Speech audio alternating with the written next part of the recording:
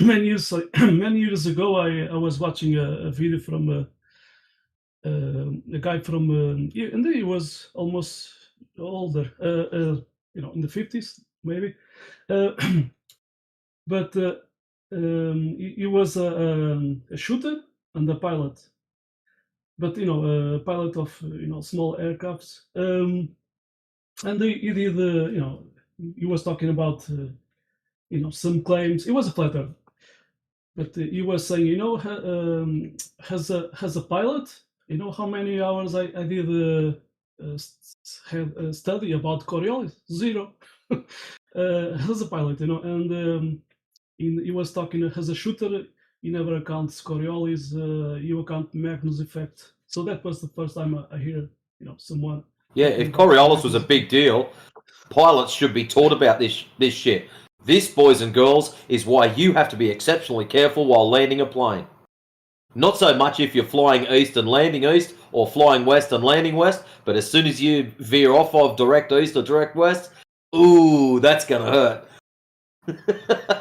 Make sure you speed back up or slow back down to match the Earth's rotation, or you're gonna end up upside down. Like, seriously, it should be lesson number 1.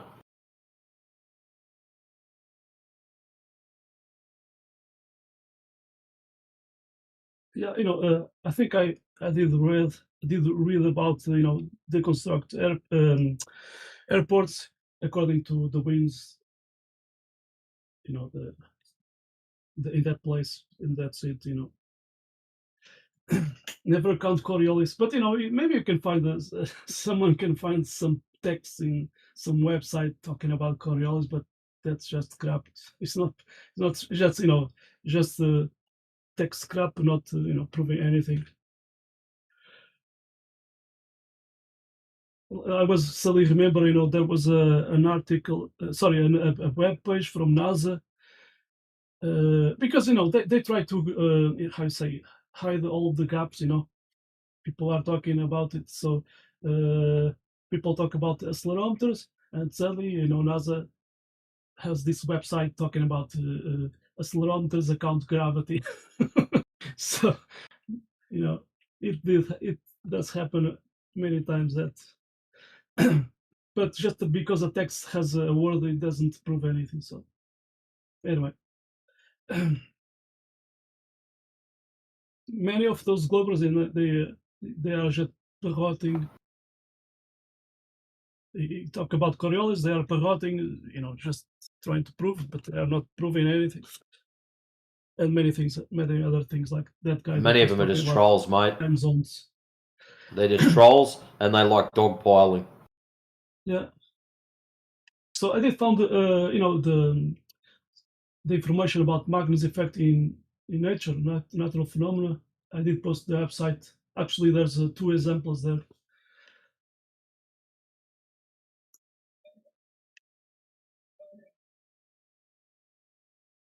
Save it.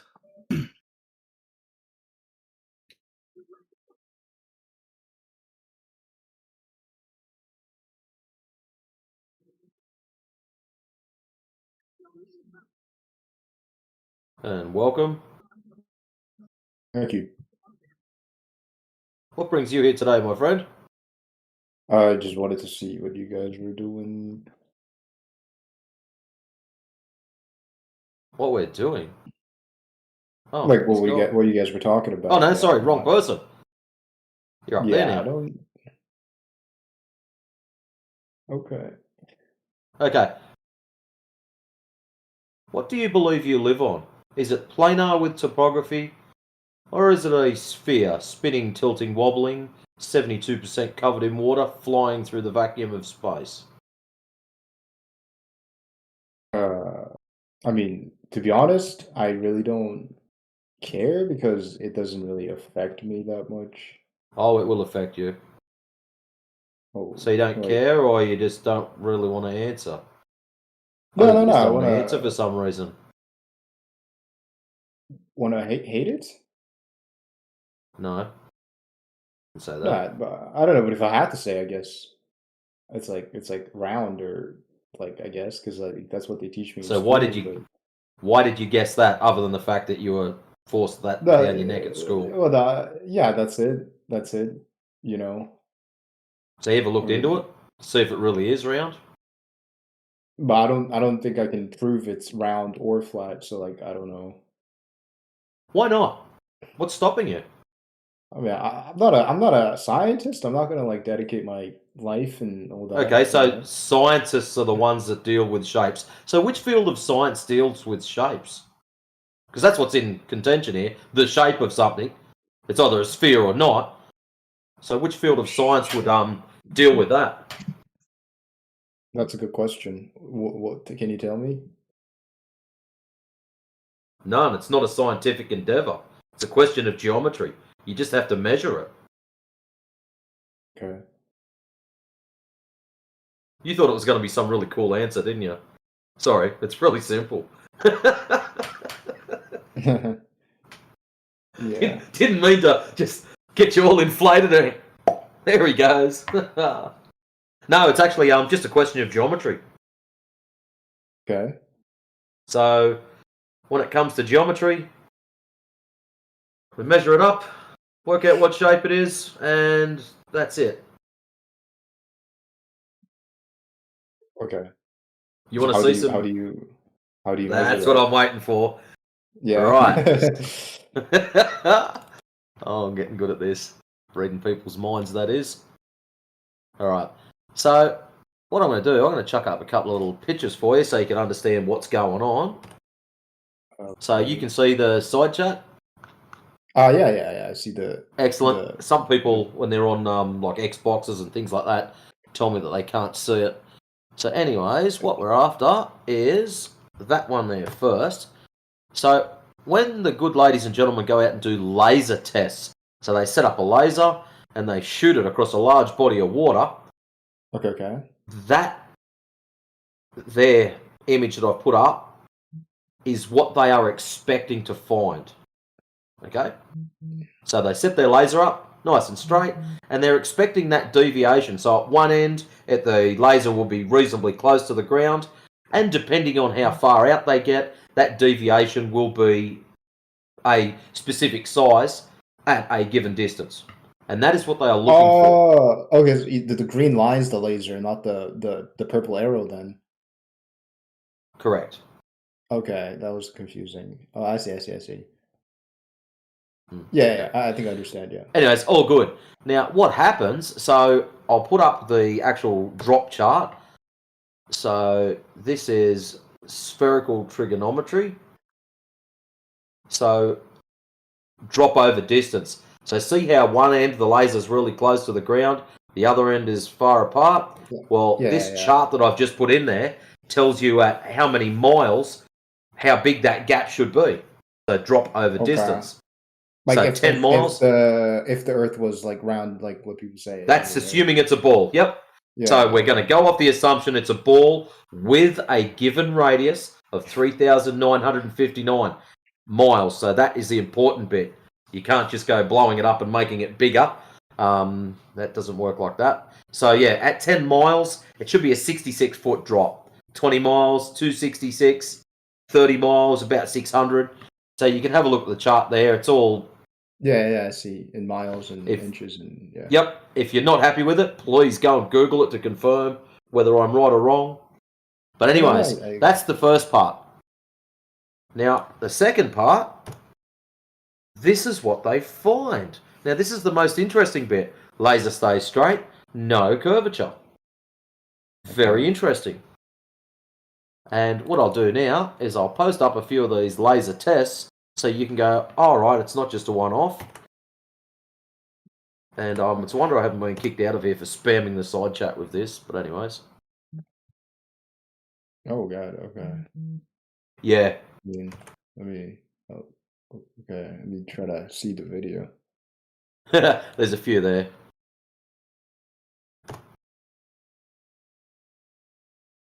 And there's also, right down the bottom, the decimal Z one. 2 up from that, there's a PDF that I put in there. They go together. So there's quite a bit of information in there. Probably the last one, the decimal Z one, and the PDF together would probably be your best bet. But yeah, so the basics of it: set up a laser, shoot it horizontal, and measure the difference between the laser and the ground, and then compare it at the other end at 5, 10, 15, 20 miles. And yeah. Oh, so it has to be done over water, so there's no like bumps on the land and stuff, right? Well, water being the gold standard for level. Okay. I mean, my question would be that because I'm kind of curious, like because I haven't seen all the videos yet because it's gonna take a while. But there's a few hours there. I don't expect you to watch it in 5 minutes flat. Yeah, mate. but is it like reliable? Because it's like done by some guys, and I'm saying maybe they could have made an error. And also the second question is, if it's like done over, like, does it make that big of a difference? Because if it's just done over like few kilometers, then maybe the Earth's just too big for them to notice. Well, at 10 miles, it's a 66-foot drop. Or like on the data. That's a 7-story building. 10 miles, 66 foot. Oh. At 20 miles, 266 feet. A couple of these tests go beyond 20 miles. Oh, that is interesting. Yeah. It's not like they're all 5-mile tests. Most of them are 10 miles plus. Yeah, well, because if it was done on land, I'd say that like like it's not a flat surface, so it doesn't make sense. But if it was on water, then I guess that's kind See, of when you think about it, you know how they give us photos from space, and you see the water curving. Well, we should be able to measure that. That's why they do it over lakes and stuff. So they'll go and find a nice big lake that's 20 mile across, and yeah, they'll do a laser shot. Well, it's like the longest one that's been done then. Allegedly, the was it U.S. Navy or military guys did what was it? It was 47 miles, and they did a tri-band laser test, and they were out by 36 inches. That's because of the 3 separate colours. Oh, okay. Yeah. But then, well, not because of the 3 separate colours, but yeah, anyways. Why would you think that, I don't know, whoever's in charge or whatever, why would they keep such a obvious lie? And also... Well, they're not hiding it. It's hidden in plain sight. You just walk outside and look for yourself, mate. It's just misinformation that's getting passed on. That's all. It's nothing really over the top. Yeah, and the thing is, you've already told us that you haven't looked into it. You're honest. And 99.9% of people haven't. They're too busy going to work, playing sports, making sure their kids have got a home and food. The whole eat, sleep, work, repeat cycle. Most people don't have time to go and look into things. So it's just like a harmless misinformation that's been kind of spread around. Oh, some people see it as harmless. Other people see it as a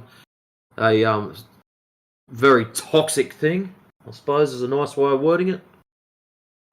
But why do like astronauts that go on space? Why would they lie about it? Why would they lie in particular? People lie for all sorts of reasons. Maybe they were instructed to lie. Do you have any There's a whole good guess, like why the government or whatever would want that, like want people to believe that as well?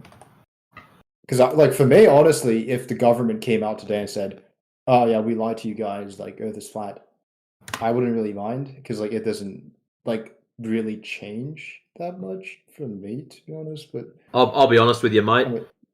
I don't think I'm just going to use the Australian government to start off with. I don't think they'd have the smarts. Seriously, I don't think they're lying. I don't think they'd have the brain capacity to work it out anyways. They're just following the story that they got taught. That's what I mean by I don't think anyone's actually lying. I think it's just misinformation. They got taught it was a ball, and they're going to teach people it's a ball, and so on and so on. And until someone stands their ground and says, hang on a minute, I've just checked it out, and it ain't round. We're missing the round bit. You can't have a ball without a round bit.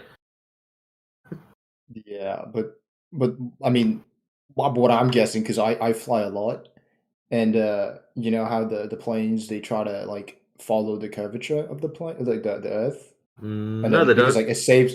No, but like supposedly, let's say, because you know, if you look at the map, they like fly in a like a curvature shape. But So when you but it's say the same. curvature shape, I just want to just nut something out here. So you're saying that they follow a path curving to the left or curving to the right? No, but Hold on. like it's Map. but Where's no, my because maps? like if they say that Earth is like round, you know, because that's what they Mm-hmm. think. Yeah, and if you're flying from, for example, like what's like let's say Japan to France or whatever, and then it'd be much faster for them to fly. Yeah, like that, like they fly. Excellent. So that's Yeah, just a it's like mapping problem. So what well, you've got to no, take into consideration is not the left-right of what the map is showing. Remember, you're on a sphere. The nose of the plane should be dipping down also. oh, You so got to think they were just three-dimensional, mate. so they were just flying in a straight line then. They're flying across a plane. Yeah, interesting that, isn't it? What we live on is planar with topography. Okay. But then my question is, what about like satellites? How do they work? Well, how they work, I don't know, but I'm not really into the whole satellite thing. But whatever they are doing, they're doing it over a planar surface. Uh, See, but there's I'm no. saying like if So it was you tell me now. misinformation. Obviously, you know how they work, or you don't, and you're just going, "Hang on a minute, we're told about satellites." Um, No. I'm curious. No, I'm saying because the people that shoot satellite into the skies or whatever, they would probably know or have to do a lot of studies about probably at least the shape of the planet well, because no, that's what they should doing. So no, that's the wouldn't beauty they of our have to know jobs. that? We're so compartmentalized. The guy that makes the triangles passes them on to the guy that makes the circles. And he goes, well, it's not my job to drill the holes and join them together. So he passes them on to the next guy. Every single one of us does our job to the best of our ability. Every single one of us, exceptionally well compartmentalized, doesn't know what the next guy's doing. As long as my job's done properly, safely, securely, and efficiently, there ain't no problems. I still have a job tomorrow. No. Okay, but so you're like 100% confident that if you like go on a spaceship and fly up, it's going to be flat? I think we just bust the bubble now. Space is a violation of the second law of thermodynamics to do with entropy. Oh, You weren't ready so for like, that, were you? Okay, you know how you're breathing air right now and it's pressurized? okay. Yeah, allegedly space is a vacuum, and having a high pressure system next to a low pressure system without a container doesn't really work. Like it's going to escape. Correct. Oh, okay. You've worked But that out in less than 5 seconds. We've had people come in here and argue with us for months on end, telling us we're wrong, and you nutted that out in less than 5 seconds. yeah, no, I'm just guessing here, but I don't know because I like like flat Earth and round Earth aside, I think like when it comes to anything, for me, I think it's just really dangerous to be like 100% confident about one thing. And I'm not saying like, oh, like What's wrong with not being just like confident about something? no, like but like 100% confident. You can be very confident about it, but I think like this is the truth Well, type. so what's wrong with being 100% confident about something? Yes, I'm 100% sure it is flat.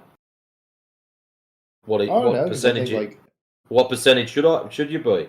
What percentage are you that it's a globe? no, because then I'd say like then you kind of cut off from like other opinions, and I think that's like it's like dangerous. That's why you should check it out for yourself.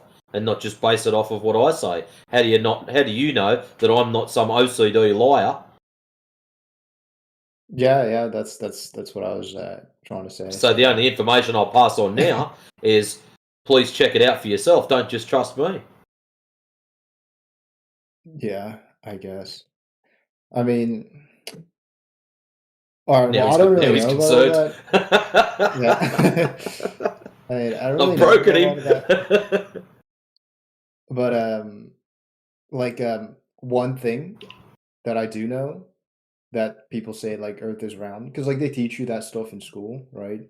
So like I haven't done my own research, but based on the Same textbooks crap I I've was read, taught. yeah, and they say like like the mast of the ship, you know what I mean, like all that. The ship's disappearing bottom up. Yeah. Like, how do what do Okay, you think about that's that? cool. I'm glad you brought that up because that gets brought up like every day, at least once. So Yeah. what I'll do, I got more pictures for you, and so I can put them in the side chat. Bottom up obstruction. See the two cans? Yeah. What is that? 21, 22 foot. Camera Is it held in a upside down. Classic decaf. If that's what you want. Okay. Oh, you went up. So notice how the bottom image, the bottom of the can is, the blue band is super thin. Oh, yeah. Yeah. What it's to do with, angular resolution. So the eye level or elevation of the lens and the size of the lens. So let me get my ship photo because it's much better. Because most people talk about ships going over the horizon. I was just showing you that that's a flat surface and the bottom of the can missing. So we can show you that it happens on a flat surface. So that means it's not the I'll spit it out. Curvature is not the cause. So something else is the cause in this cause-effect relationship. Like something to do with the cameras then. Something to do with the lens. The Angular resolution. Okay, so you can see my happy little ship that I've got there. The stick figure at the far left, that's you. The ship on the far right, that's your ship sailing away. Now, the yellow line is your eye level. Okay. Now, what happens is, from your eye level, now, there's a whole heap of things happening at once, and this is why this is such a nightmare to explain. Number one is this thing called perspective. As things move away from you, they appear to get smaller. We all see that. That's nothing out of the ordinary. Yep. So when things appear to get smaller, their angular size decreases. And once that angular size gets down to 0.02, which is what the number is for something the size of your eye, or a 5mm lens, it becomes non-resolvable. You can't resolve it. It becomes blurry and just blends in with the background or whatever. Now, with the perspective, that perspective all converges on your eye line. So if you're 6 foot tall, that convergence point is 6 foot tall.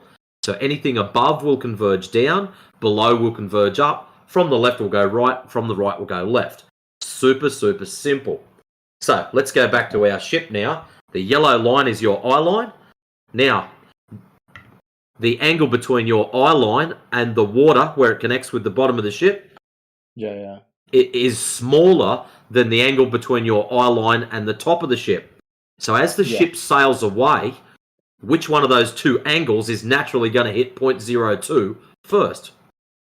The bottom of the ship. Correct. That's why ships appear to disappear bottom first.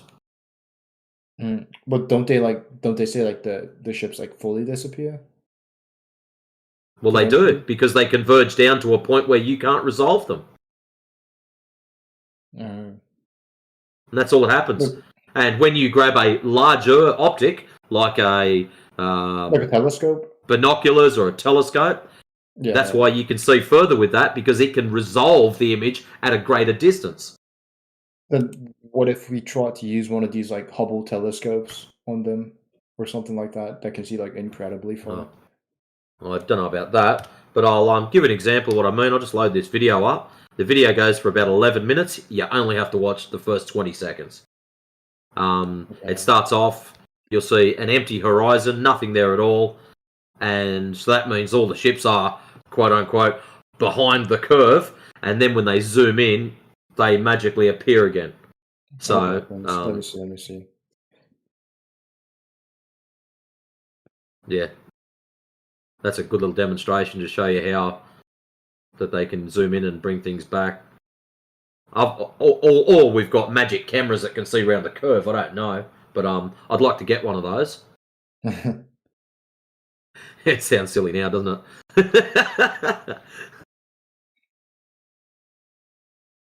I was like, you zoom in and then like all of a sudden you see them. Yeah. Oh, So it's- technically, at the start, if that was you or me standing at the beach, we'd just go, "Oh, look, there's nothing there. They must be hiding behind the curve."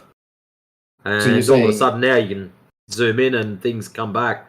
Yeah. So you're saying that if we get this like incredible telescopes that, well, you said space don't exist, but you know, like they use for, I guess, like quote unquote space, like to capture, like they said, like all light years away or whatever.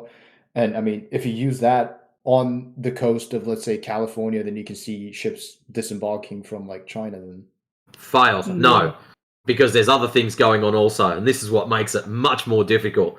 So the explanation I give you was the super simple, everything is perfect one. And Yeah. the best way to describe how far you can see, grab your mobile phone and have a look at your visual range for your local area. If it tells you you've got a maximum distance of 10 mile, I don't think it matters how good your telescope is. It's like the smog or the fog or something Correct. like that. Yep. Okay. So the air is opaque. Maximum distance you can see, I think it's about 270 miles. I'd have to look that back up again, but it's somewhere. It's just under 300 mile, I think it is. And after that, basically, air is just like looking through a brick wall, just solid white. But yeah, then That's at Then sea you- level. so if I go to the sea on like a great condition, I can at least see like 50 miles or something. On a good like day, that. Yeah. you get perfect conditions, and you can, No, you I can can see prove that if a I good go to dose. the ocean on a good day, that can see 50 miles, and if I take a telescope and if I see the ship, because well, I'm reading off your chart that says like if it's like 50 miles, it's 160, no 1,000 foot drop or something, right? So Or, that means your ship at Should 50 be miles would have to be 1,000 feet down. tall, so you Yeah, can yeah. see it. So then that's like So- an easy way to prove it. A really simple one: find a lake that's 10 miles across. Get your mates to stand on one side, you stand on the other. If you can see them, ask yourself the question: which one of your mates is 60 foot tall?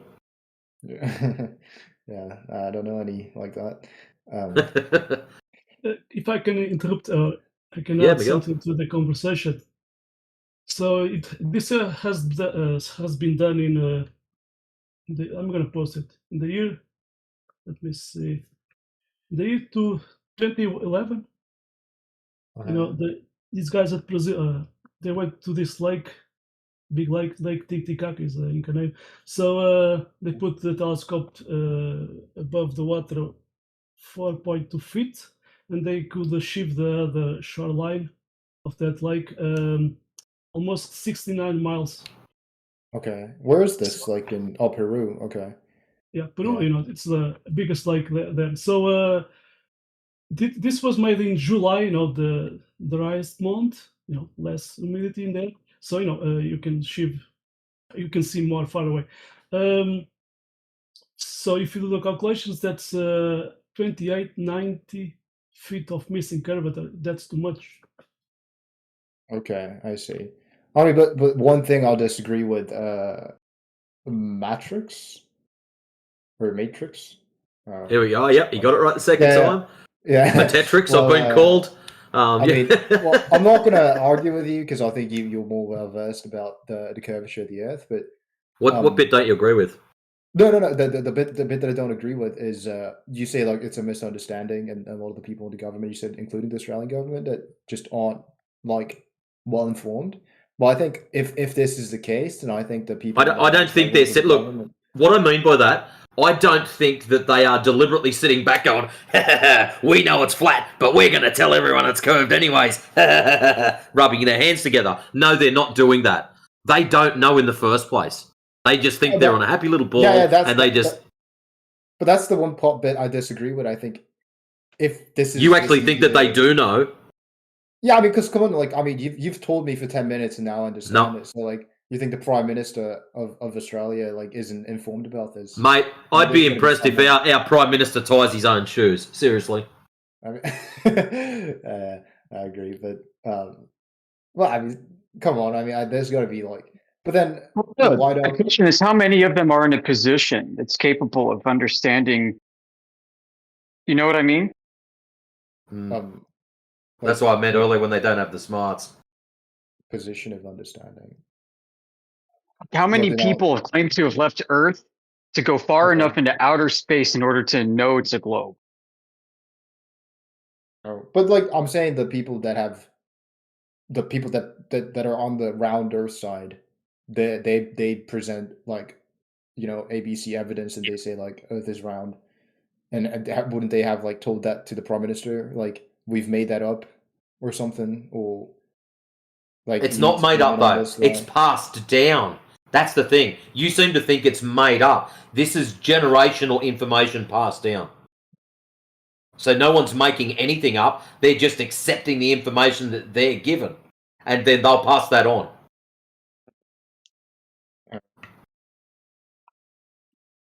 Okay, that's interesting. Well, I just think that, well, the people that are involved in the space program at least would know the truth, or, you know, whatever, whichever the truth is. I think they would know it. No, I mean, well, something interesting about the whole space thing. Oh, sorry, Oda. I was just to say, well, who might that be specifically, right?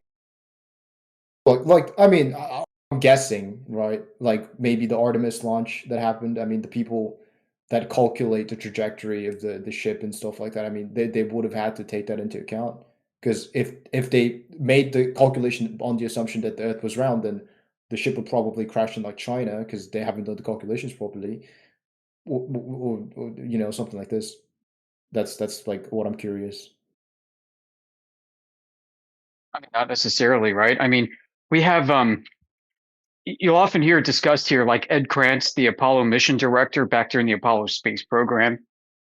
I mean, he's publicly stated, it's been published in books, and you could probably find him saying this on YouTube, that when they were doing Apollo mission simulations, that the entire mission support crew was unable to discern whether or not the simulation was a simulation or a reality. You can also hear this similar testimony from other people, including Lockheed Martin employees and such, that were there working on this. What do you mean? What do you mean the simulation was reality? Like, they've actually done it? Yeah, when they were doing what they would call trial runs, that they were so good that the mission support staff could not tell the difference between the trial run and the real thing.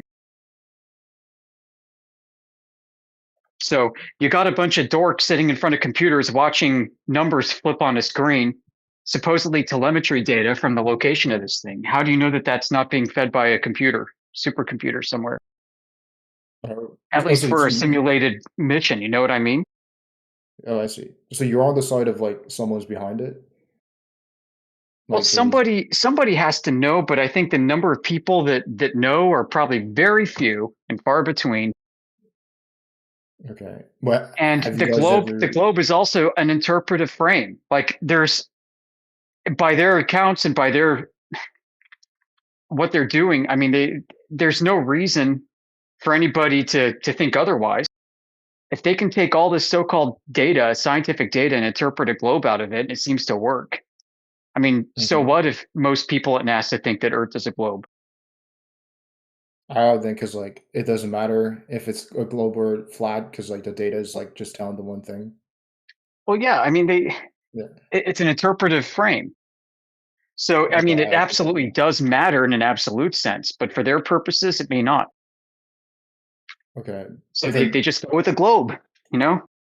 All right. Then I'm curious, like, what happens on the edge of the Earth, and... Oh, so moving on to something else now. Oh, I don't know. What? Edge of the Earth? Yeah, I don't care. I mean, what edge? I don't think there is one. If there is one, so what? I don't think Earth Like, is in a space vacuum. I'll tell you that. yeah, no. Yeah, he told me that, but I'm saying if it's flat, like, how does it look? Because I'm kind of curious. Like, it's got to end then, no? Like, if it's flat or something. I don't know. Maybe it does. I don't know what that might look like or how that would be. Like, what's the end of the universe? What's the end of the cosmological Big Bang? What's that supposed to look like at the edge of that? What does the universe look like as an object? Does anybody know?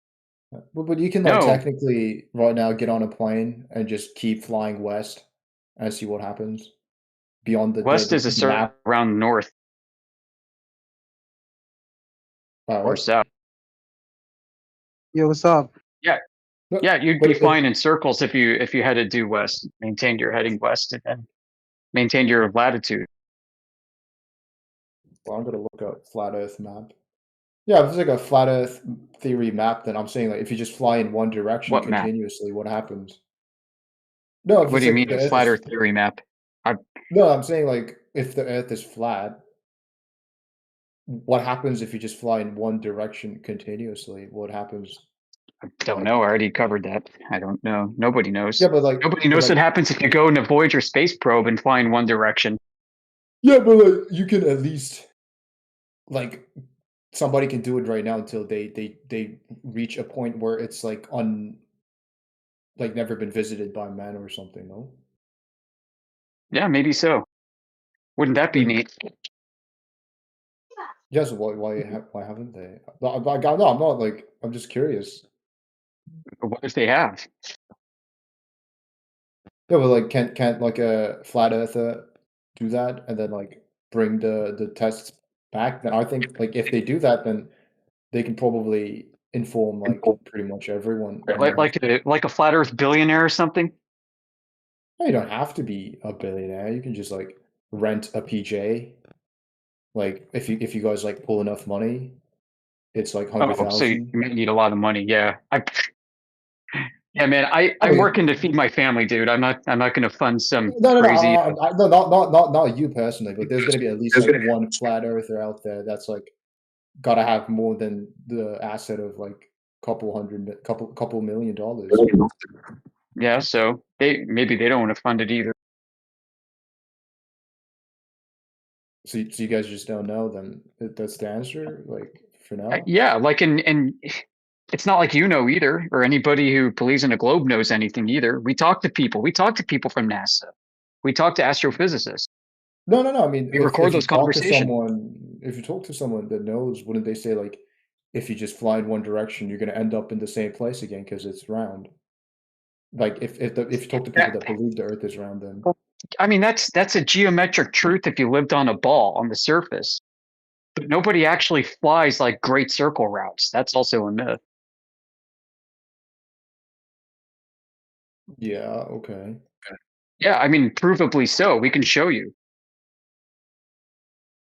Uh, show me. Yeah, flight routes. Flight routes are governed by corridors negotiated by international treaties and insurance companies and safety regulations. You can't fly like directly on a straight line. That's impossible, of course. Right.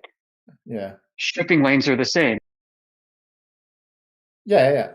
But like, what about like all the people talk about like like the Christopher Columbus and all that? Then they say like, oh, you can like go in a circle. It wasn't that like the whole thing.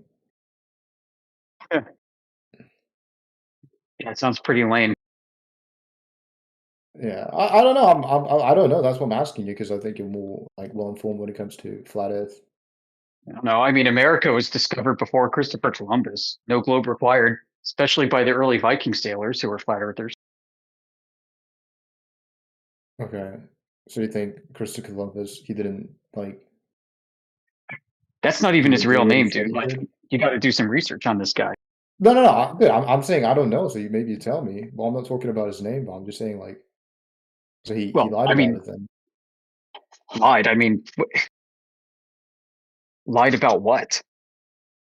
Christopher Yeah, Columbus actually, supposedly, whoever he was, went over to the Ottoman emperor, the Sultan, who had who they just taken over Constantinople, renamed it Istanbul, and obtained Dark Ages maps.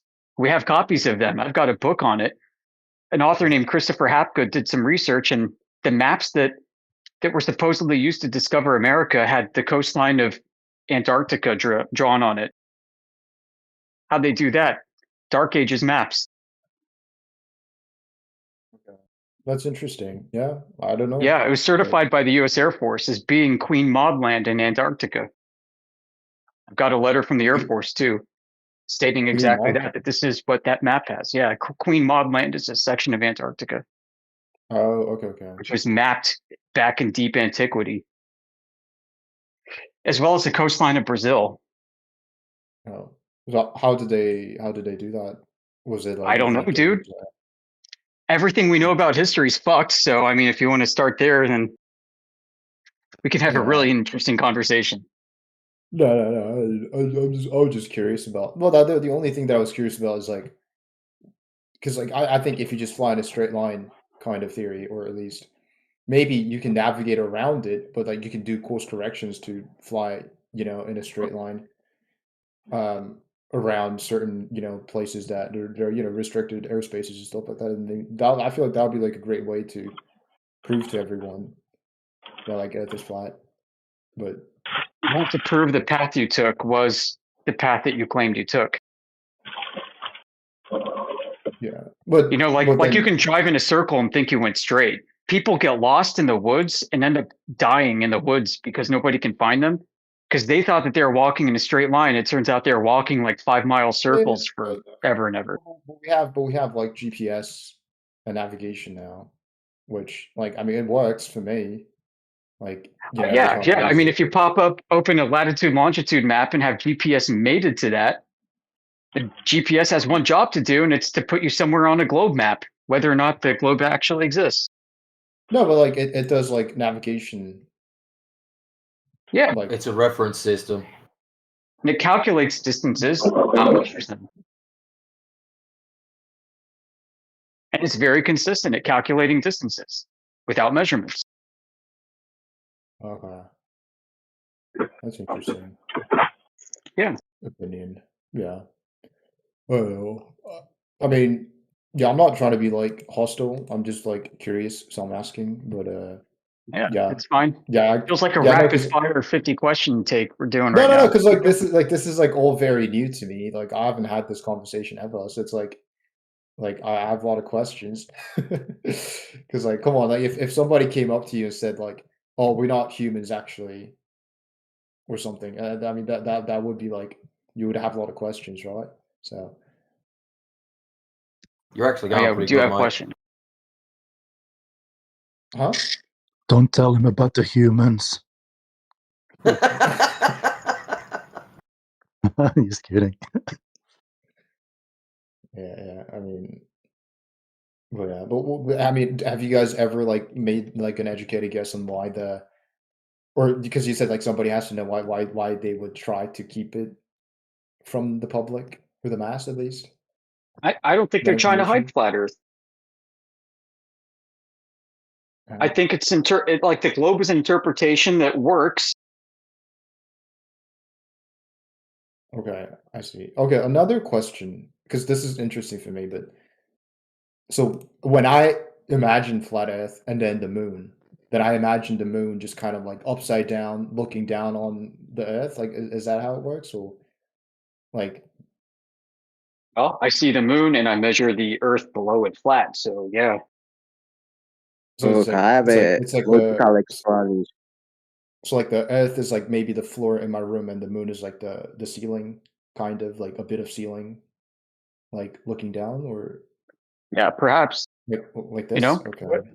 But what these objects are in the sky, who knows? They're a mystery. Nobody can triangulate their position in 3D space, globe or flat. That's the truth. Mystery. Triangulate their space, like. Yeah, you can't use like parallax to triangulate the location of the sun or location of the moon or stars or planets or anything above you in 3D space. The globe has explanations for this. It sounds like space magic. Okay. They say that stars are effectively infinitely far and so big that the light they cast is parallel to each other, and that's why we can't triangulate their position. Same with the sun. Okay. I was like, we triangulate it with the light they emit, basically. Yeah, except you can't. Multiple observers take elevation angles to a sun. It does not crisscross in 3D space, flat or globe. Oh, so that's like a mystery then, like for now. Yeah, it is a mystery, you know, and we have the humility to point out how little we actually know about this shit. I see. Oh, yeah, I guess. Then what's like below the? So no one knows like what's below the Arctic for now. Then Below or the Arctic? the Antarctica. Oh, Like, I mean, I personally think Antarctica is a gigantic ice continent on a flat Earth. There could be several of them like that. Who knows? oh, so no one knows like what's below it for now. Like if well, what's on the other side of Underneath? the Antarctica continent? Yeah. I don't know. I don't know who would know or who wouldn't know. Like, these questions are getting weird. No. I'm saying like has anybody like on the flat Earth like have they ever tried to like see what's on the like? Because I mean like like all the people, right? I mean, throughout the ages, like all they've done was like explore like other parts of the world. So, I mean, if we know there's like something, on the other side of the Antarctic continent, I mean, I'm sure like surely somebody would have tried. Whether that's like they're incentivized by maybe exploitation of natural resources or whatever. I mean, they must have like tried to go discover it.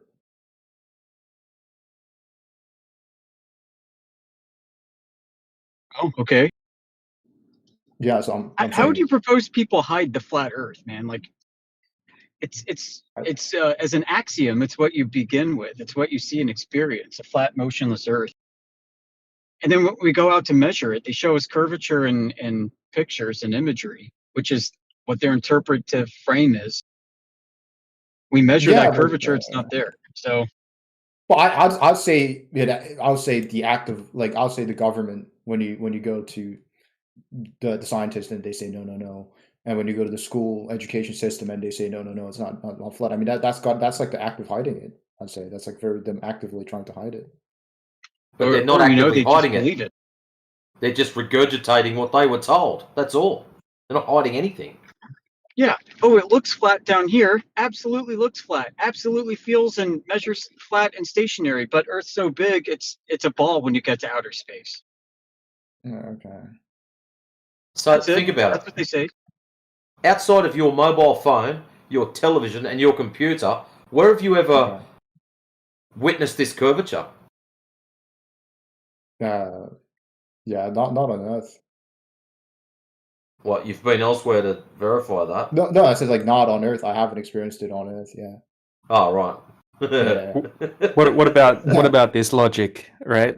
If the Earth is a globe and they tell us 70% of the globe's covered in water, Okay. or more than 70%, and then we test for the curvature hundreds and hundreds of times in different locations all over the Earth, over say 10 miles to 50-mile distances, and every single Okay. test shows that there's zero curvature.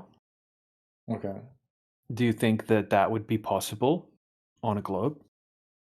No. I mean, if that was true, then I think Earth is flat. Yeah. Or Yeah, at yeah. least So it's not at the curvature, at least that the people say it is then, at minimum. well, yeah. I mean, we can't detect Yeah. any. So, then you would Yeah. have to be saying it could be some shape, right, that's so giant that you can't detect any curvature. But that's actually the case, right? We've got hundreds of documented tests, right? High definition videos showing the tests done start to finish. Some of the tests have been done by professional engineers, PhDs in optics, all sorts of different people have done the tests using pretty high-tech equipment as well in some cases.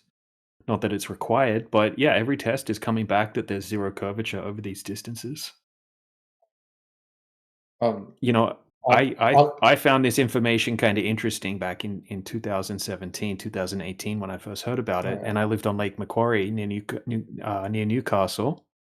Okay. And we had it was almost a 20-kilometer stretch across the lake, and I had a boat. I bought a high-powered zoom camera, and I went and did a stack of tests just to check for myself. And I could zoom in across the entire lake, right, with the camera just above the surface, and I could see the white sand beach shoreline on the other side of the lake. I did at least a dozen tests. The data of the curvature of the Earth and the drop, right? Based on distance. Yeah. This So is what over there would have this to is what be 100 foot or something like that hidden. Like yeah. basically you would have to have like about a 10-story building on the shoreline on the other side of the lake, and then you would just be able to see the very tip of the building popping out from behind the horizon. So if I were to bring this, not the test, but the supposed curvature drop of the Earth, right? If I were to take this paper like chart and then bring it to the scientific academy, which I think majority of them believes that Earth is round, they would say like, "Oh, this data is correct." That's what they would say. Well, they'll probably tell you that it's an anomaly or something like that. I mean, even if you put it through AI, it's going to tell you that it's a big problem for the globe. What the test? Yeah. If you No, say, no, no, look, no. I've just taken. I don't mean the test. I mean just the chart. This thing he sent me. What is it? Mate. Oh yeah. That's Right. you could double check any of those numbers yourself. Just Yeah. go on. I could send you No. like the Okay. University of Washington No. PDF Yeah. Of on course, how. I believe you guys, but I'm saying then what happens, or has this happened before? Is like, have you guys tried to confront the institutional scientific? We debate You know. physicists, all sorts of different scientists, and they don't really have an explanation for these. Right? A lot of them will try to say, "Oh, maybe it's some, you guys got lucky on some day where the atmosphere was behaving in such a way that it makes the Earth look flat." That's about the only rebuttal they can come up with. I mean, I what see. what's the rebuttal going to be for why we can Yeah. consistently see things that should be hidden behind hundreds of foot of curvature? Yeah. Right? The only I rebuttal see. is to say, "Oh, the atmospheric conditions act in such a way every time flat earthers go out that no curvature can be detected." It's a crazy I see. claim, it's unrealistic. Yeah. And look, And we've got dozens and dozens of laser tests. Okay, so we're okay. not just viewing things; we're shooting high-powered lasers right across the surface of the water and hitting a target like 40 kilometers away, for example, just a few meters above the surface of the water, and the lasers are hitting the targets. Yeah, I see. So it's something that needs to be taken Yeah. seriously and looked into by the academic community. And Yeah. there have been people, right, like Dr. John D, who's a PhD in spectrophotometry from the United Kingdom, and he did the same thing. He went out to try to debunk flat earthers, and he took a bunch of his laboratory equipment and he did a whole bunch of different tests trying to find the curvature, and he was kind of forced reluctantly to become a flat earther in the process because Uh, he tested it with his knowledge of optics, his knowledge of light propagation, and he couldn't find the curvature. He's got a YouTube channel now yes. called Dr. John D. So, And in a way, then our understanding of Earth actually went backwards. Because I think back then, like in the medieval times, like the people used to believe that Earth was flat. yeah, every single ancient culture, for all verifiable history, Uh-huh. was a flat earth culture, right? Like the ancient Babylonians, Egyptians, Mayans, Indians, etc. I Um, see. But they were all uh, flat earth. Like they all had similar depictions of the layout of the earth in the sense that uh, it was a plane inside a big giant enclosure of some kind, right? Like a big uh, contained system. And then I see. the area of the earth that we live in is kind of like a big lake with continents like islands popping out of the water. You can call them, Yeah, that's my question. I mean, like this is like I'm genuinely so curious because if this is true, it's like so exciting because if we go beyond the places we've mapped out, then there should be like a whole new world. Well, yeah, there's a lot of speculation that there could be more land if you keep going south. You know what's really interesting? A ton of people have done east to west circumnavigations, right? Okay. Like if you picture a globe in your head, Okay, and if you go around the equator, for example, that would Yeah. be an east to west circumnavigation. Or Yeah, if you go around any of any point east to west, it's going to be a circle. And that would be just the same thing on a flat Earth, right? Just say you had a north point, a magnetic north, and then you pointing east on your compass, right? Say you're on a lake, But and then you end up you on the go in same place. circles or west or Yeah, east. Thousands of people have But done that. but what about Okay, you go south then? if you go south, then on a globe, the same thing should happen, right? You would come back around to where you Yeah, yeah. started, and that would be a north to south circumnavigation instead of east to west. And you would think if that was possible, then thousands of people obviously would have done that as well already. Yeah. But nobody's done that. Nobody's kept going south and come back around to where they started. And Yeah, but you can look they just into that. Yeah, Yeah, no I one's know, no but I believe you, but I'm saying if that's true, then why haven't like the government or I don't know, corporations like why haven't they sent like maybe probes or well, maybe they researchers or have. Maybe they have, but we but they can't haven't validate any of that. I don't know. We know that they did Operation High Jump in the 40s, and they sent Admiral Byrd with his naval fleet to Antarctica to explore Antarctica. And some okay. interesting stories came back from Admiral Byrd when he came back from Antarctica. And then shortly after that, they made the Antarctic Treaty. And then nobody since then is legally allowed to travel beyond 60 degrees south without an extremely strict, expensive, and difficult to obtain permit. Okay. And that treaty is still valid until well Oh, into the future. So I see. So then there is some sort of well, I don't want to say deep state, but some sort of understanding between the global powers to to limit.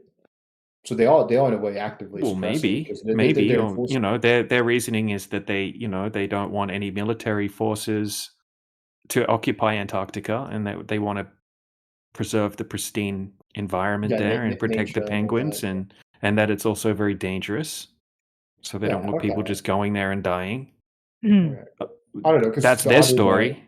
Yeah, that's yeah, their well, no, because story. So the other guy told me that like it's just a misunderstanding. But if they're actively enforcing the treaty, Well, right, then that well, means they're hold on. I mean, the actively treaty may enforcing. have to do with preventing us from going to places where they're researching things, doing things. I mean, there could be more land in places we don't know about. It may have very little to do with a flat Earth. Like the whole flat globe thing may be the furthest thing from their minds. But We don't know what their intentions are. no, but they know that Earth is flat then. But like, Well, not maybe not they do, maybe they necessarily. don't, how they think like it's just a bigger Earth probably or something like Well, that. or just look, there's more land on Earth. yeah, we would have to determine who they are that we're talking about right now, and what do they I know, mean, and we just don't know that. uh, So this is the intelligence. thing. We couldn't give you a list of names of people who are actively lying about the Earth being flat. I'm not saying there isn't anyone doing that, but we're not able to give you a list and prove anyone on that list, is Uh-huh. actively lying. That they've checked it. We don't know that kind of information. It would be impossible for us to know that, pretty much. Maybe they have, checked. Maybe there is a big cover up. Maybe there's no, maybe they haven't done that. I don't know. Yeah. But Yeah, the good the point. I mean, fact, maybe I'm yeah. wrong about it and there is a conspiracy, but I would rather say there isn't. Yeah. And, rather than get wrapped up in useless speculations about this, I could very easily consider a situation, and this is a speculation, where you have people at NASA who may be read into very tight programs. And maybe the read-in is that, yeah, Earth is a globe, but we never really orbited shit with a satellite. We're just doing all this with balloons and radio propagation and all kinds of fancy scientific tricks. Uh-huh. And meanwhile, there may be a team of engineers who believe in the globe and they're still working on trying to get a piece of space junk to orbit itself around a globe. Oh, but it's like And compartmentalized. what they're projecting is technology that doesn't actually exist and capabilities that don't actually exist. And that's all very plausible because that's why NASA was founded as a propaganda machine during the space race to project American power, technologies, discovery, capabilities that may not really exist.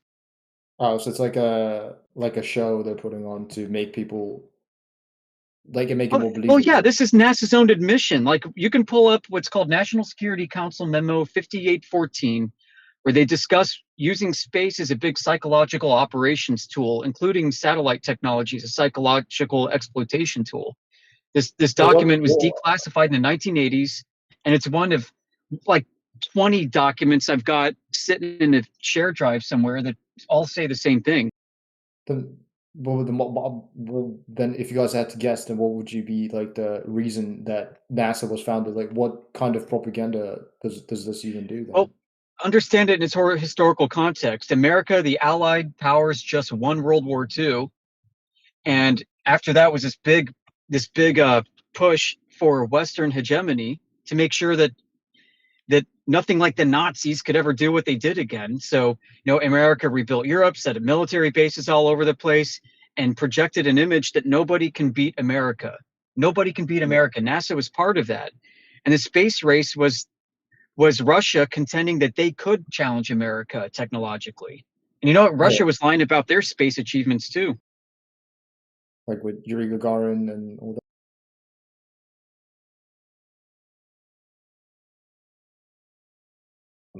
Yeah. Oh, did I get disconnected? Oh, okay. Oh no, he got disconnected. Yeah, he does that every now and then. Yeah. That's all right. Yeah. Don't feel bad. I mean, no, I think it's pretty cool because yeah, I never had that kind of like this side of the story. I think so. It was really cool to hear that. But, I'm actually impressed with you. Most people normally have a meltdown when they're talking to me. no, I mean, I can't prove anything, so like, I'm just here to listen, right? So, I mean, if I've like flown around Earth in a fucking spaceship, then yeah, I'd probably have a lot more to say, but I haven't. So, I'm not gonna pretend like I know when I don't. There's So, only been something like allegedly 28 people that have been into space. That's it. yeah, I guess like very few So astronauts. think about it. Which would it be easier to control? 28 people and say, you will do what we tell you to? Or, how many school teachers, scientists, and politicians do you think are in on it again?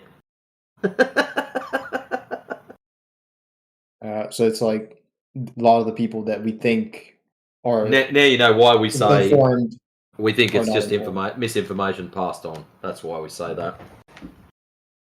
Okay, well that's also a very interesting point of view because like if you talk to just like normal, I guess, flat earthers, they just like go on about this like conspiracy theory about like lizard people and all that, and Okay, please do not put us in with the whatever the hell you want to call them, lizard people believers. I don't know what that shit is. yeah.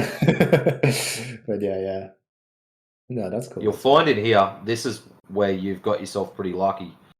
The 24/7 guys normally will only sell what they can back up. So if you're talking to people and they're spooling off about lizard people and all this other weird shit that they want to add on there, ether, and all this other crazy stuff, then just ask them how they're going to verify that. Verify your claim, back it up. That's simple as that, man, and it shuts 99% of people down. Anyone who's honest will just sit back and go, yeah, bro, you got me. Yeah, I see. Well, that's really cool. To be honest, I'm not 100% convinced, but I think I've gained enough knowledge. We can't convince you. Well, All I we think can I've do. gained enough knowledge to now ask other people that believe Earth is round, and just No, maybe we're not here to convince you. I'll tell you how it works. Yeah, We yeah. can give you all the information under the sun. It's up to you to go and test it. That's it. You're the one now that will either convince yourself that it is one or the other, and only by testing it. If you go and ask other roundies and they say, oh yeah, it's round because of, most of the time, if you listen to their arguments, their logic will be faulty. And because you haven't had a good dose of logic yet, you'll just go, oh, well, I accept that and be on your merry way.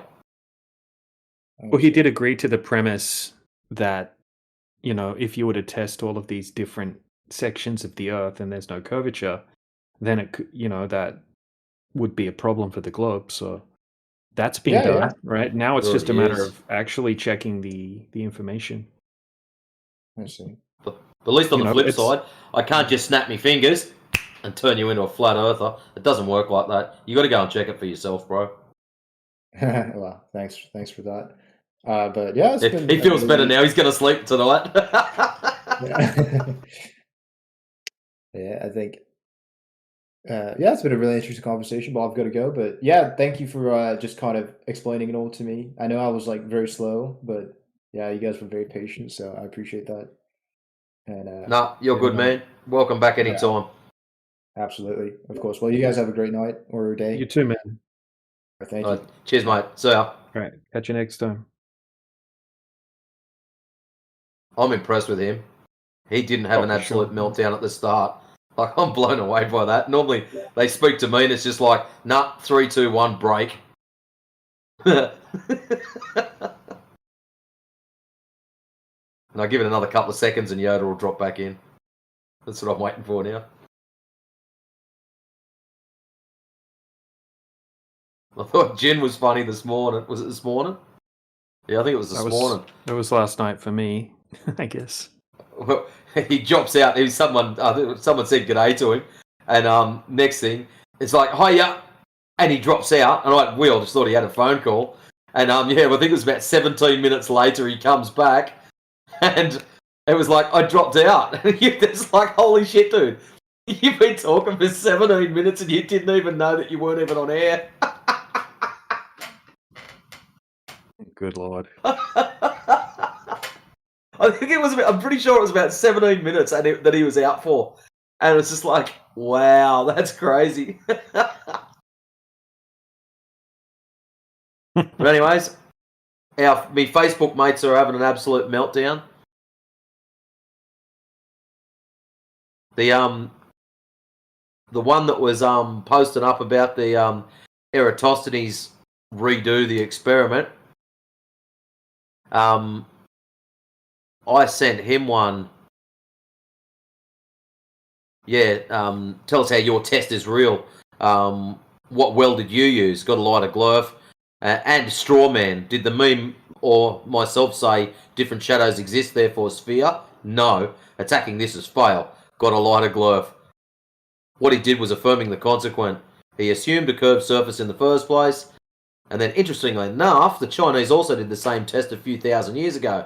The only difference, they assumed a flat plane. Their calculations worked also. Fancy that. And then right at the end, shadows don't do math, put the bong down. Because the reason I put that in is his last two things at the end of his big long spiel. Shadows are doing math, the meme is doing comedy. And it's like, shadows are doing math. Okay, you've had too many. Stop that. So his reply to me after writing that, you misunderstand. It's because you don't understand why it proves the globe. I can help you with that if you like. It's called engaging in discussing and understanding.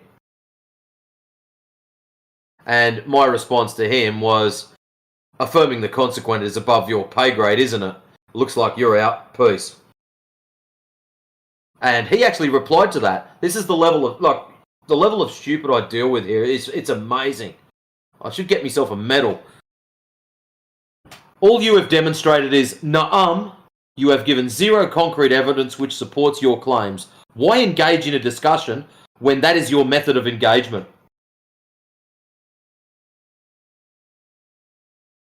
Yeah, silence. Exactly right, ladies and gentlemen. I'm going to steal that off Jin, just for now. It sounds painful, man. I want to respond to it, but I don't. And it's just like, bro, you're too stupid to realise you're even stupid. Like, seriously.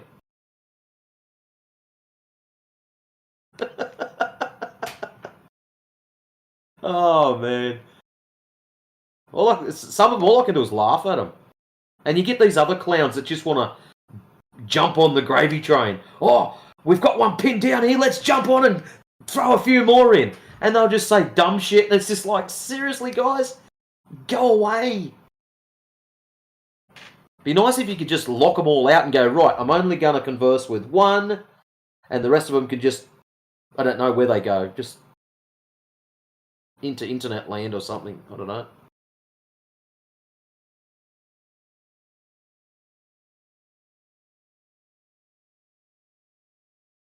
Like one of them shut down super quick.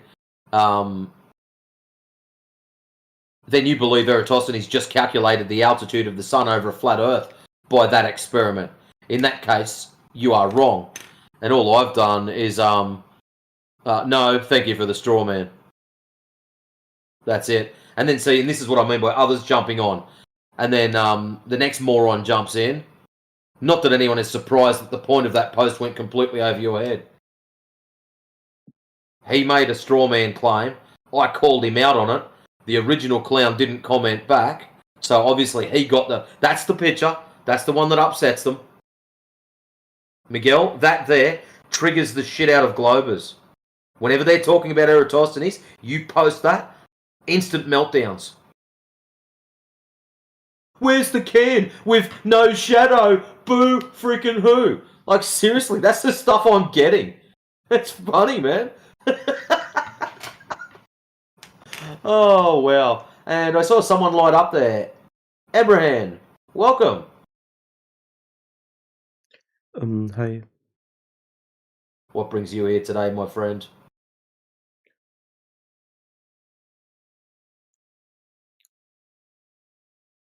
You can be honest. You can say you clicked on the wrong room by mistake. I'll let you have that. No, I was here yesterday as well. I am muted from the chat, so Ah, so you can't put silly things in the chat.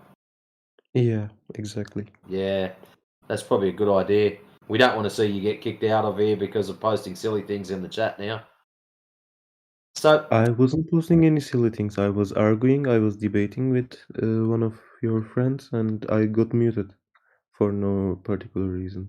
you probably spammed something silly in there and they just went, you know what? Yeah, no. So why do you think you live on a ball? A sphere.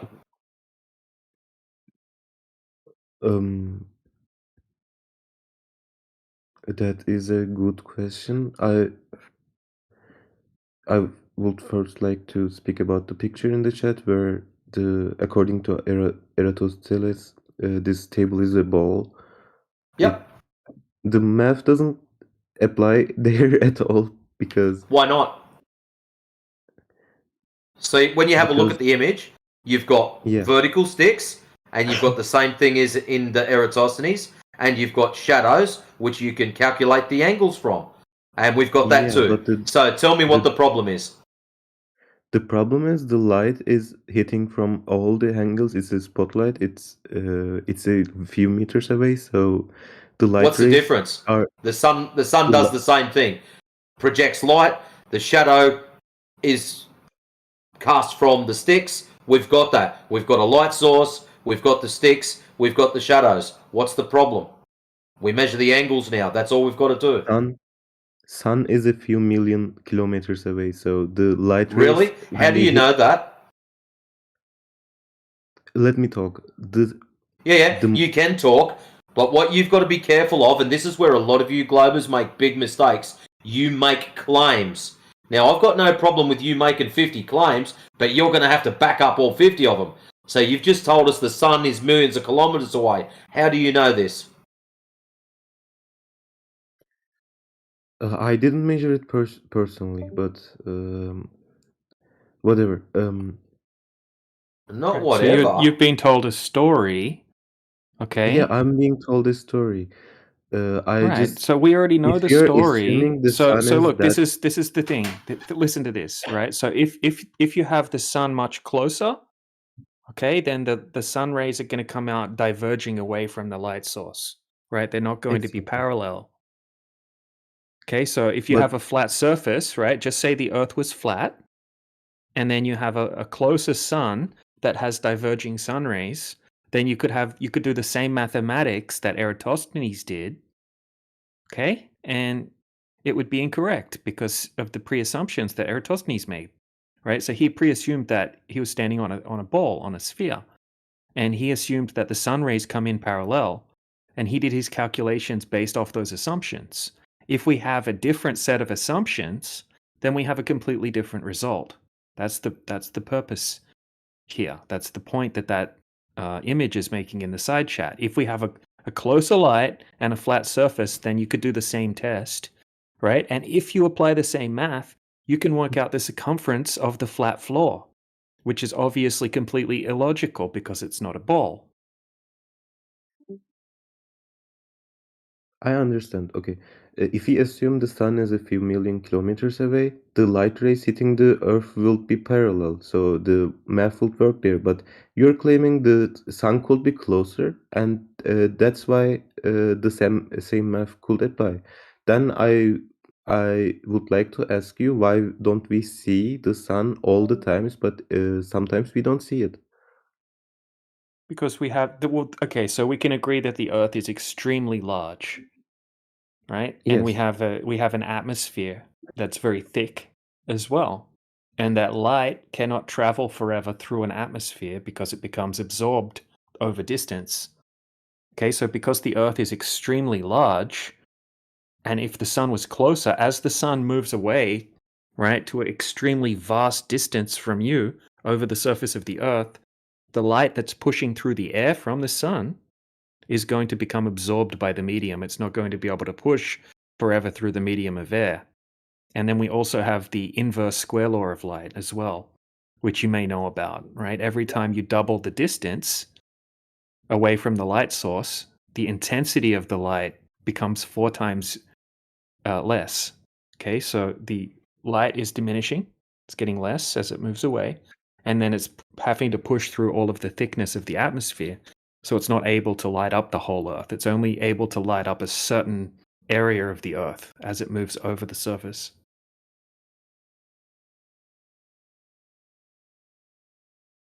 Did you get that? Did that make sense? So it's light attenuation and the inverse square law of light. I kind of get it. I'm thinking. Yeah. Right, think about this. Here's an easy analogy. Okay? If you dive down into the ocean, it gets dark really quickly. Okay, even if the sun's directly above you and the water's extremely clear, as you dive down, it gets dark. And if you dive 100 meters down, you can't see the sun anymore. You can't see any light from the sun at all because the water is absorbing the sunlight. It's not able to penetrate that far through the medium of the water. Okay, it does the same thing through the air, except over a larger distance because it's not as dense as the water, obviously. So, same sort of concept. Light absorption within the medium that it's traveling through.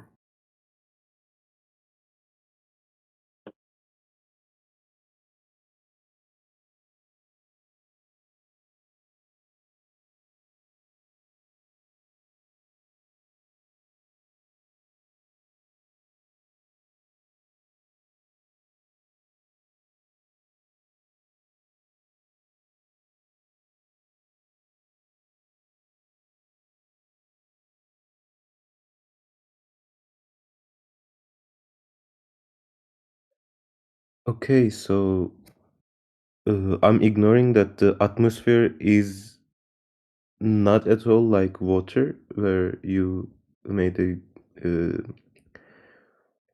um, comparison. Well, The it's not as dense as the water. Okay, but it still yes, has it's still right, like if you stand up on top of a mountain and you're looking out at mountains into the distance, each mountain will become more difficult to see because the light that's pushing through, right? The light's bouncing off the mountain and it's pushing back towards your eyes. Each mountain's going to become less and less visible because the light yes, can't all make it through to your eyes. So the same thing happens with the sun, right? As the light pushes through the air, it becomes scattered. It becomes absorbed by the medium, right? It's essentially being blocked over a large distance. And also there's yeah, I get that. I get that. the inverse square law of light as well. So not only is it being blocked, but it's getting weaker as it moves away from the light source. Exactly, I get that. But the atmosphere is not remotely like water because uh, uh, you can see the stars that are light years away through the atmosphere, but you could tell me that the stars that where's your measurements? Where's why? How do you know the stars are that far Right, away? but the atmosphere is 90% less dense, just 20 kilometers up into the air, or something like Okay, that, then right? I So would like to ask it's 40 something else. times, if you're looking horizontally through the atmosphere, it's 40 times Yeah. denser. 40 times denser. So when you're looking up, you're not looking through all of that atmosphere. So you're not looking through the atmosphere. You're looking through a tiny little bit of atmosphere. That's why you can see things that are further away when you look up. Okay, I cannot verify that information, but I don't Sorry, know about it, but I'm post in assuming the it's correct. Okay. I did post in the Uh, side chat sunset, and you see the sun is above the horizon, and you are not getting the light. So what's going on here? um, sorry, DJ. I'm assuming what you tell about the atmosphere is correct. I have another question about that. So if you're saying the sun is not like millions of kilometers away, but a few, maybe thousands of kilometers away, it's like a spotlight circling above us, or I don't know. Are you saying that? Like that might be the case? Well, I'm saying we see the sun as an apparent light in the sky. The sun and the moon Yeah. appear approximately the same size. I'm proposing that the sun is potentially much smaller than the Earth and much Okay. closer rather than being 93 million miles away. Okay, let's say the sun is much closer to us and much smaller than the Earth. Why do we see the sunset as is as a sunset? Because in your uh, model, it would fade in place. Like when during the sunset, it would slowly fade, but it would stay in the place. It wouldn't go down from the No. horizon. It will fade away, right? As it moves away from you. Okay, you know how perspective works, right? Like I if know you're how looking, perspective works, but as it moves away from you, if it's the atmosphere observing observing the light, it Mhm, would fade away. It it wouldn't go does. down. Okay, so the reason when you're at low altitude, it looks like it squishes into the horizon because of the way our perspective works.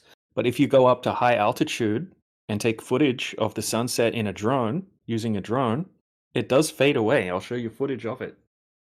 We've done it a huge amount of times, right? So you need extremely good visibility, you need clear weather, and you need to take a drone up with a very powerful camera, okay, up to an extremely high height. You can even do it with a solar filter. Right, so I'll show you a video right now. It's been done a bunch of times. I can share multiple different examples, and you can see it fading away. Yeah, I did post. The sun is above the horizon, and the sunlight is fading away, and the sun is above the horizon. You see the problem, Emir Ham. Yeah, it still fades away, right? Like if you go right, so here's the sun fade video I was talking about. But even when you go to the beach, right? Let's say you go to the ocean and you don't have any waves. It's extremely clear conditions without any waves. You'll see the sun. If you zoom in on the sun, it fades away just above the horizon, right? It's fading into your convergence point due to the way your perspective works. So there's a high altitude one, and now I'll show you what I was just talking about at the ocean at low altitude.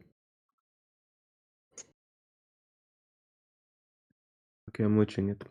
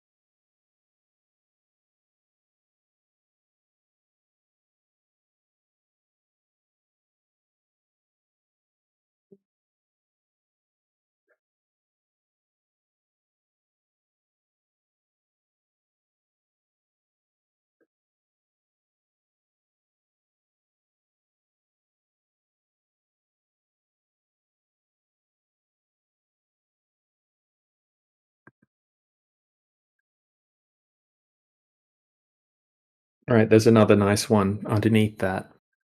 Now, this is what the sun looks like when it sets. If you go to the beach and watch it when you don't have something blocking the actual horizon, right? Like mountain ranges or a city or something, right? If that's blocking the horizon, then it's going to look like the sun sets in a uniform way.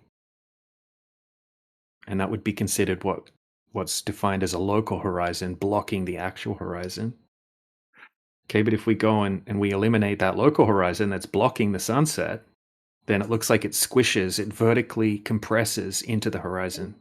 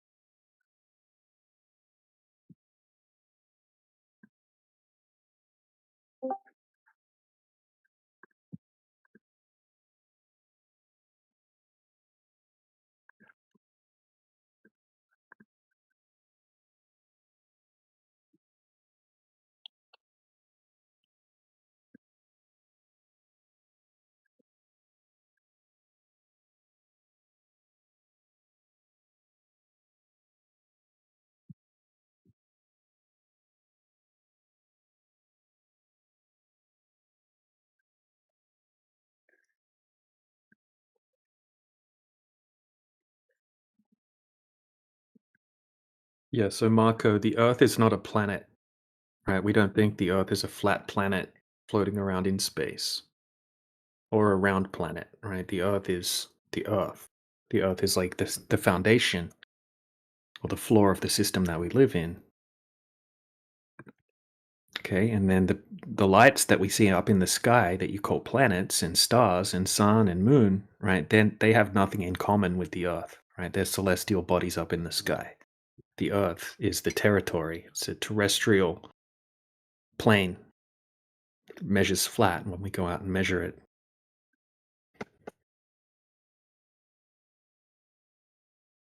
Hear properly? What's that? I'm asking, can you hear me properly without any background noise? Yeah, I can hear you. Yeah, I was talking to you. What? Yeah, I was answering your question. Did you hear me? Yeah, I can hear you. I want to ask you a question. Okay. So, do you think that the sun and the moon revolve around the earth, or that the earth revolve around them? Well, we see the sun moving over the Earth in the sky, right? We see the lights in the sky, right? The celestial bodies, whatever you want to call them. We see them all moving in cycles in the sky, and we don't have any evidence that the Earth moves. So I would say the Earth is stationary, and the sun and the moon and the planets and the stars, they all move like a big clock up in the sky in their own motions and cycles. Right? Like the sun is responsible for the seasons and the daytime and the nighttime. Right? We use the moon to judge the months. Okay, it does a cycle, monthly cycle. And then the other planets, right? They take their own unique cycles. and then the stars take their own cycle as well. So it's like the sky's like a big clock, and then the Earth is flat underneath all of that.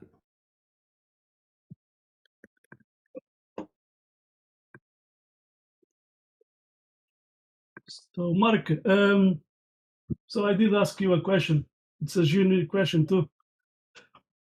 Where is the ball? You have four options there. Can you see? Can you tell me where is that ball? But I didn't hear it properly. All appear round, right? Ball. So where is the ball? What's the ball? You're asking me what's the ball? Yeah, I did post the picture right there. Let me see yours. Sorry, I didn't get it. So what do you expect me to answer to you? Yeah, just by looking at the sky and you see something round, you think you can claim a sphere? Yeah, because it looks like a ball. Yeah, all of these looks like a balls, right there. That picture. But one is a sphere, the others are not. So I'm asking to you, if you are watching, if you are looking at the sky and you can claim you are watching spheres, then why you cannot, you cannot see a sphere in this form? You see the problem? You are making assumptions. Just because you see something round, it doesn't mean it's a sphere. Like in this picture, you cannot tell me where is the sphere. And it's pretty clear right from the picture you have sent to me. Yeah, in the side chat, I did answer to you. I'm asking a question. Where is the ball? The photo you sent to me, they're identical, right? They're identical to the wall. Yeah, I think we have a. I didn't get anything. What you said.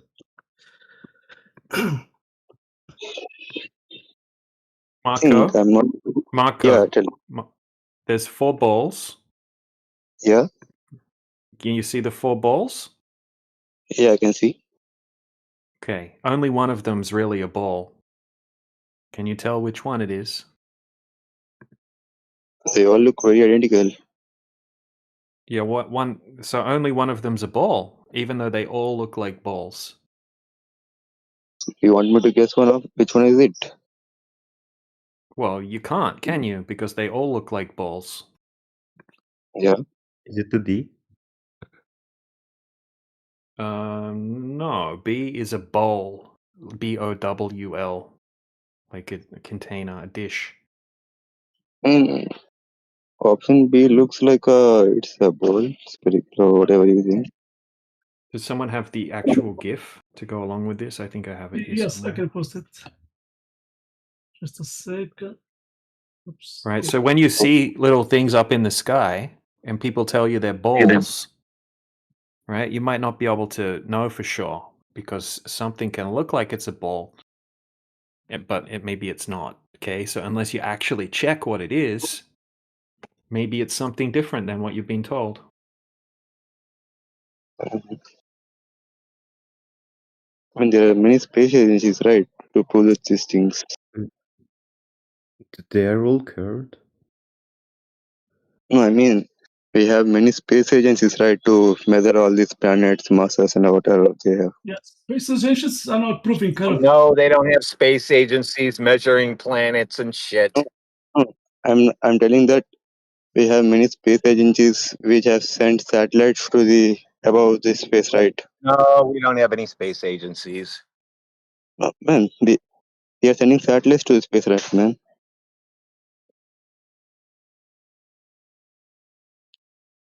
Don't you know how your internet works, Professor Triangle?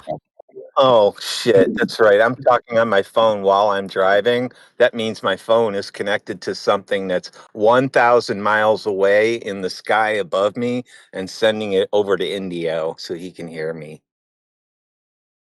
Yeah. That's right. Got this Hey, big no one is 10 claiming foil your receiver phone is on my head. communicating via the Because my GPS. My phone is so powerful that when I'm talking, because it's broadcasting 1,000 miles, it burns the top of my hair off. And it's not possible. DJ, about the atmosphere, I'm wondering. So, if in your model where the sun is fading away behind atmosphere, behind a distance, or I don't know, marine layer or whatever you call it, it it would also significantly shrink in size if it's so close to us. Why does it stay exactly 0.5 degrees from noon to sunset? No, it doesn't. It You just made that yeah, up, bro. How can You you say can it's met? you can measure it. Yeah, I know. That's No, why I I'm making have. it the up. I AI have. That's told why him I'm that. saying you made that up. AI told him that. That's why he made it up. I didn't make that What? up. I'm currently Okay, I have a reading video. an article in I got a in the video on my background. YouTube channel. Listen, I have a video on my YouTube channel. It was taken at the main observatory in Chile by professional astronomers. And the angular size of the sun, if you measure it, changes 13%. You made that up. I didn't make it up. If someone has made that up, Okay, somebody it's else made it up, and you okay. copied them. Okay. I'll give you the benefit of the doubt that somebody told you that, and you're repeating what they said, but what they said is wrong, and that anybody can test this, and it has been tested repeatedly. Cool. Astronomers in Chile, Jay Tolan Media, a whole bunch of people have tested this. Go watch any video of the sun where you're capturing at least. It should be at least a time lapse of, I would say, 4 hours of sunset. So 4 hours before sunset till sunset. Just measure the width of the sun. It will change.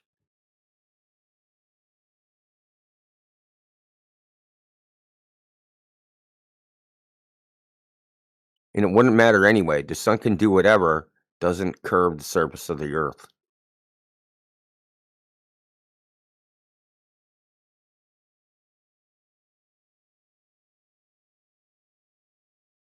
Yeah, don't you guys, why don't you go-birthers ever notice that none of the arguments are about the earth that globe earthers have? Never. The other guy, he comes in here, the first thing he asks about is the sun and the moon. You come in here and ask about the sun, and then he said satellite, and then the other guy said satellites. You guys don't bring up any arguments about the actual earth. Your arguments are all about looking into the sky and then imagining because what you see in the sky does something, then the earth must be a ball. It's illogical.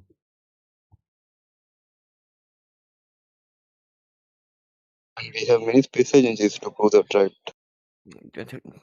Dude, yeah.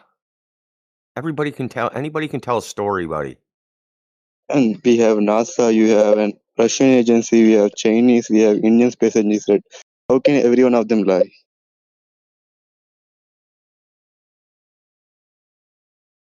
So, What's the need are to you of them the lie? opinion that governments do not lie? No, I mean, what's the use for all of them to collectively lie about a fact? To get What will they get from it? people like you to defend their bullshit in a Discord. No, it's a genuine question. Look, I'm you asking you. saw a story in a book or on TV or on the computer, and here you are, you're in this Discord defending a story you heard. That guy just defended the story that he heard, and you're just doing the same thing. You're just defending a It's, story that they told you. I mean, it's a question, man. What's the need for them to collectively lie? What's the need for the multiple governments across the world to lie about a fact? I'm asking you that question. Well, I mean, it's probably all different reasons depending on who's lying. Governments don't lie, buddy. People lie. And most of the people involved in these space agencies, they don't know what the truth is. They just work there. How would they know? What do they do in their job where they would know?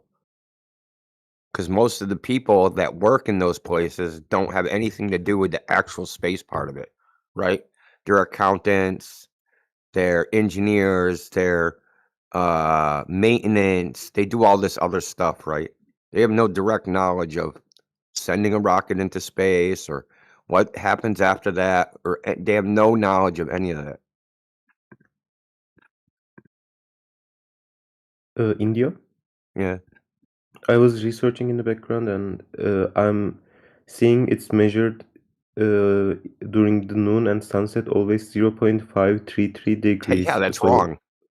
It can okay, say so whatever it wants, dude. I literally have a video on I'll post it in the chat. okay, I will look into that.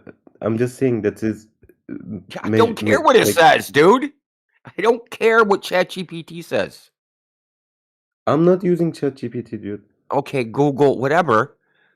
Anybody can say anything. Claims are not evidence, right? So I'm gonna Why take are the you always video and I'm gonna assuming I'm using AI? listen. Wait, Claims are not evidence. Okay, the evidence is the empirical data taken from nature. So I'm gonna post the video in the chat. That's evidence. okay, post the video. Okay.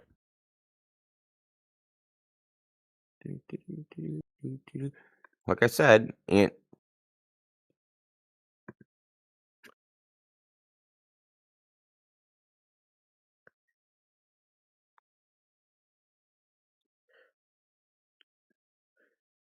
Do you know approximately what the altitude of the sun is no way to in your tell. model?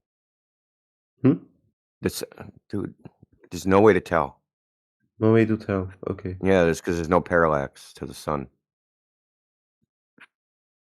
See, this is the issue. You're making a fundamental assumption, right? You're assuming that things in the sky should behave like things on Earth.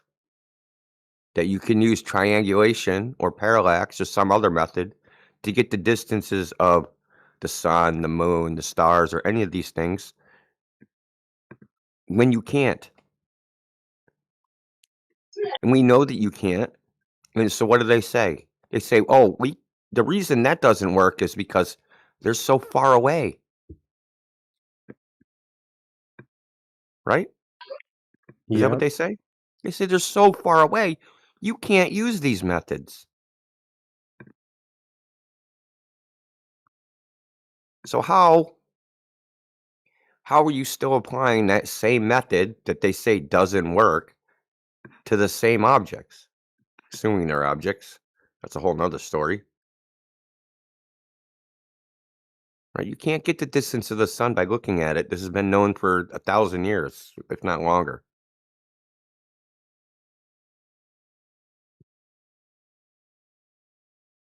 It's not triangulable. If that's even a word. Okay. So But how would any of this, how can looking in the sky prove the Earth is a globe? is that serious? Yeah, I'm dead serious. How can looking at the sky prove the Earth is a globe?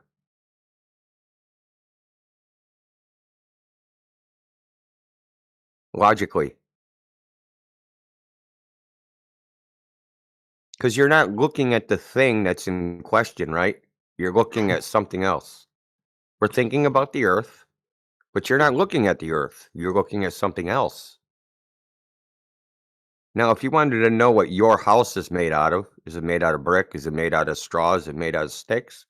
Would you look at your neighbor's house to figure out what It might your house give you is an made idea out of? that it is also in house. It might give you an idea. We're not concerned with ideas. People have lots of ideas.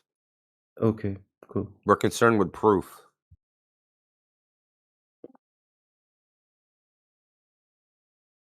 So what can prove the Earth is flat or a globe is you can measure the surface of the Earth, right? And if it has curvature, it's a globe. And if it does not have curvature, it's not a globe. It's very simple. The thing we're worried about, the Earth, we just measure what the Earth is, and then we know. We don't have to have a theory about how the sky works.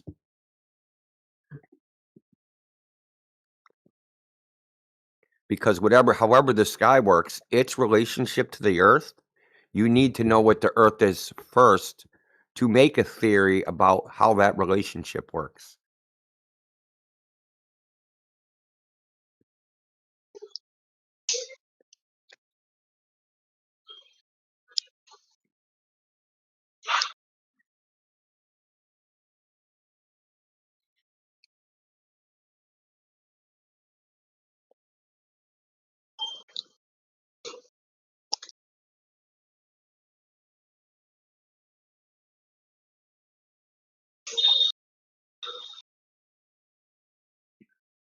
What's up with the Flat Earth Discord? That's nobody's there. We go wherever we want to go. We go there sometimes. We come here sometimes. Oh, We there's go up people there. I was just in there. Yeah. Why do you want to go over there? There's We can always go somebody there right there now. lurking. No, like, is there a live on YouTube? Is this live? Yes, sir. Yeah. Always. Okay. Yeah. India? This is live, brother. Yeah. I was used to the old one, the Flat Earth one. That's why I'm saying. Yeah, man. We're still alive and kicking. We're still going. Yeah. What about these Flat India? Earth maps with bigger continents? Can you What hold about on one those? second? Would this has a follow-up question for me? Hey, brother, can you just wait so this guy can ask me whatever he's going to ask me? Because we were talking, so just let him ask me the question and then you can talk. So, what do you I'm need, sorry. dude? I'm not gonna answer to how could looking at the sky prove the Earth is a globe yet, because every claim I make, we will of course ask me what's the source of my claim, what is my measurement. So I don't want to complicate Yeah. it even further. If we okay, Well, I mean, don't you think there should be evidence for claims, and that we shouldn't just because there's a lot of things people believe. there are Like you evidences, just but whenever I show you an evidence, you will show me some laser measurement from the Flat Earther 69 YouTube channel. Flat Earther 69. Yeah. What? And I I don't want even to know stay on who the. that is. Who's I Flat want to Earther stay on the same 69? topic. I want to stay on the same topic. So about the sunset. In the video you sent me during a sunset, I don't see a significant size difference I when don't the sun. see. Okay, How you significant can. doesn't have to be. I will tell you how significant. I will exactly tell you, but tell me how much percentage did you say it differs? 13%. 20 something? 13. 13%. Yeah. That does so. Uh, that does not make sense because It doesn't make sense. Okay. let me Go talk, please. talk to the sun. Tell it doesn't make sense. Please stop doing No, that, son. You don't make I will. sense. I will tell you exactly why. If it fuck. It's just funny the shit you people say. It blows my mind, dude. I just can't. It's. I mean, I'm trying not to come off dickish, Okay. but you guys just say things you want to believe this globe idea so bad. I'm not Crazy stuff comes saying out of things your I mouth want to that in a believe. normal conversation you would never say. Please let me talk. So Okay. Yeah, go ahead, bro. I can test it if you want, but I'm just gonna use the math.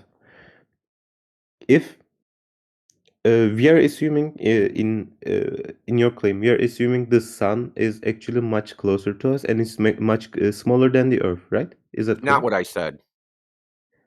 It's not what I So said. You said the okay, sun that's not doesn't change size. I was correcting you on what's actually observed. It does change size. okay, but I don't make claims about what the sun should or should not do. Okay, Okay, your other flat earther friend said me otherwise. Well, So brother. Yeah, I said it's not 93 million miles away, right? And it okay, appears the so same size as the moon from our perspective. That's what I said. okay, DJ. Thank you. So it's much closer. It should be much closer to us and much smaller than the Earth. That's Should. You just say should. Like, why should it? but you are saying that. Why should it? What do you mean? Why should it be much closer to us? Because it's either very close and small to us, or it's very far away and the light rays are hitting parallel. So the math above where you weren't in the chat, but it was about the sticks and shadows. What if that's a false According dichotomy? wait, according That to both of those two things are wrong. Eratosthenes. Who cares about Eratosthenes? Dude didn't even exist. Okay, I don't care if the dude existed. We can. Where do you live? We can do the same test with you. Yeah, You know that that's hilarious. It's hilarious though. There's a YouTube video. It's called "I Proved the Earth Was Round with My Bike and 2 Sticks." It's got something like, I don't know, probably 9 million views at this point. He did that. Okay. He did the test you're talking about. Not only was it off by something like 300%, it's never mind that, but the parallel rays that you're talking about, he recorded the rays to be diverging in the parking lot when his sticks were only 1 meter or 3 meters apart. Now, that shouldn't happen. That shouldn't happen. Yeah, but it did. I don't know about this guy's Of methodology. course, you don't know anything about Eratosthenes or any tests that have ever been done. You believe there's a whole bunch of experimental results that are out there, but they're not. That's what we are here to tell people. Hey, there's a bunch of claims, but if you go out there and you test them yourself, you'll find out that they're actually not true. I know it's hard to believe that if you go do the Eratosthenes test yourself with somebody, that you're going to get a different result. But you are.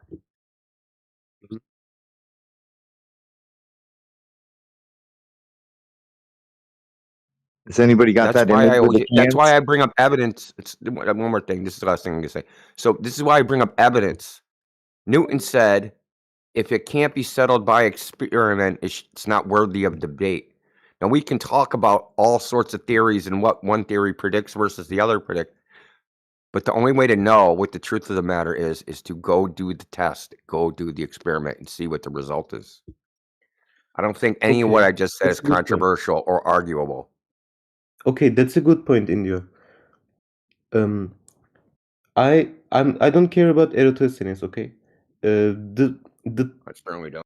only before you were here, the conversation started between me and the DJ about that topic where why why the shadows are different, and it should either be if the Earth is a sphere and the sun lights are hitting the sun light rays are hitting parallel, or the Earth could be small. No, not the Earth. Sorry.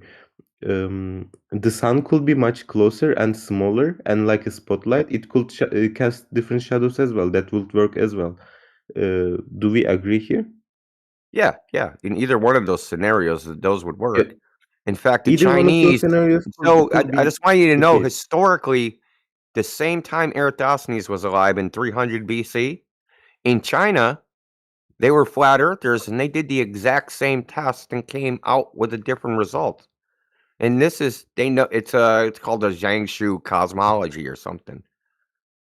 So Okay, it all I don't know depends on about what that your one. starting assumption is. This test can't prove either way whether the Earth is flat or round because it's not exclusive to one or the other.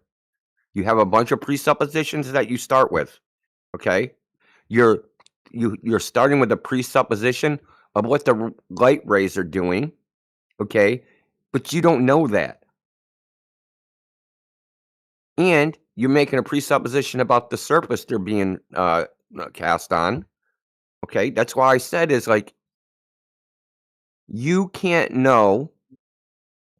You can look at all the stuff in the sky and draw a bunch of and have a bunch of ideas about its relationship to the Earth, but the only way to prove any of that is to measure the Earth. Otherwise, it's just hypothesis and theories. Because all that stuff is theory laden. So what's my theory? My theory is the rays are parallel. My theory is the rays are diverging. My theory is the rays are concave. My theory is there's no uniformity. I mean, there's a whole bunch of theories that I can come up with about what the sun rays are doing before it hits the sticks and shadow. Or the Yes, sticks and that's a casts good in direction, shadow. but we can measure it. We can measure a lot of stuff. India. I know, but we're talking about this. Not a lot of stuff. Okay, India. Let's say the about the Eratosthenes test. I don't care about Eratosthenes. I'm just talking because the topic started there. Let's say the Earth, the Sun is much closer to us, okay, and it's much smaller than the Earth.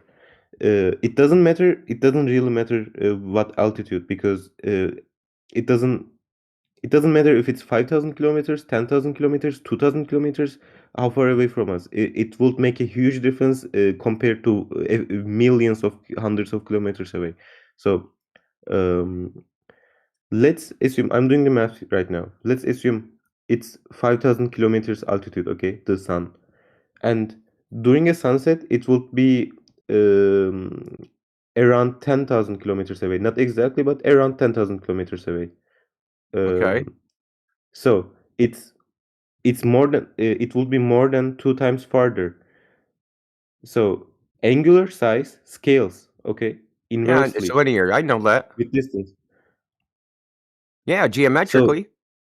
geometrically, angular size Geometrically, in a scales. Euclidean geometry, yes, that's true. But That's we're true. looking at the And sun through air. if that was the case, we should see the sun around 2 times smaller during the sunset. Is that the case? You said something like Sometimes it's the 17% or case. something like that. That is not the Sometimes case. I can play videos of that too, dude. Tell me, is it Sometimes 13% it's the or is case. it 2 times smaller?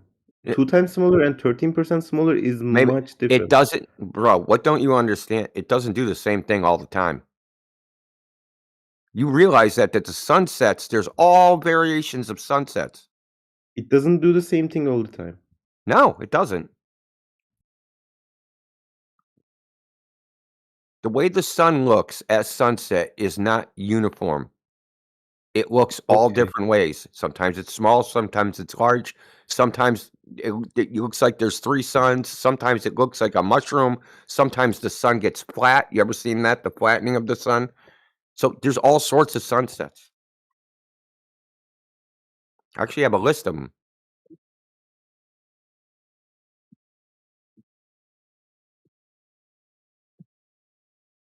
So that's why this is, I knew I was anticipating this, because when you said the sun should, where are you getting your should from? Oh, you're getting your should from because you're just applying a Euclidean geometry Yes. that has nothing to do with the way we see. Because our data is looking at it, right? That's right. What does the sun look like? You're going, oh, well, I'll use this Euclidean geometry to tell me what the sun should look like. There's no should here, dude.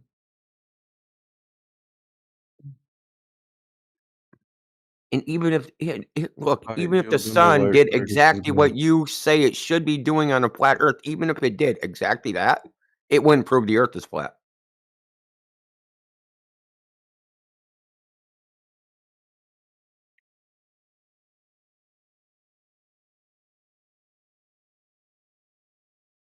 Nothing about observing the sun can prove the Earth is flat or a globe. As a matter of just logic. You can't look at something that is not just the object, the thing, to figure out what the thing is.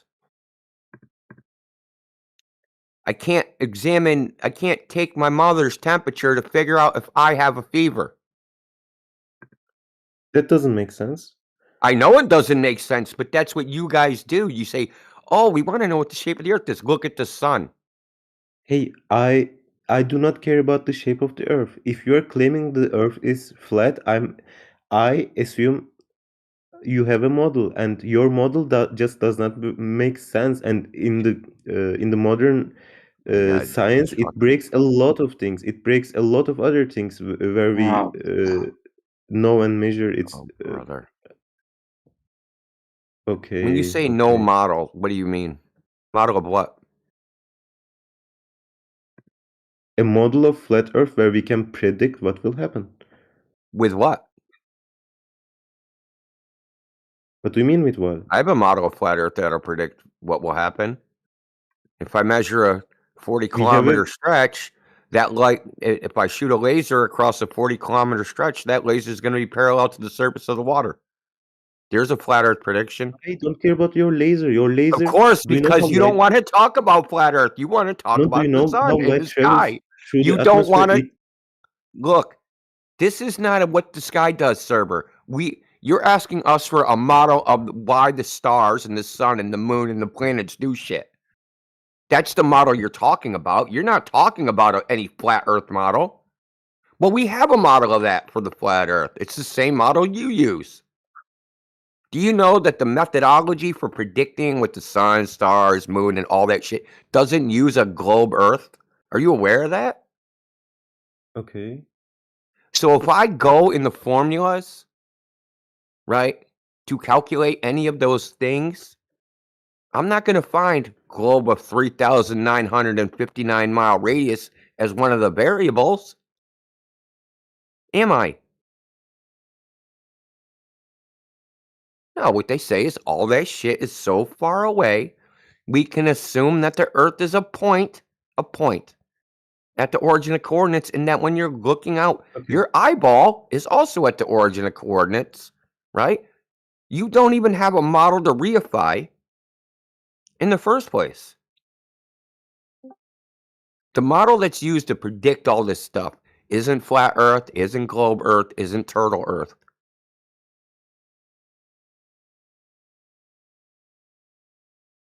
Do you understand? There's a difference between the mathematics within a model and the explanation of how that model works.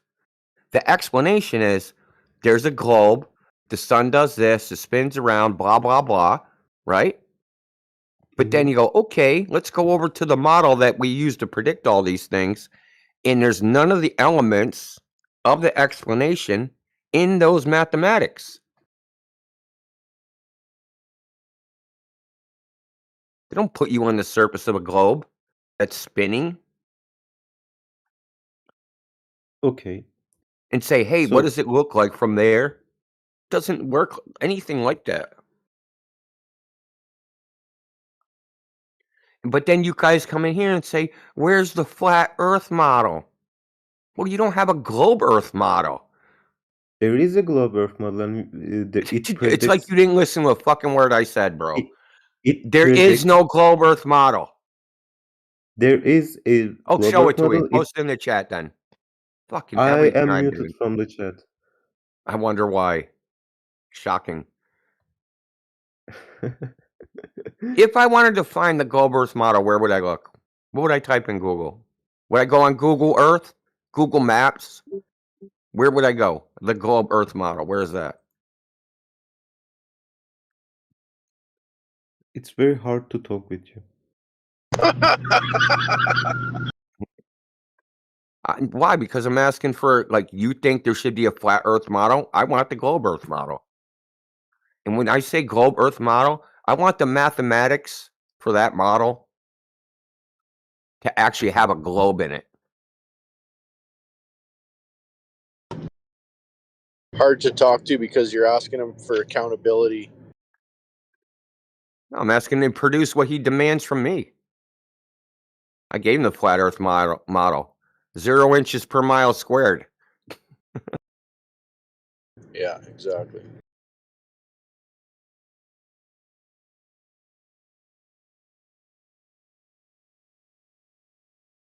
Funny they never scrutinized their own model this hard. But the flat Earth, oh yeah, they're all over it. Freaking good point. Never.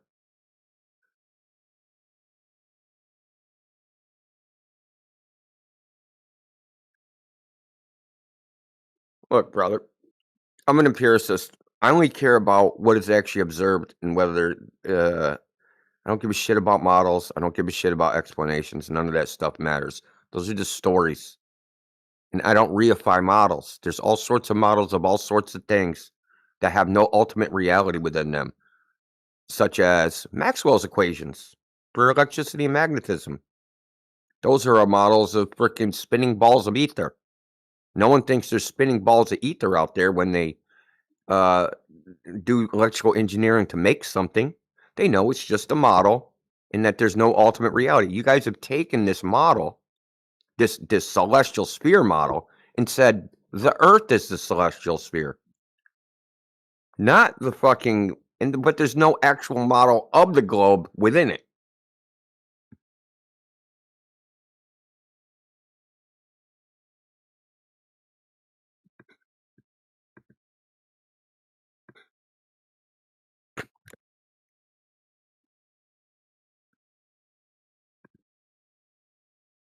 So, just to give you a little piece of information, I'm not saying these things about the sun for no reason.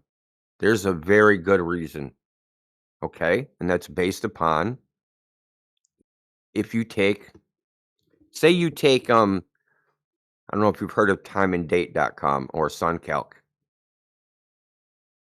Did he leave? Who was I even talking to? Me? Yeah, okay. So, you know what SunCalc is or timeanddate.com?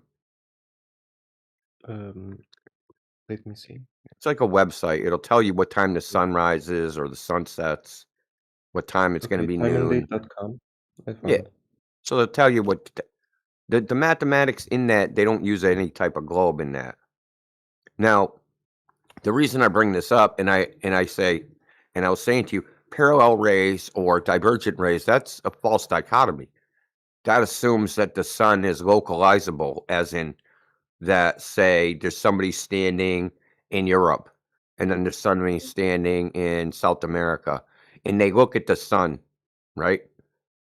Now, intuitively, what we would think is that their line of sight, they'd intersect at the sun somewhere out there in the world.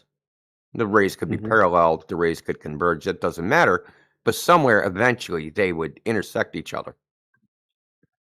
But if Okay. you take time and date, right, they have what's called an azimuth, which is the direction from north you're pointed, and an elevation angle, which is how high the sun is above the horizon.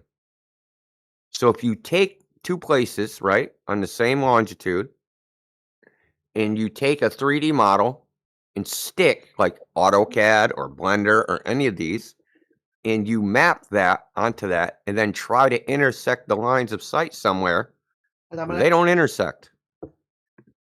Okay? They don't intersect 93 million miles away. They don't intersect. They intersected behind the people, which none of this makes sense intuitively. Right? That's why I say those two choices, those aren't the only choices. The other choice is the sun is not actually a physical object that you can go to. And it's the same, and then looking at the sun is the same, like looking at a rainbow. Mm-hmm. You know, it depends on your angle that you're looking at it, but you can't triangulate a rainbow. I just don't, I don't think there's any justification for applying the same rules, right? So the idea is called uniformitarianism. I don't know if you've heard of that. It's the idea that everything is uniform and the same. So what human beings did, well, in the past, they used to think the celestial realm and the terrestrial realm were two separate places with two separate rules, right? There was separate rules for each. And I mean, this is obvious from observation that there's something going on because we can't use the techniques on Earth that we use and use them for the sun or the moon or the stars or the planets or any of that stuff. So in the past, before the globe model, actually even when the globe model was still around, they just said these are just two separate places, and we just applied different rules to each. And that's how I am, because uniformitarianism is a philosophical position. There's no evidence. This is the same as the Copernican principle. Earth has no unique place in the universe, and it's just the same as everything. And this is more of a these two facts are more of a statement about human psychology and our fear of the unknown than it is anything else. Can you prove that Earth is not unique? No. Can you prove it is unique? No. Right? Can you prove that the rules in the sky are the same as the rules that apply to Earth? No. It's philosophically based. So I said there's more than those two choices. That choice, close, far away, is based upon a philosophy of uniformitarianism. We're going to apply the rules of Euclidean geometry to the observations we make of the sky and the Earth equally. There's no way you can even justify that other than you like it. It's actually contrary to observation. And I just gave you an example of some technically time and date isn't observations, but it's pretty accurate, like within 5 minutes. It can be larger than that. I mean, there's errors of like sunrises of being like up to 14 minutes incorrect. But the mean error of time and date predicting sunrise times is, as tested by astronomers, is 4 minutes, plus or minus. So the point is that if the azimuth and elevation angles are correct for two places on Earth, on a flat Earth, on a globe Earth, doesn't matter what Earth you're on, those lines of sight don't intersect in 3D space somewhere. Have you heard of negative parallax? India, I don't know about the things you mentioned for the last 5 minutes, so I'm not gonna talk about Okay, it. sorry. I'm sorry. I It's just okay, don't dude. know, and I Don't. don't want to make any claims about that. It's I don't know a lot of things. So I just want to answer the question where you asked, is there a globe Earth model where I can Google it? yeah, a globe, not Google Earth either, Not Google Earth. Um, because that's a cylinder. okay, there are a lot of stuff you can Google. Example, you can Google VGS84. It's the official mathematical model of Earth's shape. You can use VGS84. Oh, WGS84. WGS84. Sorry. Yeah. No. Okay. Okay. So Okay. I know what WGS84 is. It's the World Geodetic System. Mhm. Okay. It's used by GPS and No, it's not used by GPS. okay. Okay. GPS uses Earth-centered, Earth-fixed. It's a different coordinate system. Okay. WGS84 is the reference ellipsoid. Datum. It's a datum. Okay. Okay. That datum, hold on. That's just one datum out of over 100. That just happens to be one that's used in the West. It's not used worldwide. Okay. Does it differ Okay, too much around the world? hold on, Which model is used? hold on, dude, hold on, because there's a thing that you're missing. That datum is added to what's called the EGM gravitational model.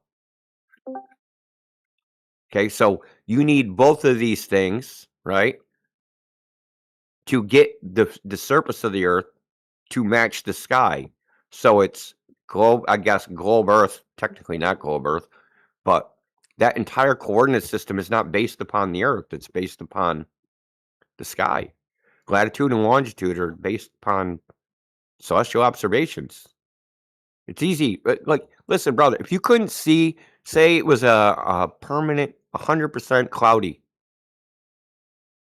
How would you find your latitude and longitude? You can't see the stars. You can't see the sun. You cannot see the moon. You cannot see the planets.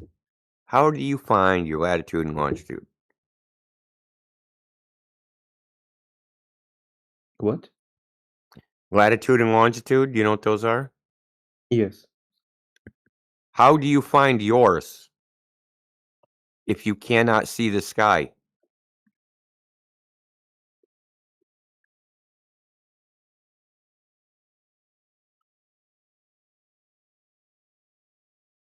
And the answer is you can't. Because latitude and longitude are in the sky. That's why I said there is no globe Earth model. We have a model of the sky. I It don't is know how not you a find model of the latitude Earth. and longitude. I don't know. I do know, because we've been looking at this for 10 years. Me personally, at least 10 years. Okay. All this stuff. The WGS 84, all that's the very first things I looked at. Way back in probably 2016.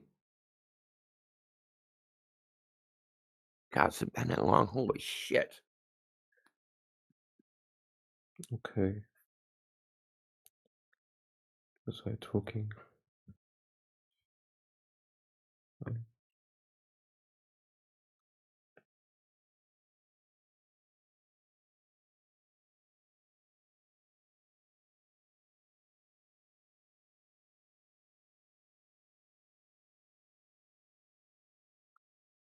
Does the WGS 84 use latitude and longitude? I don't know. Yes. Because it does, that makes it a model of the sky, not the ground.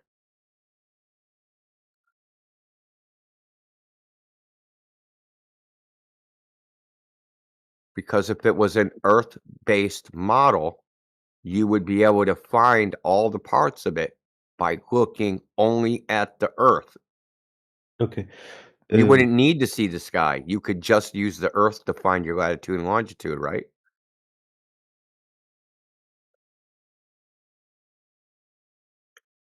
India, the problem I have talking here is whenever I mention something, you guys are making other claims that I have to go verify myself. And while I'm verifying these claims, you are making even more claims. So I cannot catch up with all of this. Okay. What are you doing?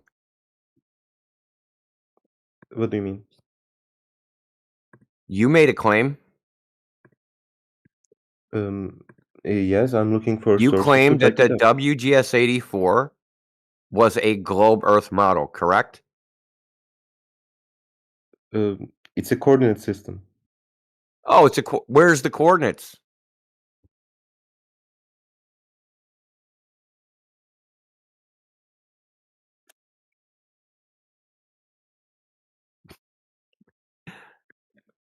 We just covered this. This isn't a claim. This part about where the coordinates are, this is not a claim. You Okay, don't where have are to the check. You coordinates? don't have to check this. Just using your own mind, you can figure this out. You can know that if you can't see the stars in the sky, you can't find where you are in the coordinate system, can you?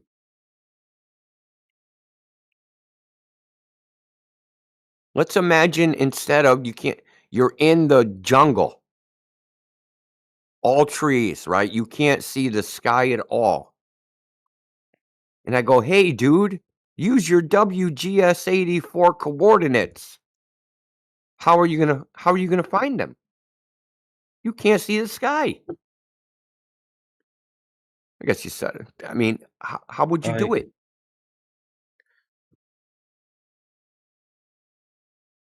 Do you think that that's a claim? Do you think that you could find your latitude and longitude without seeing the sky? do not know. Well, let's think about this for a second. You would need to use something on Earth. Okay. Okay. So what are we going to use? The Grand Canyon? Mount Everest? Like what? There's not little numbers on the ground that say 45 degrees latitude. There's nowhere. I can go all over the world and look at the ground and look and look and look. Look at all the mountains, all the seas, all the deserts. There's no way I'm going to be able to find my latitude. I could find my longitude, but I couldn't find my latitude. Because Okay, I'm not gonna go more on this because I honestly don't know. I think you do Can I? know. Hmm? I think you do know, dude. You know that you can't find your latitude and longitude not looking No, at the I sky. honestly don't know. I This is honestly don't know. intuitive, man.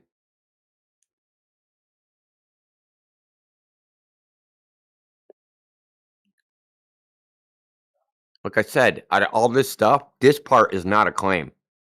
Okay, you might think what I said about WGS84 is a claim and the frickin' EGM frickin' I think it's the EGM 2001. You could think that's a claim, but this is obvious if you know anything about like Mm-hmm. what good is a map if you can't find where you are on the map? India, I do not know, and that's why I cannot Have you ever answer. used a map? I use the map. Okay. Do you have to know where you are on the map to use the map? Depends on what you are going to do. If you want to Depends on navigate what to you're somewhere, going to you will have to do. know where You're you not are. going to look at it as an expression of art, okay? You're going to try to navigate with it. You Okay, need to know where you are if your on the goal is map. to navigate, you need to know where you are. Okay. Yeah, exactly. Okay. So the only way to know where you are on the WGS 84 is to look in the sky.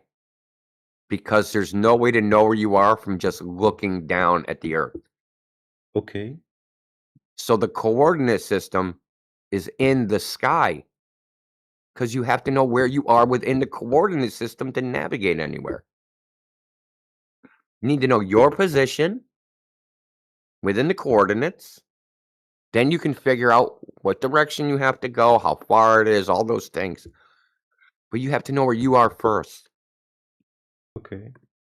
Okay, this obvious? You understand this? Okay. This is super simple. Got it. If you don't know where you are, how are you going to get anywhere? So you don't even know where to get to. Mm-hmm. So the point is that this W is still, it's not a model of the Earth. It's not a model of the Earth. It's just a framework where hey, I saw I your understand claim. what it is. I saw. I was researching. I saw that you mentioned it's it's the one that's used in the West, but some other countries have their own models. I see Yeah. Russia has their own model, China has their own model, European Union has their own model, India has their own model, and no, Like India 100, uses dude. WGS84. Sorry, but Yeah, I'm just telling you, there's like 100 at least. okay, these independent navigation systems, they are all built by other countries, the US, Russia, China, or EU. And I don't know if it's a coincidence, you should tell me, but they essentially converge the same spheroid Earth model with. It's not a spheroid Earth model, dude. Hey, it's their parameters agree to each other within meters. All of these countries that develop their own model independently. Graphical user interface is not proof of curvature. Yeah, and I'd like to see some evidence they converge with each other within 3 meters. Okay, that's all fine, but none of those, just like the WGS84, are models of the Earth. Okay, if you are looking for an ultimate model of the Earth, where I don't know what are you expecting? You're the one who said there's a globe Earth model. What am I expecting? The not globe saying Earth there's. model that you said exists. It's combination of a lot of other things. So not a globe Earth model. Yeah. Okay. I Hard to explained talk it with all you to you in guys, the beginning. as I said earlier. The models assume. Well, listen, I explained it all to you in the beginning. The models, all these models, assume that you personally, you, me, whoever, when you use the navigation system, that you are in the center of everything. Mathematically, like in the mathematics of the model, you're in the center of everything. You're not on top of a globe. You're not inside of a globe. It's just you in the center of everything. You're in the center of the universe. You're in the Okay. center of a sphere of infinite radius. Okay. And that's how the math of the model, that's how it treats it. That's what I tried to tell you in the beginning. There is no flatter. It's how the stars are predicted, the sun, all these things. It is just a basis claim that there needs a globe to predict all these things. It's not true. So you're saying there doesn't have to be a globe in order to predict the right. solar system, Right, the correct. position of the stars, and the Correct. It doesn't lunar even have to eclipse? be. It doesn't even have to be elliptical orbits. Okay. Tell him why. They mapped them out before they thought that we were a globe. No. They're not predictions because they've always done the same thing. Even before any globe model, 2,000 years ago, 3,000 years ago, the sun rose and set on the same point on the horizon today, and will do next year. Same with the moon phases, always done the same thing. The path of Mars and the wandering stars, always done the same thing. There's no globe needed to predict these things. They've already done them before. Yeah, this is for like people think that this stuff has been figured out, so-called scientifically, but it's really just philosophy. That's all it is.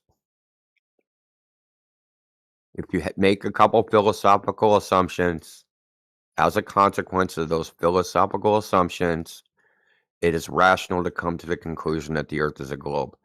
I don't accept those philosophical assumptions because I think it's a special pleading.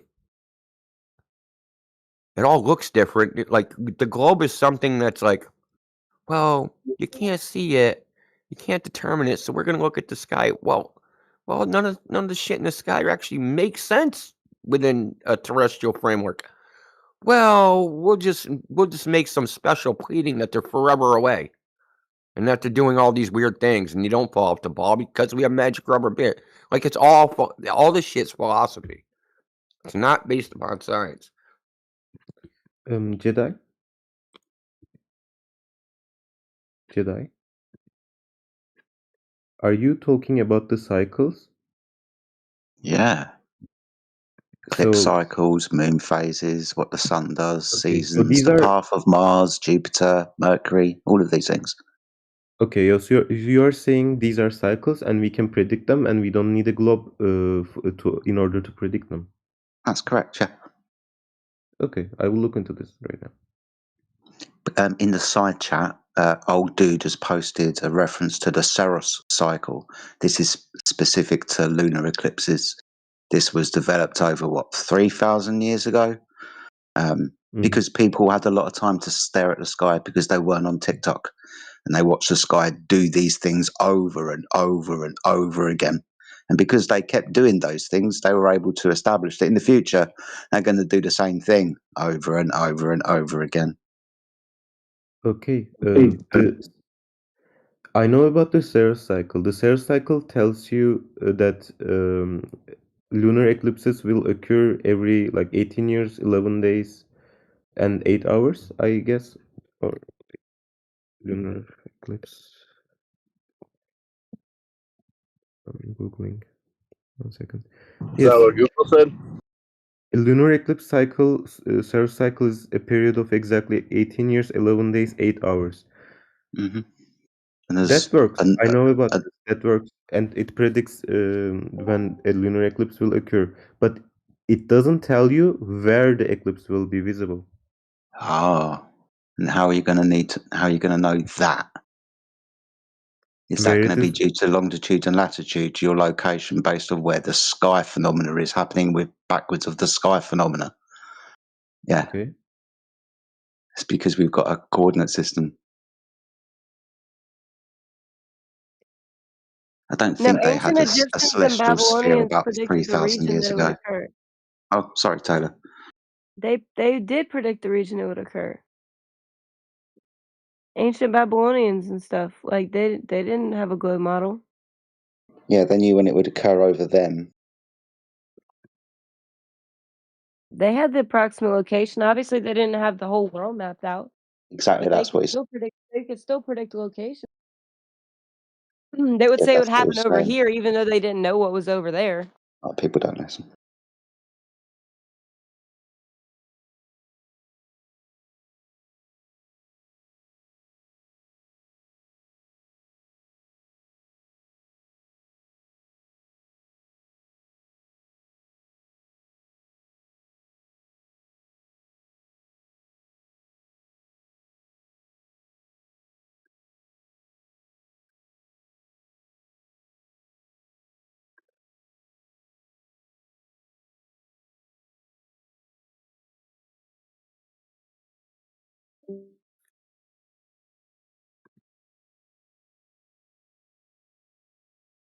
It's not exclusive to either model. You weren't aware. Jedi, I didn't quite understand that. So, you are saying, what are you saying that we need in order to know where the eclipse will be visible? Because the Saros cycle doesn't tell that.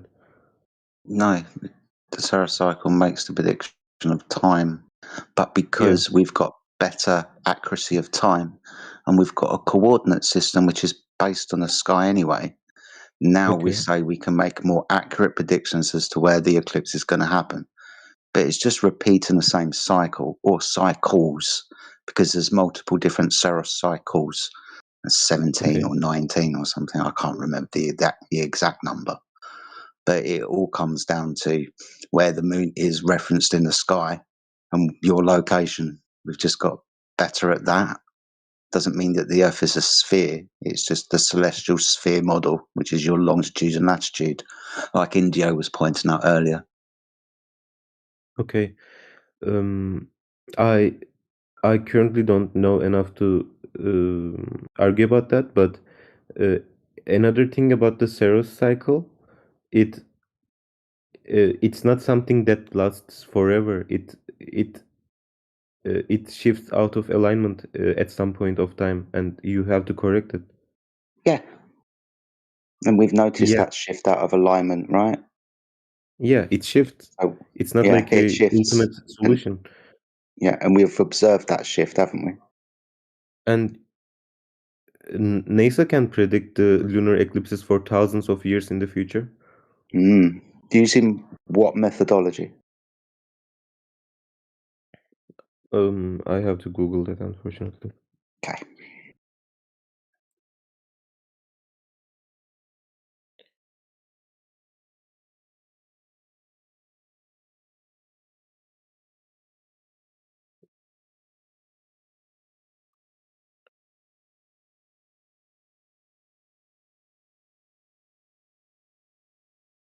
General relativity? No, the Saros cycle. General relativity Really? does make predictions about eclipses. The You Saros can cycle obviously is what make NASA used. predictions because you can compute where the sun and Earth will be and where the moon will be. Okay.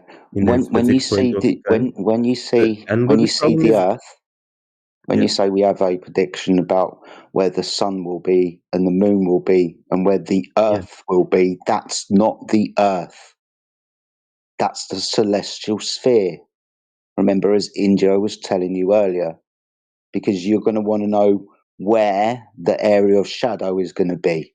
where you're going to be able to see the lunar eclipse, but that's going to be your coordinates. That's the celestial sphere. So that little Earth in the model isn't a planet, it's a celestial sphere of infinite radius, predicting where the sun and moon will be in the celestial sphere. For example, the sun will be in Aquarius.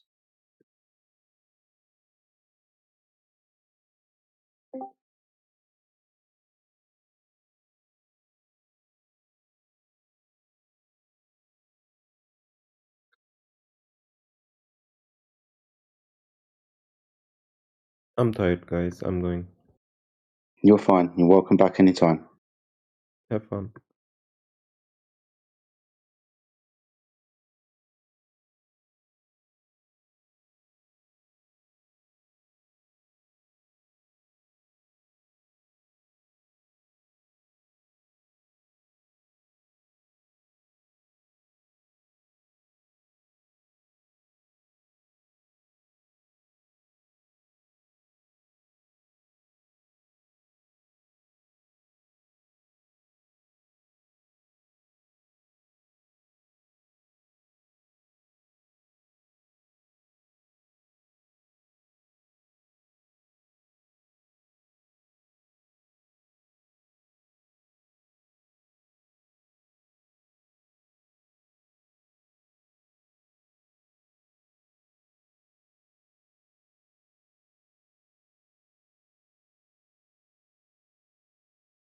That was a lovely conversation. If anybody else wants to join in, has got any points they'd like to raise on the last conversation, or if you've just joined and you want to raise a new conversation, unmute your mic, say hello, tell us what your name is, maybe tell us where you're from, and bring forth your point of conversation.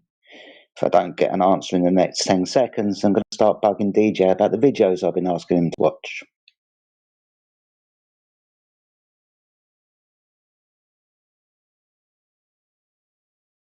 Five seconds.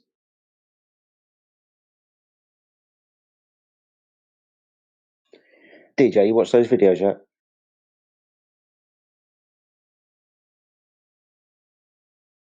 Okay. Probably not near your microphone. I'll DJ's bug you probably later. gonna go ghost on you. Yeah, probably. It's just how it be sometimes. Yeah, I can't expect everybody to be that by their microphone all of the time. That I'm definitely not, that's for sure. I was reading about Aristotle and Plato last night. Did you know Plato's writing on the sphere, which many, like the translation for sphere could be a 2D circle, but it was like a poem. It was like poetry. With Socrates as the main character. And they like use that as like real like sphere references. So funny. So ridiculous, dude. So we don't even really know who came up like with the first scientific idea of the sphere.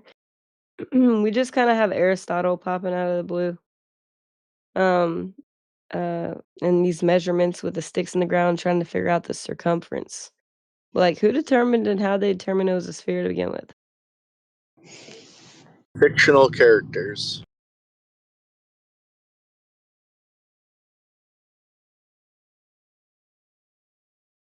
Well, they acknowledge Plato's mention of a sphere, which could have been 2D circle, but anyway, was literally about poetry and like a literary like a poem. Like it wasn't even like for real. And they try to use that as evidence. And then oh my gosh, and then there was like two more people AI originally gave me said they referenced the sphere, but actually whenever you look into their writings, it said like they matched with the flat earth model. These two ancient Greek philosophers, I have the name to him, but it's pretty funny. My note will load. Okay, we got Parmenides, but he was actually okay, so we got Anaxagoras. He talked about the Earth's shape was flat. The AI originally told me he thought it was a sphere, and then Empedocles, his cosmology focused on the 4 elements arranged in layers, earth at the middle, and then water, air, and fire, which aligned with the flat earth paradigms prevalent in the 5th century BC, rather than a spherical model.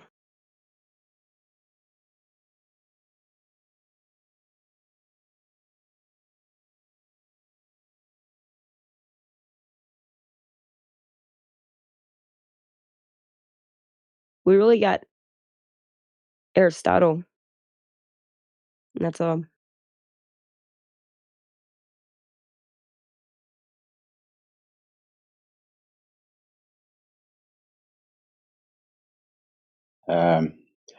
Like our friend had said earlier, I just think these are just made up characters. They didn't really exist, or they existed in people's minds. Maybe they were characters that were made up to tell a story, to portray an idea or theology or whatever.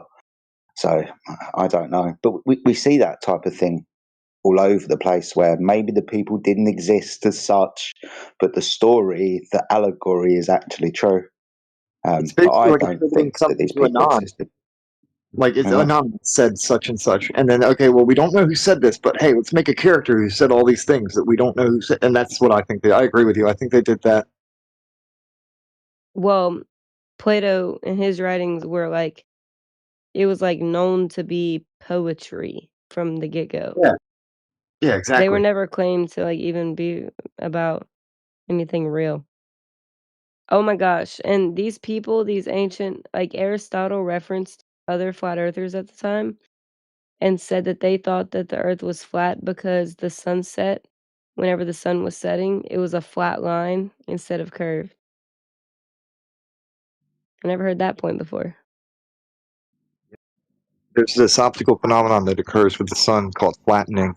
I can post a GIF of it. The one I have actually is when it's happening during eclipse too. It looks pretty damn cool. Yeah, but they were like the bottom of it's flat. It's not round. I know it's like an effect with the atmosphere, like the light moving through the atmospheric layers, like Yeah.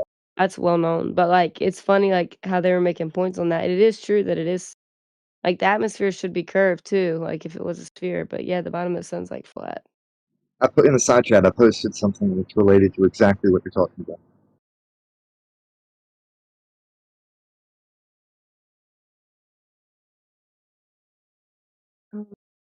When'd you?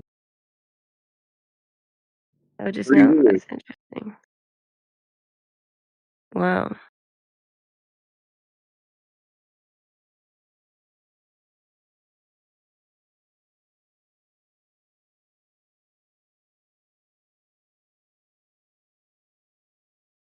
Is that an eclipse setting? I know, right? Yep. Mm-hmm. So I spent a whole day scouring YouTube watching sunset Zoom videos. Basically watched every single one I could find that didn't have something blocking the actual horizon, right? Like topography or waves or something like that. So every sunset I could find over a large body of what like at the ocean where there wasn't waves and they would zoom in on it. I couldn't find one, or maybe there was some that did some crazy shit, right? But most of the ones that were pretty uniform, the sun never just set bottom up once. It squishes into the horizon just like we see here. Every single one. And I speculate that the only time we see the sun uniformly set from the bottom to the top is when we have what's defined as a local horizon, which is basically something that's blocking the horizon, like waves, right? Ocean swells sometimes, or mountain ranges, that kind of thing. And in the sun section on my server, that I posted all the videos in there. It's sunset after sunset after sunset, where it basically, when you zoom right in on it, you can see it actually sort of fades out just above the horizon. I'll post an example. Have you looked at where the flat earthers modeled the sunset on a flat earth, with including the atmosphere? And they saw like the same phenomena? I haven't seen that, no. Here we go.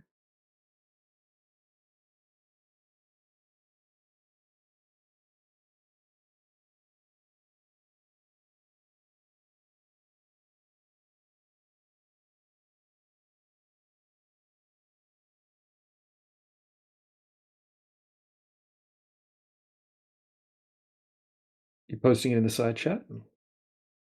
Yeah, I'm working on it. I have to get it from my Twitter. I'm on my phone. Transferring to.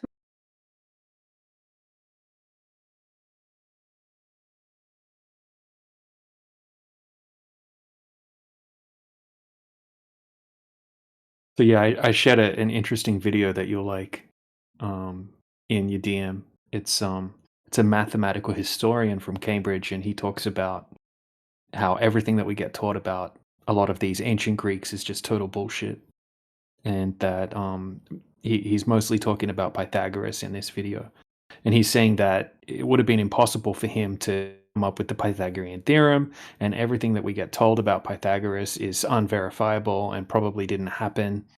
And he said maybe there was some guy named Bob Pythagoras that lived on some Greek island or something like that. He was kind of joking. But he said we basically don't really have any evidence that he existed or did anything that he's been attributed with. And yeah, he says that the ancient Greeks seem to like to make up these mystical characters.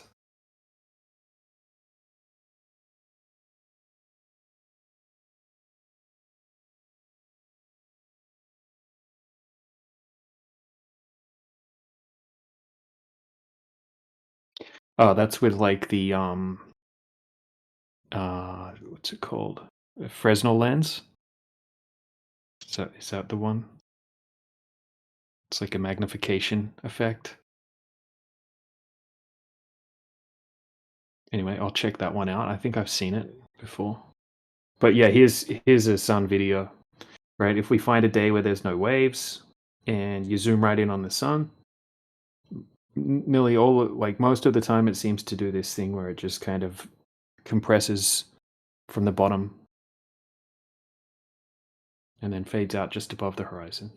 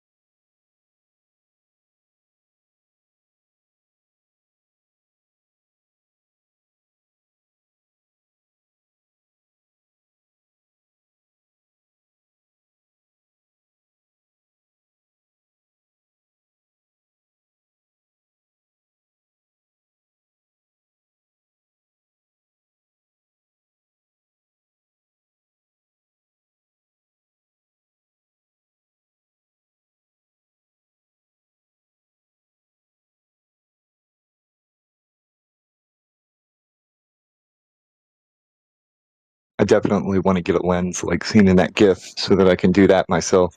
I think it would be fun.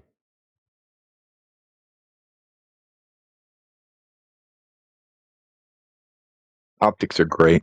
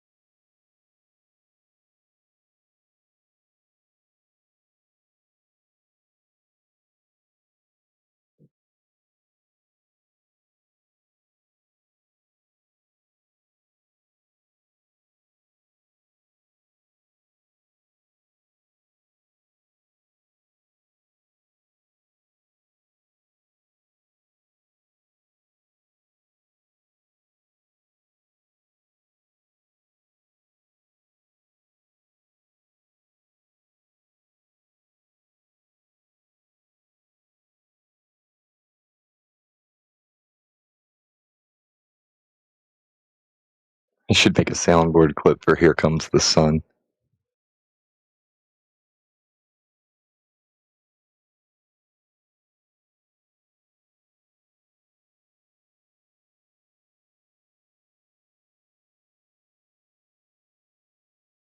I love those sun fade out videos. They're so cool.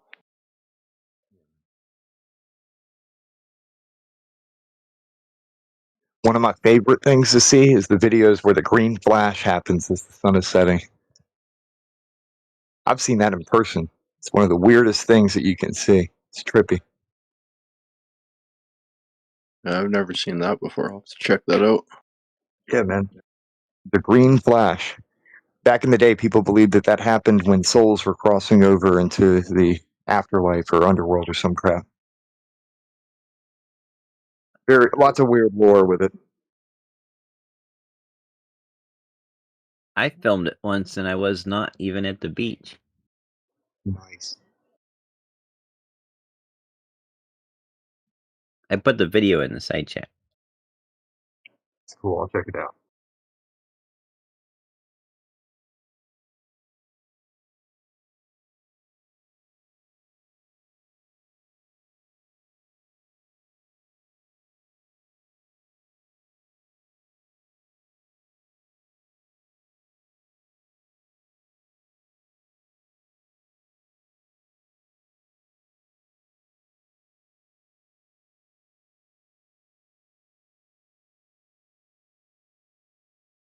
Nice. I see that. You caught it right at the very end.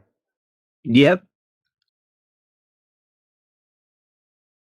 Well, there was no point in filming once it had set. The show was over. Yep. That's cool stuff. There's all kinds of fascinating things, phenomena, and effects out there that one can observe. I've seen stuff like that.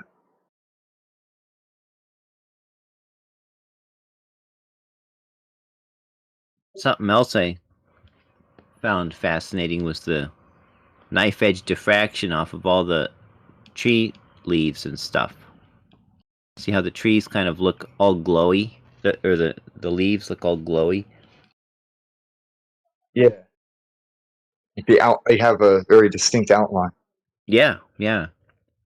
That was the light diffracting around the edges of the pine needles or whatever needle tree it was. Excellent.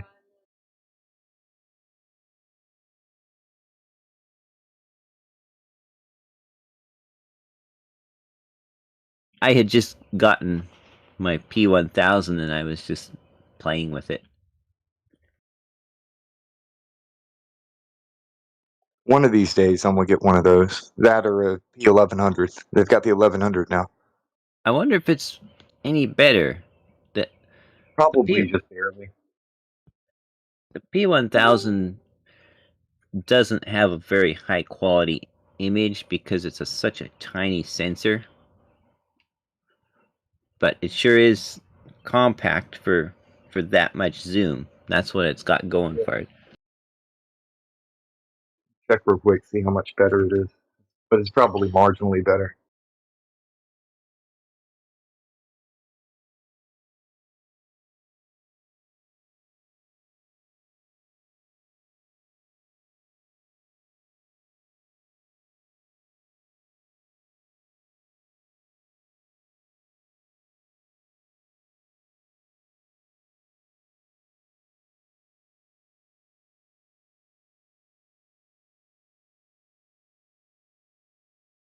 Yeah, the P1100 is almost nearly identical to the P1000. So you're not missing much.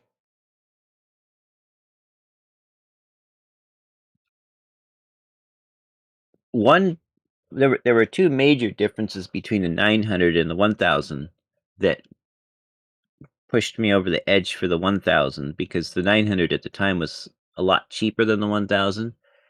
The 1000 has a lot higher resolution in the eyepiece LCD than the 900, which makes it a lot easier to tell if you focused crisply by looking through the eyepiece. Yeah. And then the P1000 also has that manual focus ring, which makes it so much nicer to manual focus because the automatic focus at distance stinks on these things. Yeah. Which that makes sense because as you're zooming in, you got different Atmos. But it can't be the same every time. The Atmos changes, so you have to make your adjustments. That's where you come in. Well, they have an algorithm in there that basically adjusts the focus lens in and out and looks at the clarity of the image, and it just doesn't work very well at maybe they fixed autofocus at full zoom on the 1100. Hopefully so. Yeah. One of these days, I'll save up enough. I'll go ahead and get one of them. What does the 1100 cost? Not sure. Let me check real quick.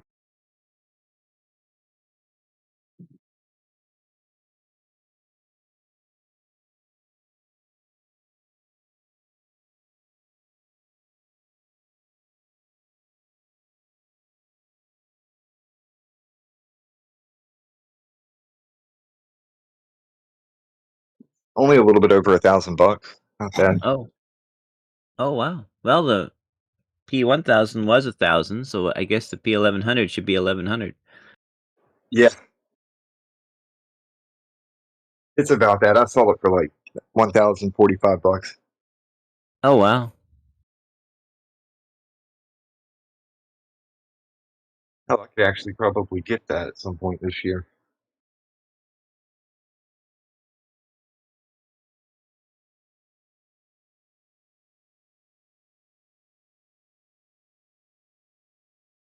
That's what I plan on doing. Getting one of those and going out, taking a bunch of videos and pictures, creating content. One can either be a mindless consumer or a content creator who mindfully consumes. So be the content creator.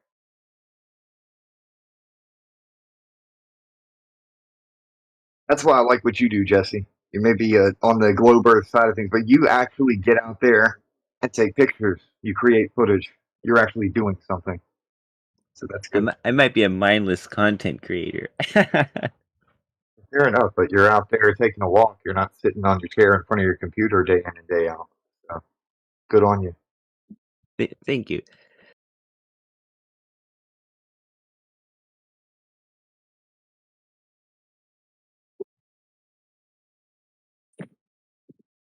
You do more than most of these Globers do. They'll just come in and say, no, and you're like, yo, I went out and took a picture here, or check out this video. Like, you're actually doing something, is all I'm saying.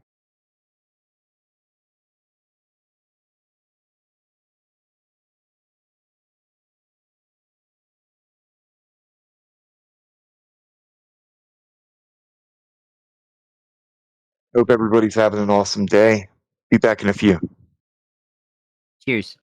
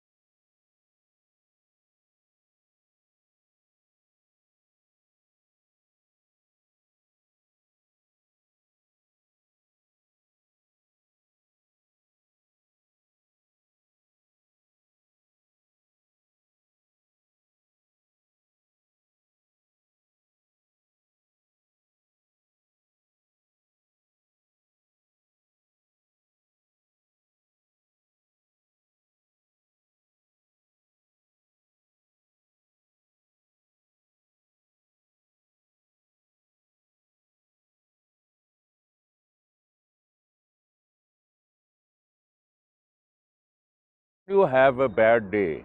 Give up. Go home and sleep. Fuck it. Try again tomorrow. Not every bad day can become a good day. Some days are fucked and cannot be unfucked. When you have a day that is fucked beyond repair, that is the universe speaking to you, sending you a message. Listen to the universe. Go home. Save your energy. Tomorrow is another day. For now, just fucking chill.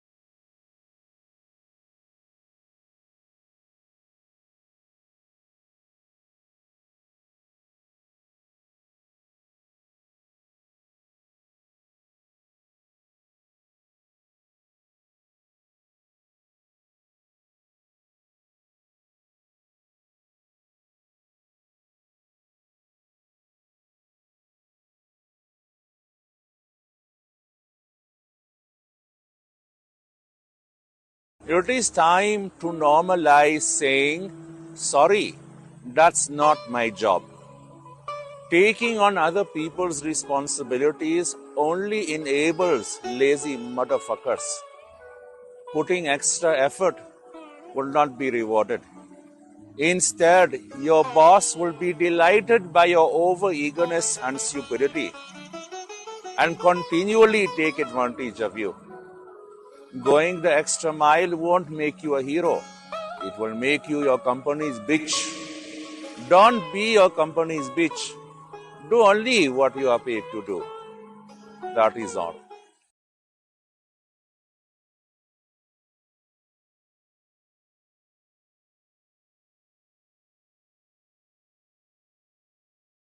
I love these. They're good. If you got any more, go ahead and play them.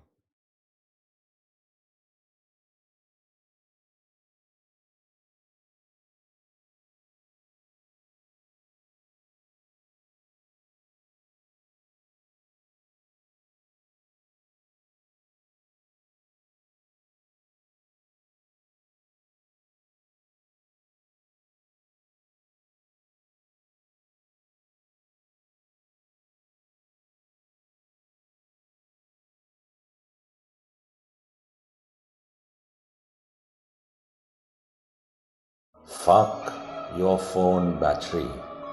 Let the fucking phone die. Fuck all of the notifications and all of the fucking endless pings. You do not need a fucking charger. A dead phone is freedom. Embrace the freedom. No calls, no texts, no bullshit. The world can wait. You do not exist to respond. The silence is sacred. The emptiness is bliss. If it is important, they'll fucking figure it out. But for now, unplug, disconnect, and reclaim your fucking life. Fuck your phone battery. That is all.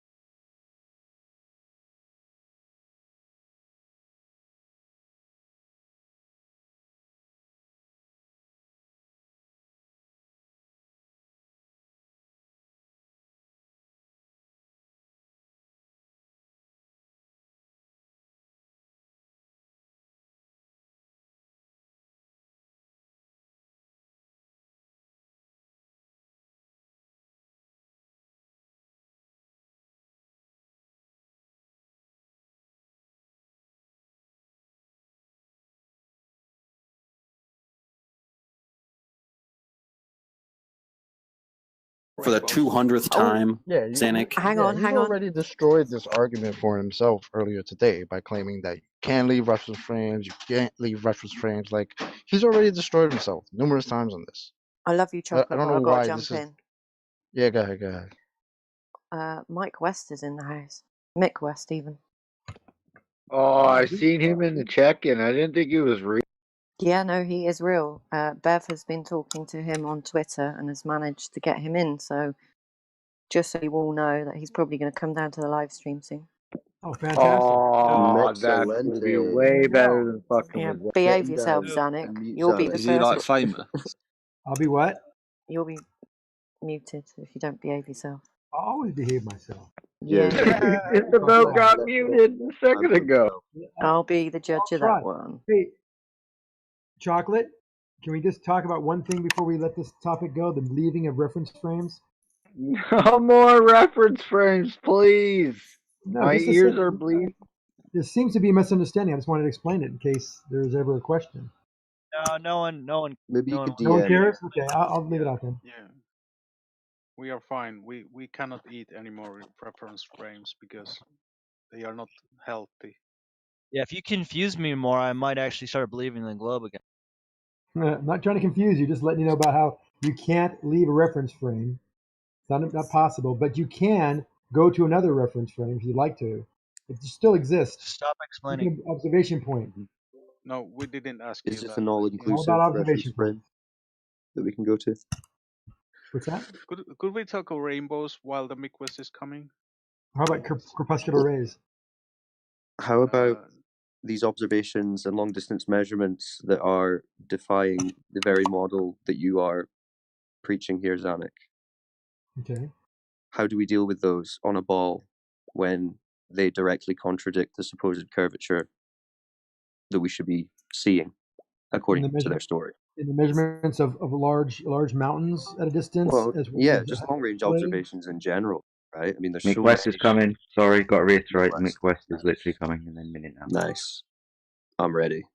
Fantastic. Hello, buddy.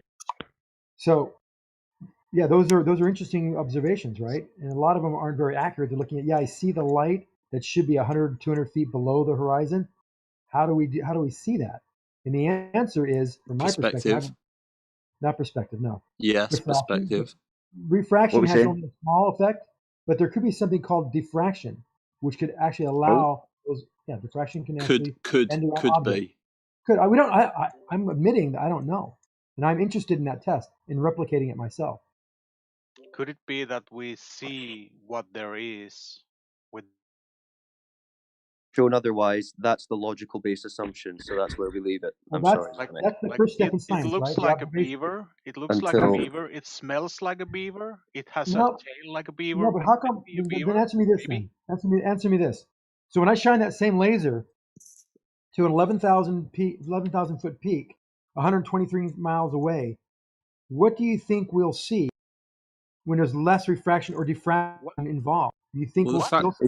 I don't know. The fact that you shine a laser on It does not something matter. 100 and however many miles away just means there's no curvature.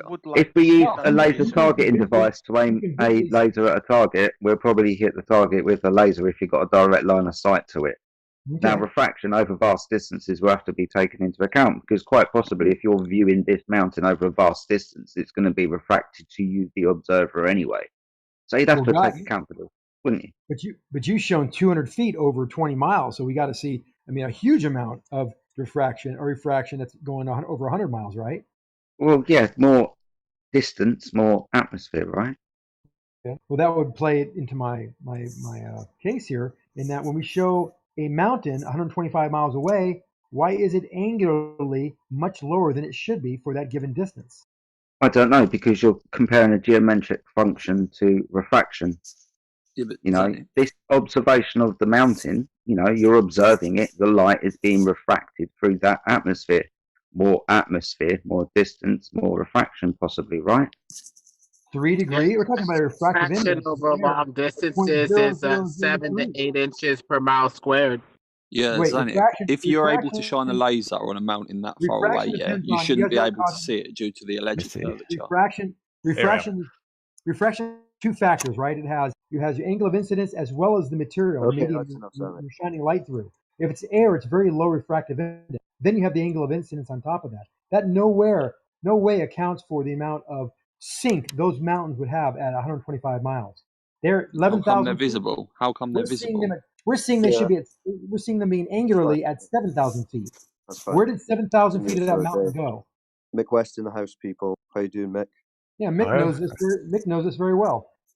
I know. Yeah, I do actually. I know all about the refraction problem. It's very interesting. Also, So- welcome to the server. Yeah, Thank you. Yeah, I'm pretty familiar with it too, Mick. It seems like the only time you can get light to bend down is in a tank full of sugar water. Oh no, you can actually do it fairly easy in any type of thing where the refractive index is higher the lower Cool. you go down. Can you demonstrate this? Yeah. Ooh, no. Well, then do it. Yeah, I'd like to see. I'd like to see the laser easiest way light bending down in air. Can you demonstrate that, Mick? Okay. Yeah. No, Just that's gonna really, just gonna make really a small easy to do. announcement, Actually. guys. Just to make a small announcement, guys. I understand we've got Zanik and Mick West in, so if we could just dial it back 10% and try and keep them here as long as possible before we start getting involved. Okay. Yeah. Emotional no, conversation. okay. They should get married. No, I'm just asking a simple question. Mick West here is very informed about the. No. Mick West here is really informed I'd be about happy the to answer it. refraction problem. So I've asked something very simple of him. Can you demonstrate laser light bending down in atmosphere, not a tank of sugar water, please? Yes, I can. Cool. I'd love to see it. All right. Well, I have a video showing how to do it actually, but really simply, the way to do it is just to kind of cool the air lower down, and the laser light will bend down towards the cooler. I just had to pause it for a second because this video is 6 years old, and 6 years later, we still haven't seen a single demonstration of this laser bending down over a long distance observation, over a large body of water, or in any situation other than the sugar water tank. Isn't that interesting? It is possible that I've shown daylight bending down in an air temperature gradient, though, since then. Yeah, but my point stands. The laser, that was what was requested from Mick West. He said he has it, but I'm guessing he doesn't show it. But yeah, laser, long distance observation over a large body of water. A laser bending downward. I haven't seen it. I've seen it bending upward, and then you claim maybe it's bending downward, even though it's clearly going upward. That's about it. Anyway, I'm gonna resume. Rare. And the easiest way to do that is with a large ice pack, just like the type of thing you put in a cooler or an ice chest. You take that So, and like you shine the. when it's really cold and conditions are just Uh, right on the lake for us to observe a mirage of a skyline that's about 36, 40 miles away. So those are perfect conditions. No, well, I wouldn't. I mean, obviously conditions vary, and sometimes they're better than others. But yeah, if a lake is very cold, the light will bend down towards that because it cools the lower air and makes it denser. And more dense air has a higher refractive index. And light bends towards the higher refractive index, so towards the denser medium. Which is why on a hot road, when a road heats up, the air expands, it becomes less dense, and the light bends up, which is where you get that kind of mirage refraction. Like it looks like a mirror, the typical like mirage, like pool of water in the desert type thing. That's because it's hot down there, but when it's cold, it bends in the opposite direction. Is it the same reason that I saw an experiment done with laser and in the iron? Iron was heated normal, like an iron what you iron your shirts or whatever, and Yeah. this iron was put next to the laser, and it changed the direction of the laser. Yeah, it is. With hot things, it's kind of tricky to do because hot air moves around a lot more because it rises. Cold air just sinks, so it doesn't move so much. So you get a lot more turbulence with hot air. But you can do it. I have a video. Can I post links in here? So I've got a. Maybe post. Give me 2 seconds. I'll give you the Livestream appropriate part right. 1. Hey Mick, I got a question for you. Sure, One of yeah. the things the flat community has done is they did an experiment out there at the Salton Sea. And they basically, it's really simple. Guy sitting in a chair with a camera, guy across the Salton Sea 20 miles had a mirror and was changing the mirror angle up and down, up and down, up and down. And they were shining the sun off the mirror to the person holding the camera. And they did see a flash when they got the right angle from 20 miles away, which would be about 150, 200 feet below level. So my thoughts, and that's when I kind of was interested in, because refraction would only account for so much in air, as we know, 0.003 or something. It varies though based on the conditions. Right. But in this case, it was a fairly warm day. They saw the light flash from the camera. We all saw it. Is it a chance, because the light is traveling over an object, water, that there could be diffraction involved? No, diffraction happens around the edges of things. It doesn't really work over a surface like that. Diffraction is when basically when a wave kind of spreads out when it goes up to a corner or something like that. So it's not really an issue, other than I suppose atmospheric diffraction, which is just kind of glow, which really isn't an issue here. What they're seeing there was an actual line of sight from the camera or from the guy's eyes all the way to that mirror, and indirectly to the sun, because it's reflecting an actual beam of light. But because the lake is cooler than the air, the water just above the surface of the lake is cool, and it curves around that curve of the lake. It seems like given hold on. The curve that much around over 20 miles, it actually followed the surface? Yeah, well, it's not really that much when you think about it, because the Earth, being so large, the curve really isn't very much. It looks flat because it's curving so little, so it doesn't really bend the light very much. Oh, okay, that makes sense. So the angular change is not that great, but over long distances, it was enough to where it would. Yeah, exactly. So over 10 miles, it's only got to bend a few feet, which is hardly anything really.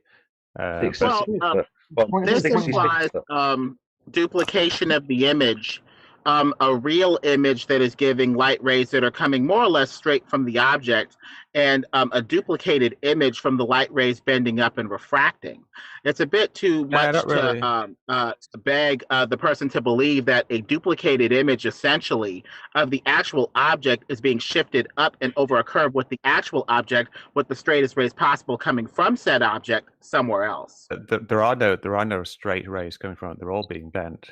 If you took the object and drew a ray in every single direction, all 360 degrees, the ones that go across the lake are going to be very slightly curved. The ones that are a little bit above that are going to be slightly less curved, and then the ones going straight up will not be curved at all. So the curve is so small. What's it got a curve? Bending of the. This is not on your regular air. I can understand. We're not talking about sugar water, Mick West. We're talking about the atmosphere, which is much less of a refractive medium than sugar water. So it only bends a really, really tiny amount. The reason you have to use sugar water to demonstrate it, it's been proven it's not been. There is no refraction at night, Mick West. Are you kidding me?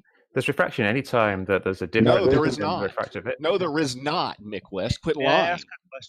Let's let West respond. We're starting to harangue him a little bit. Mick West, you had to respond? Yeah. Lasers at night, no refraction. Oh, well, yeah. Why are you saying right there? There's the there's the data. Show me where there's refraction in that data right there. It actually shows none from 6 p.m. to 6 a.m. Literally. That's why tests are done at night, Mick. That's why these laser tests are done at night. Okay. I have a question. If you look, there seems to be quite a lot of change in the angle for a lot of the time there. At some point, over a small height variation, sometimes things equalize, because at some point the refraction bends down, at some point it bends up. So there's some time during the day when it laser light bends up. We've seen it. It bends up because of the humidity rising off the water. If it does, that's why they choose a frozen or a partially frozen lake to minimize that effect. Thank you very much. Prove that it bends up in our atmosphere. Show me, or it bends down in our atmosphere. Please do. Well, yeah, like I said, I demonstrated it. It doesn't. We can demonstrate it goes up, Mick. But I've just said that I personally have demonstrated, and I have a video of me actually showing. Not in the atmosphere.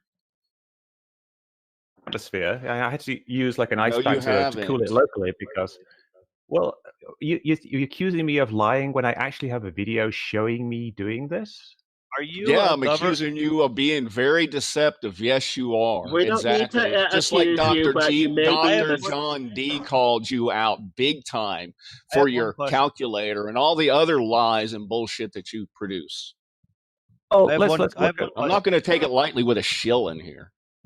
But I have if one question. you're just saying I'm lying, then like, how are you? Why are we even having a discussion here? Like, Are you a government agent? No, I'm not. I'm just some guy. Well, Mick, going back to the refraction, when refraction happens, not all colors. Oh, there's a bit of an echo. Sorry, but not all colors of light refract at the same time, which leads to an unstable, hazy image when there's been like miraging and different effects. Now, when you go to a cold layer of air, there is some stability, but you have what essentially amounts to a faded, duplicated, hazy image that is unstable. It is a bit too much to beg the person to believe that a stable image would refract and curve over air. And with the sugar water that you saw, that you showed in a video, or maybe somebody else showed in another video, you see what appears to be the laser hitting a critical angle and bending away after reflecting off of a layer versus, say, bending down through a cold layer. So you have slightly different phenomena. One where you have what appears to be somewhat of a reflection off of a layer of density versus going through a different layer and quality of air going through the medium. So we have a couple things here that are a little hard to believe is really happening with the atmosphere. You'd expect a hazy, unstable image, and you'd expect some duplication because some of the different colors of light refract differently if refraction is happening. So some of them would be refracting off of your eye this way. Some of them would be refracting off of your eye this way, leading to an instability of the image, would it not? Yeah, and that's why Dr. John D used two different color lasers on his test. He tested for your refraction and found nothing. The amount of refraction with Jesus different colors Christ. is about the same. It doesn't really vary very much. Now, if you look through something like a magnifying glass, no shit, and he took this into consideration over a distance. I'm addressing the issue raised by the previous person, and he's saying that different colors refract by different amounts, but they really don't refract by very much difference. When you look through something like some glasses, the light is being refracted a lot. It's being bent a lot, but the colors really don't change very much at all. You get a little bit of coloring around the edges called chromatic aberration, which you see in photographs sometimes, where the blue is bent a bit more than the green. But really, the difference isn't very much. So the color thing isn't really an issue. Yeah, but isn't that how we establish the difference of rate between a refraction that's happening? Is by using different colors. So it's not a matter of if it's happening or not. It's the rate at which it does. That's why we use different colors, right, Mick? Yeah, well, that tells you basically how the wavelength of the light affects it, and that leads to a thing called the green flash. Are you familiar with the green flash on the sunset? Yeah, it's when the sun's setting, right? Yes, we're familiar with green flash. Yeah, and that's the difference there between the red light and the green light kind of shows you really how much the sun has been refracted. You can do the math because we know the different refractions. It's only like 1% or so. For the difference between the red and the green. So you can tell by the size of the green flash how much the entire sun has actually been refracted. It turns out it's been refracted by an amount that's about equal to the diameter of the sun. So when you see the sun just above the horizon, in reality, under the conventional model, it's actually just below the horizon. It's being refracted upwards by the standard atmospheric refraction. Well, another problem with the way that this refraction is applied, you can have 1% from the origin where the light ray is put out, or you could have 1% by the time it reaches the observer. And depending on if you apply it at the start or the finish, you're going to have differences of, miles. That's not how it works. If it just goes a degree off of the observer's eye, that's hardly anything. But if you started at the origin, that may go off a couple miles. So how is this refraction even being applied at the start or at the finish? It applies over the entire path of the light. That means which means that you're going to have a lot of miles that are going to be added to the calculation when really it may only affect the observer and be even less, even smaller than that. You have to look at what the light goes through every single step of the way from the start to the end. You can't just look at the start or the end or something in the middle. You've actually got to look at the entire path of the entire beam of light. which is why I actually use ray tracing when I in my more complicated calculator, the refraction simulator. You've actually got to step through the atmosphere one step at a time and see what happens to that one small step, and then bend the ray of light very, very slightly, and then move it again. And I do tens of thousands of calculations on that one beam of light to see exactly how it bends. In Lemon, when I posted that picture of the ship disappearing, you see only the smokestacks of a 200-foot tall ship. You think if you had a laser pointed at the bottom of that ship out to the shore, you'd be able to see the laser when you can't even see the boat from the shore? Yes. How much refraction would you have to see the bottom of that boat 20 miles away? All you see is the smokestacks up top. It's still there. It's just compressing at the eye line of the observer. Something that's above your eye line physically will only compress down to the eye line and no further, and stuff that's below your eye line will compress up to that line but no further. Otherwise, you have an error condition where something can look like it's above you when it's actually below you. It's just the logic of the way that the eye focuses rays. Okay, I get it. I get it. There. Lemon, nothing has changed proportions. There's no compression. There's no distortion. There's compression down to the eye line. No, there's nothing there. Usually is compression down at the bottom. The boat at the bottom is completely visible and not changing shape whatsoever from the moment it was seen 3 miles away to here it is at 20, 25 miles away. How about this? How come the flat Earth just makes sense at all? How come it's not just the most retarded thing ever when you look into it? Why, just Mick and Zanuck, why do you guys think that we believe it so much? Why does it make so much sense to us? Can you I want to know if I'm wrong? Why am I so confused? Is it because our observations make it look flat and that I'm just wrong because I haven't been high enough? Essentially, yes. So when are we going to go high enough? You don't need to go that high. There's the experiments you can do at a fairly low level, like the Bedford level experiment done by Wallace back in the 1800s was actually a really, really good experiment. No, this was even conflated in court. We can't go back and forth with these two scallywags. That's not going to happen. No, but Mick, and let's Dr. just talk John about Lee redid Mick, the Mick, Bedford let's talk level about- experiment let's talk about anyway. No, he didn't do it. He didn't do it. No, but Dr. why- John didn't do why- it. He had bad weather and he's never been back. So, But do I think it's? and- I've never seen the globe, so why should I believe it? All my observations are of a flat Earth. Do you agree? Your observations well, are all of a flat Earth, right? Are your observations? You've seen of a flat things like No, my observations are of a globe. The observations I've taken show that there is look we flat live on a to globe. you, and it's just Yeah, so you've big never that it seen is. curve in You've your never life seen or motion. Your You've never observations. seen anything. None of us have. Hollywood, yeah, I get it. No, he just wants to beg the question and apply a model to it. It's like the model thing. But you've never seen it, right, Mick? You've never seen the globe, right? Right? Like See us. it You've every never day. seen Here it is. Nobody has seen the globe. You see it every day, dude? Are you serious? You don't see shit, man. You go to space every day? Hollywood, Hold you on, see the hold on, picture I just hold posted? on. Guys, Just taking a bit gang out of and hand. I think what you're trying to say is, are you trying to ask him what does he observe? Rather than just repeating the question and shouting it, just ask Mick. Mick, what do you observe on a day-to-day basis that shows a ball?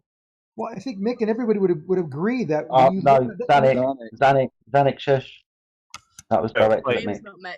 My guess you're problem asking, is I see a flat Earth every day, and I can't deny that anymore. We understand that, but Mick, what do you observe? Well, that I is- see a lot of evidence that to me shows that the Earth is actually a ball. Like the simplest thing No, but is not when the evidence, the observations. What do you observe? that's okay, the different? observations like I observed, say, Catalina Island, like something I used to live in Venice, Venice Beach in California, and there's an island off the coast. It's about 35 miles off the coast, and it's about I think 2,000 feet high. And when you look at it from the beach at Santa Monica or Venice next to each other, you see that half of the island is hidden behind the horizon. What's the horizon? I just posted. Hold on, Zanuck, shush. What's the horizon? Horizon is the line formed by the edge of the I curve. can't hear. I can't. Shut the fuck up. Shut up. You're talking about I want to know what the horizon is. Your horizon is about Oh 3 my miles God. ahead of you with the naked eye. The horizon Binoculars, is a take horizontal binoculars, line. Who's this That's why it's thing? called a You as horizon well. and So I'm not a asking Nick a curve direct question. What's the Horizon is horizon? not a physical thing. I'm not asking you. By the curve of the ocean. Platypus. No one is talking to you, what dude. you see of essentially I don't think he the can sphere hear of the Earth. anybody. Who are you? All right. So Who's so I talking can to you, bro? yeah. Yeah, shut your Me. ass up. Sorry, Right. y'all. It's just that we have to collectivize a little bit because it's one, group against one man. We just have to collectivize Yeah, a little bit. let Jedi ask his question to Mick. But we Alright, should let so we should let Platypus talk at the end because he also has been and seen Catalina. So I want to hear both sides. I live in LA. Yeah. I got a I picture want on to the know. chat. Oh, me. Check out the I wanna picture I know posted in the chat of Catalina. Well, you all know what the horizon is under the standard model. You No, understand? I understand the horizon is the limitation of my view. So that's what the horizon is. You're reifying this apparent location into a real location, the apparent leading edge of your sphere. That's what you're doing. But The philosophically, that's horizon what is the you're doing with all limitation. observations. The horizon is the limitation of the observer's view over the Earth. It is not an actual location. It is not the leading edge of a sphere, and nothing is hiding behind it. So this guy just But claimed. it matches guy just claimed that exactly you the saw standard model. Wrong. No, it doesn't match exactly the standard model. This is what long distance observations are. I mean, if you're at the beach and you're observing something that's 35 miles away, and you can't see the bottom of it, I'll give you your 6 foot tall. This is a very narrow angle of view to the thing you're observing 35 miles away across a flat surface. You can see curvature. That's not how vision actually works, though. What do you mean? I've just pointed out you're observing something from 6 foot above the surface of the ocean that's 35 miles away. It's reduced the angle of sight. You've been to Santa Monica. The angle. Next person who ever talks to me is going to get muted. Bulge. You've seen the water curve up and block your view of the shore of an island 30 miles away. You're telling me there's enough curvature across 30 miles to see a giant curve and have the ocean bulging in front of you, and then you don't see the shore. It's just a smooth curve of the ocean. Well, hold on, because I hear this argument too, like, oh, I see the curve. Well, where do you see it? I see boats going over it straight ahead. If you're seeing something 35 miles out straight ahead, imagine how long a distance of horizon you're actually seeing, and how many hundreds of miles you're actually are in your vision. Like, there should be something else. There should be left and right curve too, if it's real, but it's not. No, the horizon is flat. Of course. Yeah, but if you're saying it's curving like away from you, it should also be curving left and right. Visually, you should be able to. If you think you can see the curve away from you, then you should also be able to see the curve left and right because of you're seeing way more distance. You're seeing way more distance. That's not how it works.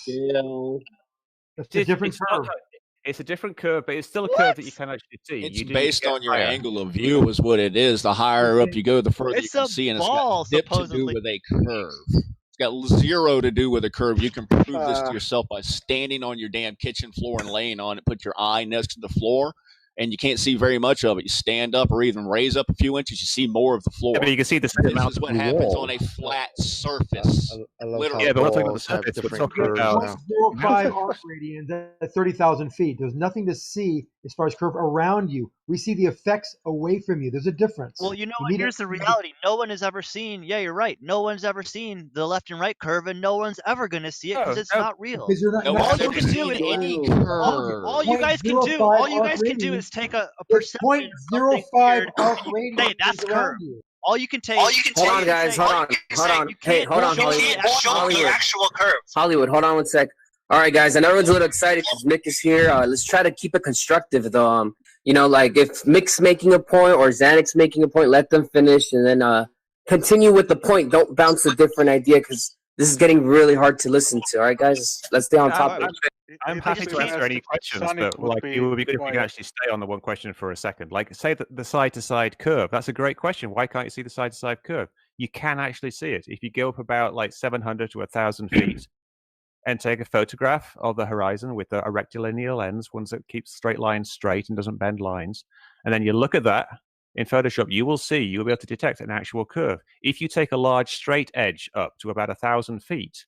And you look along it carefully, you will actually see the curve of the horizon curving down a little bit at the ends of that straight edge. So it is actually visible. You won't see it from the beach. Are you looking for an airplane? Sorry, are you looking for an airplane window when you make this observation with a straight edge? No, you wouldn't be able to see it from an airplane window because it's right. too So heavy. you know that you've got distortion at the edges of those two planes of perspex that are convex in nature, especially when pressurized. Nothing to So do. you're making this observation Does for a anyone have curved any surface. infrared photographs? Not talking taken at about. 32,000 We're not feet? talking Can I about get a airplane. concession to this? Yeah, at about 32,000 Talking feet. about what with an airplane. happens Through a They curved used lens. an infrared camera to take pictures of objects that were about 1,000 miles away. So It's really through a hard to lens, do through on a another curve 2 with curved like a lenses. ball that's spinning, but for some reason we were able to do it. Yeah, so through the Yeah. camera, the aperture of the Can you lens, which is explain, curved, maybe and what then curvature through the should be window. that would allow us to Oh. see things thousands of miles away at only 32,000 feet? It wouldn't. So you're misidentifying what you're seeing. Platypus, I just need to make this clear. Do you hear Jedi? No, I don't. You don't hear Jedi? Yeah, you'd like I'm to. talking You to should you. I'm unmute saying him. you're misidentifying No. what you're seeing. If you think you can see something 1,000 miles away from 30,000 feet, you're not. You can only see about 250, 300 miles or so from 30,000 feet. So you are misidentifying what you are saying. Why another moderator can't hear me, or why I can't hear another Mick, I also posted a picture of the HUD display that shows the level line and then the horizon below the level line, which would only be possible if the surface below you was curved. Dude, that is Because so level, Or sloping away from you, but yes, essentially, yeah. And this is something else you can take. You test. You can take a water level, like 2 tubes that are connected, and you can see that the horizon drops below eye level, which would only happen if the Earth was a sphere. It doesn't. So Mick, parallel 2,800 horizontals that miles way. away of the Himalayan range is not possible on a globe ever. 2,800 miles away I'm not sure what from above Dubai. The Above question is, Dubai in the air on an airplane, and even the Come on, pilot that's a lie. admits it. 2,800 miles away, and then So, tries Mick, to explain it They saw Mount away. Everest Hey Mick, from can I just Dubai. get Are can I you just kidding get me? Yes, from can Dubai, I just ask Mick Himalayas quickly? and Mount Everest, from Dubai, 2,800 miles away. I think Yes. that's probably misidentifying the mountains that you're seeing, if that's in fact what's No, being watch claimed. it. Watch So it. Mick, did you? But well, I you say will. that about Jay Tolan when he clearly pointed out the 700-mile one was perfect. Hey Mick, I mean, but Jay you're going to say, Tolan- oh, that was cloud. No, it wasn't clouds. Jason Tolan actually shows the curve of the Earth. You can actually see the horizon curving No, in it some of doesn't. his videos. do What you the fuck? disagree with Have you Neil measured deGrasse it with a Tyson straight when he edge? says that you can't see curvature at 100? Are you going to try to pull the crap like FTFE, where he tries to show curve by zooming in with a program that shows the actual table that the thing was sitting on curving too? Are you kidding me? I'm not sure what you're referring to there, but someone a asked about joke, Neil deGrasse Tyson. man. He was wrong. So how did you come to have better knowledge than Neil deGrasse Tyson on this issue? But it's not about knowledge. He just said something that was wrong. I'm sure that if you actually asked him in detail about what he meant, he would explain it to you. Well, he was pretty clear about saying that from 120,000 feet you couldn't observe it. Yeah, he So was that's- saying that that's it a looked big flat, so difference. you wouldn't see much of a curve. But it's No, he said technically he was. wrong. Yeah, it's So wrong. you say So he is 1,000 wrong. feet. You say 1,000 feet, and he says you couldn't see it from You 120,000. you can't really see it with the naked eye very easily. You have to use like a long straight edge and look very carefully and have good conditions, like clear air and So a have you clear done that? horizon. No, but I've seen a lot of people doing it online. Do you have What any? about? Do you, Is it possible? I'd Is be it interested possible to that see it's a that. circle of vision what you are seeing, not the roundness of Earth? Because we have a circle of vision. We see in circle. We don't have a circle of vision. We have eyes and we have cameras, Okay. and they share the same thing. you have Yeah, but peripheral from vision. your Though, point of view, you see It's a irrelevant though. same. Like, let's You see don't the talk same about amount. vision because vision's irrelevant. What's relevant here is photographs, because the photographs look like what we see. So let's talk about like how a photograph is made. You can Do you make a wanna know how to photograph. That's not true, Mick. A photograph is not what we see. A photographic is a distortion of reality, actually. It looks Did like hear that what we right, see. didn't I? If That you take a helps us photograph of see, something and hold it up in front of you, it will look like the thing that you're looking at. Will it not? but all lenses are curved, so they're going to add curvature. No. Even the rectilinear lens, it's going to add it after bigger Well, distances and bigger elevation. All lenses are going to do that if they are convex and curved. Whole Different camera. cameras will take different images depending on the air clarity of the day. Pinhole. This can be Do you know what observed with 12-hour time-lapse footage of things in the distance, and the You know what a pinhole midground and the camera is? near ground undulating throughout the day, including the horizon, depending on the air conditions, right? So it does appear camera. that things do undulate. So you're going to tell me that everything that you see at vast distances is exactly what it is all the time? Or is refraction definitely coming into play? refraction is usually coming into play.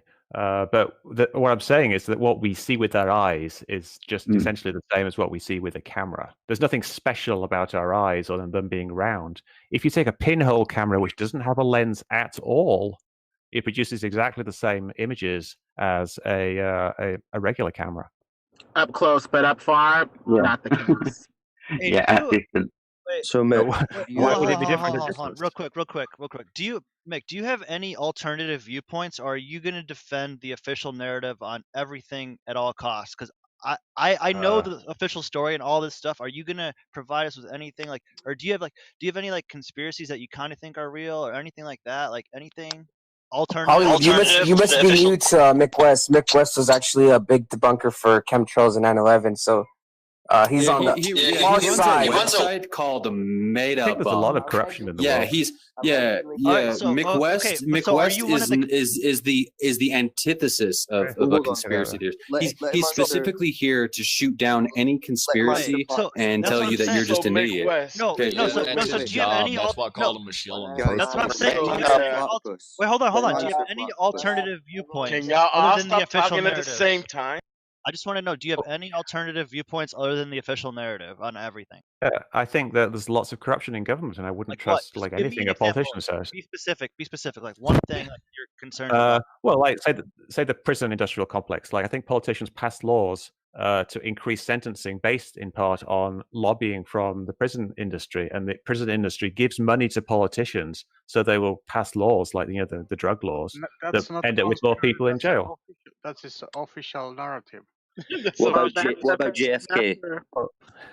Well, the thing is with these photos, they can add curvature, and even these gyroscopes off of which you have the pendulous vanes in these flight equipment can be affected by pressure and electrical environments that can change the way that the vacuum pump operates, which operates with the gyroscope to provide the high-powered spin for the gyro to operate. So the 3 inches up and down that you may be seeing may due to mechanical error of the gyro going through different pressure environments, affecting the vacuum pump and affecting it with the water level and spin.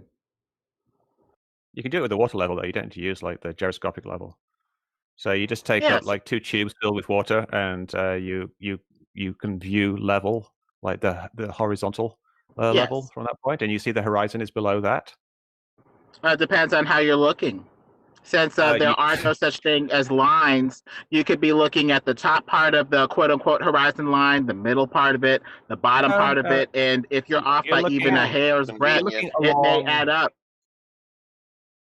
Along local level. Say you get a carpenter's level. Like a big, you know what a carpenter's level is, right? It's one of those long, 4 foot long levels with a little spirit level in the middle. Yeah. And you set that up so it's perfectly locally level, so it's flat and horizontal. If you look along that, you will see that it's above the horizon. If you are high enough, if you go to say 6,000 feet or something like that, just look along that level, and you will see the horizon is below that. Easily verifiable. Yes, that is something I have done. Done that, mate. Do you want me to get that video? Can I just the visibility concept that you're just totally disregarding. Can I just ask a couple of questions again to Mick? So Mick, firstly, have you ever attempted to reach out to Neil deGrasse Tyson to correct him on his misunderstanding about where you can observe Earth's curvature? Yes, I did. I tweeted at him. Oh, did you? Yes, I did. Okay. And long post explaining why he was wrong. I think if you search for Mick West, Neil deGrasse Tyson wrong or something like that, it will pop up. I'm going to do it right I'm now. interested to read that. If you post it, I'm going to give that a read. But also, because I think Flatopus's question is quite interesting as a kind of starting point for some of these things. So if I just shoot a couple of topics at you, can you just give us your opinion on what you think the story is? I'm just posting a link to the Neil deGrasse Tyson debunk that I did. Okay. But Mick West in the chat. Well, quickly, just let me finish, Lemon. I just want to ask a couple of ones. So, what about JFK? What's your stance on that? I think the Warren Commission was correct. Okay. You should see the video of the driver pointing and shooting him to death in the car. Did I just hear Mick West say the Warren Commission was correct? On Hey, Mick, was your dad? Oh my God! Right. Just a couple more, and I'll be done. The moon landings. happened. Happened as they described, right? 9/11. Yes, 9/11 was done by terrorists flying planes into the buildings catching fire and collapsing. World Trade Center 7 was hit by World Trade Center 1, Dude, caught fire. you're an absolute buffoon. You're an absolute. Just getting a quick, gauge on that. Hold on. On the link you said that 45,000 feet. Whoa, that's a curve. Everything the news says is real and 100% true all the time. Okay, My name I'm is Nick sorry. West, and there's nothing here Let's go to. back to some flat Earth stuff because I just wanted to get a quick gauge on some of those. So, Mick, we're. Oh, sorry, go on, Lemon. I'm sorry. My bad. You're saying? Hey, we shouldn't torture him because for all we know, let he's me- go on, literally go on, like point. he's being forced to do this. Yeah, no. So I kind of feel bad. No joke. Right? I mean, you make some money No, out no of one's this. forcing I'm it. pretty sure No, the government's paying him. I don't make money. I'm retired. I actually, I used to be a video game He's just programmer. been threatened. He's just been threatened. I mean, I guess I'm pretty sure he retired. They But Mick, probably you pay pretty good agree? sum. You agree that right now people Look, around can the world. I just address this real quick? Like you say, like I'm being paid, I'm a shill, and I'm scared, I'm being forced to do this. Can I just do you I know said like that's what a my history is? possibility. I never said you were. Right, I said it's a possibility. Okay. Well, let me explain like why I'm doing this. Like I used to be a video game programmer. I programmed a game called Tony Hawk's Pro Skater, which was very popular back in the day. I used to like that. Yeah. So it was a very fucking popular love that game. game. I made quite a bit of money doing it, and so I retired from the video game industry, and now I just do things that I basically am interested in and enjoy doing. So I have a variety of interests, Well, and this is one of them. So did you know that all video game worlds are flat? That's not true. There's quite a few video game worlds Well, that I mean, most are around. flat. Though. Would you agree? Most are Yeah, completely they flat. are. But The water's flat. Everything's flat. Like, yeah, I can show you a cool Well, of video course of they are. like Why a lot of wouldn't they different be? maps, and they're all flat. Like I said, I used to be Sorry, I used to be a Mick. video game programmer. Mick, could what I- is this? Your Could dad I was jump in and ask FES? a question? So because the Really? video game is flat, Hang the on, Earth guys. is flat. Hang on, guys. I'm seeing this. Hey, guys, wait a minute, Anybody? wait a I've got to minute. ask this question. Was your dad FES, Flat Earth Society? One at a time, Midwest? please. No. Okay. Huh? There my was a dad- question. There was a question dad, in the chat that wanted. Because if he was, then you're part of the problem. Hello. Can I finish? Can I just ask Weird that this he doesn't. question? He can't answer that question. Yeah. Hold on. No, Let Emma. Can you guys hear Emma? The thing is, ask him a question. When Can you somebody please answer? pauses and lets me answer, I will answer. Guys, just All right. My dad was a member for 1 month of the Flat Earth Society because he did it ironically. Oh, 1 month, huh? Oh, That's that's interesting. ironically. Emma, go and ask your question. Well, It's too late now. Everybody bloody jumped in and answered it anyway. So thanks, guys, for talking all over me. Bunch of Yeah, guys, everyone I think chill out Mick and dropped- let's try and do it one at a time. I think. Mick Okay, dropped well, the chat. Well put, Emma. the thing is, with the flat Earth, it looks like we have a bunch of lenses that are adding curvature. Even if you look up at that fisheye, fakery up there in the chat, that matches almost perfectly the globe that they give us. It looks like they go up as far as they can before they hit the firmament, turn around and take a picture of as much as they can with a distorting lens, put black background on the photo, and pass it off as the Earth and the blackness of space. It's so simple. Why didn't we see this before? We've been duped.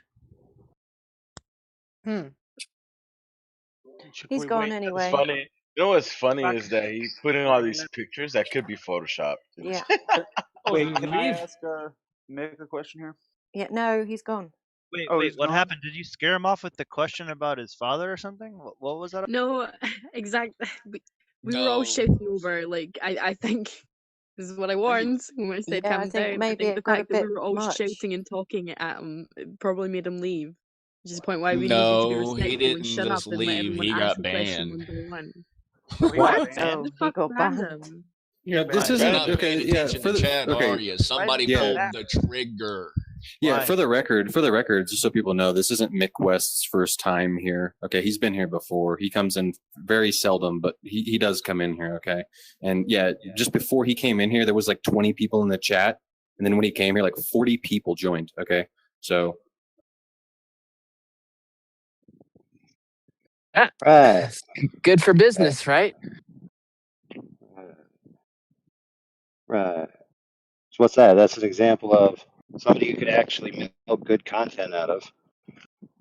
And it's aggressive over talking, aggressive dogpiling, and then he gets banned. Then you can't have a conversation with him. Wreck him. He came back another time and got totally wrecked. There was actually more exposition and getting into the meat of the topic. In fact, this one they might actually unban him and bring him back. I'm not sure. The Flurfs run and hide yet again. But this reminds me of how upset I get when I have a conversation going and then people just chime in from the flat earth side with like their points that they want to get in, which are completely not even on the point that's currently on the table. Yeah, it reminded me of that. So I'm going to start banning people doing that rather than the guest that we're speaking to. Just going to start banning the flat earthers. There we go. Problem solved. And we could actually have conversations that get somewhere.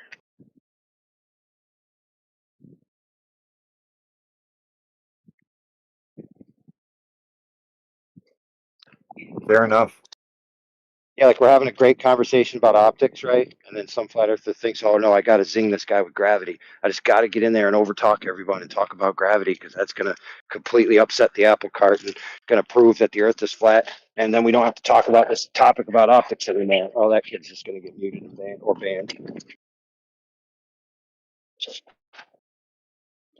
With no mercy and no explanation. That's the way we used to do things, by the way.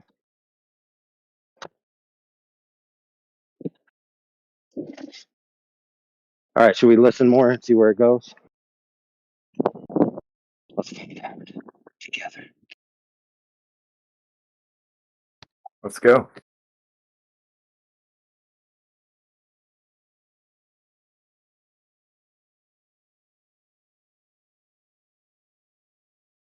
During the year that you go to Santa Monica or something like that, and you can't see all of Catalina Island. You can see some of it because it's hazy. But there's very clear days where you can see it perfectly from top to bottom.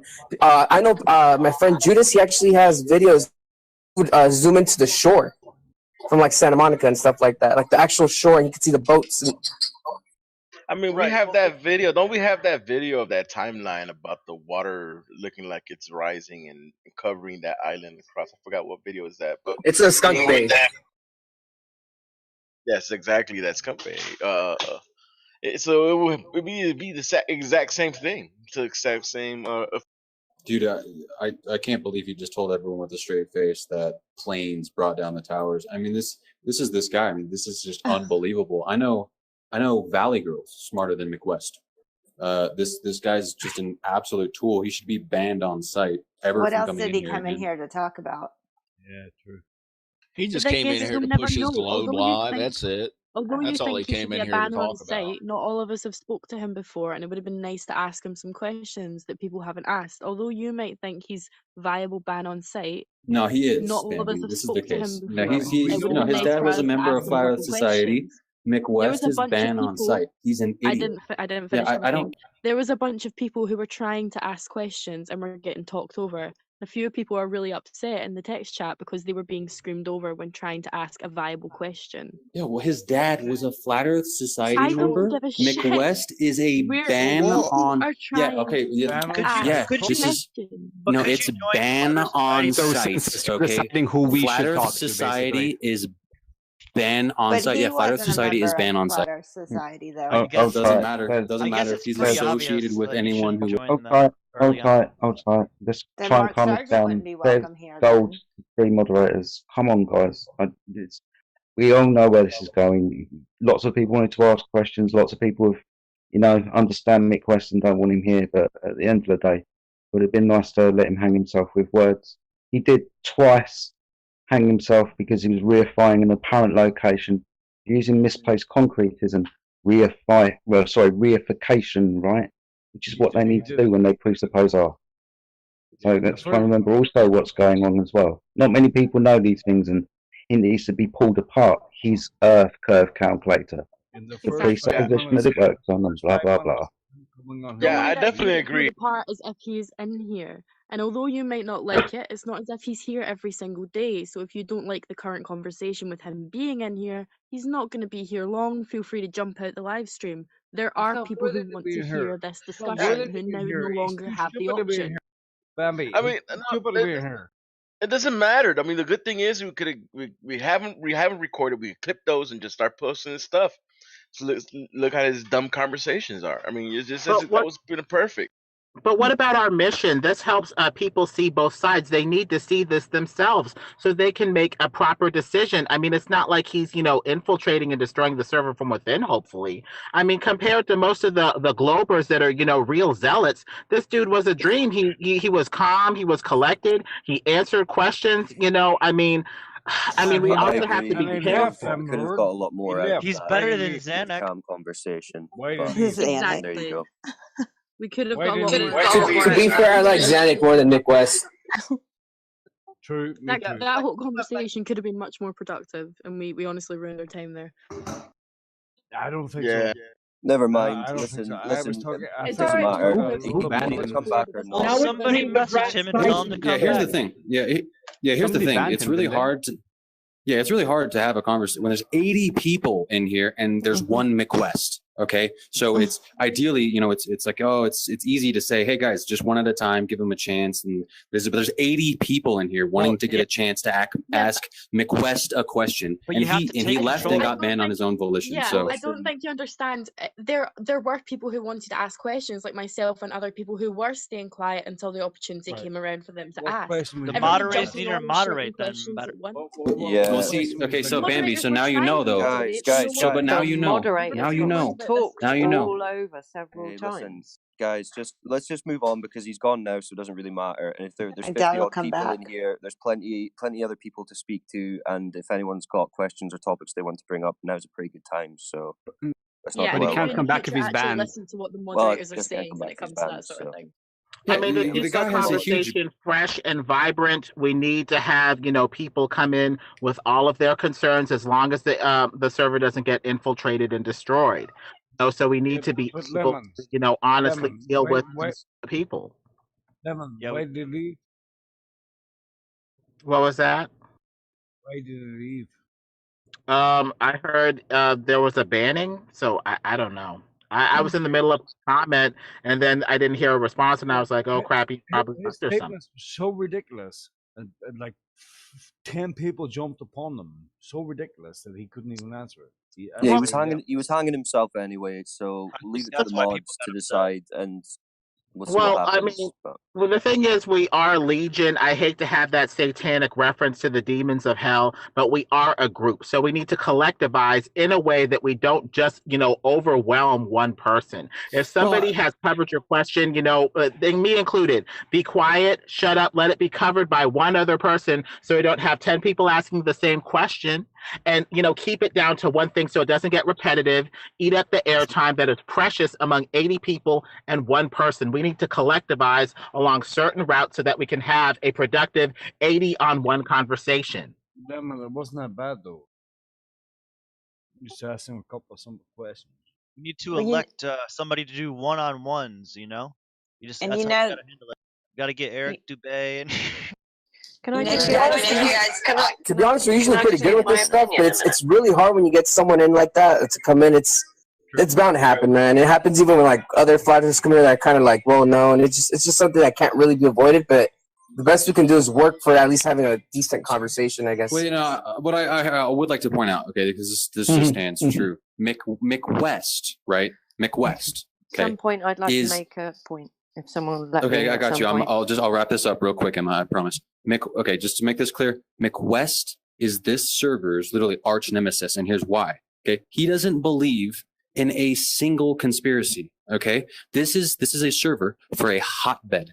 Okay, this is a hotbed of conspiracy topic. Okay, so when we get McWest in here, okay, Mr. I don't even believe a single conspiracy, Mr. Iron Wall of Defense, that no conspiracy will get past me. Okay, it's just you're gonna get tensions flaring. He is the arch nemesis of this server. Okay, not a lot of globe earthers, not all globe earthers like McWest either.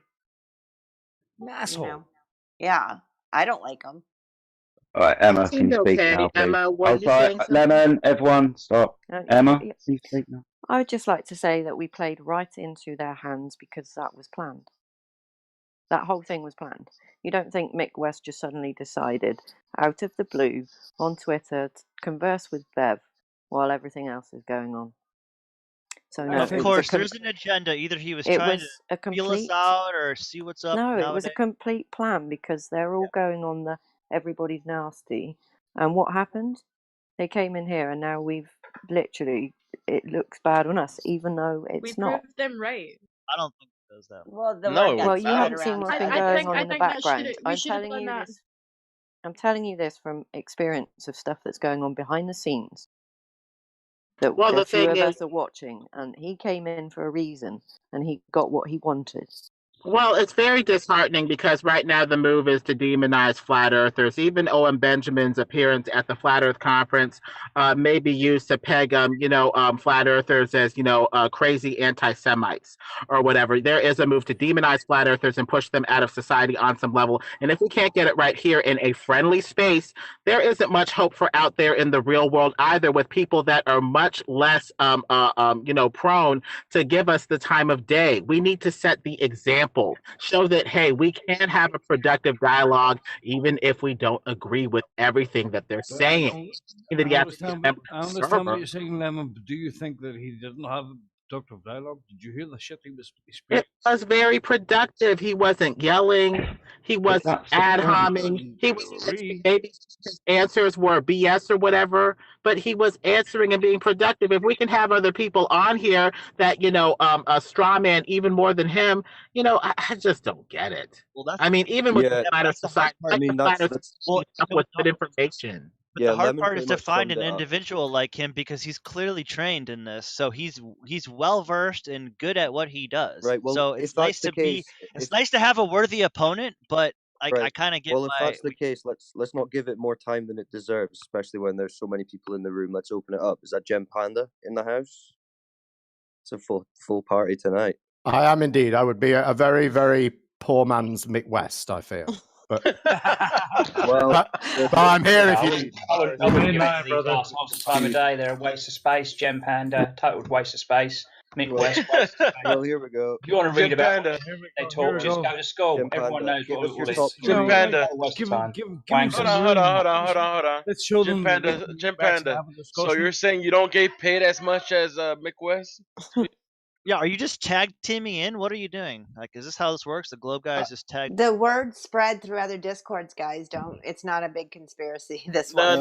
no. I just thought it'd be interesting to hear what. I thought it'd be interesting. We're under attack. West, no, I thought it'd be interesting to hear Mick West get challenged on a few things and see what he had to say. No, they do what I do. Too bad he ran off with his tail between his legs. Yeah, we've got people from Gems in here that got watch banned, what not we ran do, off. and then Hey, can I say you've got something? me in here that watch what they do. So it's all good. Yeah. Can So anyone hear Gem. me? Oh yeah, go ahead. Did you I guys just hear want to that- say, Jim. Mick's been unbanned, so if he wants to come back, he can. I don't But, know him. I don't have any line of communication with him. I'm there just you saying, go. if anybody can get the word or whatever, yeah, I'll get he's it, been guys, unbanned. don't worry. Well, there you Anyhow, go. I also want to comment on him generally. He's obviously a crazy shill, and he does believe in conspiracy theories because he believes the official government conspiracy in 9/11. So he is a conspiracy theorist. It just depends on who the conspiracy comes from. Ooh. Yeah, so just let the guy talk, let him. But he said a lot of things which are utterly just nonsense, and he needs to be challenged on them. Yeah, Things but like he's not a conspiracy theorist, camera Indio. is just like His- an eyeball. No, he, Or yeah, a his camera this is is- just like a human eye. Yep, Just, this is for that's the just ridiculous nonsense. Yeah, this is for the audience, guys. So when they come in here, we want them to say what they say so that the people can. Yeah, notice how Indio's trying to talk about the challenging content he should be challenged on, and somebody's interrupting Indio like a chump.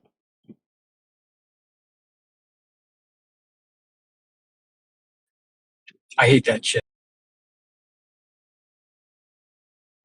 The audience all the people who are listening. So when we challenge them on those ideas, they could hear how ridiculous it sounds when he's presenting the globe nonsense. So it would behoove us to let him come in here and kind of spew his nonsense so we could tear it down. One at a time even. Like Lemon had the right idea. So he was calm, collected. We could do this. I mean, just let him come back in here. Let him say what he's going to say. Take one question at a time and then answer him appropriately. we could shut this down. I mean, if we do it collectively, I mean, I do believe that we can do it. You guys are very intelligent. You're able to, take any argument down. I've heard all of you, speak your mind on the thing. So it's not really a big deal to let Mick West come in here and, say what he's going to say. Yeah, you guys have to understand what his argumentation is. He's the ultimate hand waver. He will just make claims and assertions without any type of evidence to back it up. Correct. And the best bet is to just expose it. Just demand his evidence for those things. That's people like him. You're not going to change his mind. All you can do is expose him as a disingenuous person. That's pretty much all. Well, yeah, I mean, he does run a website that's an anti-conspiracy website. Yeah, he is like an ironclad wall who doesn't let conspiracy even get past him. So yeah, I'm banned from his website because he had this long post about Canada in his forums, and I stated something about how Snell's law is not applicable in a single medium, and he banned me for that. So. Yeah, he's totally not mainstream. An honest person. He's not. I don't like him. I never have, but he's way mainstream. Won't bend at all. Does not have an open mind at all.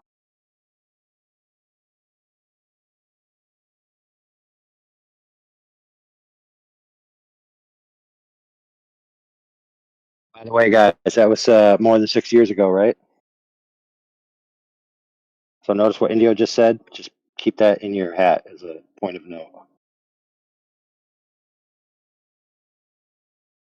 Right, and this is the place where Indio could have got his word in right here. I mean, when he comes into this server, he could have told them, "No, why did you ban me for putting this on there?" And people would have to listen to his response for that, and he would have got exposed in that one single argument. So there's we got to let him gonna speak what he's gonna say so that people can tear him down with the truth. Listen, the title of the post had the word refraction in it, Canada refraction, something like that, and he banned me because he said Snell's law was off topic. Well, what did he now even think come about in here that? for, If you though? look up Google refraction, the first thing he'll talk about is Snell's law, and saying it's off topic to refraction just shows he That's what he just muted me for no reason. asking to apply the refraction at the origin or at the end point, because you're going to have a huge angle if you do it at the starting point where the light quote unquote emanates, which makes sense. But if it just affects the observer's angle, it may just be half a degree, which is nothing. Based off of the observer. So, there's a lot of ways that we can apply this. I like to build, him back up with the truth, for the people that are hearing this stuff and don't know what to believe, because there's a lot of stuff to dissect. Why didn't you put him in cook this?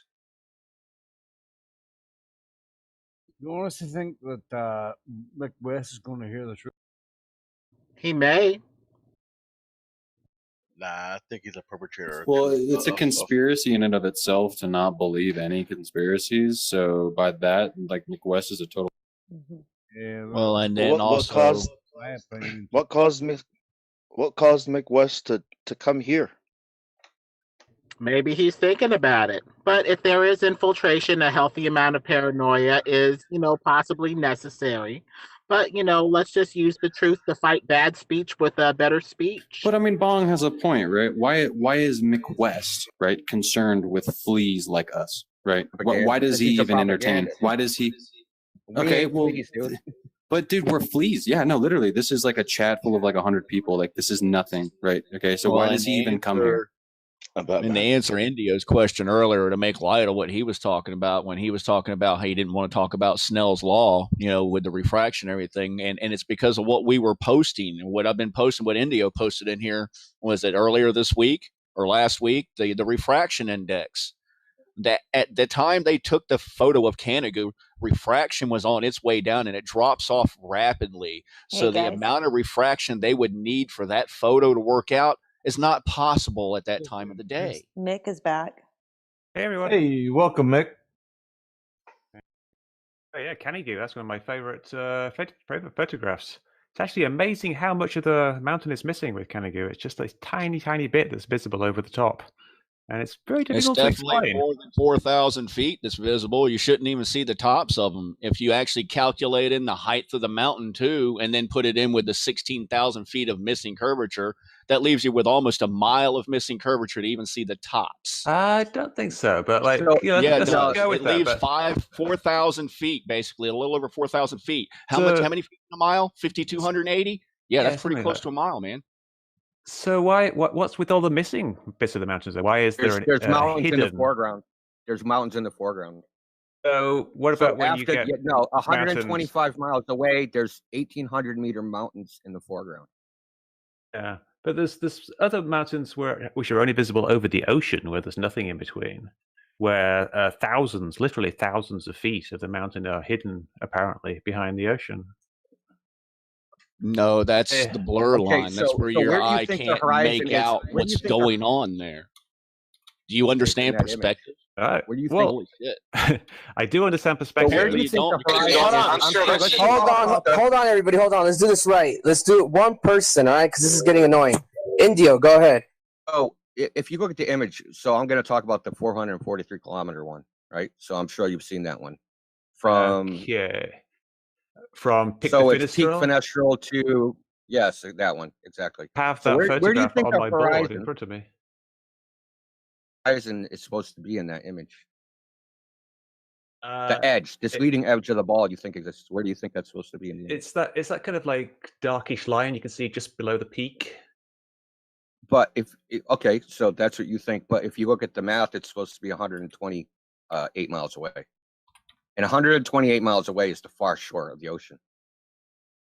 I'm not sure. I have to see the actual picture you're looking at, but the real issue here is that there are many thousands of feet that are hidden that should actually be visible if the Earth was and flat. I told you why, because there's 4 mountains in the foreground that are 1,800 meters high. Not with the Pic de Finisterre to Barre de Ecrin's photograph. It's Yeah, pretty much all ocean. if you all look the at the way. topographical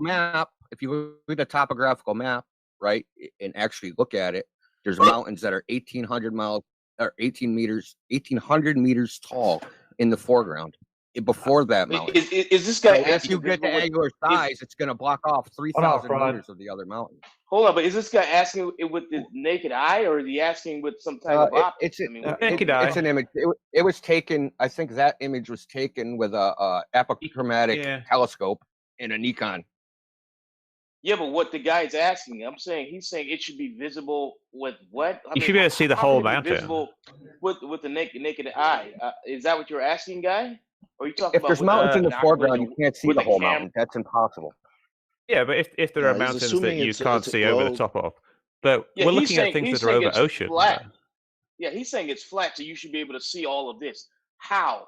If it was How? flat. That's If what I want to Hey, guys, hold on a sec. Let Indian have a little exchange. Let him get some groundwork because you guys are interrupting and throwing in other ideas, and it's taking away from the points. Well, I'm going to just give my general opinion, then I'm going to shut up, right? So my general opinion is you guys only taking, when I say you guys, I mean people that believe in the globe. When they look at these images, they are only looking at one particular data point, right? They're not looking like the whole prediction of the globe.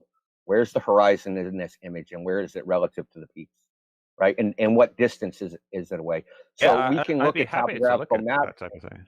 Well, yeah, just listen. All you have to do is come up. You can use your own calculator that you have, right? So get the Google Earth distance is to the actually really good for this horizon. type of thing. So you can get the distance to the horizon, and you can figure out where that would be in the image. And if you look at it, it's basically the far shoreline, right? And then if you go a little bit further, looking at a topographical map, there's foreground mountains that are 1,800 meters high in the line of sight. And as you know, things that are closer have a larger angular size than things that are further. So if you have mountains that are 1,800 meters high, and there's a mountain that's another 125 miles away, it's going to obstruct a significant portion of that mountain. But that's not just what a we're fact. seeing in this image. So in this image, it's basically water pretty much all the way up to Barre de Ecrin's from Pic de Finisterre's. I If I may. suggest you apply a negative color filter, and you can see all the foreground mountains. No, I have the picture. I actually have the picture pinned to my wall in front of me. I've had it there for several months because it's one of my favorite photographs. And I can see quite clearly. You can see the water going all the way up to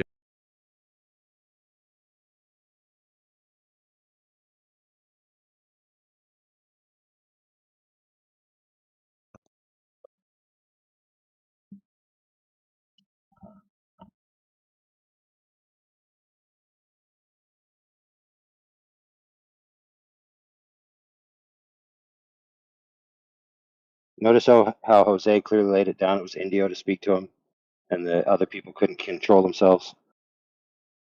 One of the reasons why Jose left our server, by the way, in case you didn't know. Sick and tired of dealing with chumps. Everyone can see it. Just go to Beyond Horizon. Well- Just go to their website. Well, if I may very Go ahead, quickly, Lemon Bird. things tend to converge down to the eye line. Was that the aggressive guy with the strong US? Of the observer. Now, if you've ever held a coin up to you in the sky, you can block out the moon. So based off the stuff that's in the foreground, you can block huge amounts of what's in the back. This freaking thing's insane. What's that? Yeah. Was that the guy that kept jumping in aggressively? In a way that seems to kind of go against what we would expect Not with pausing. stuff converging down to the eye line with perspective. It does what it wants, bro. Yeah. Yeah, man. Like whoever that was that kept like jumping in and interrupting, that was pissing me off. Well, the one guy who's very aggressive, his name is Wretch. Now, you notice when he actually was talking about the content, right? You notice how the majority of the time he was just very aggressive, and then when it actually came to talking about the refraction, he actually had some facts and figures to talk about. I could have Nick earlier on those facts and figures with the percentages and the paper that he had and presenting it as evidence, but rather than do that, he took the tact of, oh, your father is, part of Flat Earth Society, so you're getting banned, right? So Yeah. one would have exposed McWest for everybody, and the other one just, feeds into the the perception that people have of flat earthers, that there's some kind of cult, they don't want to hear the other opinion. But luckily, Mick came back, and a little of that got fleshed out. But yeah, dealing with that, we were dealing with that over 6 years ago. I mean, it's getting heated, with these flat earthers who they're only here to get zingers. They're not, they're not here to actually have the exposition and expose the bad thinking or present the facts and figures.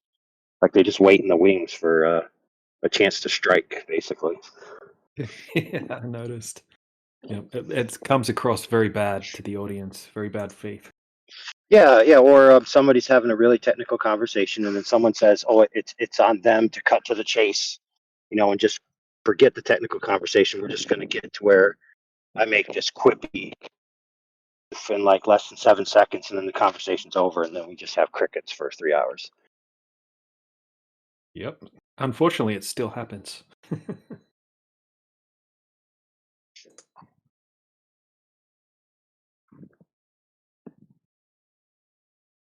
All right. Do we have any globe earthers in here at the moment that want to have a conversation or ask any questions? Otherwise, I'll resume the show. Yeah, we got a couple questions in the side chat. Shresh Tiwari and Bill.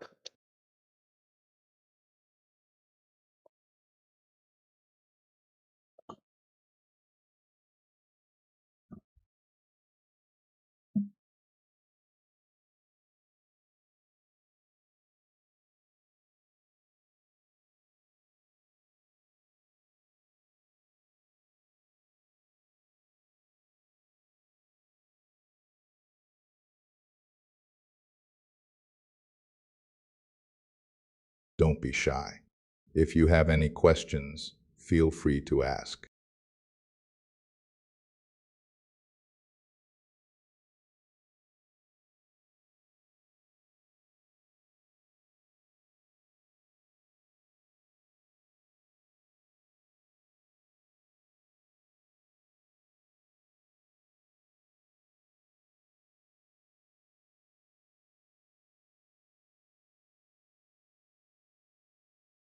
I'm up, which appears to be a flat surface.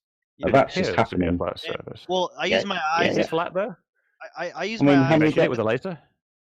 I mean, laser's different. We're talking about observing something. I Different observed. function. Sorry, go ahead. Hey, whoever's talking, let Jedi talk. So it's a different function observing something and shooting a laser at something, because this is an optical phenomena. You observe this happening, and you shoot laser at it, you Right, probably so don't have a direct line of sight.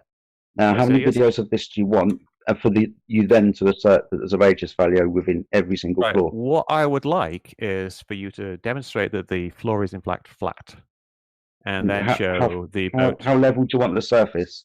and don't remember that we're making observations over the sea, which is not flat. You know, I would it's got waves in it. like you to make, like, say, you just use a laser, and just show that Okay. it actually it doesn't deviate When within, would the say, laser start refraction? 1 millimeter. With a floor, you would hardly get any refraction, so it's irrelevant. Okay, what if we shot a laser over a distance of water? That's a different thing. What we're talking about here is you demonstrating that your video, in fact, shows some kind of optical way that a boat would disappear below an apparent horizon on a flat surface, which is kind of what you're saying. That's what the video shows there, isn't it? That you. Yeah, I'm showing you an optical phenomena, which appears to be, you know, as the angle is decreased to the surface of the floor. If that's true, if that's true, that would be great, because that means you could actually disprove all these this nonsense optics that apparently people are using in the real world. So why don't you do a bit of work and try to rigorously demonstrate? I'm just making an observation. You're the one who's coming along and having to map and model, apply a model. What I'm saying is that your observation is wrong. What, my eyes and the camera are wrong, so you are declaring that this can only happen over a curved surface. Obviously, what you see is what you see. But your interpretation over a curved surface. You're saying it can only happen over a curved surface. Even though I won't give you another 30 demonstrations, which you will just hand wave away and claim there's an R value in the surface of the floor, even if it's a supermarket floor or an ice rink. It could be an inclined surface with an angle in it. It doesn't have to be curved as such. But yeah, a flat surface inside a building, anything like less than, say, 100 feet, then you would always be able to see the floor from any position above the floor, because there's a line of sight from your eye to that point. If you can draw a line from your eye to something, then you can see that thing. That's a fundamental law of physics. No, that's not always the case. It's demonstrated. I have done it.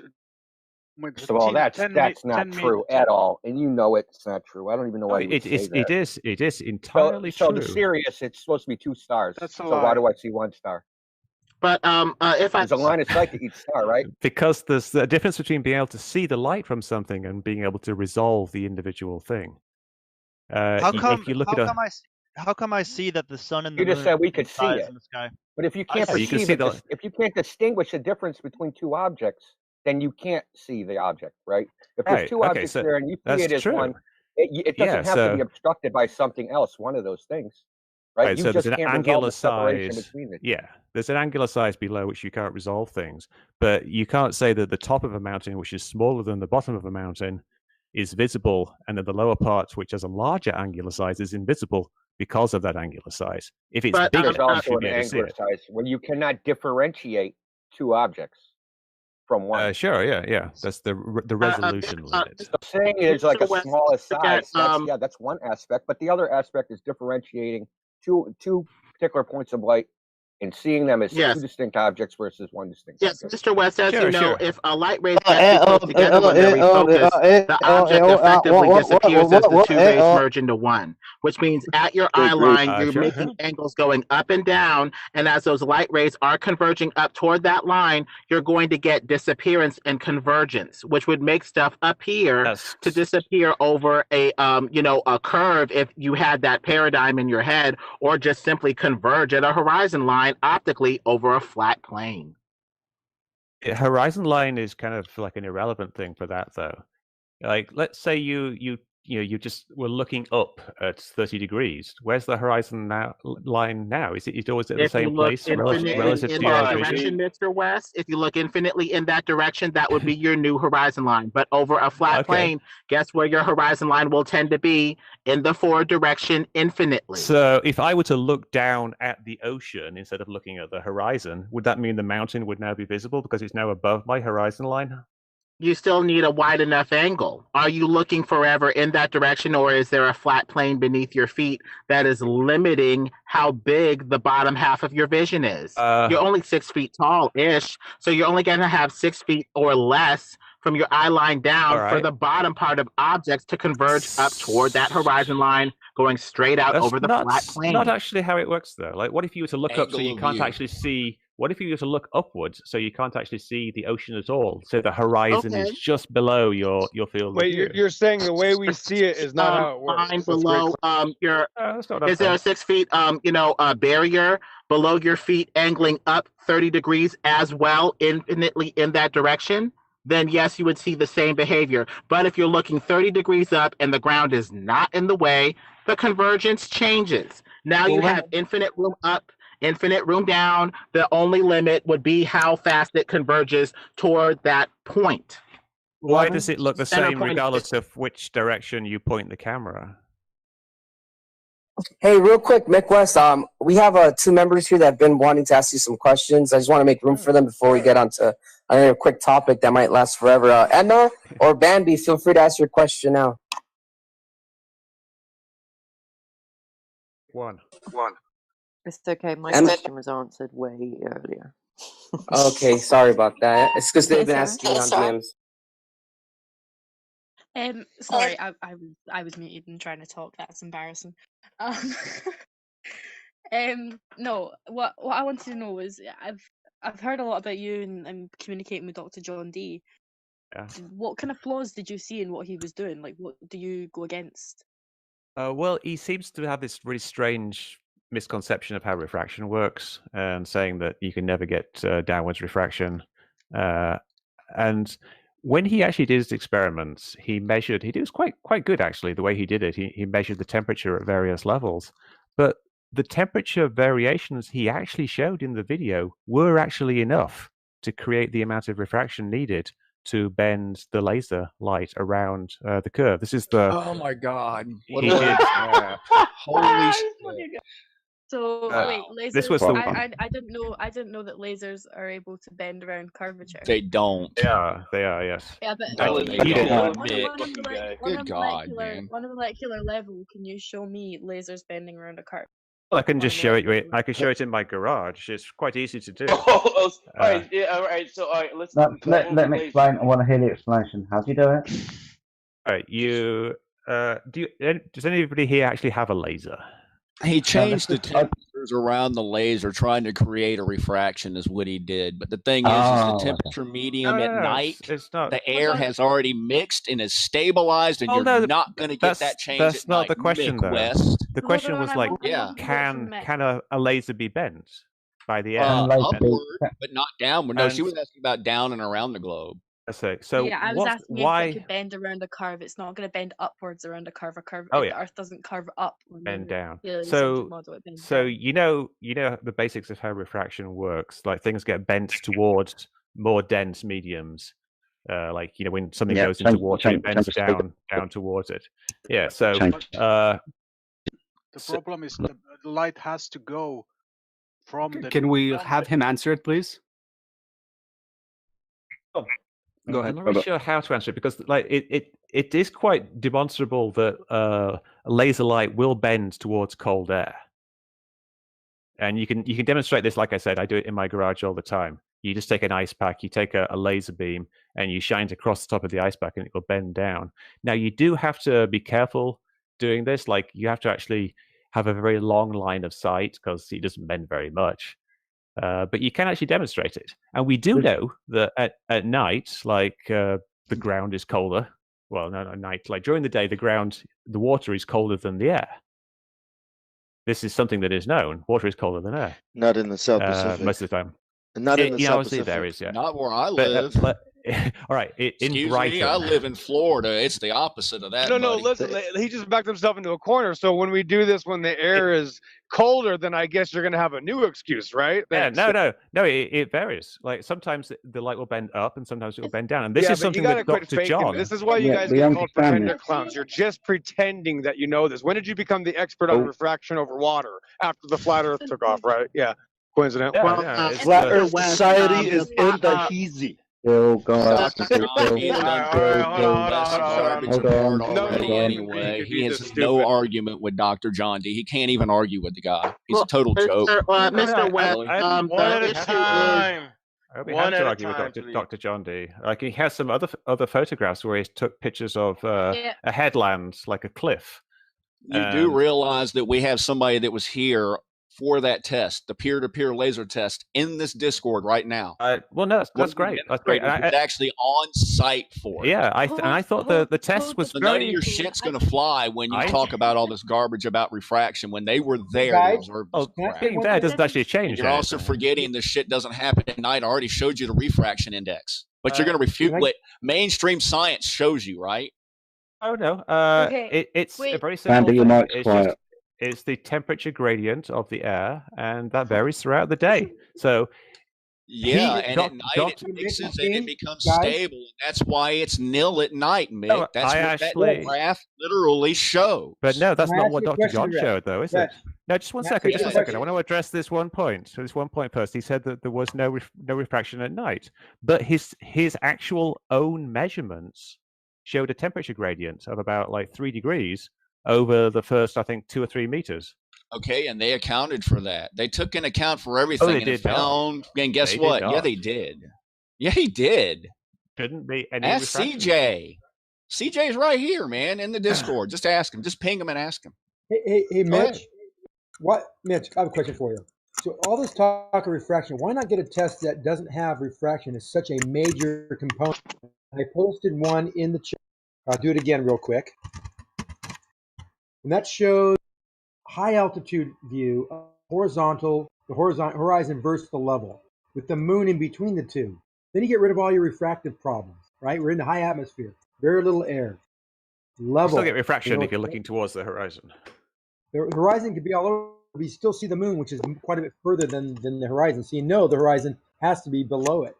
Hold on. I have to add, that's a heads-up display. Correct. That can be. You can take a camera and point it at a different angle to the heads-up No, you display. can't. That's not You're how they supposed work. to view those things directly. They're not You from can't- angles. If you're not looking at it directly, you can't see it. They go invisible. That's how they're designed. Otherwise, planes would be crashing. Hold on, when pilots are slouching in their seats. It doesn't work that way. This is a way. Yeah, that's the thing. Pilots would have to not slouch at all. That would be unrealistic. It's not. No, it's not. Unrealistic. Yeah, their eyes That's are allowed to making move it dangerous. Yeah, that's painful to listen to, man. It's like a pack of freaking hyenas. There's still a parallax before the HUD becomes invisible, allowing the HUD to shift off center as you move your vision off center, causing a misalignment with the horizon. And then it becomes invisible. Yeah, so that's really disingenuous.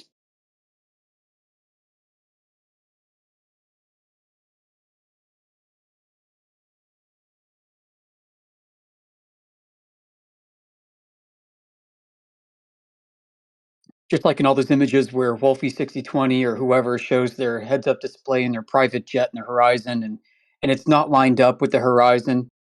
Well, neither is the camera lens completely lined up with the HUD, with where the pilot's sitting and so on. And besides, it's just a floating reference point. Yeah, buddy. Called the sight picture, Holmes.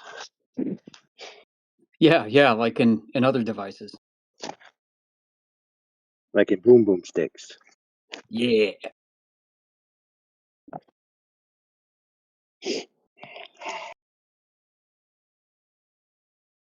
Yeah, a lot of Wolfie's footage is disingenuous when it comes to showing that HUD horizon, and it's not. It's you can see the cameras like tilted up, and the artificial horizon isn't lined up with the DERP, the DERP, right? Which is Oh yeah.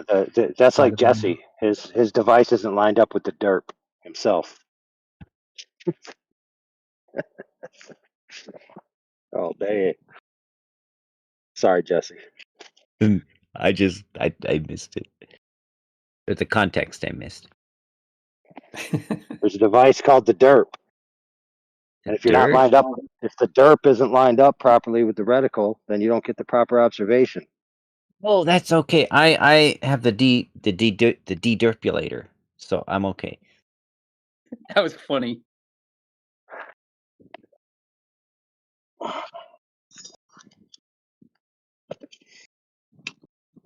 Yeah, so Indio asked Mick a direct question. Mick starts to answer. Somebody chimes in, something asking him something different. and Indio tries to get it back. Then somebody says a word, and then the other person starts saying, I observe when I observe.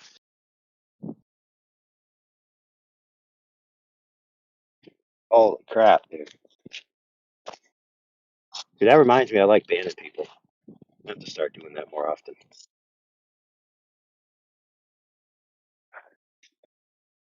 Third wheelers. Those are like fifth wheelers, bro.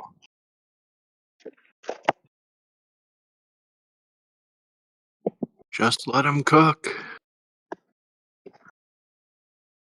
Well, if somebody, regardless of like who it is, if somebody asks a direct question and there's a direct question on the table, and the guest is answering that question, I mean, there's no reason to get in, and the person who asked should be the person to rebut, right? Just common etiquette, right?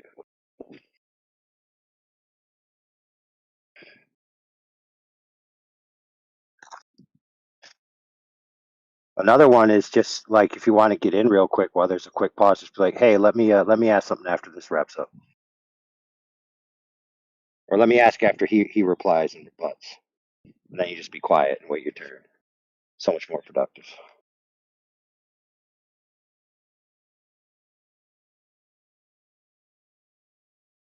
I mean, unless you're the moderator that's moderating the situation at the moment, like you shouldn't be getting involved that much.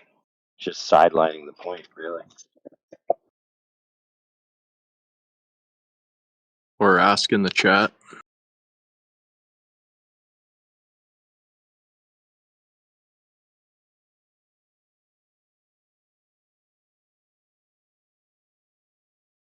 Oh. But you notice what Mick West said earlier? I wanted to pause it, but I couldn't, which was he said, and this is what they do today, even still. They say, oh, flat earthers, you can't make an observation and tell us that this shows anything unless you've accounted for refraction at every data point along the path of the light. Notice how he said that? So when Glovers do observations, they can just apply a refraction model, right? And then just say, oh, look, it works. But if a flat earther does the observation, the flat earther needs like loading drones every 10 meters to measure the temperature. And then McWest said, oh, I don't need that because what I do is I actually check the refraction at multiple locations along the path of the light. Now, then he said, did he do it in reality? No, he said he does it in a ray tracing model in his computer. So Mick West's idea of accounting for refraction is just altering the path of light in his computer. So what he demands from flat earthers is that they actually measure the conditions from point A to point B all along the way. But for him, all he has to do is put it in his computer. How is that fair?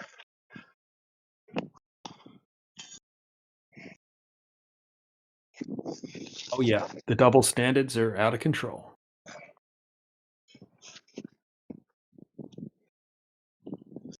It shows more proof that the Globers really live in a model. They don't live in reality. They live inside a model, inside their own heads. There's also a stack of papers shitting all over those ray tracing models, seeing how inaccurate they are compared to the real like world. the one Bislin did, where the rays flip before they reach the focal plane, which means the image would be double upside down, which means when you see it, you'd flip it right side up, it'd be right side up, which means you'd flip it right side up, and then it'd be upside down in your mind. So when you went out there and looked at it, it'd be upside down.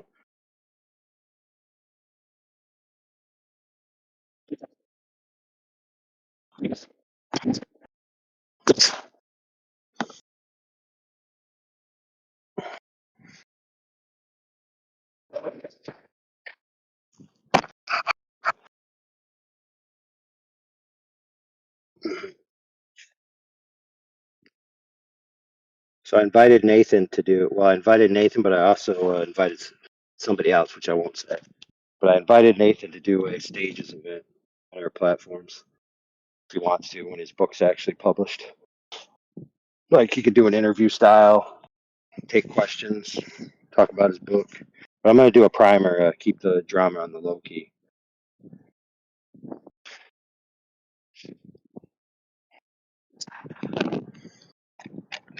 That doesn't mean I endorse everything that's written in his book, right? obviously. It's just, he's a flat earther, some renown. He's put a lot of work in it. He's got a book, and he'd like, people to buy it, whether they want to buy it because they think they want to read it for entertainment value, or they want to read it to see if there's flat earth proofs, or if they just want a history of how, his journey, whatever. I mean, I still intend to red pen the heck out of it, but you know what? That's my duty to myself, right? Isn't that every flat earther's duty to themselves, to not just accept what somebody said just because they wrote it down? Maybe actually check it, scrutinize it, right?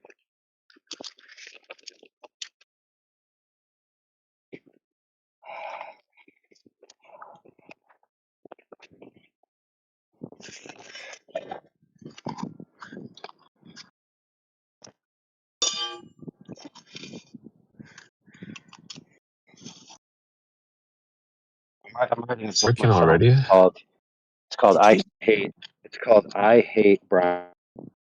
It's 3 pages long. First page, it says an introduction by the author.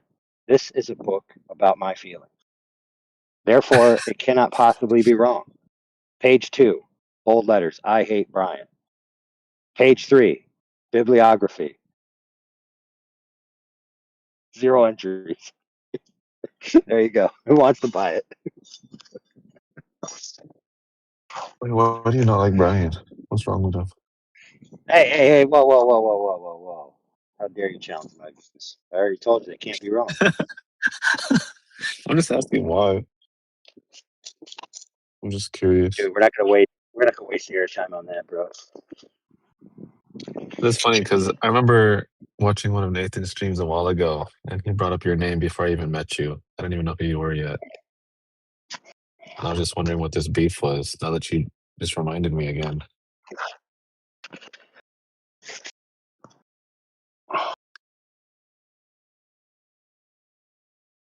This is actually appropriate to the book at this particular juncture. Is that so? Back in the day, Whitsitt was doing all kinds of interviews and debates. He was basically taking almost any debate he was offered, right, on any forum. So he was getting out there, being very prolific. Now, a lot of people don't agree with Whitsitt's style. They don't agree with some of his claims, and they think he's a bad representative for Flat Earth. But the problem is that he was a very prolific representative for Flat Earth. True? Obviously. And so a lot of people were jealous of him, to be fair. They're like, he's getting all the attention, but I have the good argument, so I should be the one in his seat. And I dared to tell someone one day, hey, the reason why you're not in his seat is because you don't put in the work he does. You don't put in the work. You don't do the work. Whitsitt did the work. And they took offense to that. They said, well, I have the greater arguments. I have all this other things. I had debates that I was in. I go, okay, when was your debates? And he's like, 3 years ago. I'm like, exactly. Whitsitt's in the now, bro. So who do you think a guy who's searching for someone to talk on a topic is going to pick to come to their show? Are they going to pick you, who they don't know? Or are they going to pick Whitsitt, who's everywhere? They're obviously going to pick Whitsitt. Yes, they took real offense to that, bro. You really got butthurt over that, honestly? Yep. And I actually wanted, because I knew Nathan's book was going to come up, so I told people, hey, Whitsitt's about to be on Tim Pool. Tim Pool has a multi-million audience. Okay. So this is going to be the biggest interview that a flat earther has had that has any direct social media connection where we can capitalize on it. So in other words, speak into the comments or ask questions in the super chats, things like that. So I was preempting people. I said, hey, go over there, get in the comments, critique bad arguments, offer good arguments, offer links to who you support. So like if you like FED, say, hey, FED is great, come over to FED. If you like 24/7, say 24/7 is great, go over to 24/7.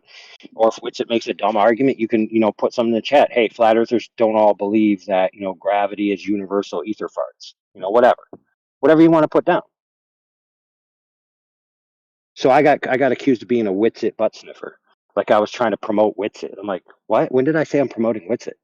I said Whitsitt is going to be somewhere where we could take advantage of that tide if we want to.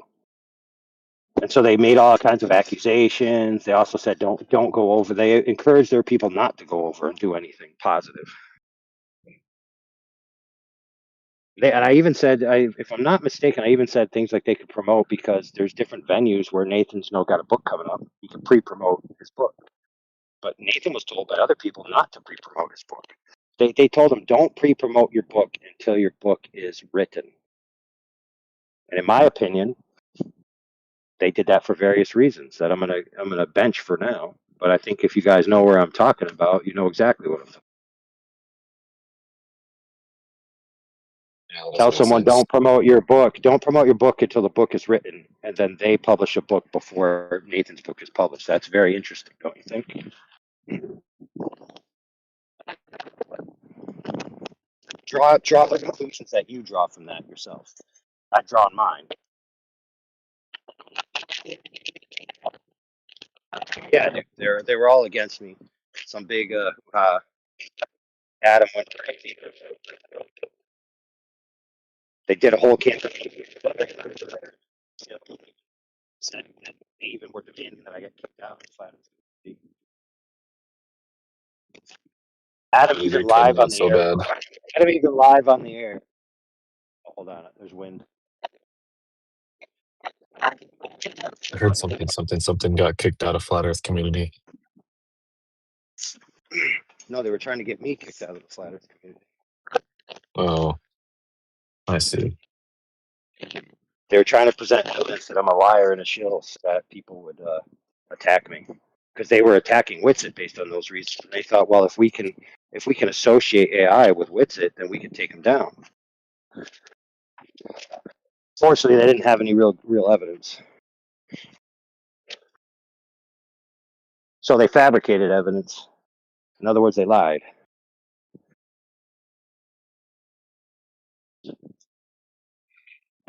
It's like high school, man. It's like so much unnecessary drama.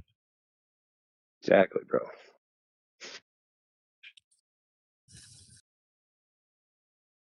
Oh, man.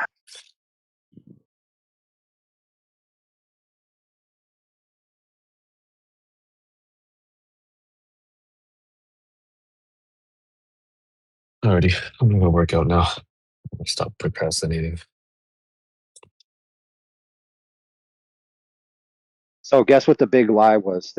So there's two lies I was accused of. The big lie that Brian accused me of. Guess what it was, bro? Which was worthy of me getting kicked out of the community, by the way. It was that I said that Brian didn't put in the work. Brian, in comparison to Witsit, Brian had not put in the work. He said that that's a lie, and that's a utterly deceptive lie where I'm such a bad person because my opinion is that Witsit did more work than Brian. And keep in mind, this is an opinion, which can't be a lie. I mean, Unless Brian could be doing.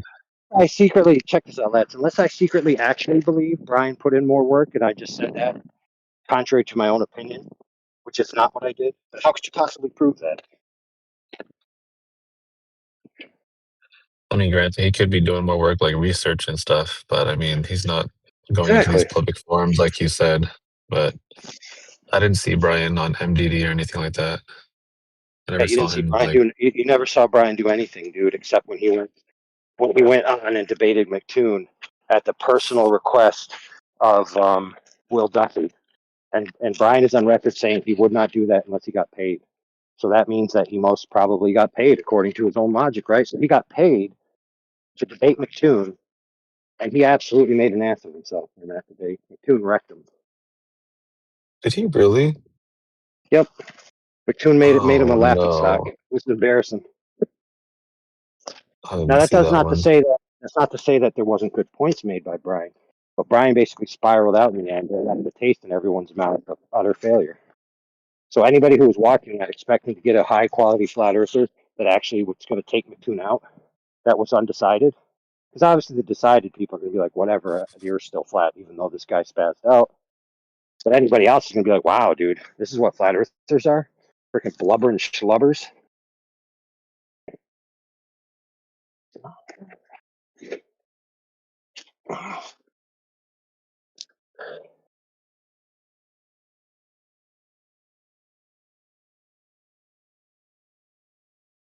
You ever been on there before? AI, MDD, Where do modern day debate debates? Ruhif or something? No. I feel like you'd I've do already good there. debated Ruhif. Like, see a lot of us old guard, we debated all these guys back in the day, and we're kind of bored of them. Oh, I see. But that was before the promulgation, right? So like it wouldn't be such a bad idea to debate them now. But there are plenty of people already debating them.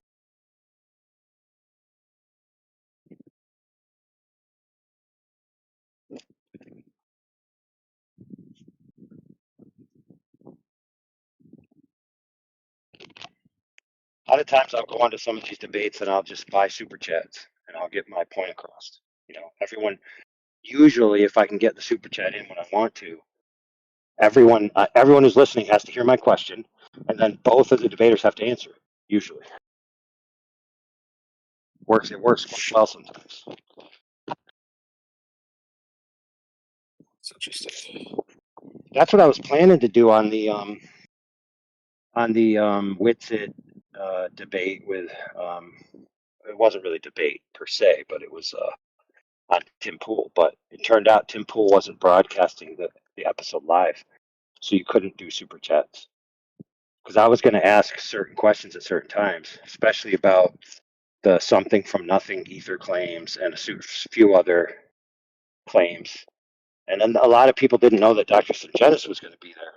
So that kind of threw a wrench in the works, which made Witsit be more passive than he otherwise would have been. Because Sungenis is always running interference for the globe model, because Sungenis is a glober, even though he's not a heliocentrist. In case you don't know, Sungenis is a, what's it called? Geocentric earther. You know, so a lot of the proofs disproving certain space claims and relativity claims, he's all down for that. But when it comes to the Earth being a ball, he's still like 100% it's a ball.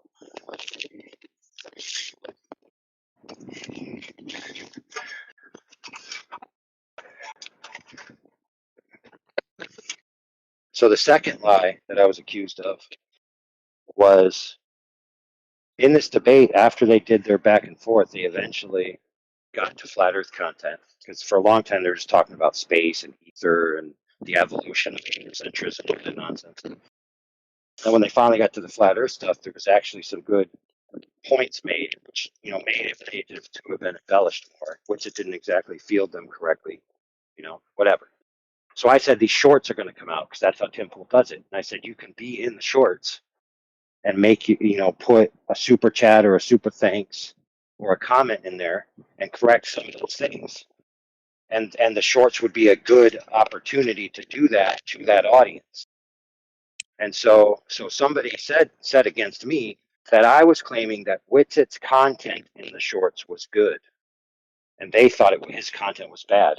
So they were accusing me of supporting the content in the shorts, as if I'm stamping off on the arguments made in the shorts, when I didn't say that. I said it's a good opportunity to make comments on the shorts, not that the shorts themselves were good. And so they did a whole inquest, dude. They did a whole episode where this person presented the evidence of how big bad of a liar AI is, because he said the shorts will be good. Crucify him. Yeah, and a lot of retards took it seriously. They're like, "Wow, you really exposed AI. Holy crap! What a shill! What a liar! What a dirtbag! Definitely tar and feather that guy." But why were they doing it? One, because they're jealous of me, and two, because my inquisitizations of late were getting close to exposing some of their tactics, which had to do with the whole drama about the book and stuff. So yeah, it was a whole big drama-rama. I'm glad it's over.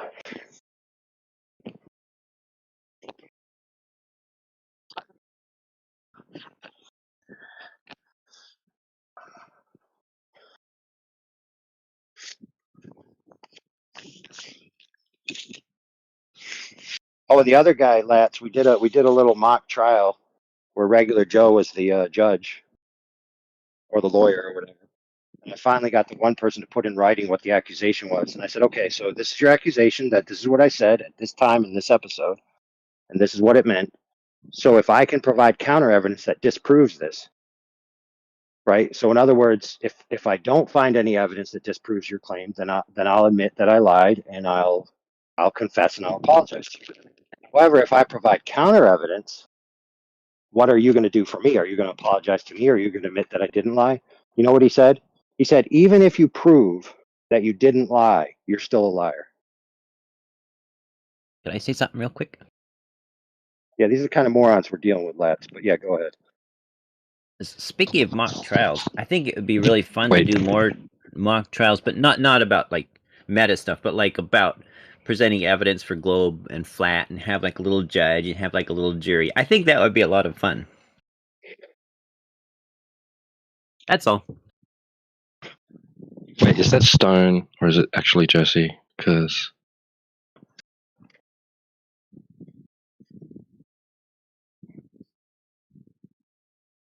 What are you talking about? You talking about someone in the chat?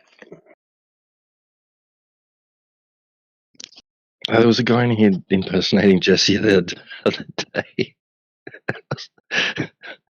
Now I can't get it out of my head whenever I hear Jesse talk.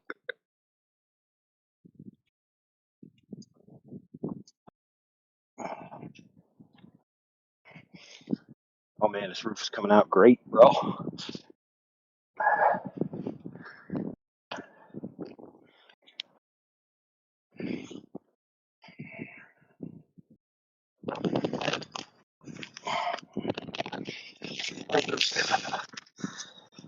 Got a perfect 212 pitch, which is the absolute limit for shingles.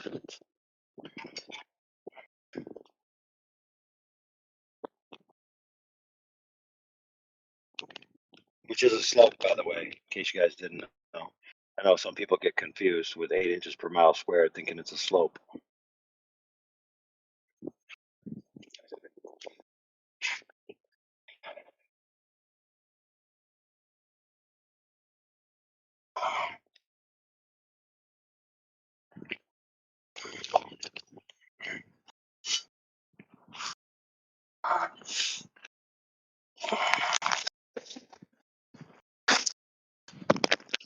Believe it or not, Jesse, but we've been doing that. Flat Earth Judge here's like on a couple of occasions has like set up a courtroom setting. Oh, cool. Ping me next time that's happening. I think that would be fun. Okay, yeah. Flat Earth Judge is the one that normally sets it up.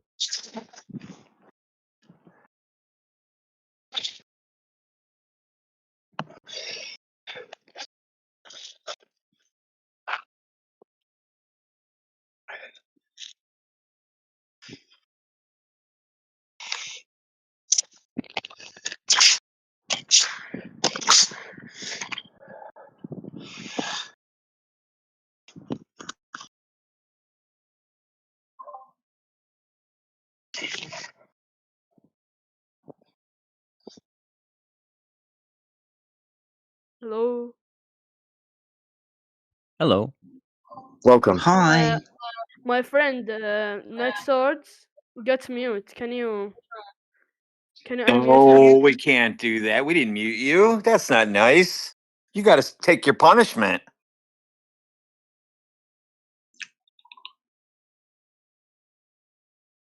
You're welcome to speak. Right. You shouldn't white knight for your friend. This person will be released in due time, don't worry.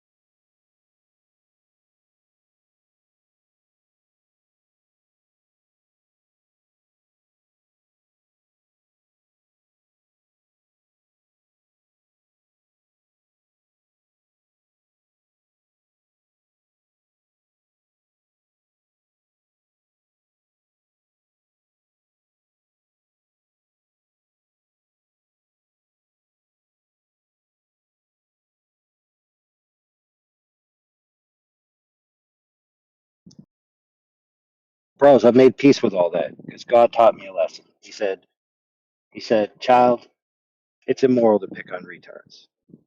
Not retards, but actual retards. Like regular retards, you can pick on them, but real retards, it's like a mental condition. They really can't help themselves, so you shouldn't pick on them. So that's why I don't pick on Adam and Brian anymore.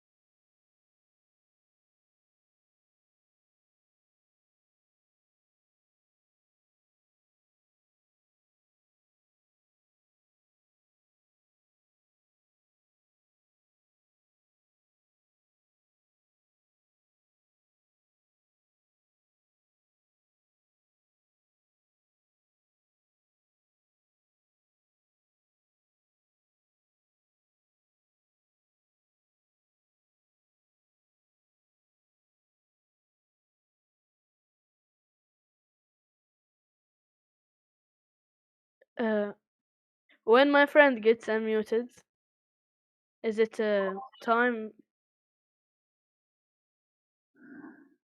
All right, let's put it like this. If I unmute this person and he acts or she acts disrespectfully in any way, I will serve and mute both of you.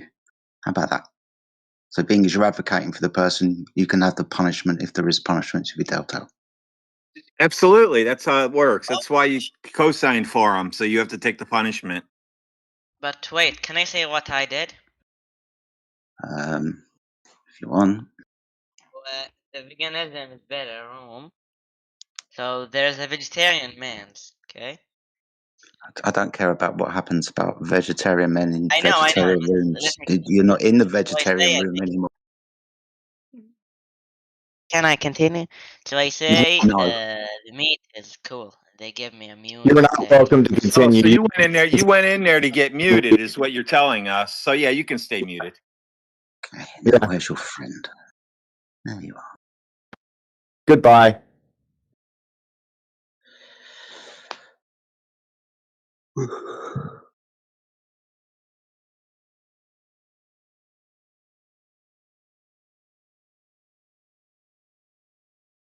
Now they're gonna whine in the side chat. Hey, I got a new accountability. How about this? If you unmute someone and they do bad things, then whoever unmuted them gets banned. I reckon he keeps coming up with stupid ideas, gets banned. Jedi gets muted, gets banned. Somebody ban him.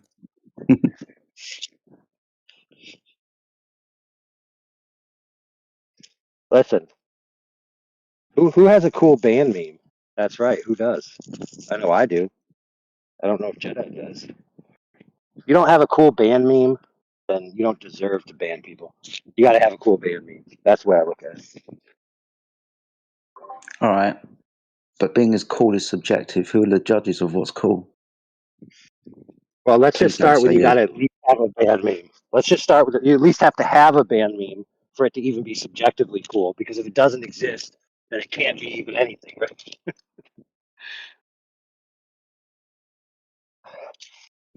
Hey, I got one for you. You know when Mace Windu does the double spin and chops off Jango Fett's head? You can put a globe. Have the AI put a globe instead of the head. And man, that would be a cool band meme right there. See? Right. I like it. It's good.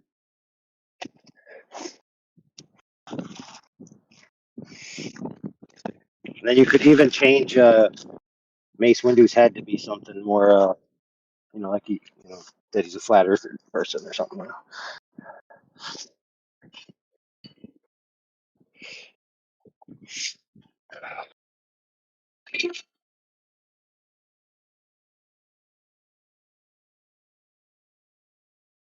It's like one of my favorite scenes because that's actually like really demonstrates how a lightsaber is supposed to work. It's not like you get hit in the shoulder and it just like bounces off. No, it just cuts through everything. Just slicey dicey.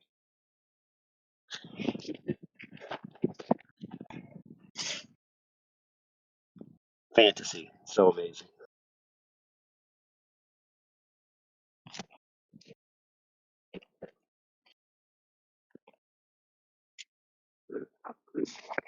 Hey, did you guys know Earth is in Star Wars canon?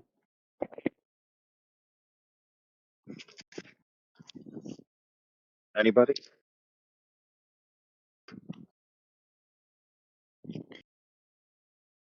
You'd be like, how? I've never seen it in any of the movies.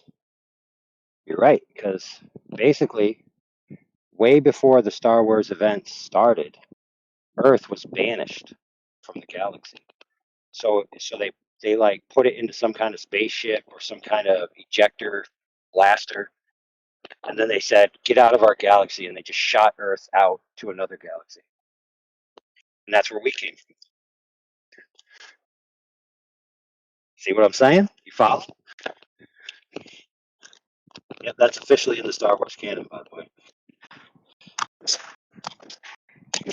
So Earth, long before the Star Wars event, Earth got sent to our galaxy from their galaxy, and then what we're witnessing in the Star Wars movies is the past from their galaxy, and we're in the future from them. That's why it says in a galaxy far, far away, a long time ago, in a galaxy far, far away.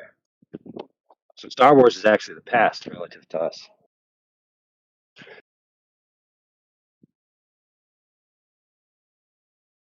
And it's got about just as much evidence as the Big Bang.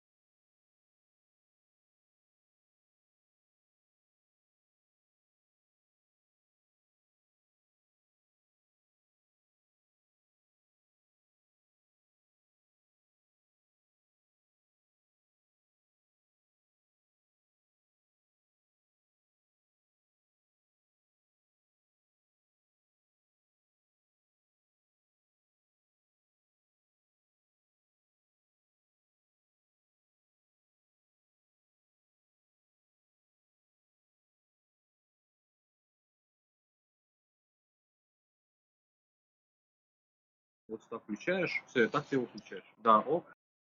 I'm gay. Все подключено. Есть что-то, у нас еще российский VPN. О, ну все работает, отлично. Если вы дайте нормально, один ничего не сколько нас стоит. I'm gay. Oh. Hey guys, I'm gay. Я не Oh, традиционный. congratulations for coming out to us. Are you practicing before you go and tell your mummy and daddy? Guys, I am gay. Yeah, we know. You don't need to tell us again. Congratulations, I said. Are you practicing before you go and tell your family? I'm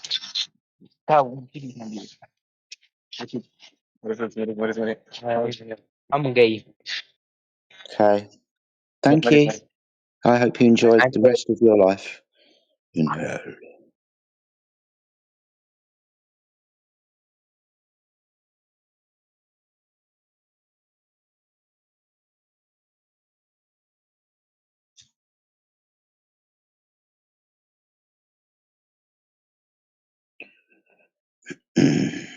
This person in the side chat, whose name I really can't pronounce.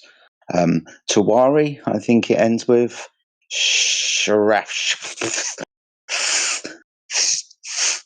Tawari. Can you speak on the microphone? We can have a conversation. It's better than typing. I'll make a lot of grammatical errors and spelling mistakes and look foolish. But if you can hear me, I shouldn't have been able to see the edge of France, which is 23 or 35 kilometres away, depending where I was, either Dover or Folkestone, because the port of Calais should have been hidden behind the curvature of the earth. As in, I shouldn't have been able to see the ferries going across the English Channel towards Calais and embark with Calais. And it should have been behind the horizon, under the horizon, shouldn't have seen the boat. So it doesn't matter if I couldn't see to the middle of France or if I didn't make the observation of France from America or Australia. You understand the premise that the curvature of the earth should have been in the way. Using the mathematics that are applied, 1.225 multiplied by the square root of my observer's eye height in feet, I was able to use a calculation to figure out a distance to the horizon, which then would have made a prediction of how much I should not have been able to see over the horizon. Using this prediction going out into the real world, this prediction was falsified because I saw things I shouldn't have been able to see if the curvature of the earth was in the way. That sounds lovely. You didn't have to happen to film it, did you? Why would I film it? What's that? Why would I film it? Oh, no reason. I just love seeing new things like that. I really do. I tell you what, come to England, come to Kent specifically, and you can see France. I wish I could. It's kind of common knowledge, like folklore in this part of the country. Even gets reported on tourism guides and things like that, that on good, clear days, you can see France across the English Channel.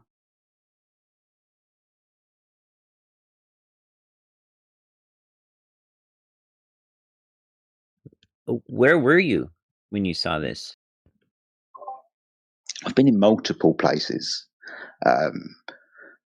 The furthest distance really is a place called Folkestone. It's about 34, 35 miles across the English Channel to the closest coast of northern France. The closest area is Dover to Calais, which is about 22, 23 miles or so. So 22 miles to 35 miles.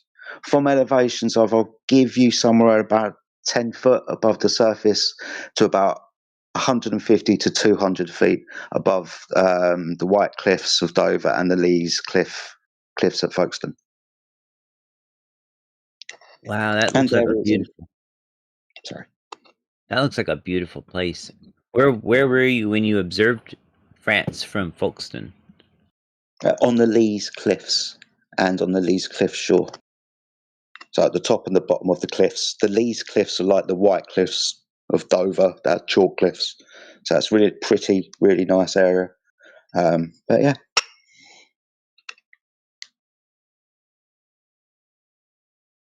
Oh, is there like a big statue of Bill Woodrow?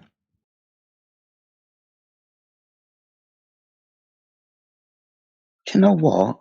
Maybe it's just a monument. It shows up as a weird kind of a concrete thing that stands up in a little pavilion area, and it says Bill Woodrow the Ledge.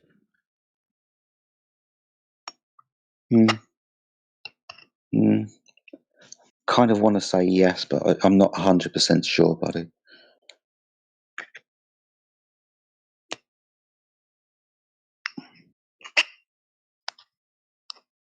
Another observation I did was down the south coast of England from east to west. You know the Dr. John D laser test, the peer-to-peer one? Oh, on the Great Salt Lake? No, the peer-to-peer observation done by Dr. John D in the south of England between Brighton and Worthing piers. I've heard of that. Drop a link. I'll check it out. Yeah, you've probably seen it before. I'll find it in a minute. My hands are full, dude. Oh yeah, no problem. But yeah, I've been down to that part of the country many times with friends and family and whatnot. Nights out, Brighton's a lovely place to go, to be fair. Nightlife is brilliant and it's, great beach and whatnot. But you can make fantastic observations down either like east or west. It's good trying to look west down the coast because obviously you've got the Worthing Pier, which is about 9.5 miles down the coast.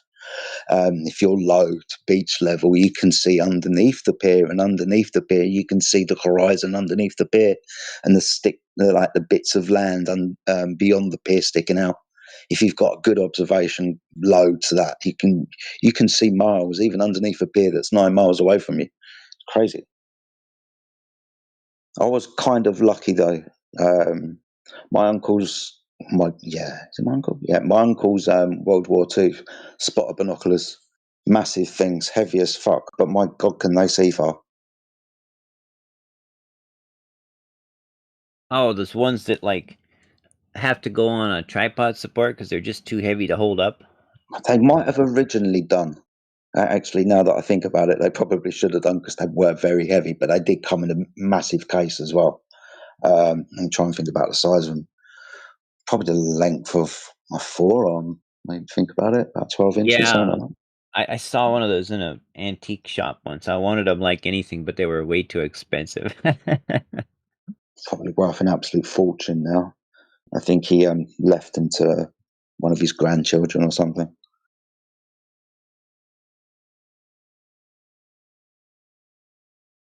Who probably probably sold worth them an absolute fortune.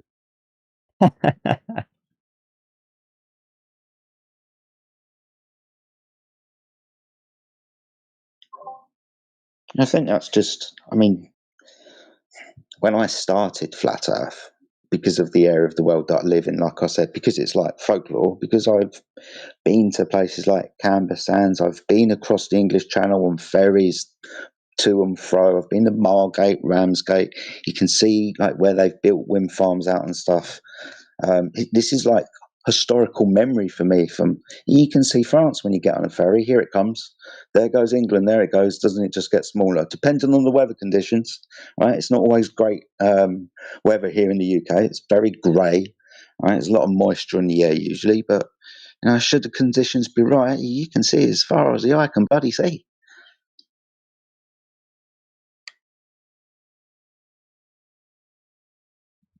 Hey guys, I got a customer scheduled at the top of the hour. I just realized what time it was, so I gotta split. Y'all have a wonderful day. Take care, Jess. Take care.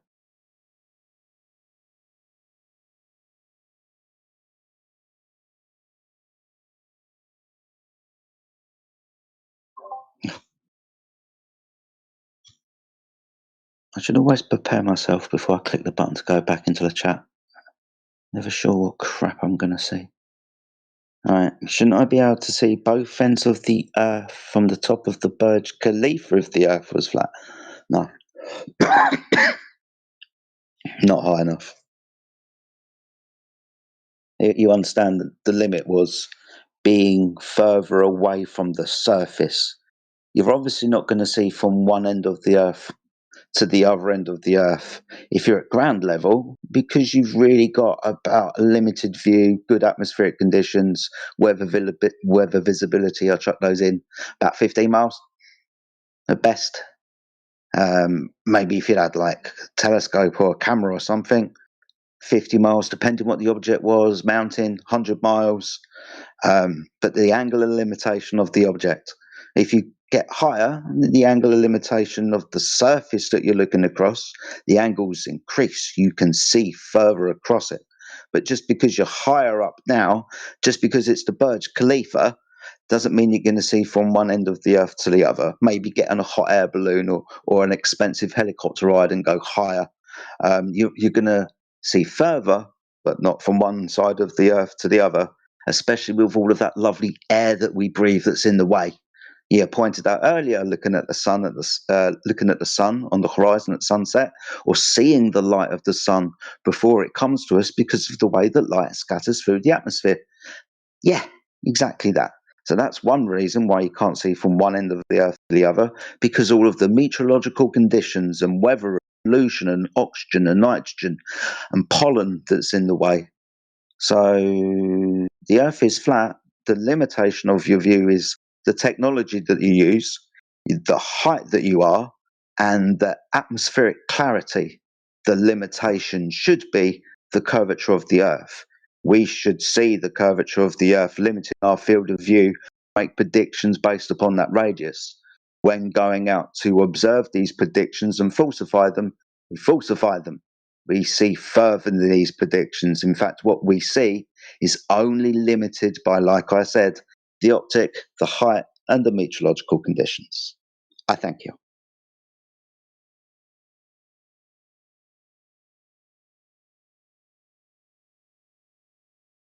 I say something stupid and irrelevant in the side chat.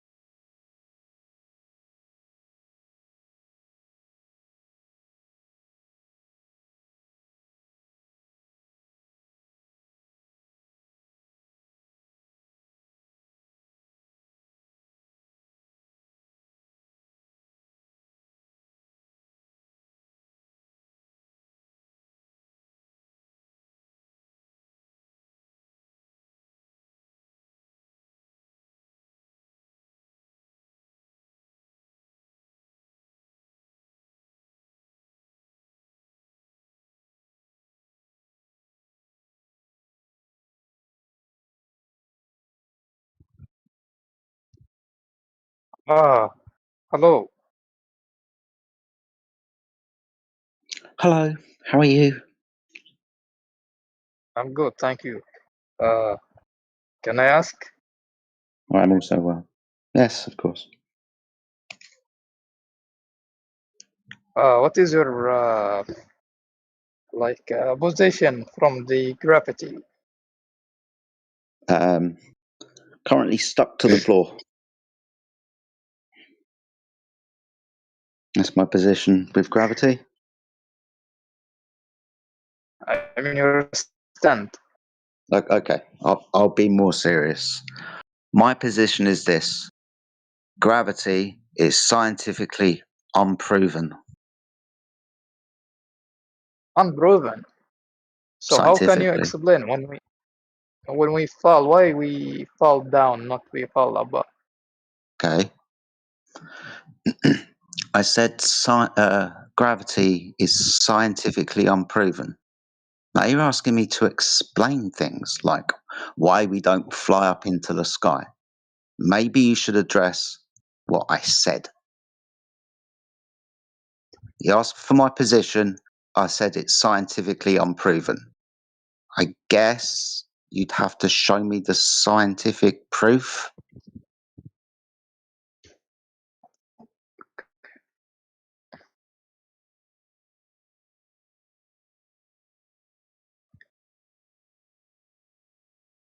Mm.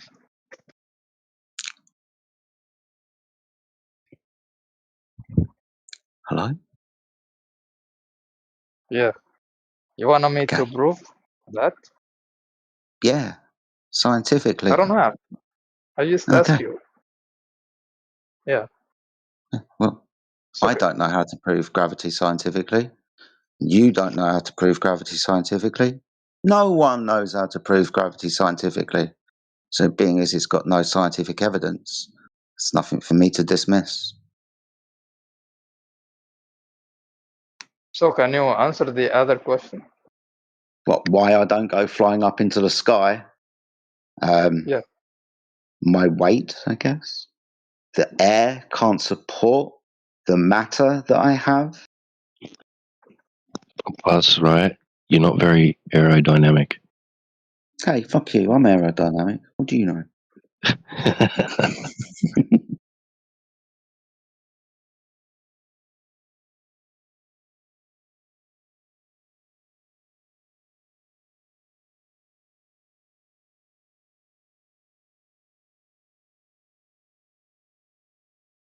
You think there's a place where that doesn't happen, Toothless?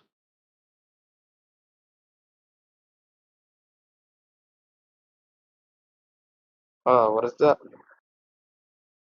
Do you think there's a place where if you let go of a ball, it doesn't fall to the ground? Yeah, of course. What makes you think that?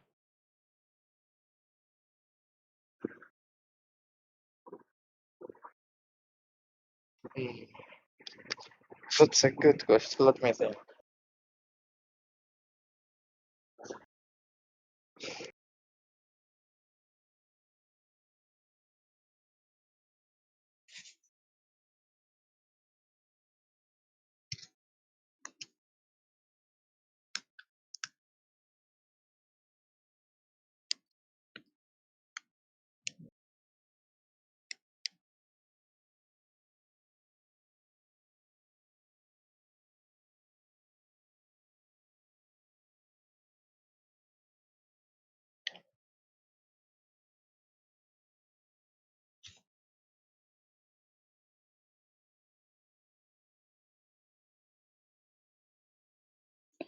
Okay, being as it's quiet. To worry. The point of bringing up the lasers is to have a direct line of sight to targets that they shouldn't if the surface of the Earth was curved. Because if the surface of the Earth was curved, there wouldn't be a direct line of sight. The laser would pass over the target with ever increasing height, with ever increasing distance. So when we have a laser, let's say over a body of water that's, I don't know, 40 kilometers across, and we have a laser and a target that are both 2 meters above the surface of that water at either ends of the lake. We can use a mathematical calculation to figure out that we shouldn't be able to hit the target because of the curved surface between us and the target. When we aim the laser at the target, we hit the target low. That's the problem. The laser has a direct line of sight with the target it is targeting. That's why lasers are used for targeting things at distance and finding range. They're very good at doing that. Now, they're not going to measure from one end of the Earth to the other end of the Earth if the Earth is flat, because, like I said, all of that lovely air that you breathe being in the way, and the scattering of the different wavelengths of light through that medium that scatters different wavelengths of light. So obviously a laser isn't going to pass through thousands and thousands and thousands of miles of air. But on a small scale, 20, 30, 40, 50 kilometers, where there still should be a measurable rate of change of slope on the surface of the Earth, there isn't. With laser devices, theodolites, and other range mechanisms, we measure the surface of water, the surface of salt flats and ancient seabeds, the surface of the Earth, to lay horizontal. Horizontal is not curved, therefore the surface of the Earth and the Earth itself isn't a curved planet. That's how we know the space images and pictures that you've been talking about aren't real, and the stories about gravity pulling everything to the center of mass, because all of these stories have got a curved Earth in them. We'd measure that. We don't. Thank you. Come again.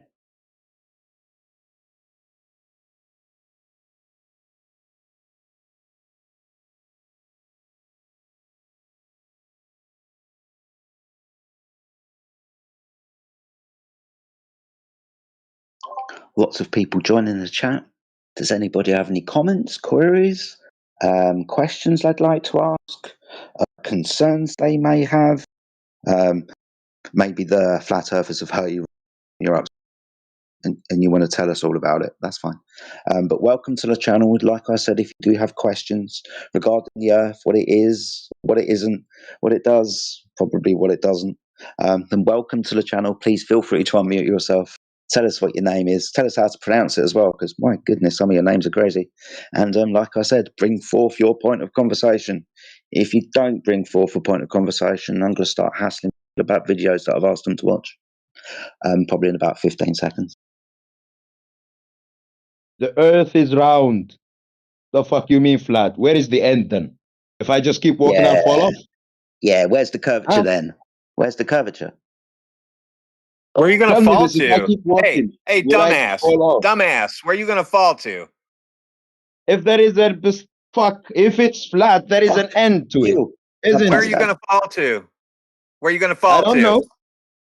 I don't know. Maybe a spaceship will kidnap No, me. no, no, you're not falling into space because space is fake. So now what's your next Wow. answer? So maybe I'll fall into the turtle's back that is carrying the flat Earth. Nope. Space is Because Earth fake. is just a That turtle's in flat. space. Your turtle's in space. Space is fake, so you can't use that one either. Oh, really? What can I use then? Help me here. I'm just trying to Flat understand. stationary Earth, the way it's measured. Oh.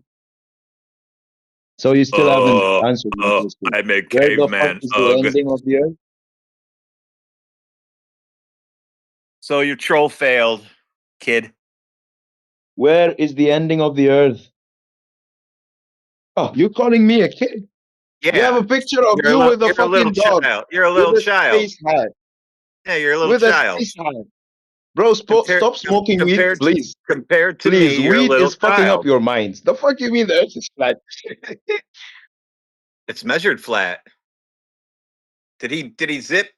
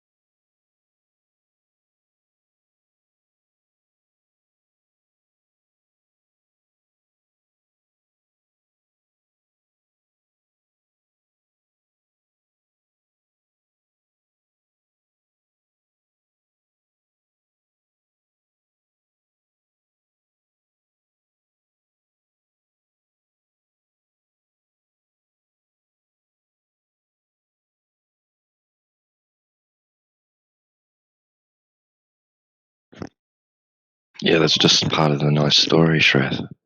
That's not telling me, like, who told you? Who told you this? Where did you get this information from? His priests, his rabbis, maybe his clerics. I bet he doesn't even know.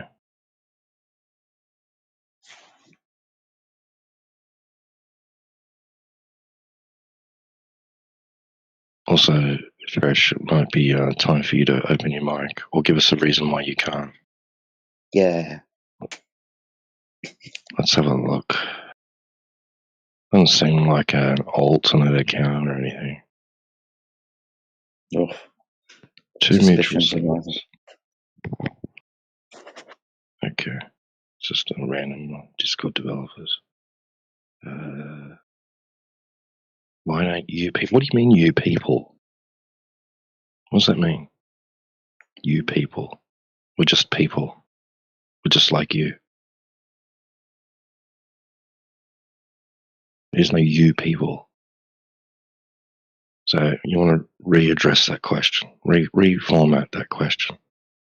And I might attempt to answer it. Answer this you people shit. That's just it's dumb. There's no you people.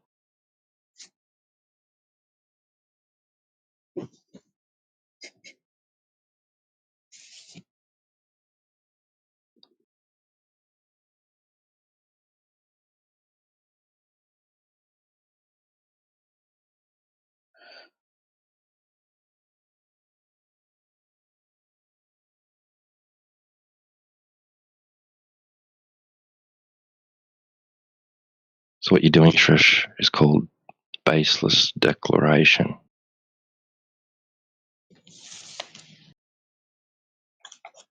The only thing that's spewing is things coming forth from your proverbial mouth into the form of text in the side chat. That's it. It's just diarrhea, vomit. It has no substance. You're just telling a story, and like over fences is like requesting from you the evidence. What's the evidence for everything you've said in the side chat? Where's the evidence? How do you know any of this is true?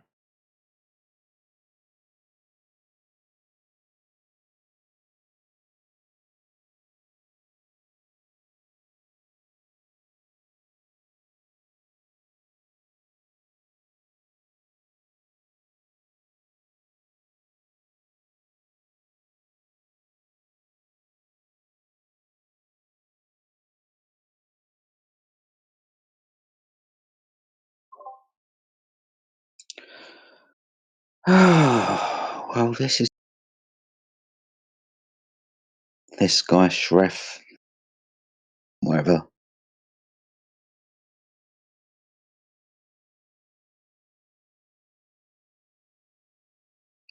You can't open your mic. Bored of your chat skanking.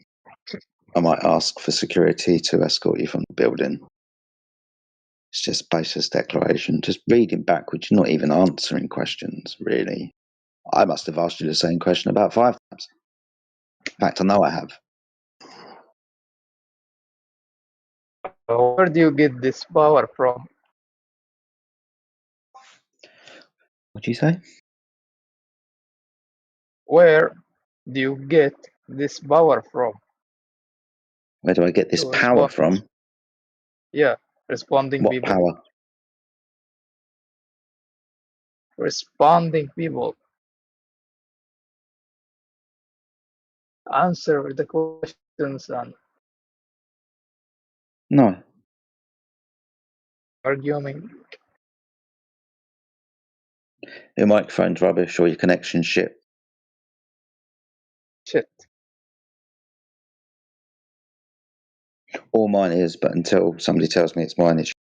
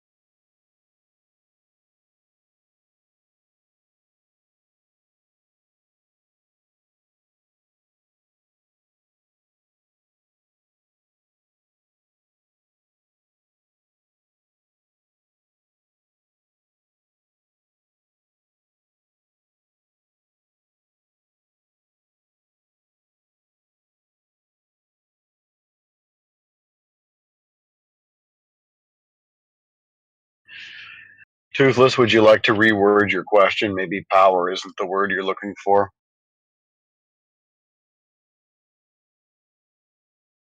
You can rephrase it.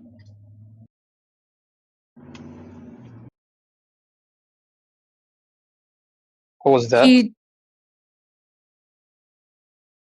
You want to restate your question? Maybe you need to use a different word No. instead of No, power. no. No, I don't want. I don't want. you don't want. I don't want. Yeah.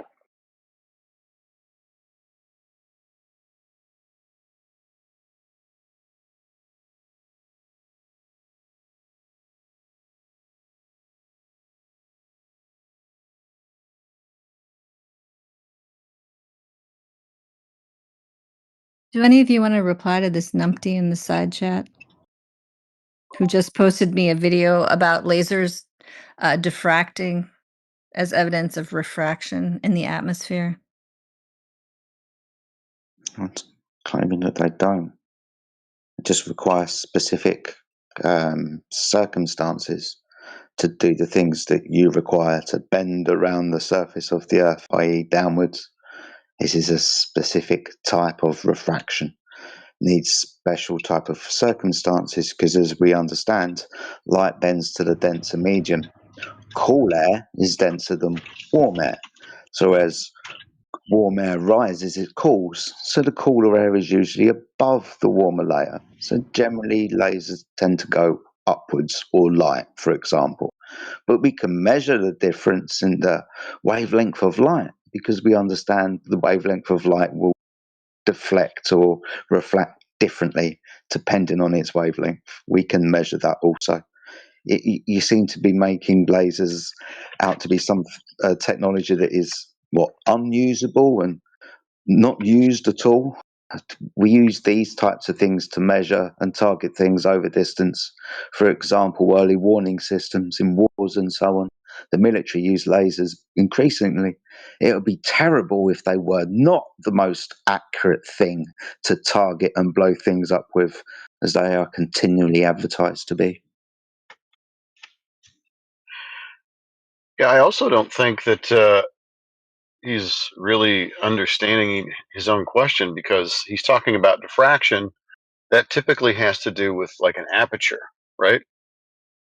Some kind of hole or slit or something that light passes through. That's not the same. That's not apples to apples, bro. We're talking about light passing through air. Yeah, that's my point. I had asked him for a citation that proves that the lasers are refracting downward in the atmosphere, and that's what I got. So I don't think we're going to get any proof, guys. I think we might have to stay on the flat Earth side. Says who? Yeah. You believe in science, but when it comes to the Earth, you don't believe. Why? Well, science is not a religion or a religious system that I should believe in. It's a method. And now you're kind of asking me this loaded question, right, with a straw man in it and a poor definition. What science would you be appealing to in regards to the Earth that you think that I'm denying?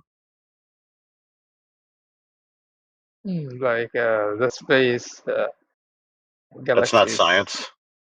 That's not science. So what is that? Fairy tales, speculations,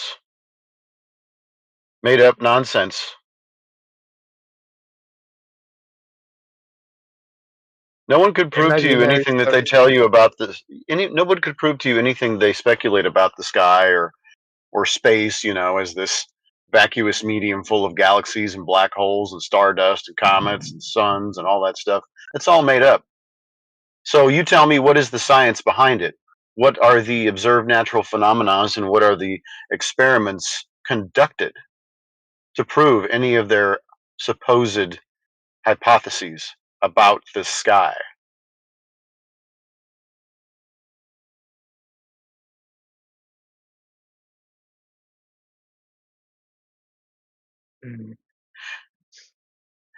See, everyone got messed up when they were in elementary school. They put you in science class. That's what they called it. And then they gave you textbooks with all kinds of stuff in there. A lot of it didn't have anything to do with science, most especially cosmology. Because there's no experiments that you can conduct. It's all pure speculation. Yeah. And they called it science, and you guys weren't paying attention. You didn't even ask for an experiment, mostly because you had to be there each day. That's where your mom and dad dropped you off. And you had to get an A, otherwise mom and dad would be pissed, right? So you just learned the information, and they called it science, and you didn't argue with them. And now today that you're grown, you think science has something to do with what's going on in the sky, and it certainly does not.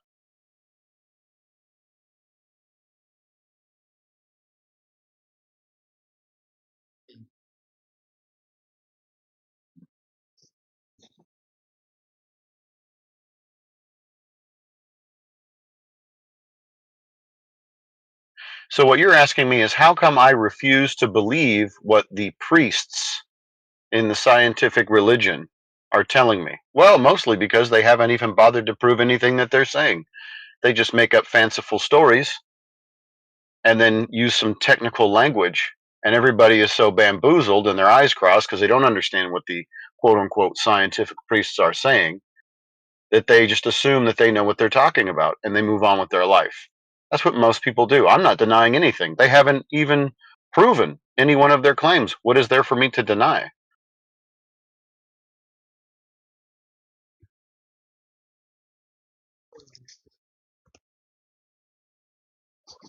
So what kind of a proof you want? In regards to what specifically? Come on, in our topic. What, like the sky? What kind of proof do I want? Okay, let me give you one about the sky. A very common one that even applies to the Earth itself. Apparently, the reason that things go down is because of a bending and warping of a space-time medium, right? So you have a naturally observed phenomena. Let's give you one. Let's talk about the apple that falls out of a tree. No problem. Okay. So space-time is bending, and that's why you observe what you observe. So what you would need to do is get me a sample of space-time and then bend it with mass, whatever that is, and see if you get things to go down, go boom, boom.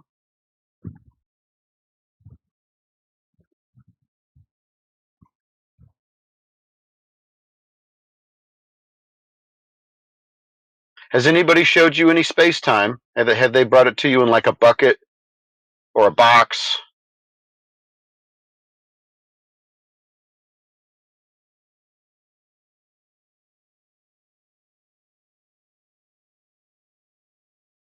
You ever seen space-time, Toothless? Nope. No. So why do they have this medium called space-time, this fabric, but you've never seen it? And they say it's bending. Did anybody prove that to you? Or did they just show you the thing going down, going boom, boom, and then make up the other half of the story? And of course, you have no reason to disbelieve them because you're part of the scientific religion.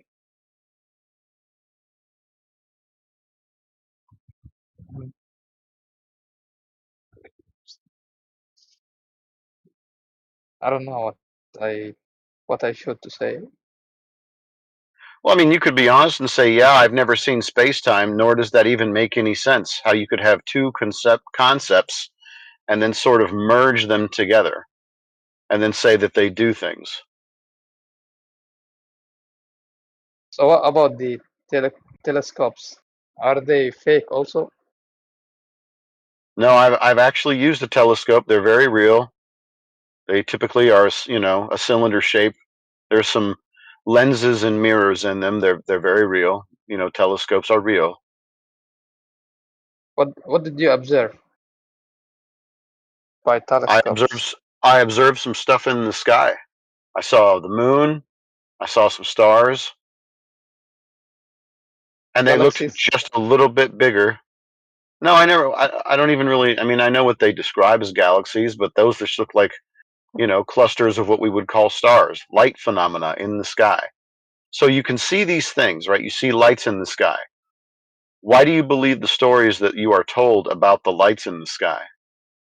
How could they even ever prove to you the stories that they tell about the lights in the sky?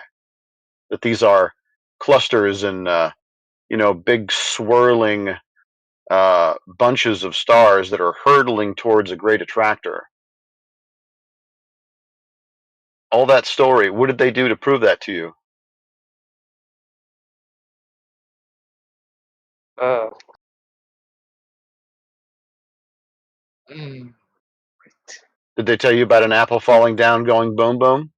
And then they tied those two together. See, the same reason that the apple falls down is the same reason that there's all this weird stuff happening in the sky. And you're telling me that I think a telescope is fake? Like, how do you even make that leap? so why do you deny the satellite? What the satellite capture? Well, first of all, you're going to have to be specific again. You think that there is a satellite hurtling around the Earth, tethered by some magical force, and that the Earth is a sphere, and that it's taking all this data, you know, from space, because apparently to get farther away from the Earth is a better way to get good imagery of it, which I think is just stupid. You guys think that it's more efficient to get a piece of machinery that operates by magic and get it as far away from. Hey, hey, Ahmed, go on mute. What a rude person. Yeah. So, anyways, you think that it's more economic to take a very expensive piece of equipment and get it farther away from the Earth to get better imagery. This is silly. The only reason that you would want to get farther away is to get a greater angle of view, but you're going to lose detail. These instruments are supposed to be getting us good detail, good images, good readings of whatever it is they're trying to pick up on the surface. Why would you move that particular piece of equipment farther away and make it 1,000 times more expensive to get that done? It makes zero sense. What you're probably dealing with are high altitude balloons and high altitude drones that take imagery of the surface of the Earth, not too far above your head, relatively. Maybe a little farther than the commercial airlines, but that's about it. And so those are the images that you're getting, and they tell you, kind of like the apple, here's the image, let me tell you a story about it. We've got a piece of machinery, a piece of technology tethered by force, non-force, hurtling around a sphere Earth. Meanwhile, the Earth is measurably flat. There's no evidence of this magical force, non-force. And why would they waste the money to do something so ridiculous? By the way, if space is a vacuum, there would be no life on Earth. Like, if you just spend the time to think about the story, then you don't have to ask me questions about the things that I'm denying. I would have to have evidence of the thing to deny it.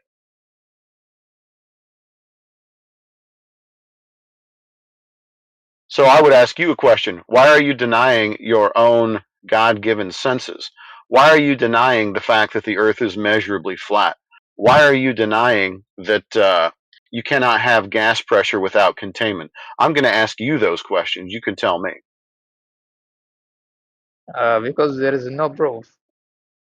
There's no proof. So the measurements of the surface of the Earth that we've provided for you and the surveys of the Earth that are taken every day by the professionals, that's not proof to you. Maybe I don't know about that. No, you do. You've been in here long enough. You've seen the laser tests. You've heard the discussions. You've seen I did. the PDFs. Oh, you swear? You swear? You've been in here multiple days, dude. I've been here when you've been here. I've heard the conversations. You are actually denying the base reality, which is all the horizontals are parallel and all the verticals are parallel. Even in your own existence, you know that to be true. Maybe I didn't see them. I mean, I will not deny anything if I see it. Great, no worries. Do you have a small object in front of you? Yeah. Is it something I that have, you can drop on the floor? I have a book. A book? Okay. I want you to get something that you can drop on the floor, and you describe to me the direction that it goes.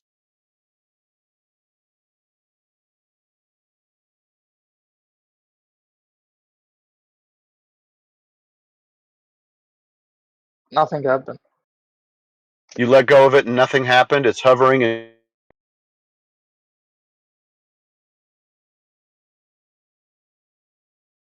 I threw it into floor, but you threw it? I didn't ask you to throw it. I just told you to let go of it. Yeah, you did that. You were the cause.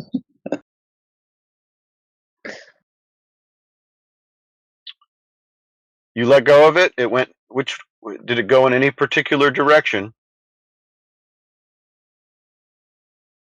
nope.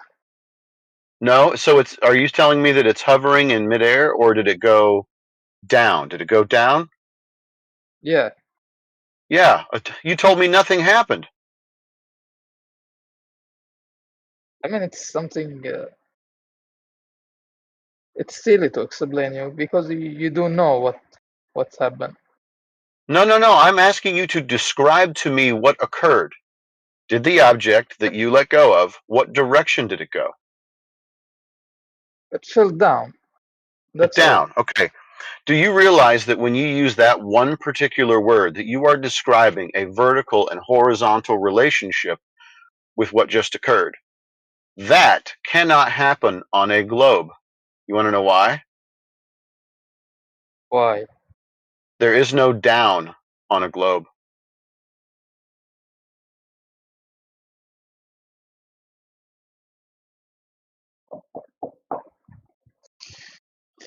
And I know it sounds silly, like it's just being pedantic, but I'm serious.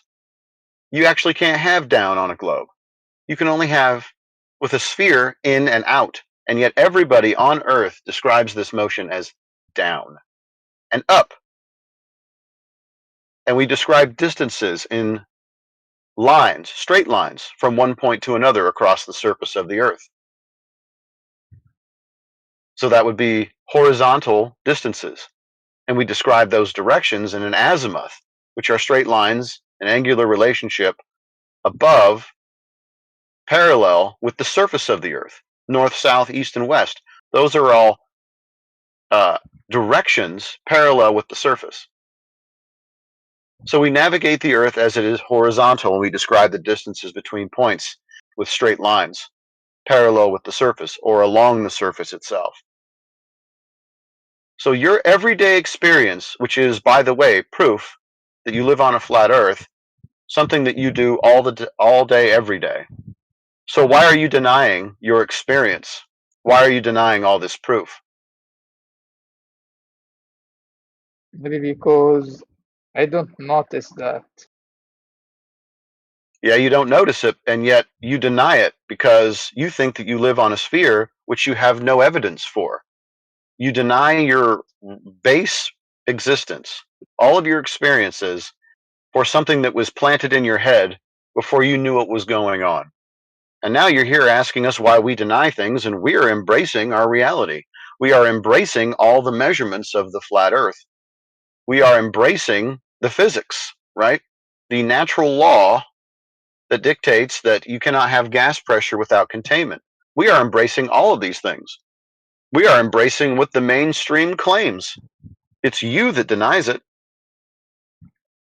So, why do you think all nations agree on one thing? Oh, I don't have any Why evidence that all the nations agree. the whole nations agree on the shape of the Earth, and I don't know that there's evidence of that. But either way, if all these nations, which are merely corporations, and they are all owned by the same bank, ultimately, well, it would make sense that all of these corporations would be united in what they're giving to their public employees, because that's the policy of the bank.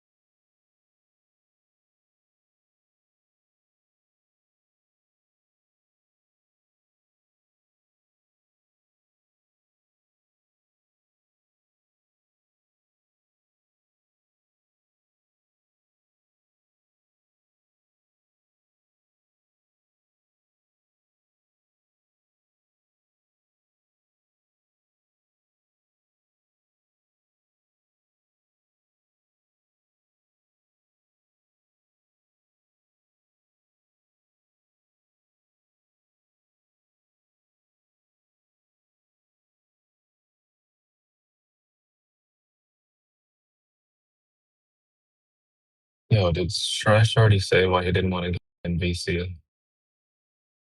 Yeah, he said he didn't like you or your family and what you stood for. Oh, well, that makes sense then, I guess. I mean, we all agreed with him, yeah. Oh. I'm in one of those moods today, mate. Sorry, how you doing? Hope you're keeping well. Oh, you're good, dude. I just got out the gym, so I'm excited now. Tired but happy and exhausted. Hope you don't get too, man.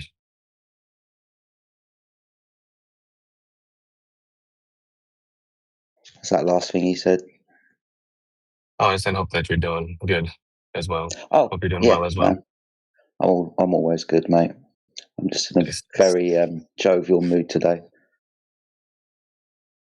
We gotta get some Globers in here for you then. Oh yeah, exactly.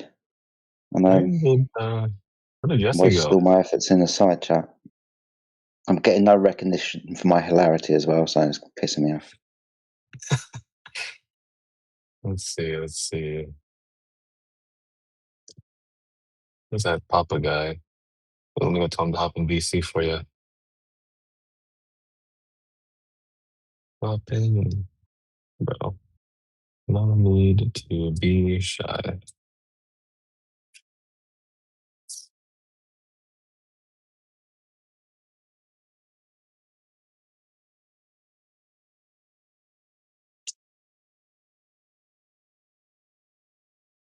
I'm here to listen. What?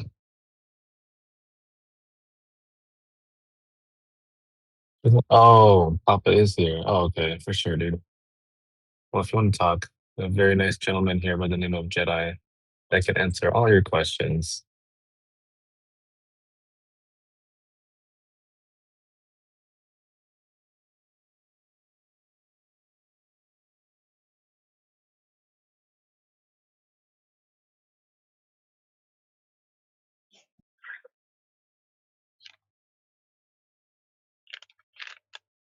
I'm bored of Sharef Tawar. I need to speak in the VC. Now they drop in things like Aristosthenes and so on, and I can't be bothered to type all of that shit out.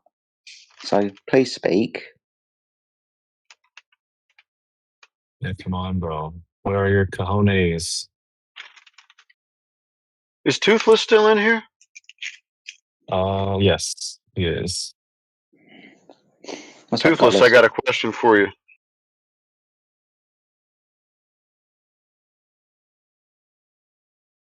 Well, I don't know if he's here. He might be in the. Oh, there he is.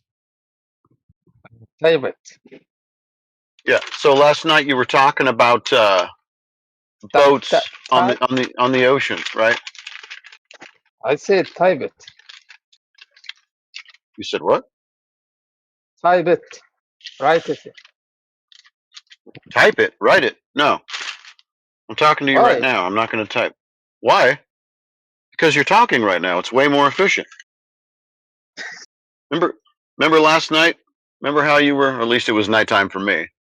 But you were telling me about the boats on the ocean and they disappear bottom up.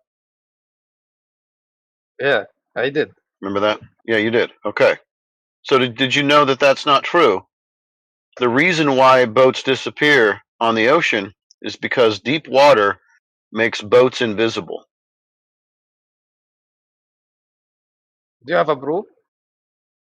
Yeah, obviously, because when the boats get farther away from you, typically the water gets deeper, and then they start to disappear from the bottom up. So the deep water makes the boats invisible. So let me ask you that question. Uh-huh. By using the ChatGPT to help me paraphrase it. Okay.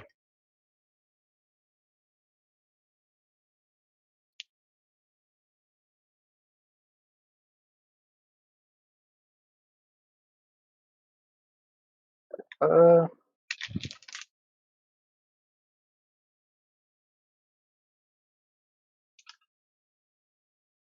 Good guy. sorry.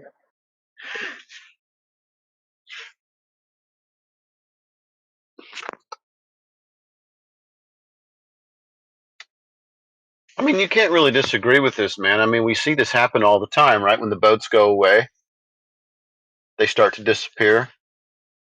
So it has to be the deep water that is making them become invisible, right?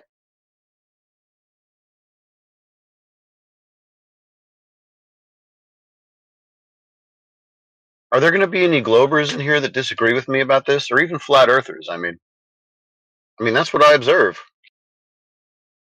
It has to be that water turns boats invisible. So can that happen with the cars? I'll put the question in the chat. Can it happen with the cars? Yeah, really long roads turns cars invisible. You've seen that, right? Like on a highway, the farther away that they get, they start to disappear bottom up. So asphalt, the longer it gets, it turns cars invisible. Right? Yeah, but that makes sense because the highway sometimes it passes from the mountains and hills, you know. No, I'm just talking about the asphalt. I'm not talking about the terrain. I'm saying that asphalt makes cars invisible, and that's why they disappear bottom up when they go away from you. And deep water makes boats invisible. That's why they disappear. Do you learn that in your primary school about the boats disappear? Yeah, that's what they taught me. And you and I both know this is true, right? Because we've observed this. It has to be the water making the boat invisible, right? The deep Yeah, water, maybe. maybe. Oh, so when I you're need on a boat, to. have you ever been on a boat? I need to do that myself to check. No. I mean, have you ever been on a boat in deep water?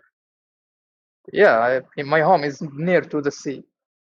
Okay, so if you've been on a boat, did the boat start to disappear when you were in the deep water? Yeah, when it did. So it was becoming invisible underneath your feet. Yeah. It did. Wow. Yeah, it did. So underneath your feet when you were on the boat, it became invisible. It like transparent almost. Yeah. Wow. I don't either. You don't understand what I'm saying, or you're not answering honestly. I didn't understand the last words. You're telling me that the boat became invisible as you were standing on the boat. The boat you're in, on the deep water. No. On the boat. No, I was never on the boat and on the deep water. Oh, so you've never been on a boat? In a deep water, but okay, in the deep water. Have you ever seen like videos or footage of people on boats in deep water, like crab fishermen or anybody on the high seas? You've never seen a video of that? You got to be. Come on, bro. I mean, why I should see something like that? You've never seen a video of some of people on a boat in the deep sea? So what about that? What is the point you wanted to explain? Is the boat invisible? In reality, is it invisible?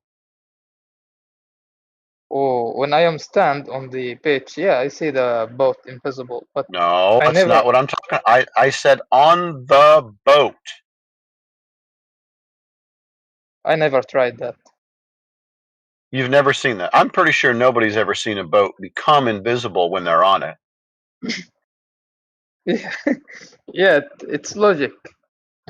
Yeah, logically, it doesn't make any sense that water would turn a boat invisible, although I can draw that conclusion based on my observation, right?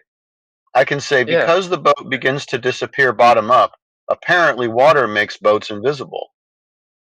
Now, you and I both know that's silly. The reason that we know that is because even if you've ever been on a boat, they don't just start to become transparent or invisible or dissolve underneath your feet. In the same way, we know it's silly that Earth curve makes boats disappear bottom up as they go into the distance because we know that the Earth is not curving because we've measured it and it's not doing that. Yeah.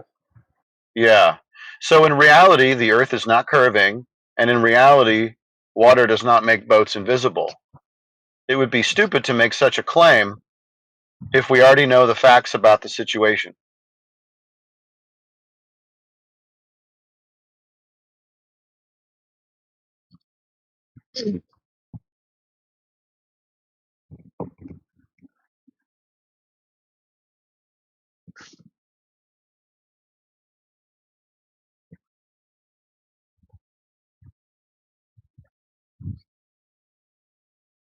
Angular size limitation of your body.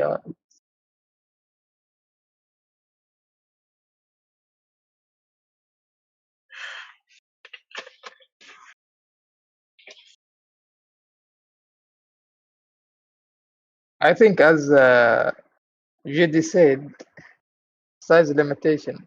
Yeah. Yeah, angular size with distance. Also, the angular relationship with the surface of the water and the boat and the waves and the light and all I mean, kinds of stuff.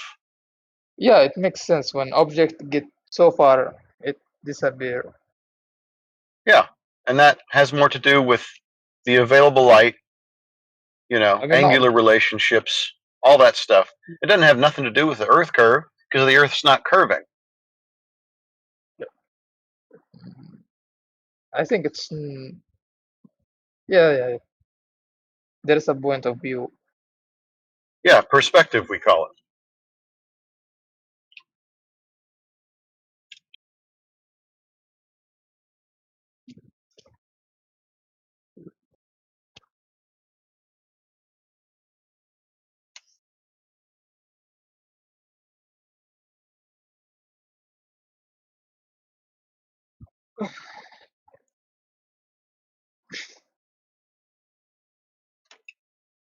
But there is still the shadow paradox in the Shadow eclipse. paradox? Yeah, in eclipse, the shadow, the Yeah, Earth so the shadow moon. appear on the. No, that's what you were told. Remember, we talked about this earlier. They told you a story. How are they going to prove that? The Earth is not curving. Space, So what? the vacuum of outer So space what? is fake. So what that object, the black object, appear on the moon surface when drawing the eclipse? At the end of the day, what we observe is that the moon partially gets darker, turns red, and then kind of gradually takes its original shape, where it's no longer as dark or shaded. And that's all we observe. To draw any conclusions about, a blockage of light to the moon would require a lot of evidence. But I can tell you a story about it. I can tell you that, there is a big projector of the moon into the sky, and that's just Norm. That shadow that you see is Norm walking in front of the projector, and he makes a shadow. He's a big giant, right?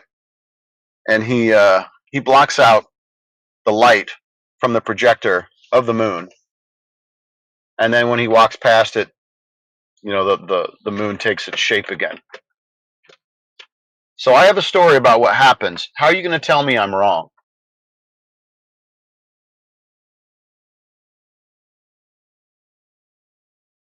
What is the story? The story is Norm walks in front of the moon projector.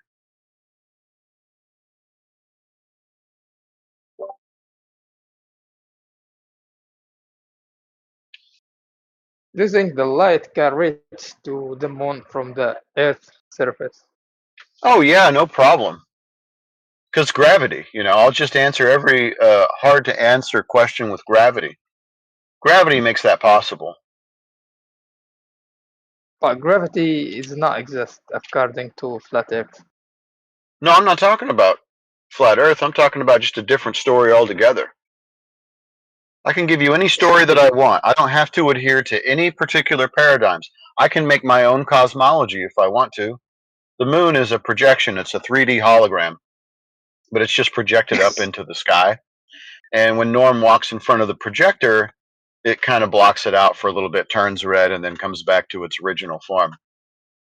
And gravity's the reason for that. I saw it on Discovery Channel.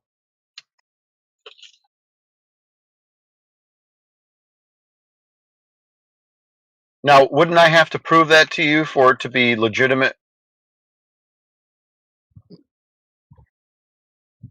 No, that's enough. That's enough just for me to say it? I don't have to prove anything? I can just say it? For me, that is too much today. Too much for Ancient today. alien Okay. theorists say yes.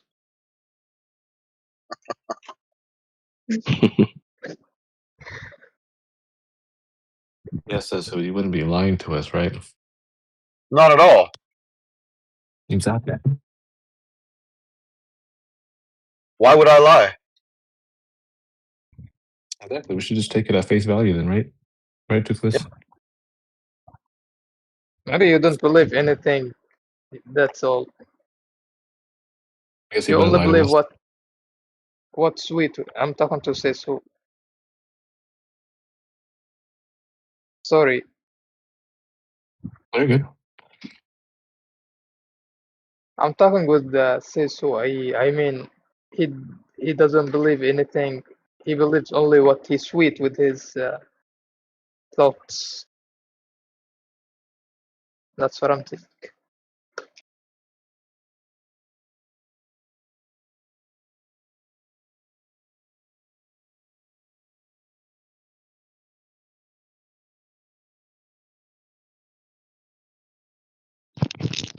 It doesn't really matter anyway, because it doesn't sound like you're investigating the surface of the Earth.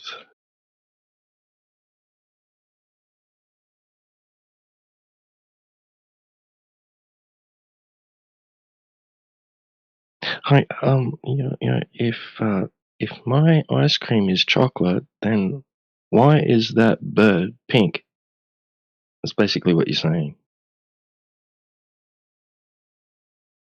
Oh. When you or whenever anybody like says, well, how does the eclipse work if the Earth is flat? Right? That's just like saying, if my if my ice cream is chocolate flavored, then why is that bird flying up there pink? It's the same thing. No, it's not the same thing. Yeah, it is exactly the same thing. See, you want there to be an explanation in regards to what we're saying, right, for an eclipse, because you think it has something to do with the way the Earth is shaped and formed. That's a burden on you. No, listen, bro. That's a burden on you, on yourself. You can't hide your claim behind a question to somebody else that has an alternative worldview. That's not how it works, bro. Yeah.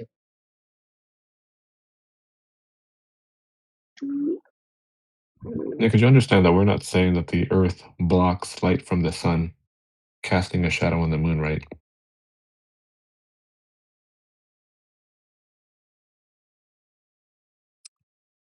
I'm making a claim to why those lunar or solar eclipses work. We're just saying that the ground measures flat. Yeah, this is an opportunity for you to question what you think you know, right? Why didn't you ever question the story that you're told about eclipses?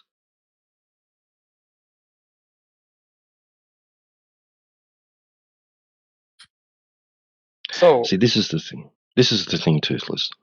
If what we're told about eclipses is true, then that means the Earth is a sphere. Its surface has curvature. Therefore, we should be able to observe and measure that curvature. But we can't. The Earth measures to be flat. Therefore, the explanation for eclipses that you've been given is false, and I hereby do not need to provide you any alternative explanation in order for that fact to remain true.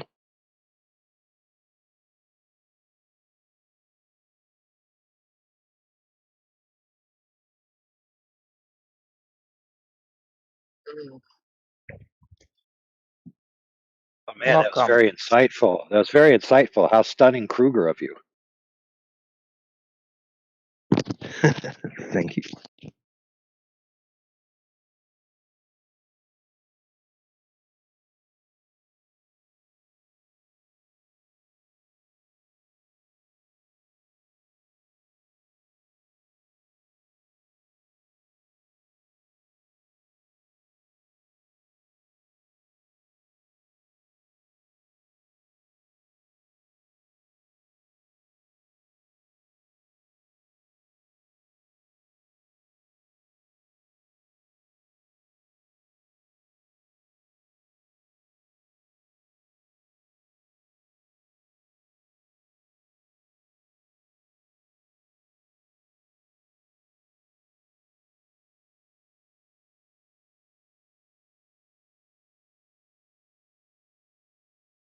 So yeah, Toothless, how did you verify that it was the Earth causing a lunar eclipse?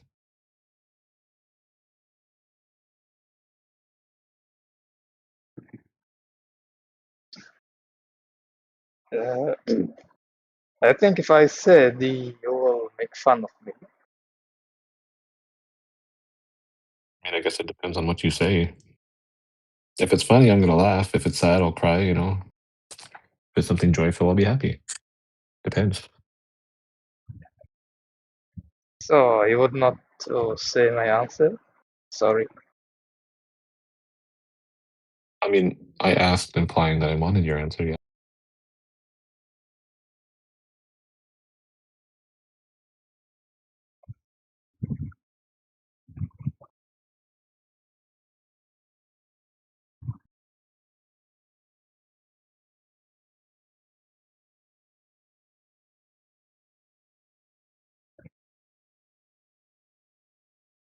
I mean, if you're really that nervous about sharing why you think the Earth is causing a lunar eclipse, you don't have to answer. Yeah, I heard someone say that, so I repeat. That's all.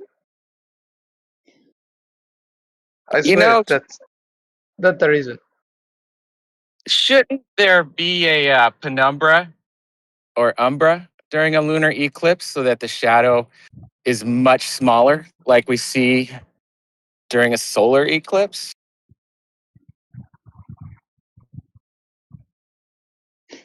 So, what eclipse? What is it? From your point of view?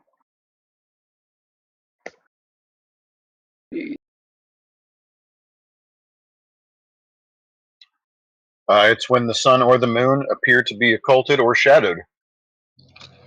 That's what we say that they are. We just go by the observation. That's an eclipse. What causes it? We have no idea. Or change colour, like red moon. That's a really good point. Why isn't there an umbra in a lunar eclipse? Because the umbra can vary on the Earth of a solar eclipse from 1 to 100 miles in size. The Earth is 4 times bigger, so let's say it could go up to 4 or 5, give them a little extra, maybe 600 miles on the moon's diameter of 22, 21 and some change 100. Why isn't there a number on the lunar eclipse? I've never heard that before. That's a good one.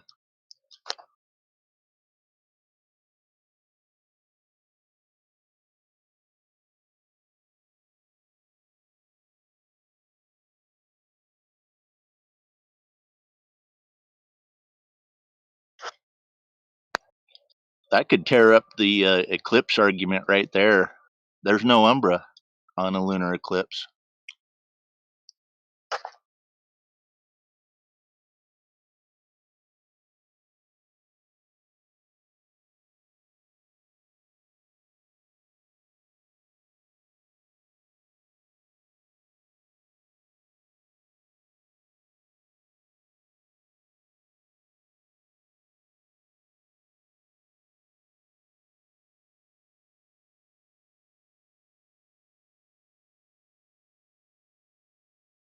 Did my mic go through right there, or is it just quiet?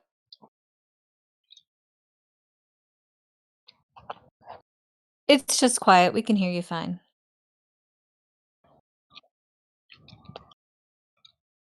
Anybody have thoughts on that? Maybe Shresther or whatever his name is there can talk in the VC now, since no more texty for you.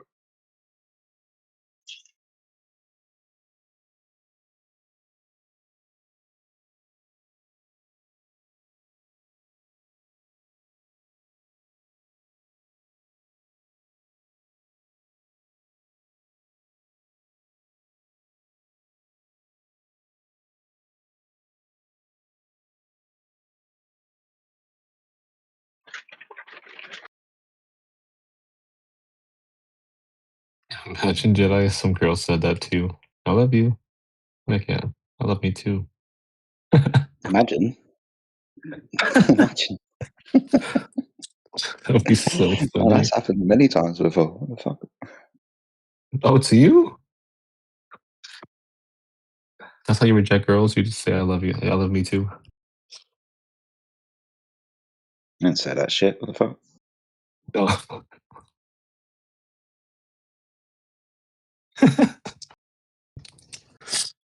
It's an arrogance.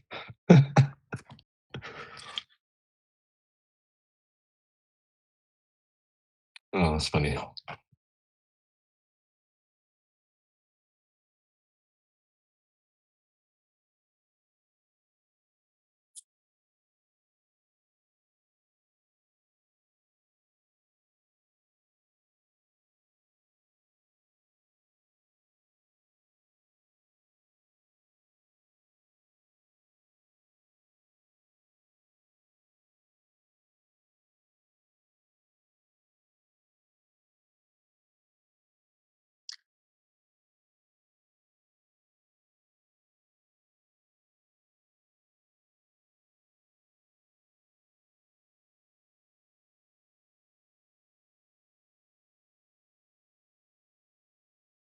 But why is that coming up for like just me?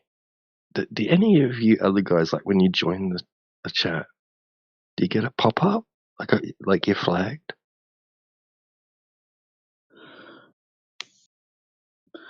No, I thought that was you. I thought you had like a massive ego or something. And, like every time you announce yourself into a fucking room, we had to acknowledge your fucking greatness and something. Yeah, I thought you're putting that yourself, no?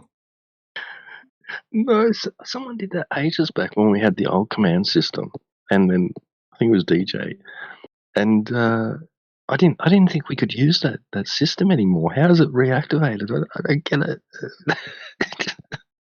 Dude, that's freaking hilarious. I thought it was you this whole time. I saw it pop up twice now.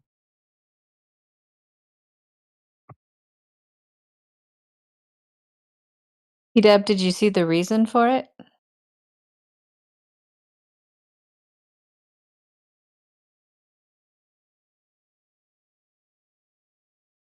Oh, was that you over fences? You're the one calling Yeah, T-Dub a legend? yeah.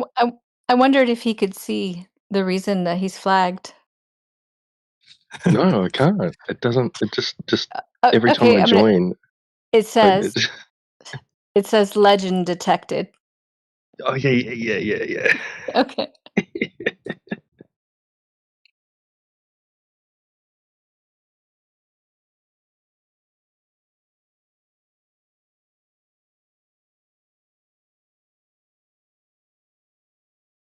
Send a comment type. Yeah, Jedi speak American.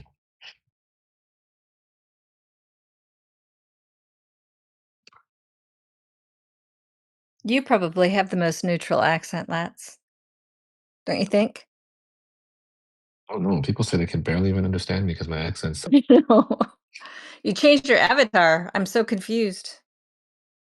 Oh, I know. I just did it like 30 minutes ago. Sorry. I like it. It's nice. Thank you.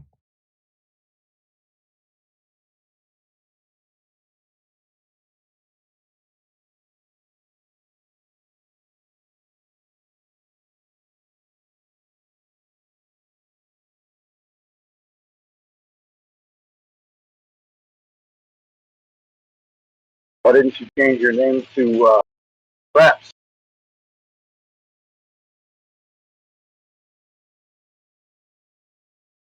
I don't like my name. That's my puppy's name.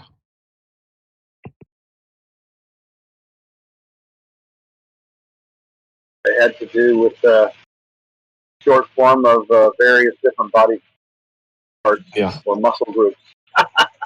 Yeah, exactly. Yeah.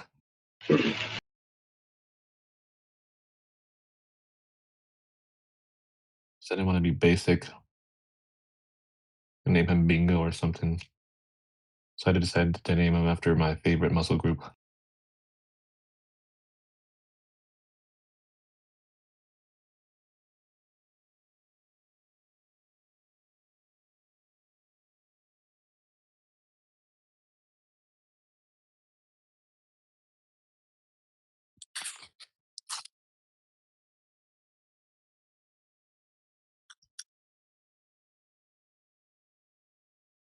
Neil Constantino was in a very short amount of time.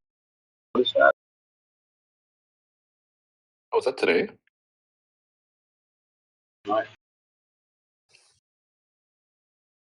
For me, anyway. Hello, can anyone rate my English? I rated a 3 out of 10. Thank you. Of course.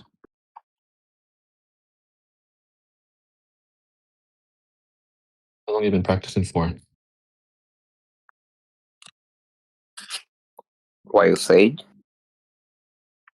How long have you been practicing English for? 2 days. Oh, damn. That's pretty good for 2 days. Thank you.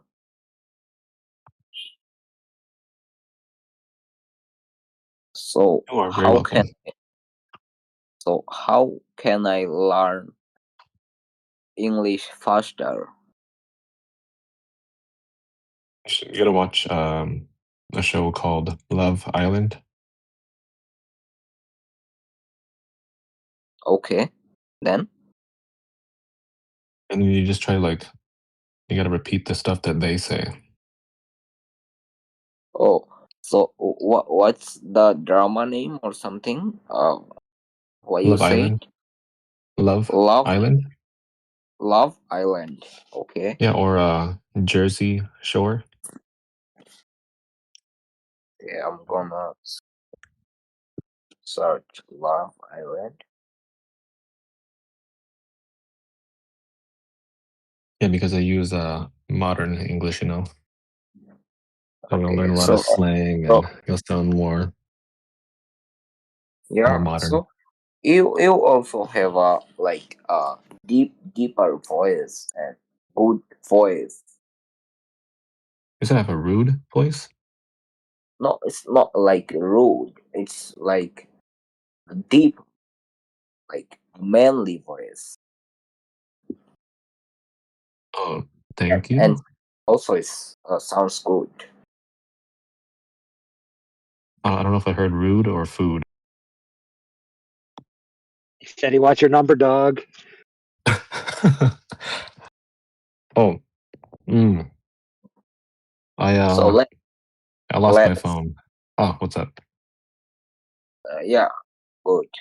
So can you speak with me for 5 minutes? Sure, yeah, we've been speaking for about 3 already. I got 2 more left in me. Why not? Okay, thank you. So where are you from? I am from America. Where are you from? Okay, I'm from Asia and my country is Bangladesh. Oh, nice. Okay. So can you ask some question? Of course. So, yeah. So Do go on. you think the Earth is flat? No, don't. Why not? So it's all about science. Which And science tells you that the Earth is not flat? O-level science. so it's like it's proved like it's a permanent truth. Like so I don't know actually. It can be flat or it can be round. Well, what permanent truth do you mean, or are you talking about? It's permanent truth is like constant or something like uh, we live in Earth and I'm a man and I'm a like I can't Well, I can't like tell you that in English. well, That's things a like secret. you being a man, that can be verified, right? You can verify that in Yes. the mirror. Well, you don't even need a mirror, honestly. You just need eyes.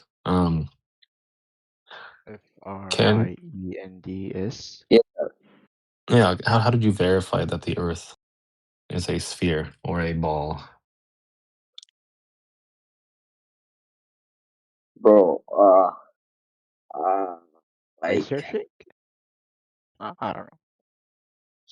bro, then I'm gonna say like I don't know actually. Yeah, that's a fair answer. Because if you never like went out to verify it for yourself, then you wouldn't know, right? Yes, I would know. I would. I wish I would know. Well, thank you for your honesty. I think my colleague here, Jedi, would like to take over. He's very smart, super nice. I'm not tickling anything. Thank you.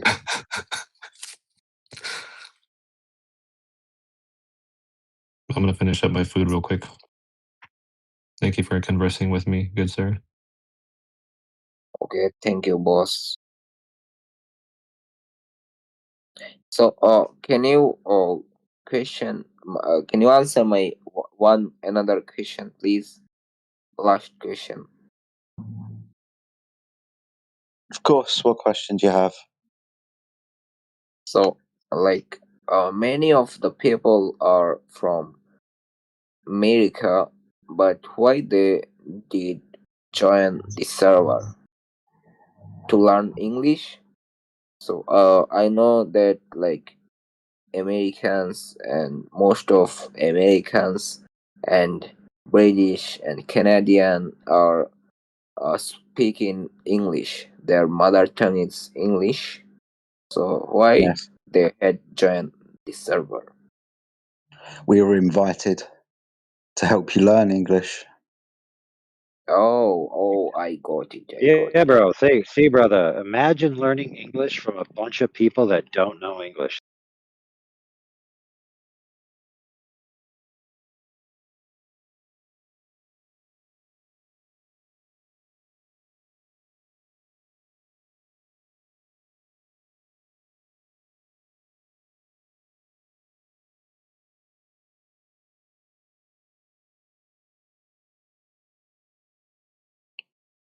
Was that for everyone or just me? Yo, I got disconnected too. That was weird. Okay.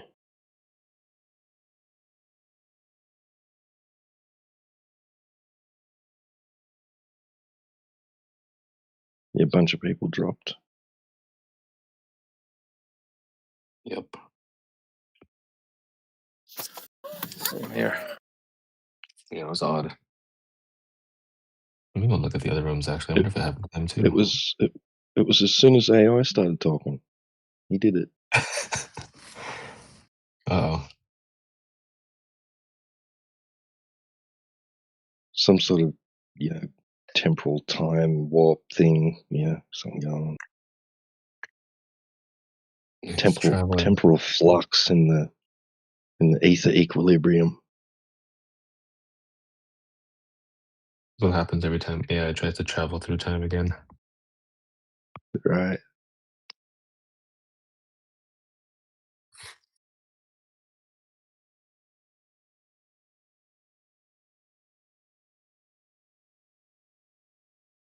Isn't that right?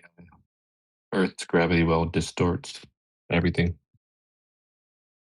causing disruptions across all electronic devices.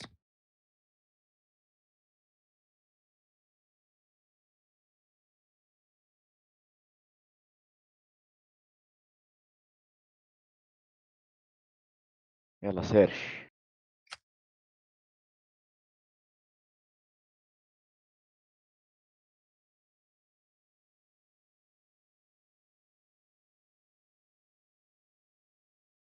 Oh, damn, I think people are still having trouble connecting. I just saw Ganjarambo. Keep me and T-Dub. Anybody else in here? Yeah. Yeah, still here. Yeah, what's going on? Yeah, I think it's just us four. Everybody else is having So trouble connecting. it might be the people that left. So I just stayed and let it rejoin itself. Everybody else that manually left probably having trouble getting back in.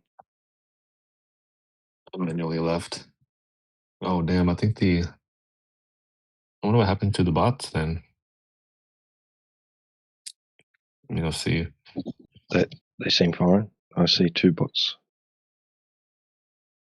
Let me see if they're still recording. They might have got kicked out of the room or something too.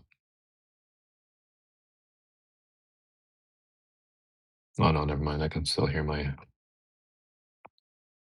deep old voice.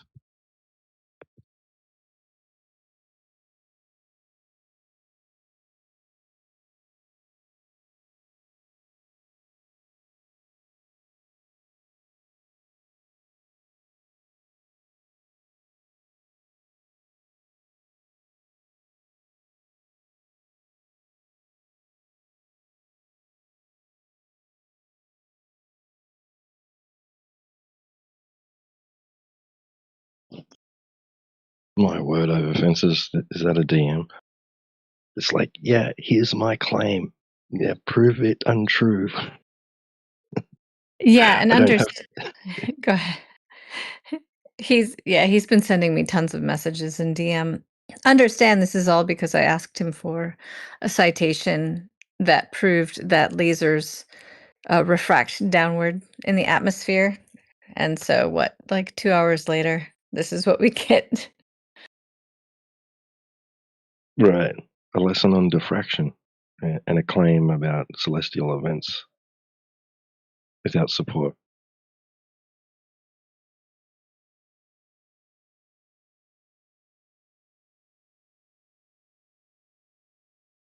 Yeah, I'm not sure people understand the difference between a claim and a claim with evidence.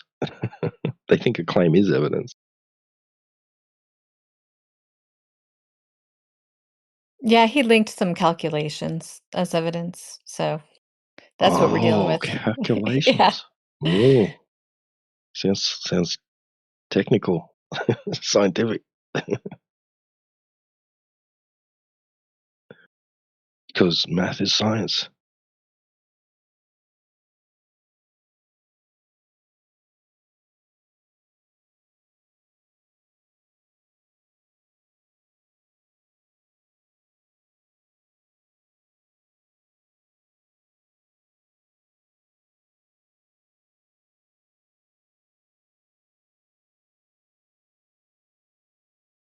What up? Yo, you're one of the survivors.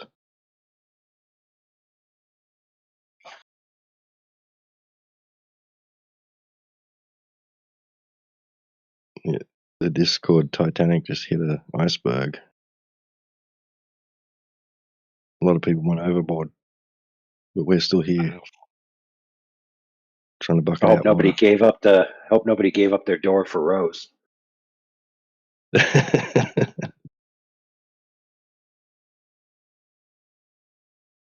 That is the kind of movie that women like to watch. Think it's romantic, but actually, Rose was a selfish jerk. She could have left on the lifeboat and stayed alive, and then Homie could have floated on the door and survived. But instead, she came back on the boat to help the man who clearly knew what he was doing and ruined his life and killed him. Yeah, Good job, woman.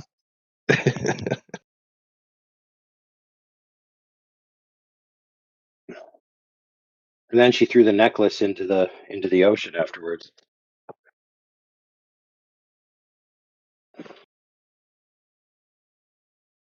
Yeah. What was that about? Just being a woman, dude. Who freaking knows? Dude, she was the villain of that whole movie. Exactly. Freaking evil. She could have had like such a great life with her new husband, her kids. After she sold that necklace, she just threw it in the water. Messed up. Whatever, man.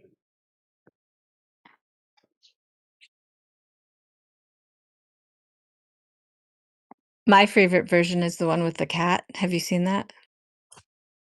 I've not seen that. Cat version? I'm gonna send it to you. I'll put it in Should the post it side up in the chat. side chat, yeah. We can all laugh together. See, because the theory is there was enough space for Jack to fit on the the wood in the cold water, but he chose not to because he knew where it was headed. Oh, it's the same, dude. It's the same like when in the movie The Mummy, where the evil mummy, is fighting the Brendan Fraser character, and Brendan Fraser doesn't know that his girlfriend is actually like the reincarnated sister of the evil girl. So they were actually both like pharaohesses or whatever. And so he's in love with the evil bitch, and he raises her back from the dead, right? So he can be with her. And then when it comes time for her to save his ass, she's too scared to do it. And then he, the evil mummy, he looks at Brendan Fraser and the other girl, and she's coming to help him, and they're so in love. And he looks at them and he goes, "You know what? I could never have that love because my bitch is a loser. So I'm just gonna go into hell. See ya, suckers. I'm out." Yep. So that's his own. Fuck He could have me. easily. Yep. He could have easily picked himself up, but Yeah, not worth it. he's like, "Fuck me, bro." The same Yep. thing with Jack. He's like, "You know Yep. what? This bitch is an evil bitch, dude. If I stay alive, she's gonna chase me down for the rest of my life, trying to get more evil bitching in my life. So I just gotta die. See ya. I'm out." Yep.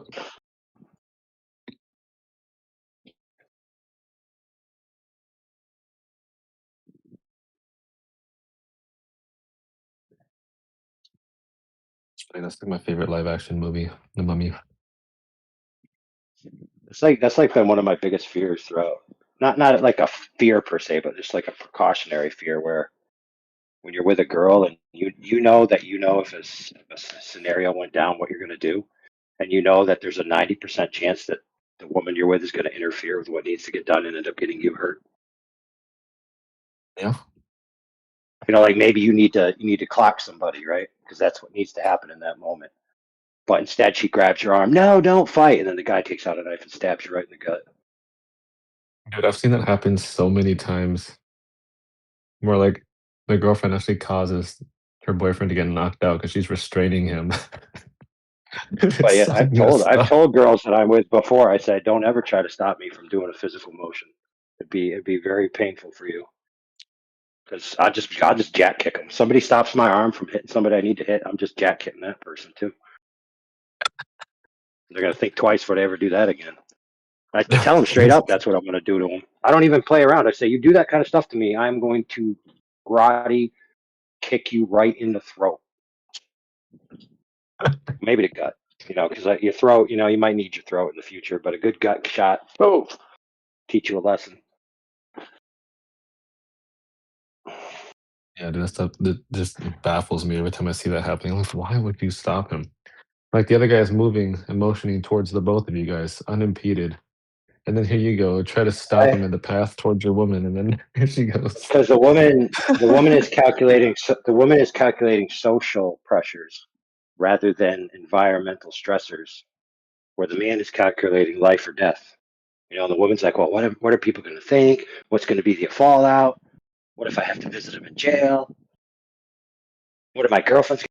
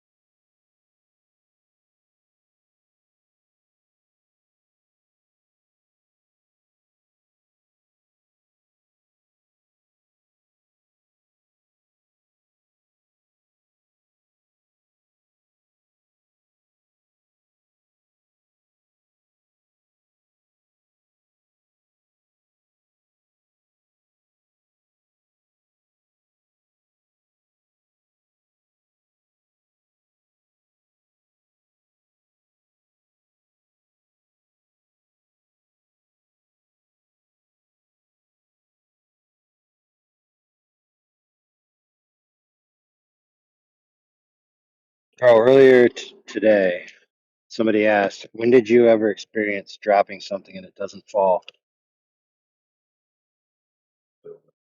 I was thinking they might answer, oh, on the ISS. Now, first off, that's not a personal experience, but even then, they described that everything that they're experiencing there is still falling, right? Like their appearance of weightlessness is explained as if they're falling around the Earth, right? So even then, they're falling. Correct. Yep. It's just from the reference of the object, it's not falling. That's right. They could have said underwater. Yeah, that would have been a good answer. But if you ask somebody about dropping something, dropping begs the question that it's going to fall, right? So if you say I release something that's buoyant in water, I wouldn't call that dropping it, would you?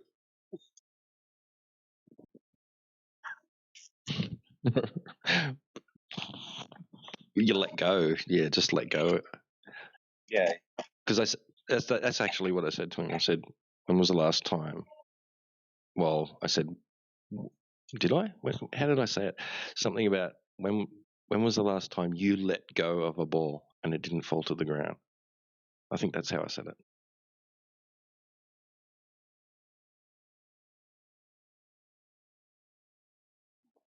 Remember that game where you're kids, you're in a pool and you get like a basketball and you put it underneath your butt and then you let go of it and it just goes flying out the water?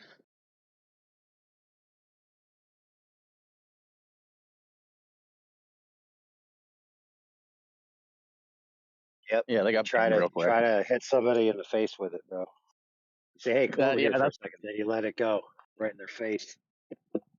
that's what happened. You know the boards, the foam boards that the newbies use?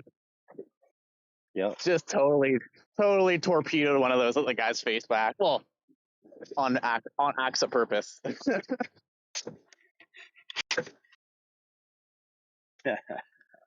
Acts of purposefully.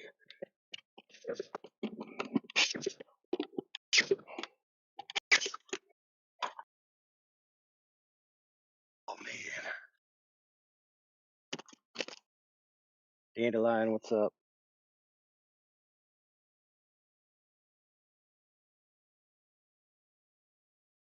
We caught you. We busted you.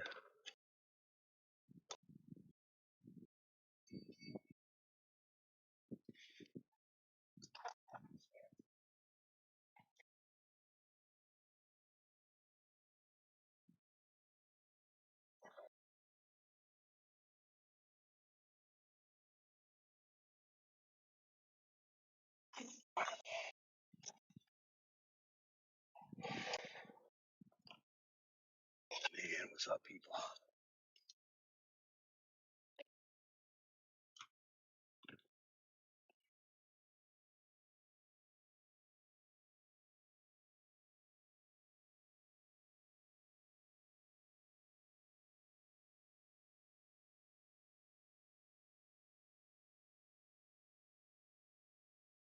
Oh, I did hear you say hello. Sorry, I was trying to deal with something here. I just saw you guys were in here, I guess. Hello. I thought I would just stop in. You looked lonely, so we thought we'd join you.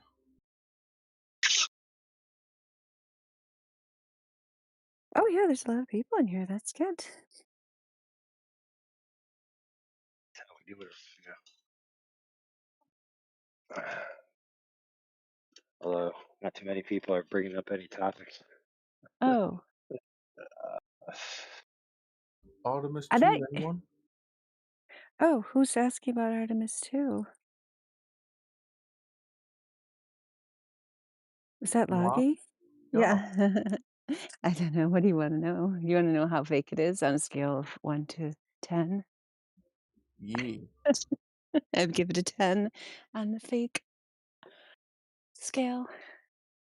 It needs its own parade. It's so fake and gay.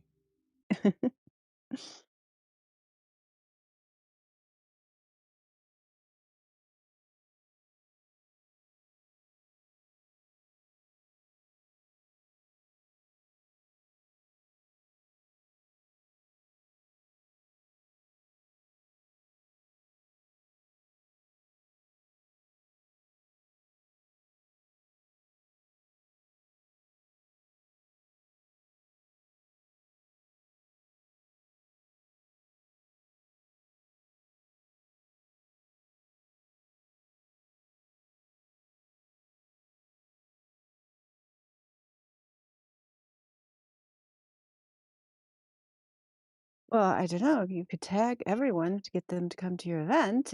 AI Ardent. I don't know if that would work. If you want globe believers, I then you did, don't want but me. Oh, you did? How did I, I get here? I don't think I got tagged. I I don't think know if I it just. tagged the lobby. Well, I only did it at here in the live stream, so whatever Oh, that's whatever why I that. didn't see it, because I just happened to check in and see it. I didn't get a tag. I mean, I didn't get a notification.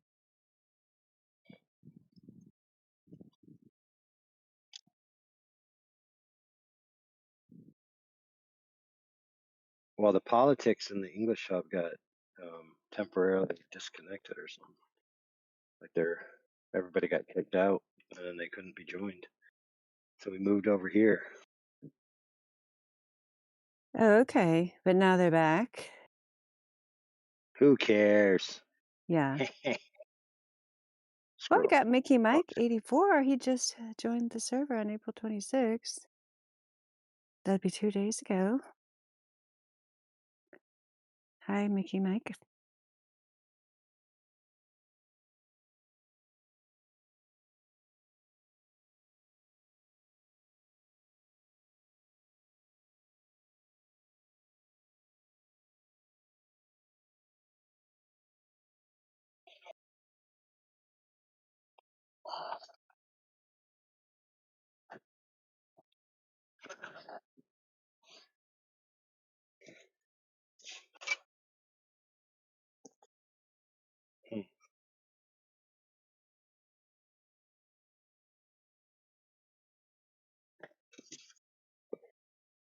That's all right, no rush.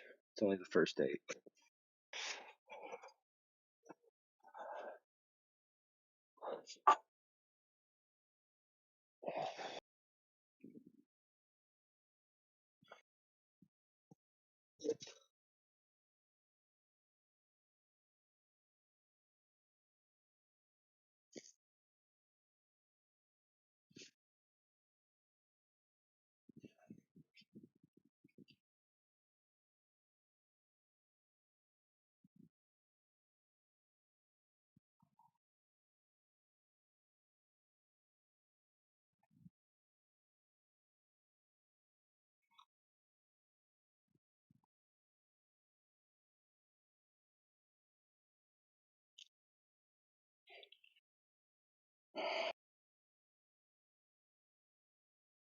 You're not at the wine and cheese party?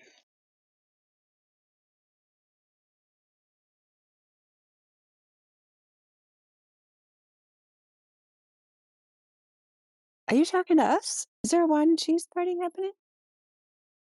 Supposedly, I heard there's the wine and cheese party. Oh, well, I guess I wasn't invited.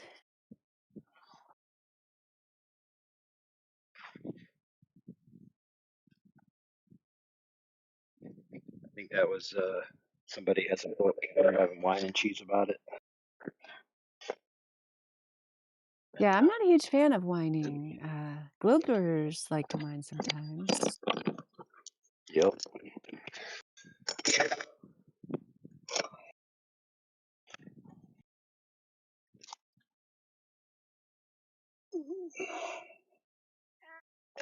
Yeah, I had one the other day that I started talking. They interrupted me, and because I didn't stop talking and kept talking, they said, "Oh, why are you talking over me?" That was fun. It's always enjoyable. I think that's common. That's why you have to be laser focused, you know? That's right. Because I definitely could have testified in a court of law that I started talking first, and all you have to do is rewind. But a lot of globe believers don't seem to have a firm grasp on reality. Imagine that. Whoa. It's a bold claim. Someone might even say spicy. It's a spicy claim.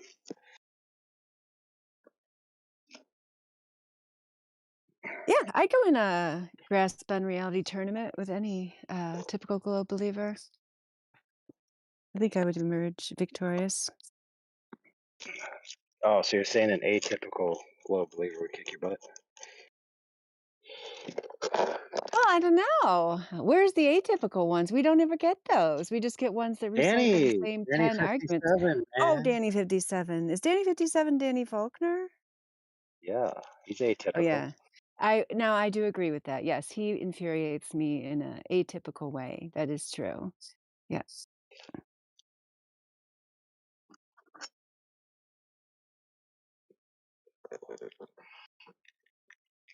Ah.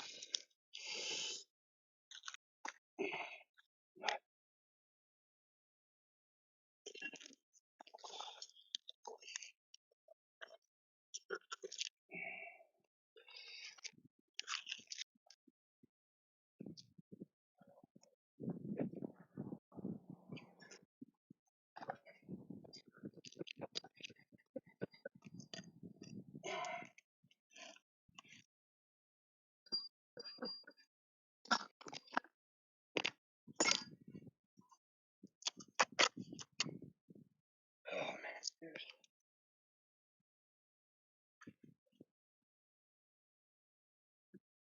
Dandelion, you know what a bursa is? I'm thinking it's a medical term. Oh, Tell me yeah. what it is. Yeah. It's a little balloon sack.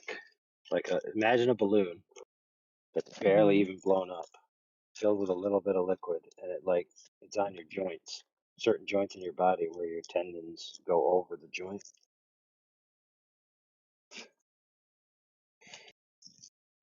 And apparently, Yep. they can burst or they can get infected, and then it's really bad. Did that I happen got to one of you? those on my elbow. Yeah, my elbow. I thought I got bit by a Um, spider. It was bright red. The whole arm was swollen up, and I'm like, "What the heck, man?"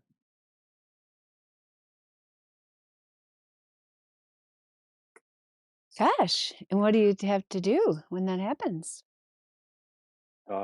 Take anti-inflammatories, maybe antibiotics, and put colds on it and compression, and it takes like 3 to 6 weeks to heal.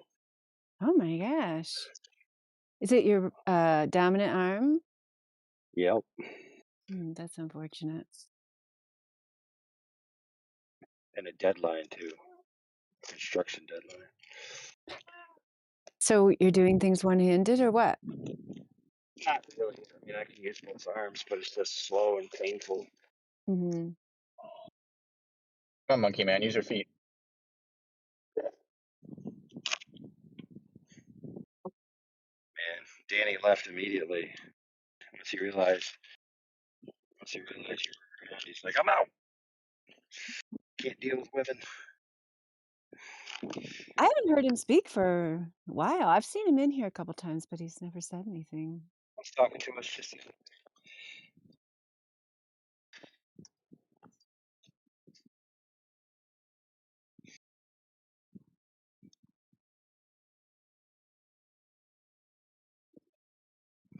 We were talking about gas behavior or Oh, gas yeah. misbehavior. Yeah, depending on how naughty the gas is, sometimes it misbehaves.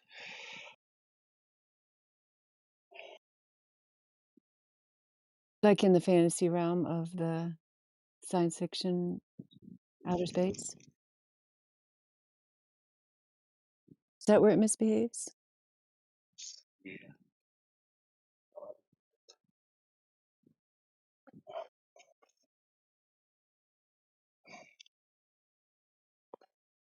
Yeah, anatomy I'm kind of rusty on because, it used to be, of course, anatomy in high school was biology too. I was just talking to somebody about this the other day. It used to be college prep was pretty standard biology 1, biology 2, chemistry and physics. Then they started putting earth science, into the high school. And earth science, I took earth science and geology in college, but it was like the earth, of course, I took it in Montana, which was amazing. Like, we just walk out and like go walking in the mountains and actually observe like the layers and stuff like that. And then we had a bunch of rocks and minerals in the lab that we identified. That's what earth science used to be. You know what I mean? And it's only been probably, I don't know, the last 20 years or something, they've put earth science in the high school, and what they really mean by earth science is science fiction outer space for the most part. I mean, they'll throw in some volcanoes and some rocks and minerals in there, but it's really their way of getting their fake news into the school. Right. So they took away biology too. At least that's what they did around here. I mean, I think some bigger schools maybe, yeah. Well, actually you can take anatomy and physiology here, like online, if you're in a smaller school. But I think most high schools just don't even have biology 2 anymore, which is also anatomy and physiology. So instead of learning about your actual body that could be useful, and how it works, or how animals work and dissecting them and all that, you get to learn about what Neil deGrasse Tyson preaches on Sunday.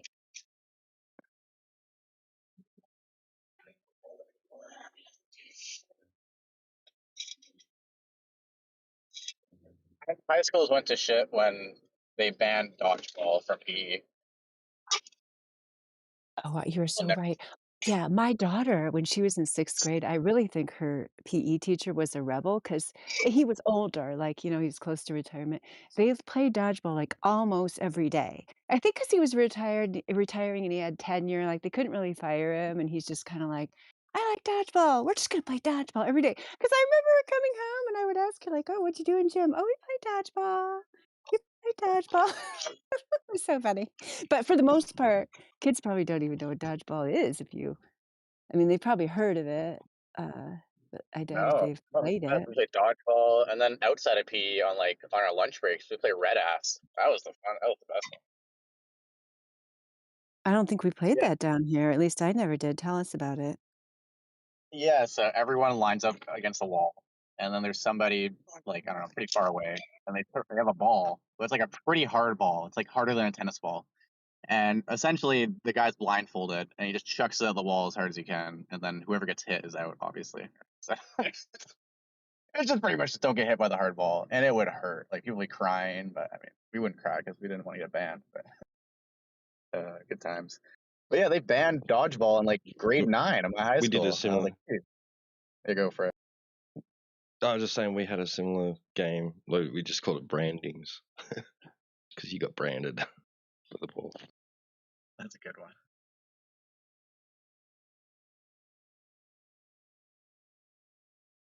Yeah, that. What else did they take away? It took away tetherball. People would get hit by the ball or get their arm stuck in the rope. Yeah, they took everything cool.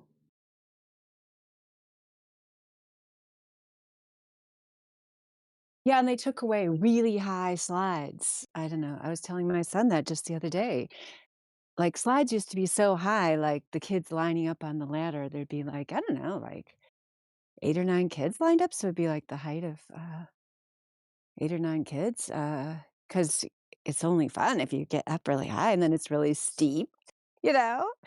But there's still, in the Upper Peninsula of Michigan, there's still high slides like that. We found one a few years ago. And not 'Cause only they were just, they high, they were made of metal. And in I was gonna say totally the made of metal. I'm metal. kind of That's glad they right. got rid Yeah. of those in the summer. You ever been down in the summertime in one of those things in the tubes? Oh my gosh.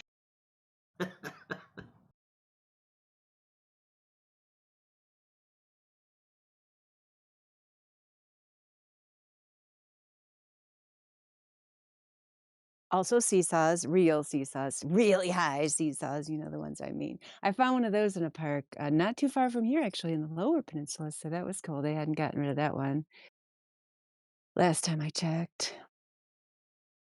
They don't even install swings anymore. I don't see at the parks. What happened to swing sets? Yeah, I have one here at my house. My son and I put it together. It was way harder than I thought it was going to be. But we did manage to put it together because my son, who was in 6th grade at middle school, they took his swings down. Yeah. And he said they told them they were taking them down because they were old and they were going to put new ones up. But it's been over a year and they still haven't put new ones up. They just took them away. So rude. And they used to, he said there was always people on them. It was hard to get a spot on the swing, because middle schoolers can still swing. And now they can't because there's no swings.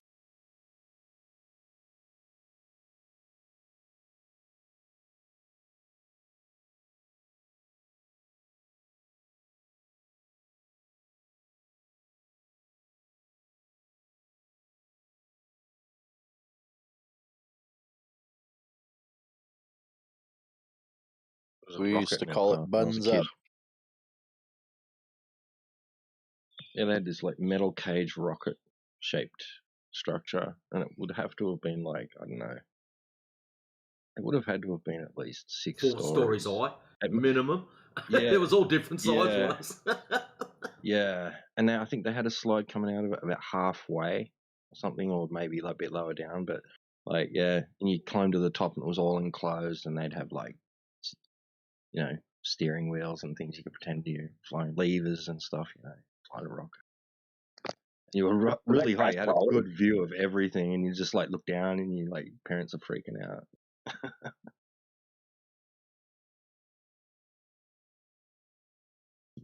Hey, Yeah, we had a T-Dub, place did that. you ever get to check out Trailer Park Boys? Oh no, I haven't got around to it yet, but it's on my bucket list, man. Awesome.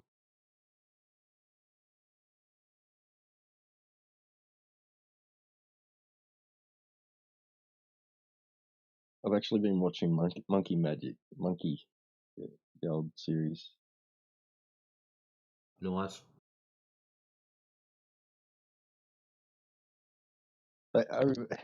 See, some of these things I'm recalling from childhood probably exaggerated because, like, I remember, like, you know, thinking the fight scenes were really cool, and then you watch it again, and like, Monkey's They just were like, cool. he's not even really doing any fancy twirls or anything with his stick. He's just like, it's really basic moves. The choreography's not that great. It's like they just got told, just pretend to fight. Like they didn't even have any script. It's funny.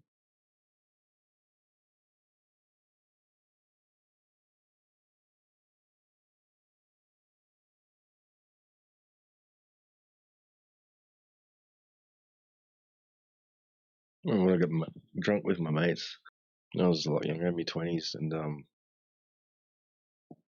we wanted to spar with like sticks, so we started pulling down these curtain rods, wooden ones, and we started sparring with these wooden curtain rods.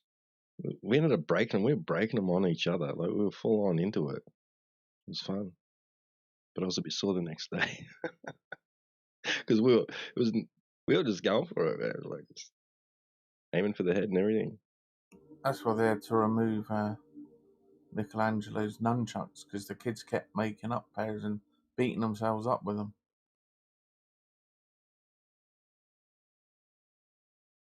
Yeah, I hurt myself a few times on nunchucks. Yeah, Monkey was a great series. I remember that one.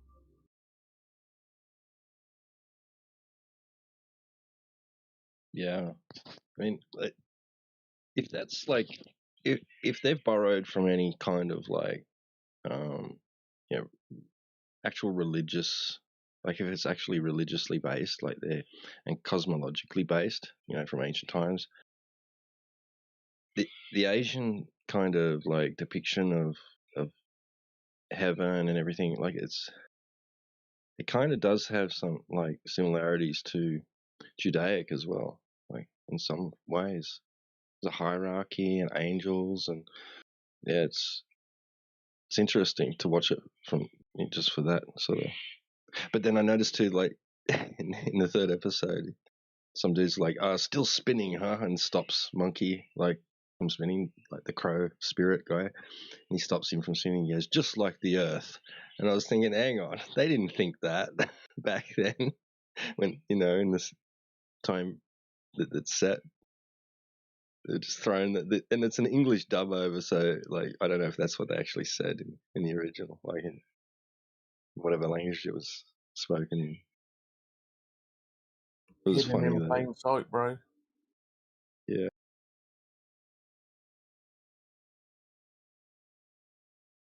Yeah, we watched most of the films, and we were going through the Chinese version. I'd never seen it, but yeah, we got through quite a bit.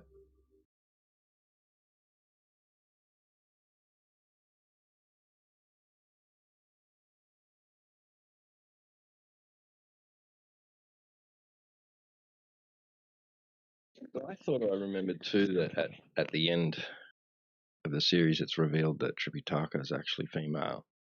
But at the start, like it is a female actor, right? Yeah. But at the start, he meets his mother, who gave him up, who adopted him out, right? And she's like addressing him as a boy and everything. Like, that's sort of a bit confusing. Maybe I'm misremembering the ending, but yeah, I don't know. You'll have to wait and see.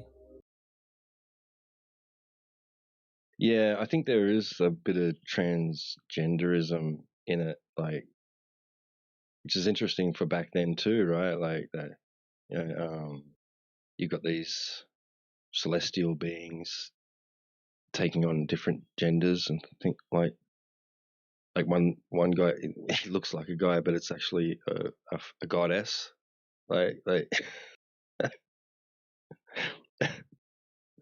it's funny. It's weird to watch all these old shows, and I was watching this as a kid. Like this was one of my favorite shows as a kid. I'd like screw homework, monkeys on. Like I'm gonna watch monkey.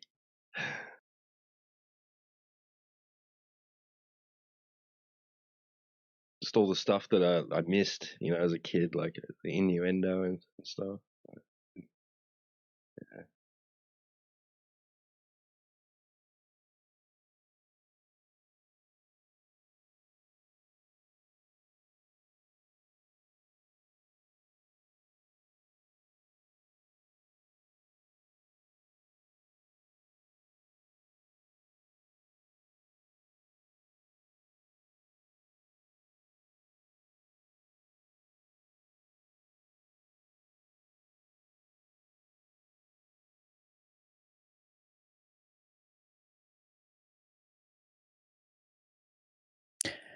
Welcome, Roxana Faye. How are you?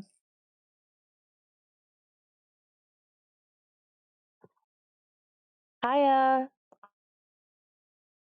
I'm good, thank you. Yeah, we're glad you're here. How did you find us? On the YouTube channel for the Flat Earth 24/7 live stream radio. Nice. What is your position regarding the globe? Oh, I thought since like 2016 that it was like flat. I don't know. I feel like it's some kind of contained system.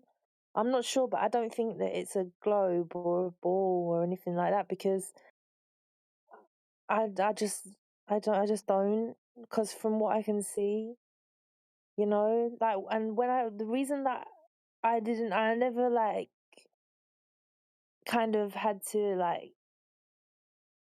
I don't know what the word is.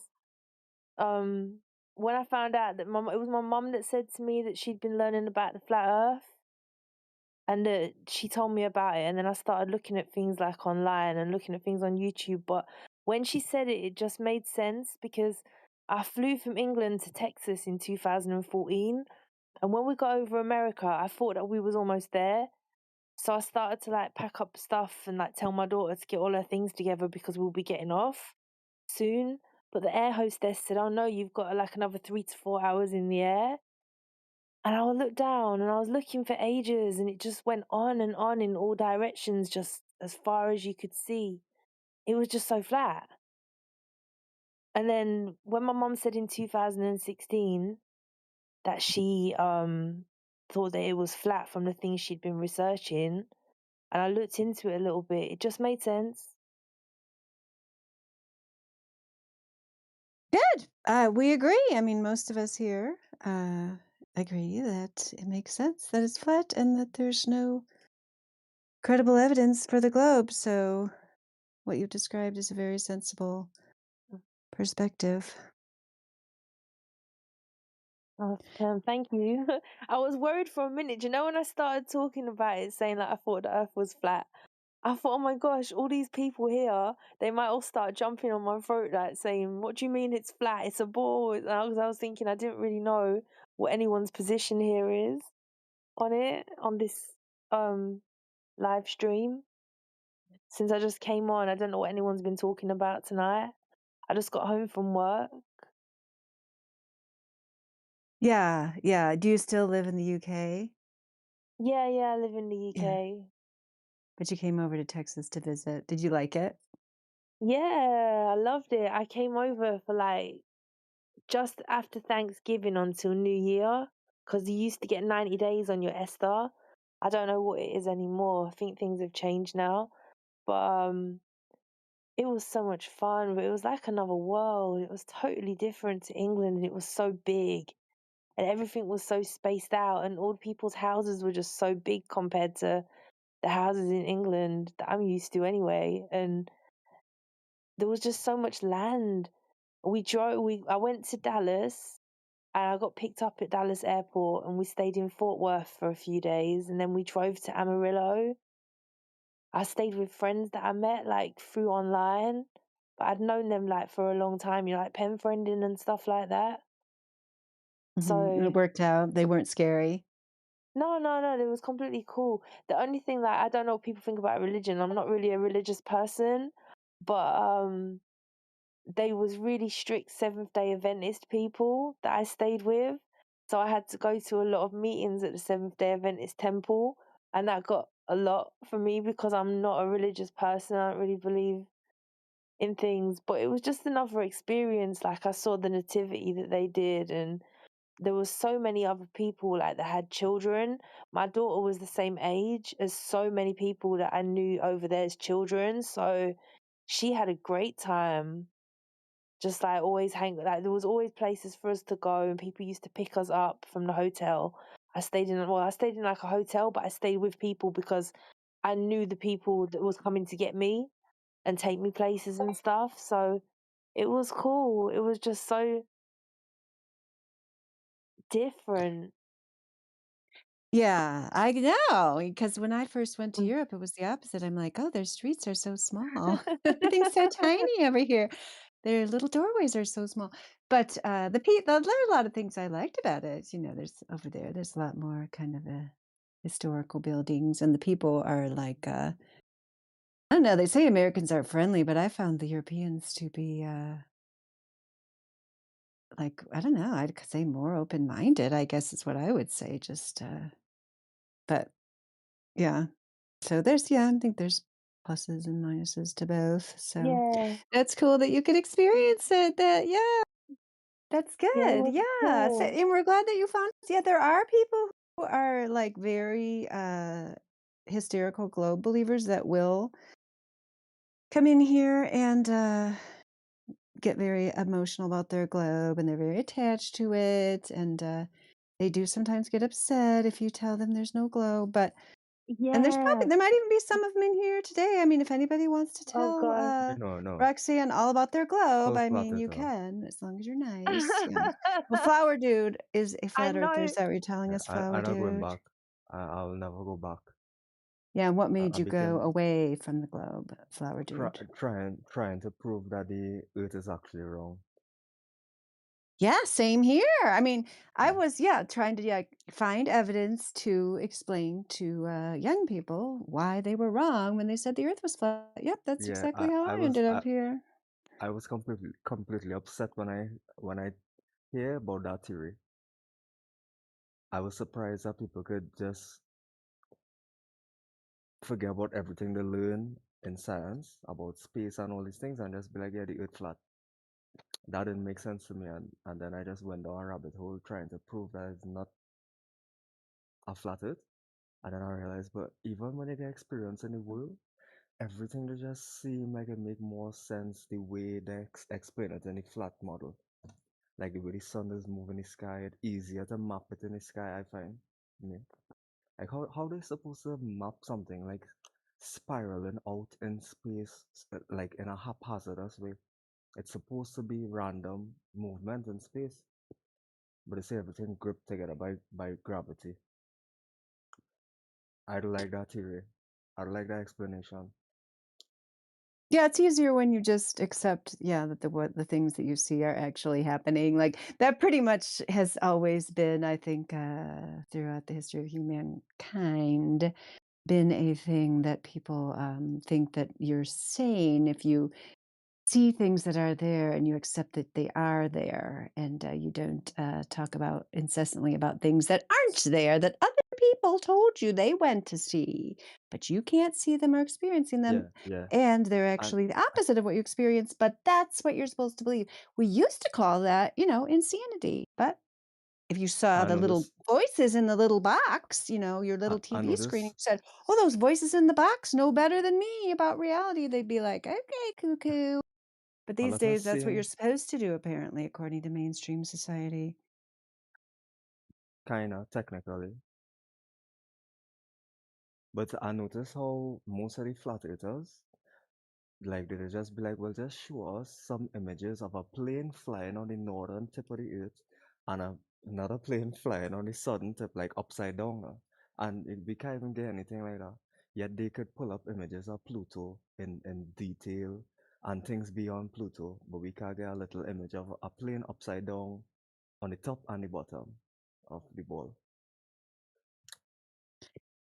Yeah, by this time, they should be able to show us like all kinds of things, that they Yeah, can't show us. Yes, their glaring lack of evidence is yeah, true. appalling. That's I a good way to agree. put it. Mm-hmm. That's a really good way to put it. The glaring lack of evidence. Yeah, Andity is here. Welcome. Oh, Yeah, what's Andity up? just joined us today. Yeah. How'd you find us? I don't know. I was listening to some people debating about completely opposite stuff, and I just suggested. Great. Have you heard very much about Flat Earth before? Yeah. I'll be honest. It's just memes. That's all I've ever seen. Yeah, so you haven't really seen the So actual information or the observations or the I measurements mean, that, I'm I'm a big fan of science and space and all that. Do you guys Mhm. believe in space? Yeah, I'm glad you asked if we believe in space, because that's what it takes to believe in outer space. I assume you mean the fantasy realm of outer space that's never been conclusively demonstrated Satellites to are be able real? to exist, violating the laws of thermodynamics. So we do not believe in the heliocentric religion. Answer: we know, right, Jedi? Yeah, sorry, he caught my laughter. Yes, we don't believe things here. So satellites, What about them? are they real? What's a satellite? Something that transmits data to Earth. Oh, yeah, things up in the sky that transmit data to Earth. That's real. Yeah, like your GPS in your car, internet, Starlink and all that. Okay, things in the but sky Andy, transmitting signals.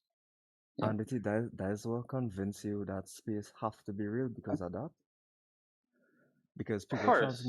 people transmitting data on the Hold on. Earth almost 100 years now. Transmitting data. Well, we're not doing it from the ground. No, I know, but the whole idea of transmitting data don't need to be so far-fetched out in space to make it real, just to make space real. Well, okay. I mean, we're not talking deep space. It could still be within the atmosphere, but we see them all the time. You go up north. I don't know where you guys live, but you go up north. The sky's full of them, right? Mm-hmm. There's lots of things in the sky. Yeah, lots of stuff that we won't be able to explain. The U.S. is releasing all these documents, or it's supposed to be. But the sky isn't the Earth, though, is it? It's well, I mean, it's everything, right? Yeah, Earth isn't special. I mean, space is infinite. You're gonna walk into a wall. There's gonna be something on the other side of that wall, right? It doesn't just end where we are. I understand your line of reasoning, let's say, but the sky still isn't the Earth, is it? I guess it depends how. As soon as you enter the atmosphere, I guess you would say you're. Without invoking your belief, the question is quite simple. The earth beneath your feet, the solid ground that you stand upon, isn't the sky, is it? Correct. Cool. Awesome stuff. Do you think that we should look at the sky to figure out what the floor is, Would you think we should look at the floor to figure out what the floor is? Yeah, the floor. Like we know that we have like a crust. We know that we have a core. We know gravitational pull. We know about tides. That's talking about space, though.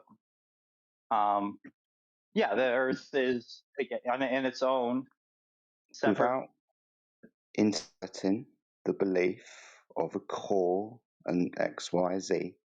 Well, what word about volcano? Why are we getting lava out of nowhere? Without What about questions tectonic about plates? What's with earthquakes? without lots of questions about volcanoes and earthquakes. I'm just trying to get your reason to understand if we want to figure out what the Earth is, we look at the Earth, we don't look at the sky. A little bit of both, I would say. Okay, so for example, the moon. How does that tell me what the Earth is? So the moon causes, that's how we get our tides, and you'll notice all the tides don't happen all at once. It's different times because it's a gravitational pull right on the Earth. I mean, the moon. Another example, when we have, you don't just get like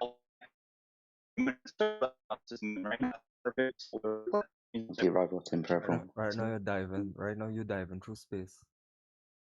You sound like an astronaut. Hold up, Flower Dude. Let Jedi have a chat with this young chap. He's roboting. He needs to leave and rejoin.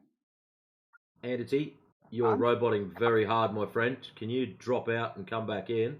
Hopefully that'll reset your connection. Sorry.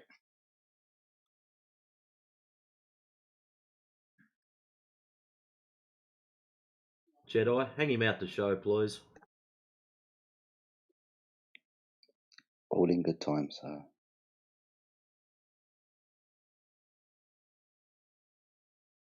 Is that better?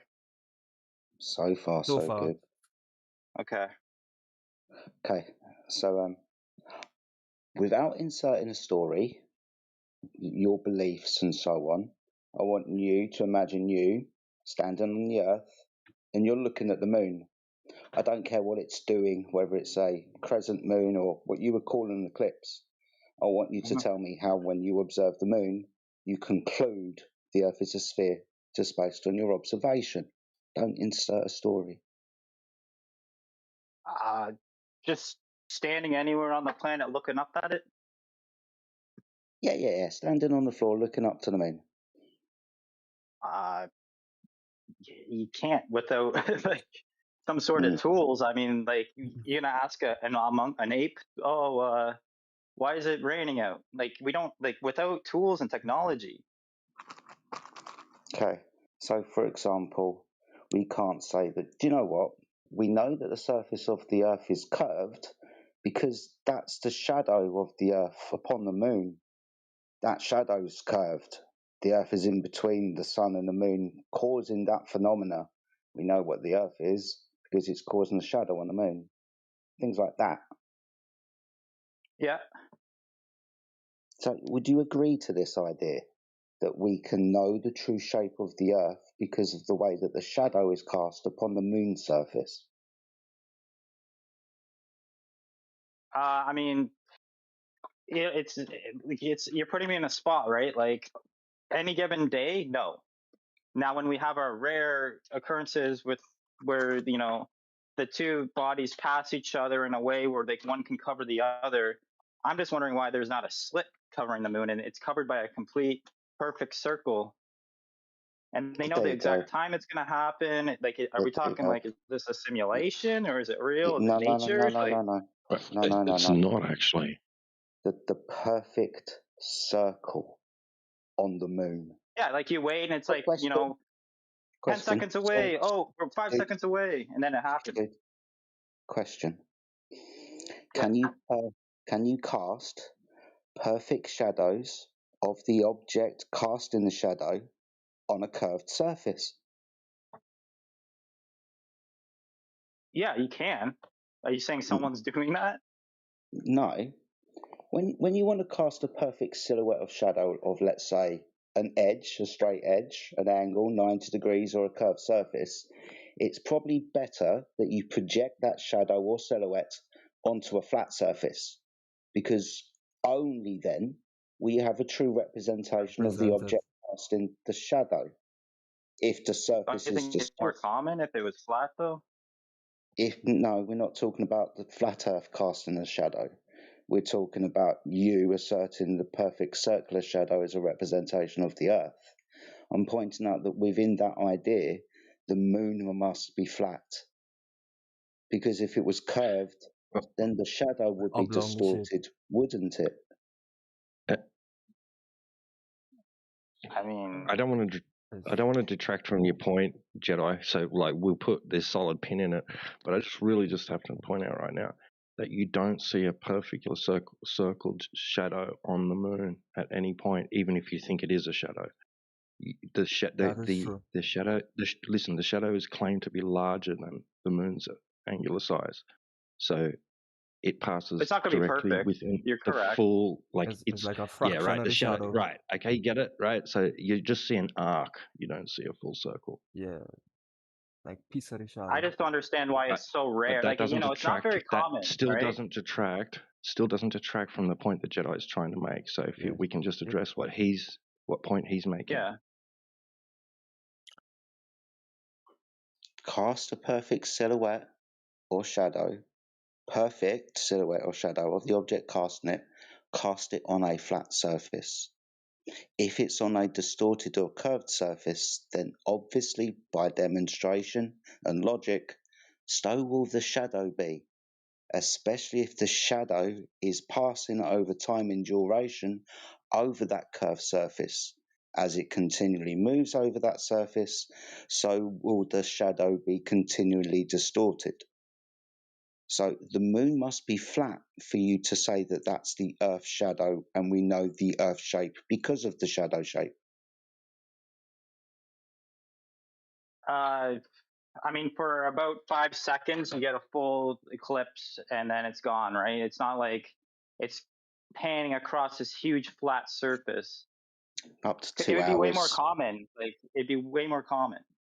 Up to 2 hours. And obviously, lunar eclipses within your model only happen when there's a full moon, because there must be a full casting of light from our position of the Earth as we look back at the moon in the night sky.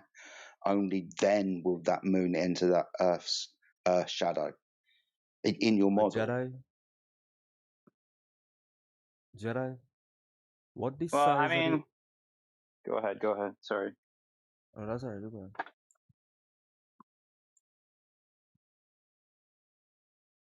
Jedi, what the size of the Earth shadow would be?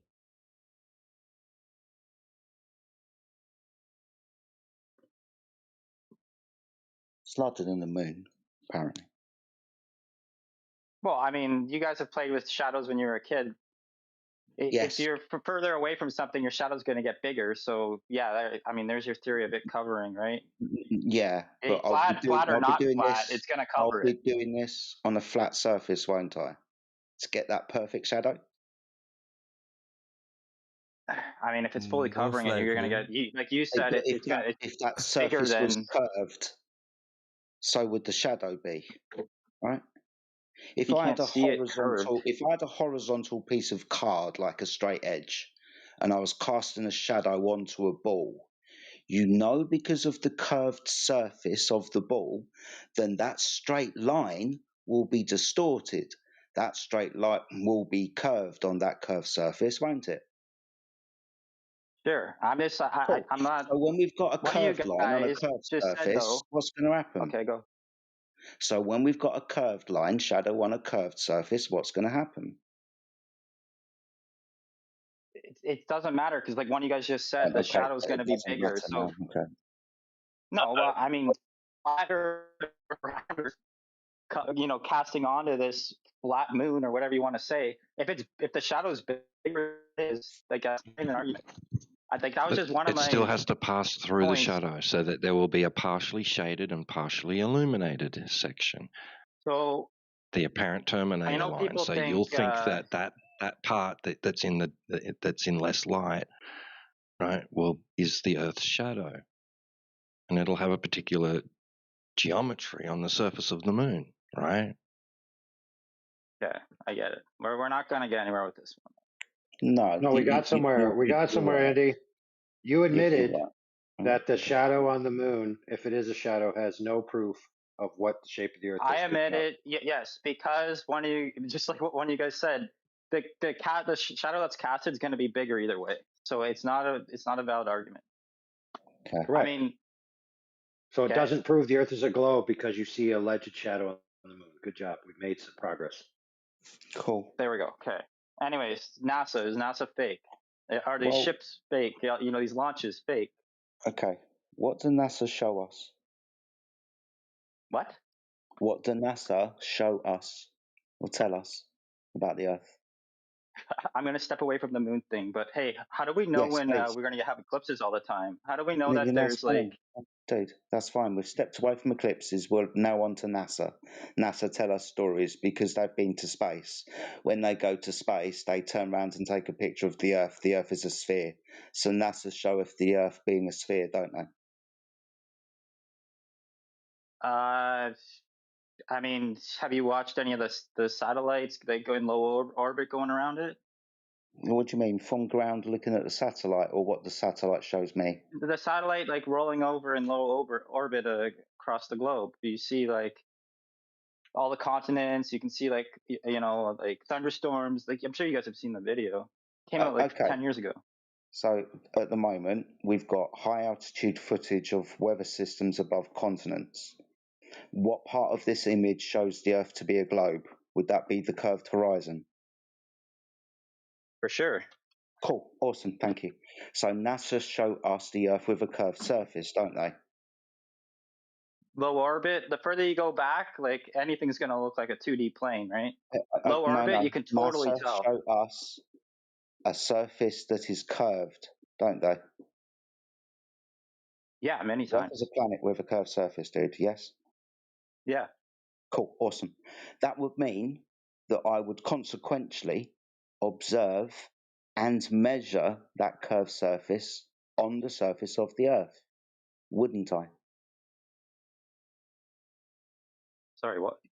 Say it again. If My bad. that picture shows the surface of the Earth is curved, when I'm on the surface of the Earth, I will observe and measure that curved surface that the picture depicts.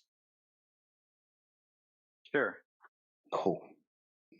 Okay, so this is how we verify those images, by measuring the surface of the Earth to see if those images are true.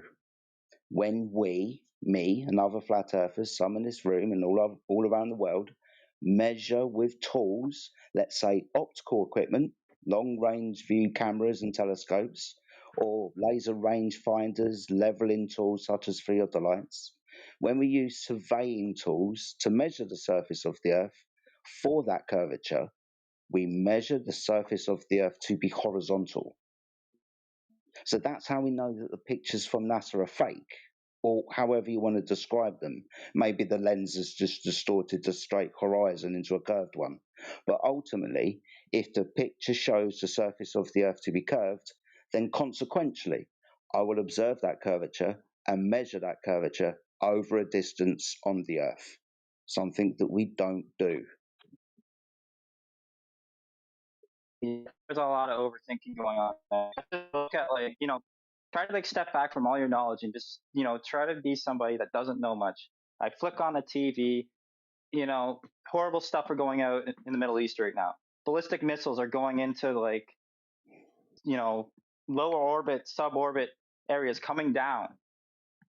Have you seen the line, how they move? These are real. We see the explosions going on. Sorry, when you say, have you seen the line, how they move, what, on a graphic on a screen? Yeah, how a ballistic missile works. Yeah, It doesn't on a go graphic straight. on a screen.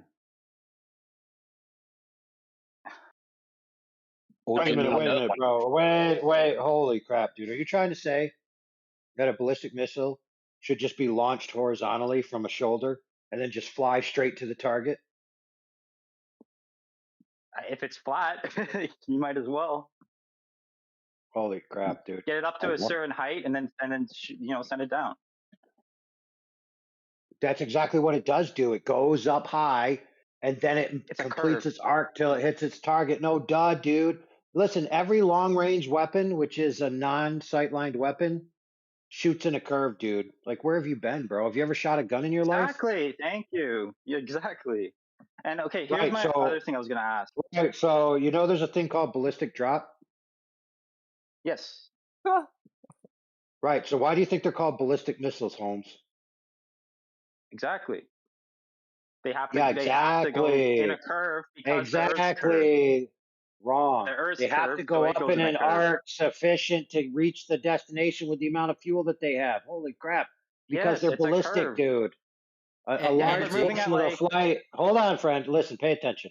Since you're clearly not smart enough to know what you're talking about. So, no. We don't need to be mean. a large portion of the flight is not powered, dude. Do you understand? That's why it's called a ballistic missile, Yeah, dude. it Holy takes moly. off, it levels out, and then it goes down. I know. Right. Aren't So just like artillery, they don't shoot artillery straight at the target, dude. They lob it. Why do they lob it? Well, depends how far it's going, right? But No, there's one answer why they do that, dude. I'm One's talking very about specific answer. intercontinental like missiles, not a little mortar. Like I'm talking about something Listen, that's dude. If you crossing. Like, can't answer me why artillery is lobbed, why do they you will lob not. it? Because it's just gonna. You're not gonna have a target. That's how it works. Well, pay attention. I'll tell you. It's very simple. It's called ballistic drop because every second it's airborne, it's heading towards the ground. So they have to angle it into the air so that the time of flight reaches the target. Holy moly, bro! so Wow. And it's what like shooting a causes bow and that? arrow? What causes that? Gravity, correct? No, the Earth being flat causes it. There you go. Okay, gravity is what keeps us on the ground. Oh, you're gonna love Now, this. if we were on a huge flat plane, you're telling me No. that it's equal gravity, like just from one side to the other, it's all the same gravity. Not only am I telling you that, It's not even but gravity. it's It's not even demonstrated to gravity. be the case. It's just the Hold on, dude. surface we all attached to. That's great. So anyway, listen, not only am I telling you that, I got a physics paper I can give you that'll tell you that as well. But that doesn't mean anything. Exactly. It doesn't mean anything because all we ever experience is up and down, perpendicular to horizontal, which is exactly the way the Earth is, flat, level, and horizontal. Good job. You just proved the Earth's flat. No. The Yeah. gravity, Yeah. how is gravity going to be equal from one side all the way to the other side completely flat? That's No, because it's your very idea of simple. There's a physics pole, mathematics there's a is wrong. gravitational pull at the center. Because it is not gravity. That's the thing. Okay, why It's a is he mass. asking me, but It's I'm a big struggling to mass answer? that causes gravity. I don't know, dude. Hold on, Andy, Yeah, hold on. I used to believe that too Hey, when I was like flower 18, boy, 19. flower dude. Yo. He's asking me. He asked me. Okay. All right, thanks, bro. Okay, look, So, I'll just summarize it. Andy, I know what you said. I heard it. I heard it, dude. I'm not stupid Okay, you that don't I need to can't cut me hear. off. I'll let you speak, and then I can speak. But if I'd you cut me rather off, not that's hear not you winning. repeat the same. I'd rather not hear you repeat the same thing I already heard. But go right ahead. Okay, Feel go ahead. free. Okay, I'm just saying, quick. I think gravity would pull towards the middle, no? And on top of that, Okay. if it's not pulling towards the middle, then the sides, the edges are going to fall sideways. Like it's almost like it doesn't make any sense. Okay, we got you, bro. We heard you. Now, Okay, common go. misconception. The common misconception that gravity would pull diagonally or sideways towards the center. But this is only if you imagine the flat Earth as being very thin. If the flat Earth is very thick, like for example a cylinder, and it has a variable distribution of mass, which by the way I can give you a physics paper, like I said, which will show this, then you can have gravitational field lines which are perpendicular to the horizontal plane and the Earth be flat. So you're just wrong, sir. Mm-hmm. Sure. Okay. It's what do you want from this conversation, my friend? Do you want like an information exchange so you understand information our exchange. point? Okay, cool. I'm not Because trying to I don't cause want any, like, I'm being professional. I'm not going to call anyone names. You know, you No, guys do whatever you. It's not that. It's just because you seem to be getting a little bit defensive. It seems like you want to debate sometimes Oh, no, as I'm well. just trying to get a word out, and then like 3 people cut me off. So it's like. I get you. You know? I appreciate that. Sometimes Discord is a bit hectic. That's fine. I'm not going to get mad. It's just like. That's fine. Your gravitation idea, right? Things pulling to the center of mass. Yes. Now I know That's not scientifically proven. But I'll ask you this question. How does mass attract mass? Good question. How does mass attract mass? Yeah. I guess it would, mass. It's the weight of something else being near something else, and then there's an effect of it, right? Like, yeah, I want to stay away from the whole space thing, but like, I mean, everything moves in a circle up there. Everything's circular. Everything's going around each other because everything's within a pole, a mass. Okay.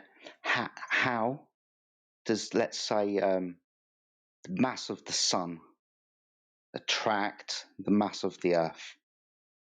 How does that happen? It's our solar system. What do you mean? Yeah, but how? What's the mechanism that, let's say, let's use another analogy, when the apple falls from the tree, how does the Earth reach up to the apple that it's not physically contacting and pull like a force on the apple? Gravitational pull. Yeah, how? Mass. Okay, that's, if I will define it for you, and correct me if I'm incorrect, the amount of substance in a space that has a resistance to inertia. So that's a lot of stuff that's hard to move. Please tell me how a lot of stuff that's hard to move moves a lot of stuff that's hard to move. How? Because there's bigger things moving. There's bigger things. I can't tell you the start of the solar system. I don't know how the sun got here and everything's been made. We're not supposed to know that. But it's easy to tell, like, okay, you know, at this on this calendar date, we're gonna see this because it's moving. And it's not like everything's stagnant. We know that. I appreciate the phenomena. I'm asking you how. Right? Natural science deals with cause and effect. We've got an effect. Let's go back to the apple, it fell. In science, we want to figure out the cause of the effect. At the moment, we're just saying a lot of words. Right? In science, those words need to be physical because I'm going to need to manipulate it in the experiment to make something happen with it. Right? Like the apple fall from a tree. So, like water boiling, because of the excitement of energy due to temperature and the breaking of the the radioactive bonds that keep the nucleus together, the change in state from water to gas, we know that. So, when the apple falls from the tree, I'm asking you how.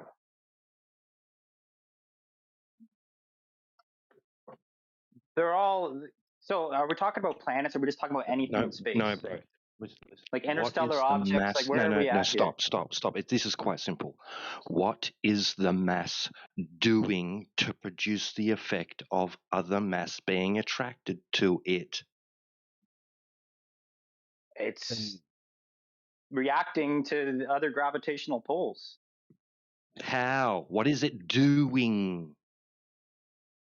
It's circulating. Everything's to circling produce around that each other. effect. You're saying Everything it's circles just around the there biggest. and it just The sun's is. So the sun is fucking huge. Sorry for swearing. Sun is huge. Yes. And then the next bigger thing goes around that, and the next thing, and the next thing, right?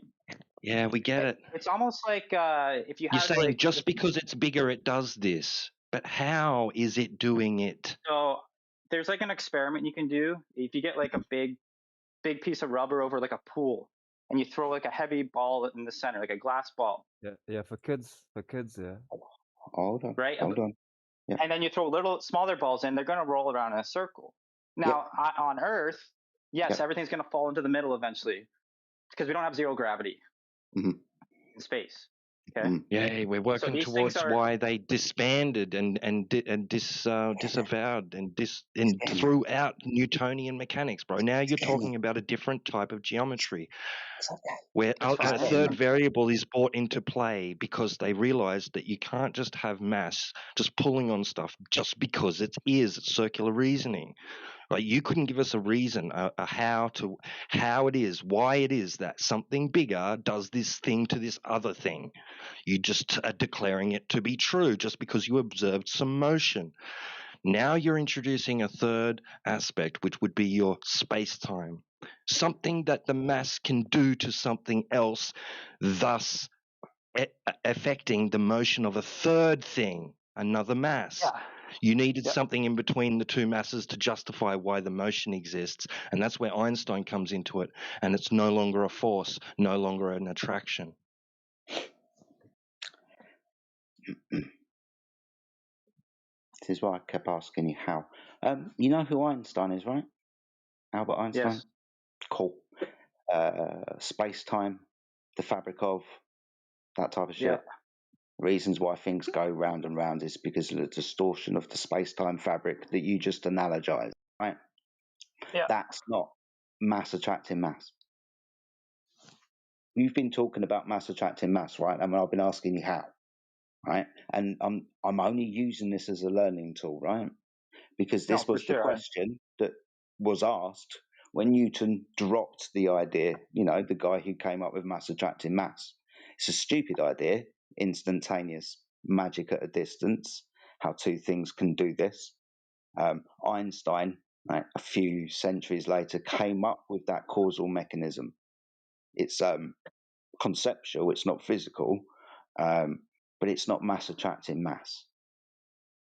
Some people just get confused with gravity and say it's one thing and then convolute it with another thing.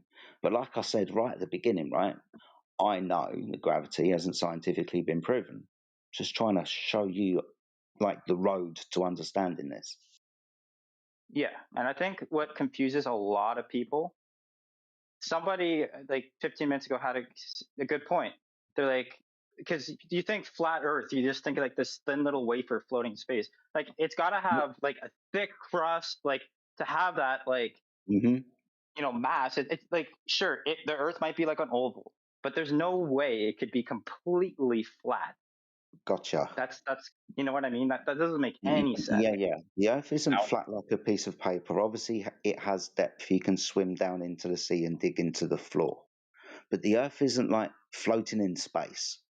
The Earth is the floor of the universe. And when you look up, there is the sky. Like when you stand in your living room and you look up at the lights on your ceiling, right? You go outside and you look upwards to the lights that are above your head. It's the same thing. Much like your room, the Earth So is flat almost and like a stationary. giant person could like wave their hand across the whole Earth, like around the same horizontal plane, and it would just skim right over everything.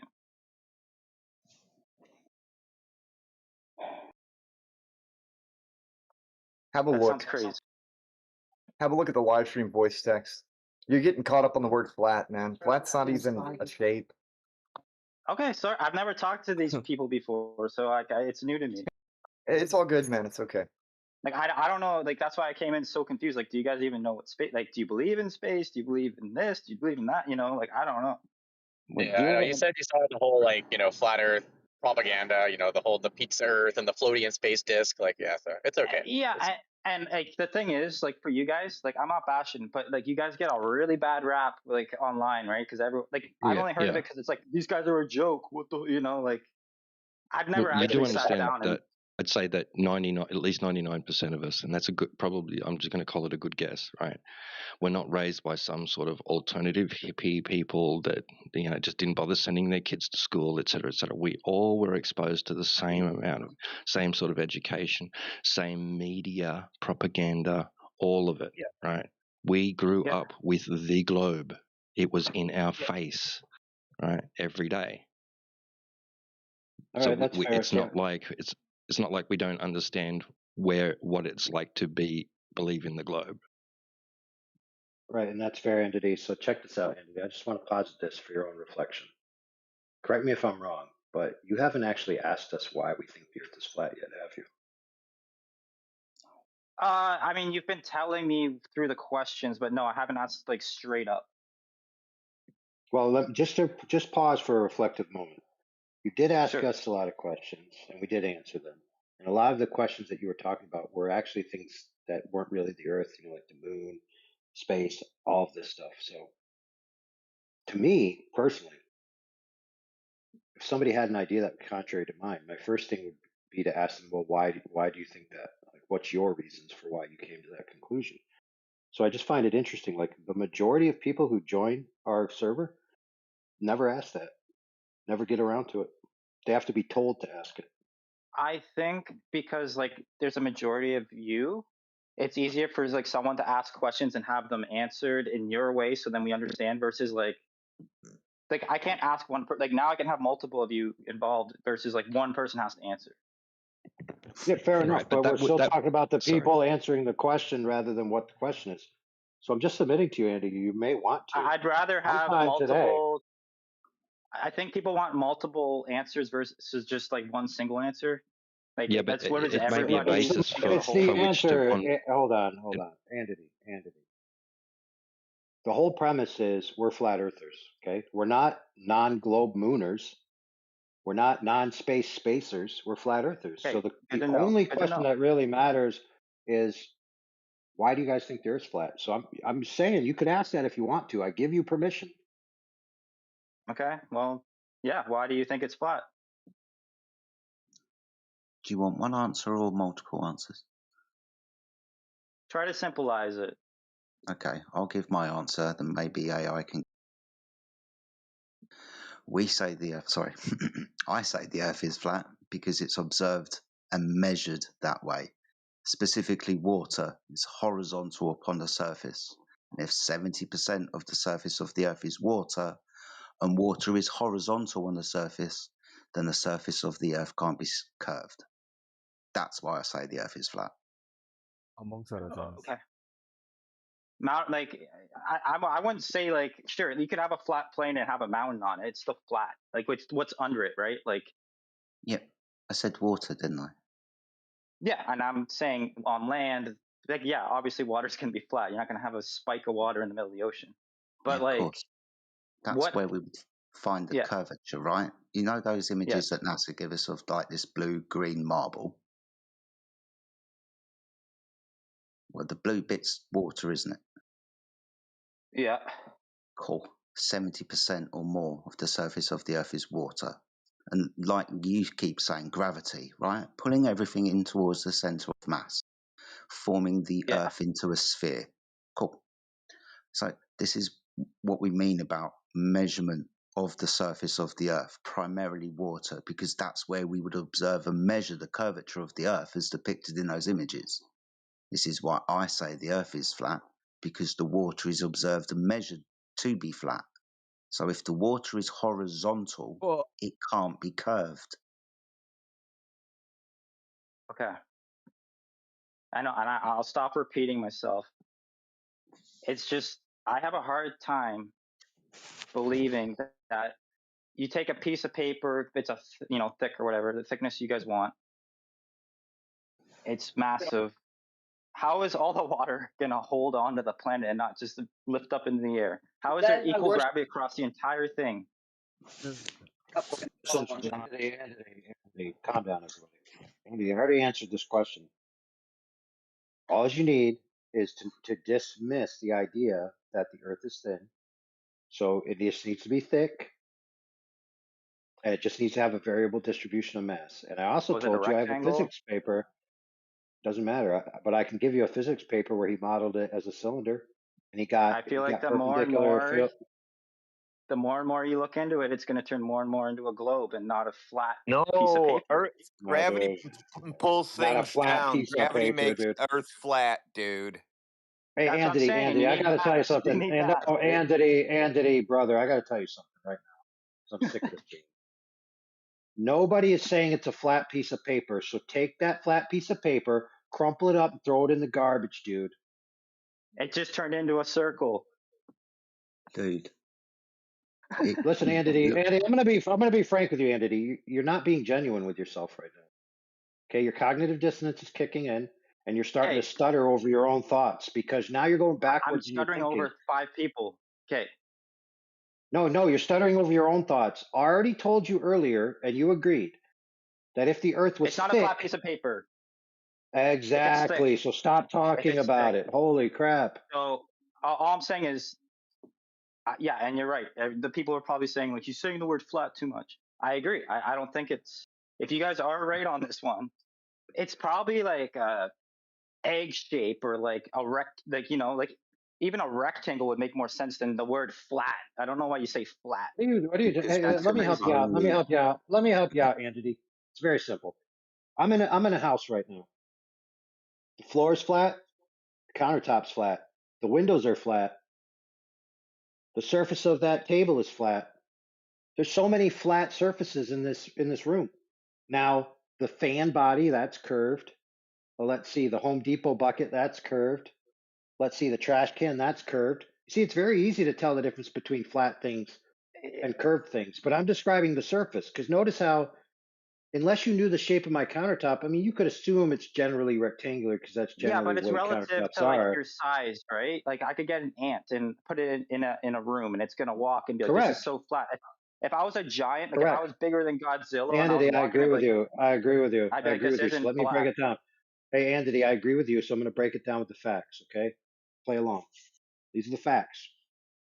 So the highest point on Earth is Everest. The lowest point on Earth is Marianas Trench. That's a difference of 13 Correct. miles around. Yeah. Now, sea level is the standard. So you have sea level across 197 million miles, right? 70% covered in water. And all the elevation profiles from the bottom of the trench to the top of Everest and everything in between is benchmarked to sea level. Now, if sea level is a horizontal line, and so you have a giant plane with a maximum variance of 13 miles, and you actually put that in a flatness index, the Earth is actually flatter than a sheet of paper, dude. The Earth is actually flatter than some panes of glass, dude. That's how flat the Earth is, bro. So at the scale the Earth is Yeah. actually flatter than many, many things in your life you would have no problem calling flat. Tell me how satellites work if it's going around flat. Do they go back and forth, or do they go around it? Maybe easier Dude. to engineer on a flat Sorry, I surface. used the F word again. My bad. Right. So you concede the Earth is flat, and now you're just wondering how satellites work. Good job. Yeah, they float around Damn it. in the sky. They float around in the sky. That's not where Well, your they don't internet float comes from. around. So really, there's We nothing can. to worry about with satellites. They don't affect you in any way at all, ever, It's unless you want to perfect know how proof that cold it is. no, no, it's not it's perfect proof, right? Like, Dude, get a telescope. You can see it with your naked eye. You'll see them come Oh, you around. can't see Okay, satellites sorry. with a telescope, you weirdo. It's not I can perfect see them proof. from where I live. You see them go by these Okay, little my friend, lights. I can easily say that the Earth is flat and it goes the other. The reason why it appears to arc or curve is just due to perspective. Right? The same reason why the long hallway appears to converge with distance. The ceiling appears to go downwards. Right? This is just like an arcing effect of something above your eye. So the Earth is flat. This is just due to perspective. Yeah. So the satellites go back and forth. I know you guys are really touchy on that subject. No, the satellites go in paths, more than likely circular. Now, it's quite easy to go in a circular path above a horizontal plane, isn't it? I mean, there'd be different. Going back to mass. The mass will be different on one side compared to the middle. Without the interruption, right, of your brain. I understand what it's like, the cognitive dissonance, and you keep throwing gravity and stuff in. Just answer the question. Well, that's what it's all about. I ask it. It's quite simple to fly in circles above a horizontal plane, isn't it? It's all in perspective. Like if you're really far away, if you're really close, if you're in just the right spot. Is it easy to fly in circles above a horizontal plane?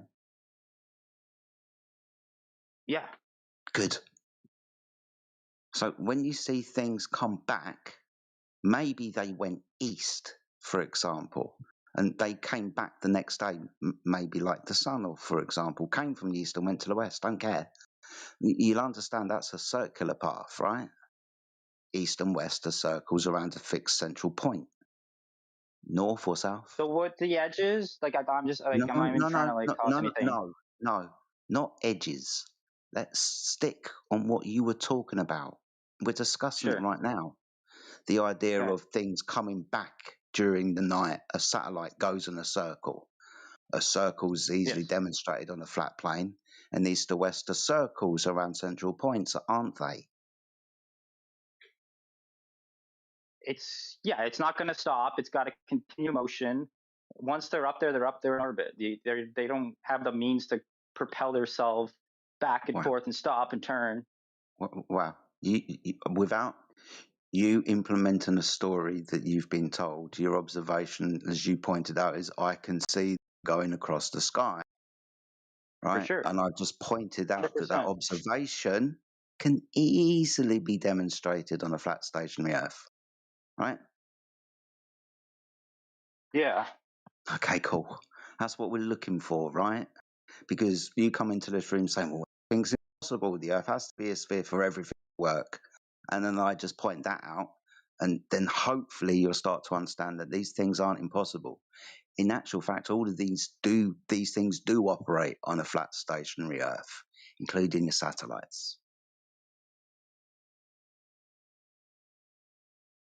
We'll get Jedi, there. I posted a satellite. Jedi, I posted a satellite for you. It's how it's tracking the other satellite you can see in the distance. They actually do move and turn and go whatever directions they need to go. Isn't it interesting? For how long, right? Is it renewable energy that's keeping it propelling? Like, is this some alien tech? Usually anywhere from 30 days to 3 years. We can ask And we NASA, got ones can't up we? there for the last 10 years in the exact same orbit, right? So No, they just keep replacing them. It's not the same one. yeah, and that's a good point, right? So, and they know how to place them in a way that they won't hit each other. Like, sure, there are accidents and that does happen, and there's failed launches. Bezos just screwed up. I Like, didn't less post than a a week fake ago, picture, right? dude. I didn't post a fake picture. That's an array of satellites that keep in touch with each other as they go over. Okay, I can't see right now, but you talking about Starlink? No, does that Is look Elon like the richest Starlink guy to on the you? planet because he's a liar?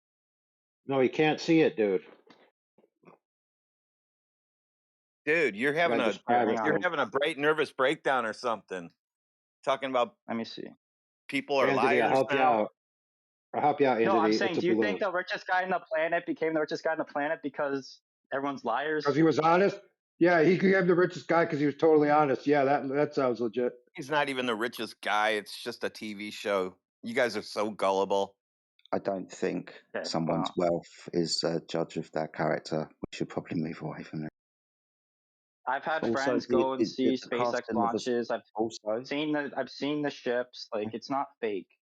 What do you When mean? were you up there looking at the ships? Yes, describe the observation. My buddy was in Florida. He saw a SpaceX launch. Sent me the video. It wasn't So a made up. rocket went Why would away. my cousin lie to me? Okay, so a rocket went away. Yeah. Cool, awesome. And then after the rocket went away and you could see it, and he, like you And and, then it came everybody back. else, turn on a TV screen. It came back. No, I want to see this video of a rocket going away and coming back. Okay, so again, did he just watch the rocket go away and then turn on the TV screen to see what happened next?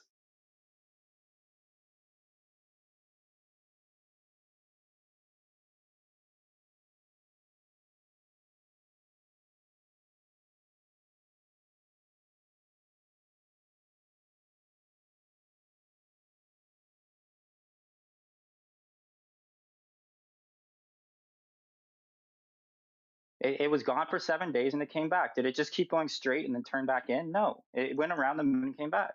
Okay, dude, I need you to You answer my can't make this question. up. I need you to answer my question.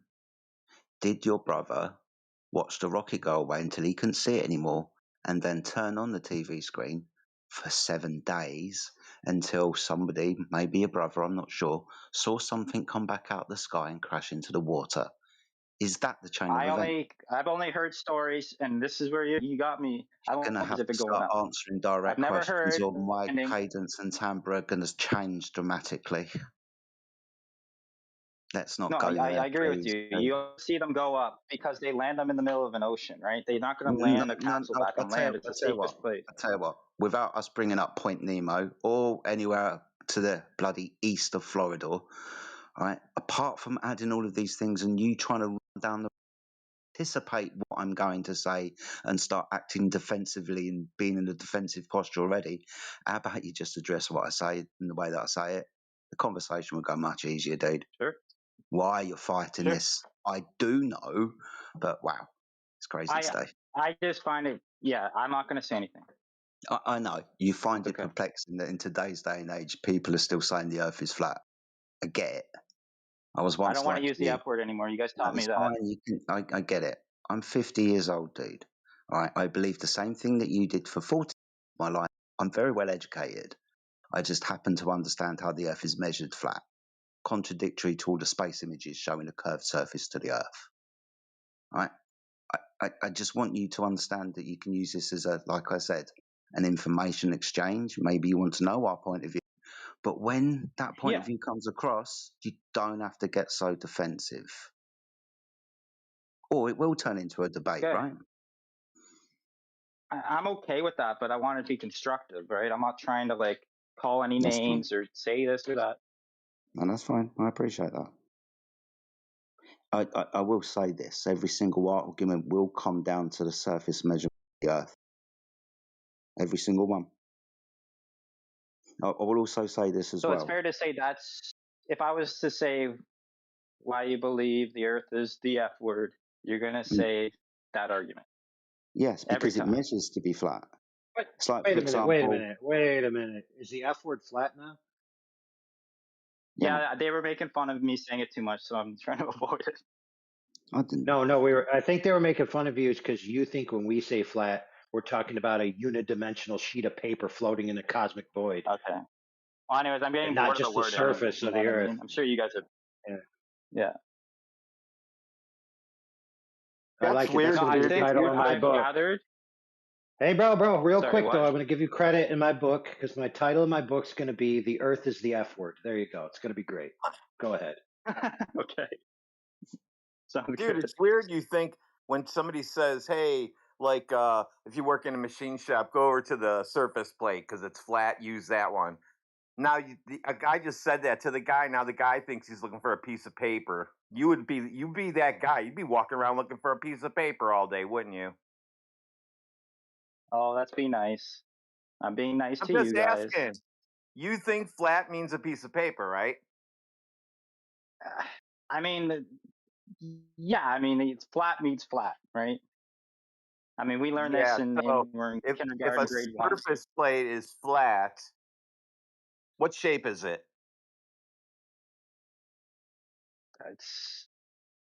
I mean, it could be any shape. You You're know talking about what? the surface. The answer is it can be any shape as long as there's a flat That's what I surface said. on it. Yeah, Did you not three-dimensionally. hear me say that? And It could be any two-dimensionally. shape. Can be any So shape. guess Any shape, what? two-dimensionally and three-dimensionally. Right. It can be anything as long as there's a flat surface on it. You're a flat earther. Congratulations. No, come on. It comes down to this simple aspect of geometry. The difference between a straight line, a horizontal one, for example, and a curved line, a rate of change of slope. If the Earth was a planet with a curved surface, we would measure over that surface that rate of change of slope that's depicted by the radius value. We don't measure on the surface of the Earth that consequence of curvature. We measure water to be horizontal. Now, you know that water's horizontal on the surface, right? When you pour your coffee in the Has to be, morning, yeah. you have a bath, right? Yeah. You know this locally, yes? So Yes. when we measure On our over planet, yes. Outside of our planet, no. Yeah, okay. So when we measure over distances, let's say in the kilometre range of up to 50, when we measure up to those distances, we measure the water that we're measuring over, and in some cases the surface, like a salt flat, that surface to be horizontal. Now that kilometre range of, let's say, 50 again, should show curvature, a measurable rate of change of slope. Now, lots of people think the Earth is so big. You brought up like an ant analogy or a giant analogy in a beach ball earlier. Lots of people think that the Earth is so big that locally, the Earth is going to be flat. But over distances, then that's where the curvature should be. Well, We're measuring I think over it's not hard distance. to argue that. Like, we're 6-foot beings. Like I said, like an ant is gonna say it's flat because that's all it can see with its eyes. Even if it climbs up, You don't know But what an tallest ant can peak it can see. You climb. don't Okay. even know if an ant can see the way we do. Okay, whatever. I know, Whatever. Okay. but Like that would it's be something Okay. smarter, if you it was know. flat or curving, right? That would be if Like it's a flat primate. A or primate will curved. climb a Okay. tree and it's not going to notice a difference, right? Okay. But let's give the ant some help, like we've got. Let's give that ant a high-powered zoom camera or a telescope. Let's give the ant a laser or some kind of surveying tool, because then the ant will be able to observe the curvature and measure It's the going to need curvature. more magnification the smaller you are. The bigger you are, the easier it is to understand. Okay. All right. Let me ask you a question, Dade. Do you know how big the Earth is? Like circumference or diameter, you mean? I guess you'd Whichever be you want. circumference. Whichever you want. It's not. Well, it's, what is it, like 13,000 kilometer diameter or something like that? Yeah. It's a three-dimensional sphere with a radius. Yeah. Cool.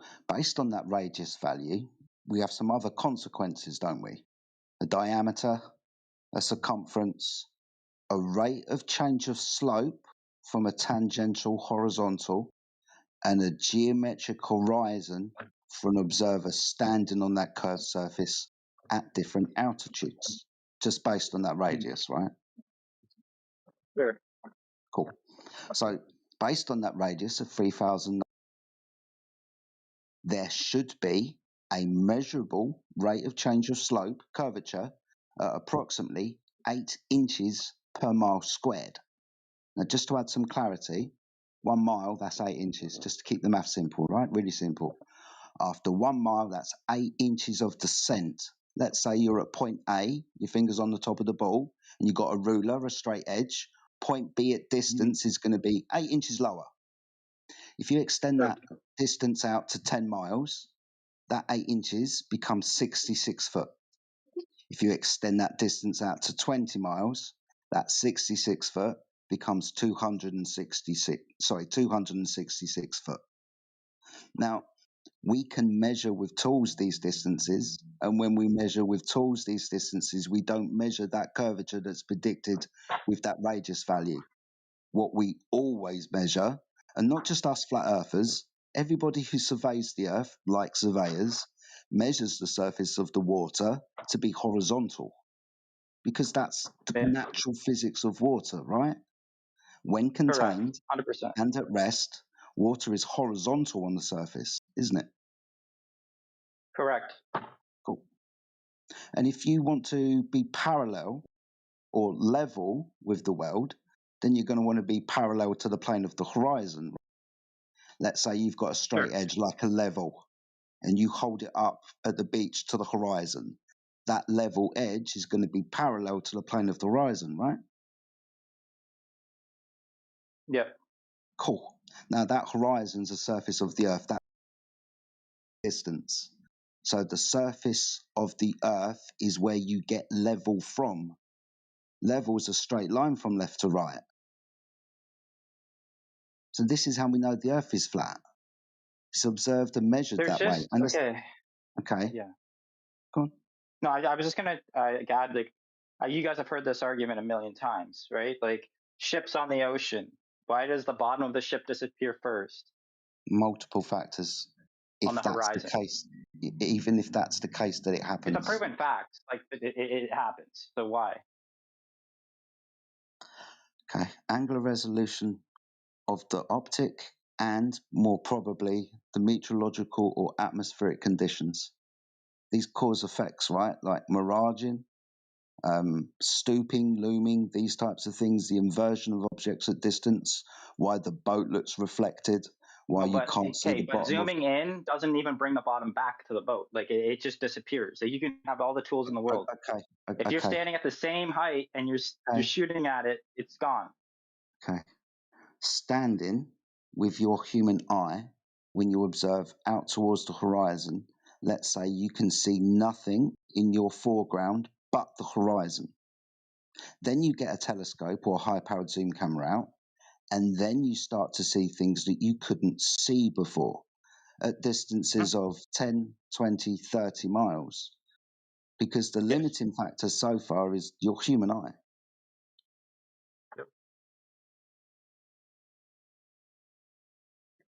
Now, that still doesn't answer my question. Why, is this a phenomenon or is this yes, like science? this is a scientifically described phenomenon known as atmospheric refraction. There are many different types of atmospheric refraction. Some come in the category of mirages, inferior, superior, upwards and downwards reflections, for example. Other categories like looming, where an object appears to be larger, stretched out at the top, or sinking. This one's interesting. Sinking is where you have a direct line of sight to an object. There's nothing between you and an object, let's say a boat, and the boat appears to be sinking into the horizon. You can't see the bottom of the boat due to the meteorological conditions. You have a direct line Even of with sight. zooming in, you can't see it. Okay. Get Do a you pair of remember asking binoculars in the about... world, the bottom's still gone. Okay. I just explained the meteorological condition, and now you're talking Yes. about zooming. I get it. There. All right. Well, we'll go from that. I get you have a point. I don't fully agree on, but I get where you're coming from. Okay. What about like air traffic? Okay, like right now more than ever, with the price of like oil and all that, they're trying to make their flights as efficient as possible. Why aren't we going in straight lines? Why are we doing these huge curves? All the flight routes are curves. Well, that's going to depend on the map that's projected. Now, if you're But they're saying trying to that save as much money as possible. hold Like on, it's big money. hold on. When we look at the projection of the map and the path of the aircraft is constantly curving. Is that what? Yeah, like you'll see the route from like A to B. Let's say it's crossing the world from one place to another. It's always going to be a curve, never a straight line. Okay, and I presume you've travelled in an aircraft before, right? Yes. Okay, was the aircraft continually banking? I mean, I wasn't in the cockpit. I can't tell you. I mean, dude, was you able to have a cup of coffee and pull your fucking table down from the seat position in front and rest your cup of coffee? I mean, even the pilots could do that. I mean, they just put it on. Yeah. Right. Well, aircrafts fly in straight paths between coordinate points, and when they reach a coordinate They're called location, vectors. Yes. Yeah, they then bank to change their vector or angle of azimuth towards their new bearing of location. So when you see the curved path on the graph, let's say on the computer image, the curved path of the plane, you know that the path actually isn't following that curved banking path. The path of the air path is straight from point to point, and when it changes its angle of azimuth again, following flight corridors that can change daily depending on the weather conditions. I'm sure you've opened up Flight Tracker and then you'll like look at a flight near your home and be like, oh, I'm going to look up. Oh, there it goes. And it's following that same bank. Yeah, I live local to London near 3 airports. I see airplanes all the time. Yeah. Well, I'm just saying, relative to like looking at something like Flight Tracker, it's like, okay, from here, it's going to keep going on that same curve because it's more efficient. It would go in a straight line. If they could, they would. These guys are literally taking people off planes because of weight now. No, those like, goes they're in trying to straight save as much lines. money. Go look at any flight. Go book don't book it, but I set do one look up. at It'll flights. always be I a live curve. next to an airport, dude. They run in straight lines, especially across Straight one line. part in front of Lake Erie. Yeah, they don't even go out of bounds a little bit. They just go in layers, So there's one above VFR. the other. It's called a flight corridor. There's VFR flying. It's like a highway. There's VFR. There's VFR flying, and then there's IFR. IFR is like high altitude. Like we're talking, this is where you'll see the curve. Like a short flight, yeah, you're not going to see nothing. No, you don't see the curve But, from like, any I'm talking- airplane. Stop making up stuff. Dude. What do you mean? If I take a line that's like a centimeter long and one that's my friend, when you're talking about an aircraft navigating, you do remember that east and west are circular paths around poles. So even if the path is, let's say, eastward, and let's say the aircraft comes back the next day from the west, you know that it's travelled in a circular path around a pole if you're talking about circumnavigation. And you can Sure. find Yes. circles around poles on flat surfaces, can't you? Yep. Cool. So the aircraft isn't going to be continually banking as it goes east to the pole. It's probably going to fly bearing that maintain horizontal above a stationary plane and then change its direction when it gets to its coordinate again, maintaining its easterly or westerly direction, whatever. Yeah. Cool. I think So what that's the argument people have. Sorry, just throw it out there. The Mhm. argument people have, like VFR is literally from like one point to another, like pretty close, and that's like going to a vector. IFR is also following vectors, but it's a way longer path. Like we're talking like, crossing half the Earth. That's where you notice these curves. Like it's like if I had a ruler stick and then I had a stick that was 100 meters long and I changed both of them by 1 degree per every, and you'll notice one that's way more than the other. Nope. So you just making up stuff doesn't even help in this room. I got an interesting question. So I'm if not I can making show stuff you up. That's a valid. That's hold a on, valid brother. argument. Hold but on. a lot- Hold on. I got a question. So if on a map from my destination to the arrival location, if I can show you a map where that's a straight line, then what? Like, are you talking about like traveling on land? I'm saying like I'll give going you into the a atmosphere. specific example.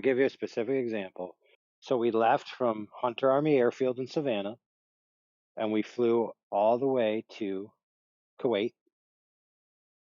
We flew from Hunter Army Airfield up through Maine, through Nova Scotia, to Ireland, to Germany, to Kuwait. Mhm. Okay. Now on Yeah, I'm with you. an azimuthal projection, that's a straight line. It's a straight line on a globe, but on a flat map, it's not No, straight. no, it's not. It's not a straight line on a globe, dude. It's up, down, Sure it is. left, When you stretch, if right. you were to stretch the globe out, it would be straight. Oh my goodness. Okay, so here's the problem. So you just said they're flying in Two curved lefts, paths two on a lefts and globe. one right. Hey, bro. Thanks. So you just said they're flying in curved paths because they have to because it's a globe, and now you're saying they're It's the flying in most straight efficient. paths because of the globe. No, friend, They have pay to attention. go in a curve. All right, They have to go Andy. in a curve because Holy it's a fuck. globe, and it makes it more efficient. It's all about efficiency. Okay, dude, you just doubled down. Holy. No, they don't. They don't measure flights for efficiency, weirdos. Dude, you go airport to airport.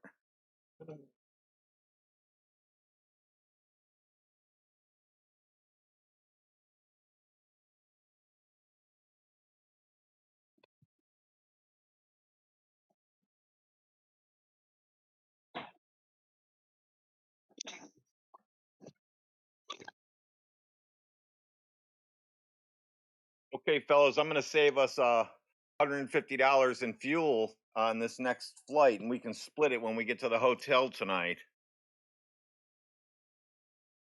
Wait. So you're telling me you're just going to take the same path they've always been taking for however long because they know it works? Nah, hold on, bros. Hold on. When I asked him the question, on an azimuthal projection, it's a straight line. He says it's a straight line on a globe because it's efficient to travel a straight line on a globe. So it's a curved line on a flat map, but then he said they have to travel in curved lines. So he contradicted himself. And my headset died, so I couldn't say that. Yeah, dude contradicted himself hardcore. No, I didn't. We all know when you book a flight, it's going to come up like as a curve. Okay. What are you with me? talking about? What, on the computer screen? Yeah, that's exactly how they fly. And like I was saying No, earlier, you they can go on don't flight exactly tracking. fly One those way curved over your head. paths. Hold tight. Remember, they don't exactly fly in those curved paths. The aircraft.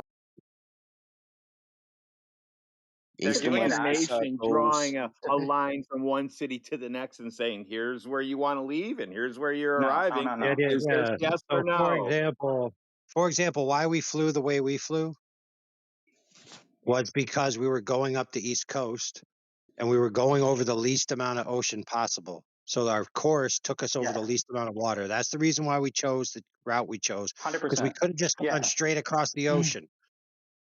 Oh, So it's 100% like wasn't exceptions. Yeah. chosen. Listen, pay attention, dude. The path was not chosen to do some curve because you're on a globe. So quit smoking crack, my friend. I mean, It's very quite simple. I mean, reasonable for the we aircraft can to all be agree. flying. Okay. Sorry, go ahead. No, You I can was finish. just going to say it's quite reasonable when AI says that the aircraft is flying close to the coast. It's also law and regulation for aircraft that carry passengers, right? You can't be more than 180 minutes or 300 and something minutes away from an airport or coastline, depending on how many engines you've got, just in case your engines fail and you've got to glide back. Now, you're not going to be over distances of ocean, so primarily to keep people safe, you're going to be flying around coastlines until you have to fly across the ocean. Yes. This is why some paths are curved, especially from, say, Europe to America across the Atlantic, right? Across Great Britain as we leave the northwest, Ireland, Iceland, Greenland, and then we all start seeing us appear from the northeast as we start flying down coast of America towards New York and so on. It's where the land is, right? You're 100% correct. Yeah, and those are like coast to coast flights, stuff like that. I was more trying to point at like oceanic flights where you have to go across. They're gonna follow the path that's most efficient, and that on a flat map will show in a not a straight line ever. It's You're never wrong. going to be completely straight. It's not going to be completely straight because these guys Hey, are dude, you we're already just were top told. companies in You the already planet. were told. Listen, dude, they do not fly for the most fuel efficient flight plan. That is false. Okay, you're out of your league Then here, why dude. did I just see an article about them removing You somebody didn't. because they weigh too It's much? not true. It's Because, not dude, true. the planes fly in corridors from airport to airport to pick up passengers, and they have, like he already told you, laws about how they can travel over certain land masses. I get it. Planes I'm just saying don't from willy one nilly international fly. airport. Planes just don't willy nilly fly any way they feel like it, dude. That's not the way it works. No, they don't. They don't. They have to follow there's current air currents and all that they follow to make it more efficient as well. I'm just saying, for international airport, a Boeing 747 is not going to be able to land on any runway. It has to have like 15,000 feet of runway. Yep. That's why there's Right, so it's got to not a lot piggyback of from the runway to runway that it can land on, which has nothing to do with the curve of the Earth, dude. Holy moly! this is why you don't To find do a where lot they of air built, traffic. it has to do real quick. It has to do where they built those airports, and the reason why they built the airports where they build them is for commercial purposes because they have a customer base in that location. Holy crap! What is this? Rocket science? Brain surgery? Actually, that brings into what I was going to say anyway. The need for air travel and the amount of ocean, like the South Atlantic, for example, one of the travelled over areas by aircraft, because, like my friend pointed out earlier, not all airports can sustain such large aircraft. The Ascension Islands, for example, I think is one of the largest airports out in the Mid-Atlantic or South Atlantic. But that's like the only one. So yeah, a lot of air traffic will either go north and then come back down south, trying to stay as close to land before it has to go over what would be the slimmest portion of water.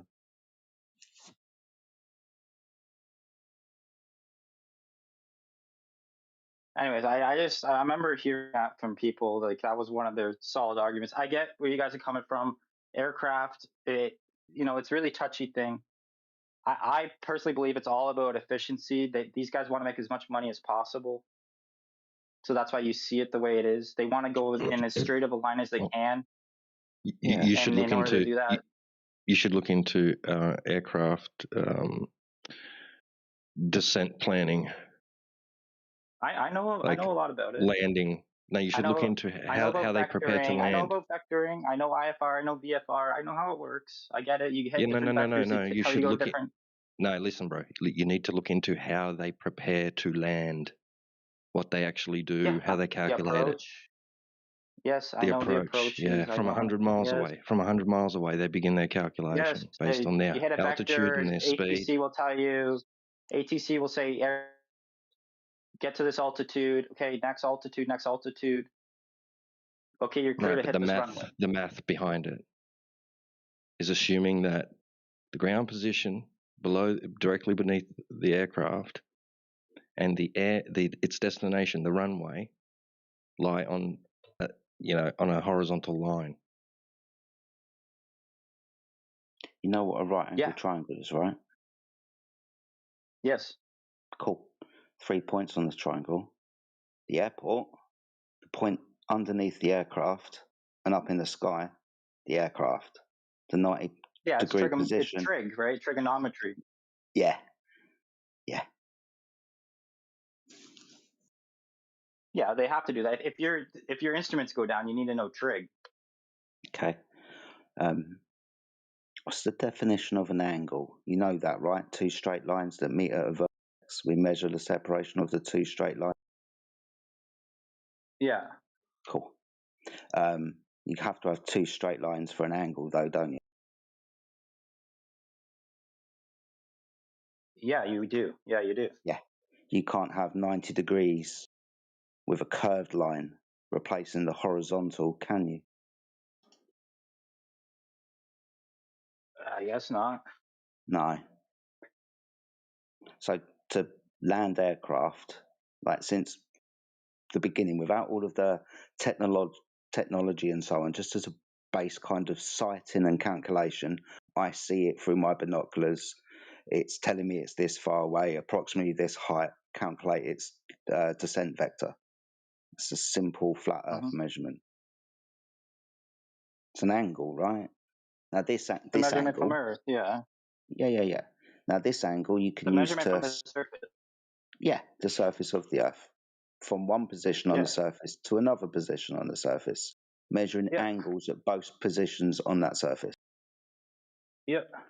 Yep. Can't have an angle if your line's curved, though, right?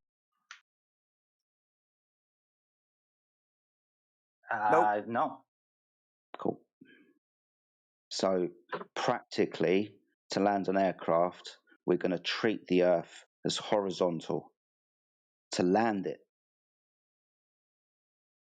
Also, we're going to be treating the Earth as stationary. The only thing that's going to be moving is the aircraft. Yeah. Cool.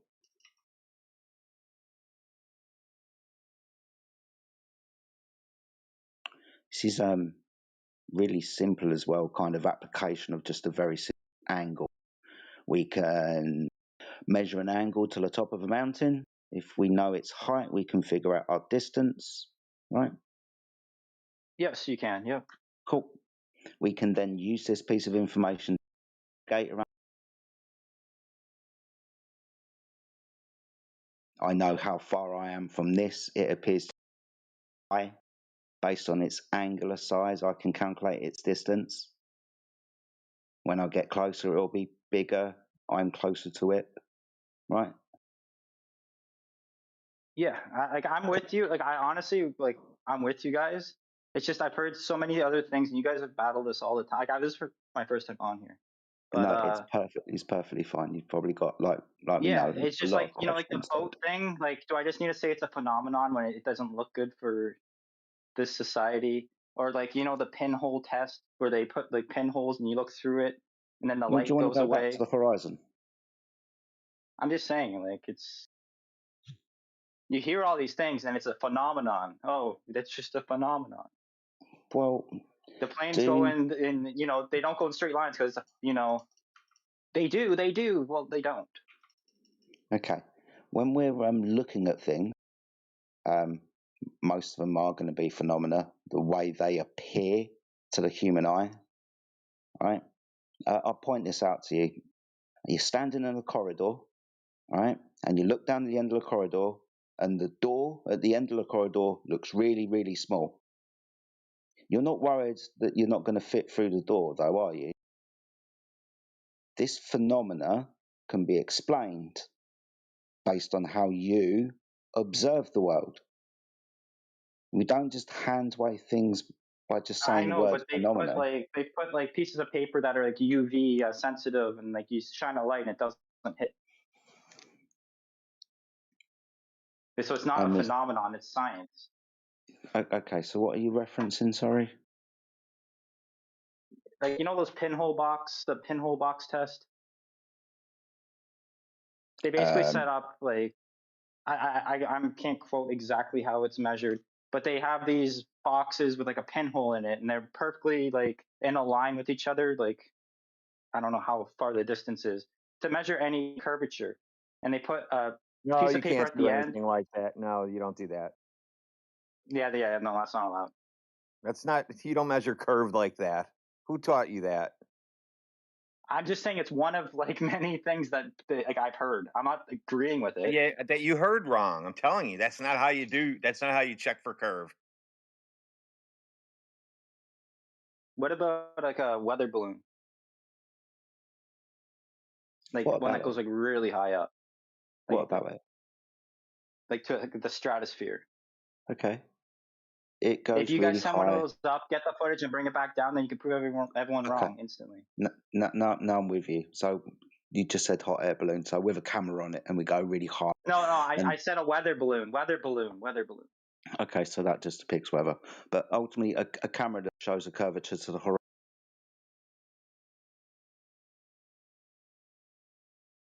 You've got a camera on a hot air balloon. It goes high. The horizon looks curved, right? Yeah. Cool. It's a phenomenon, right? Yeah. Do lenses curve horizontal lines?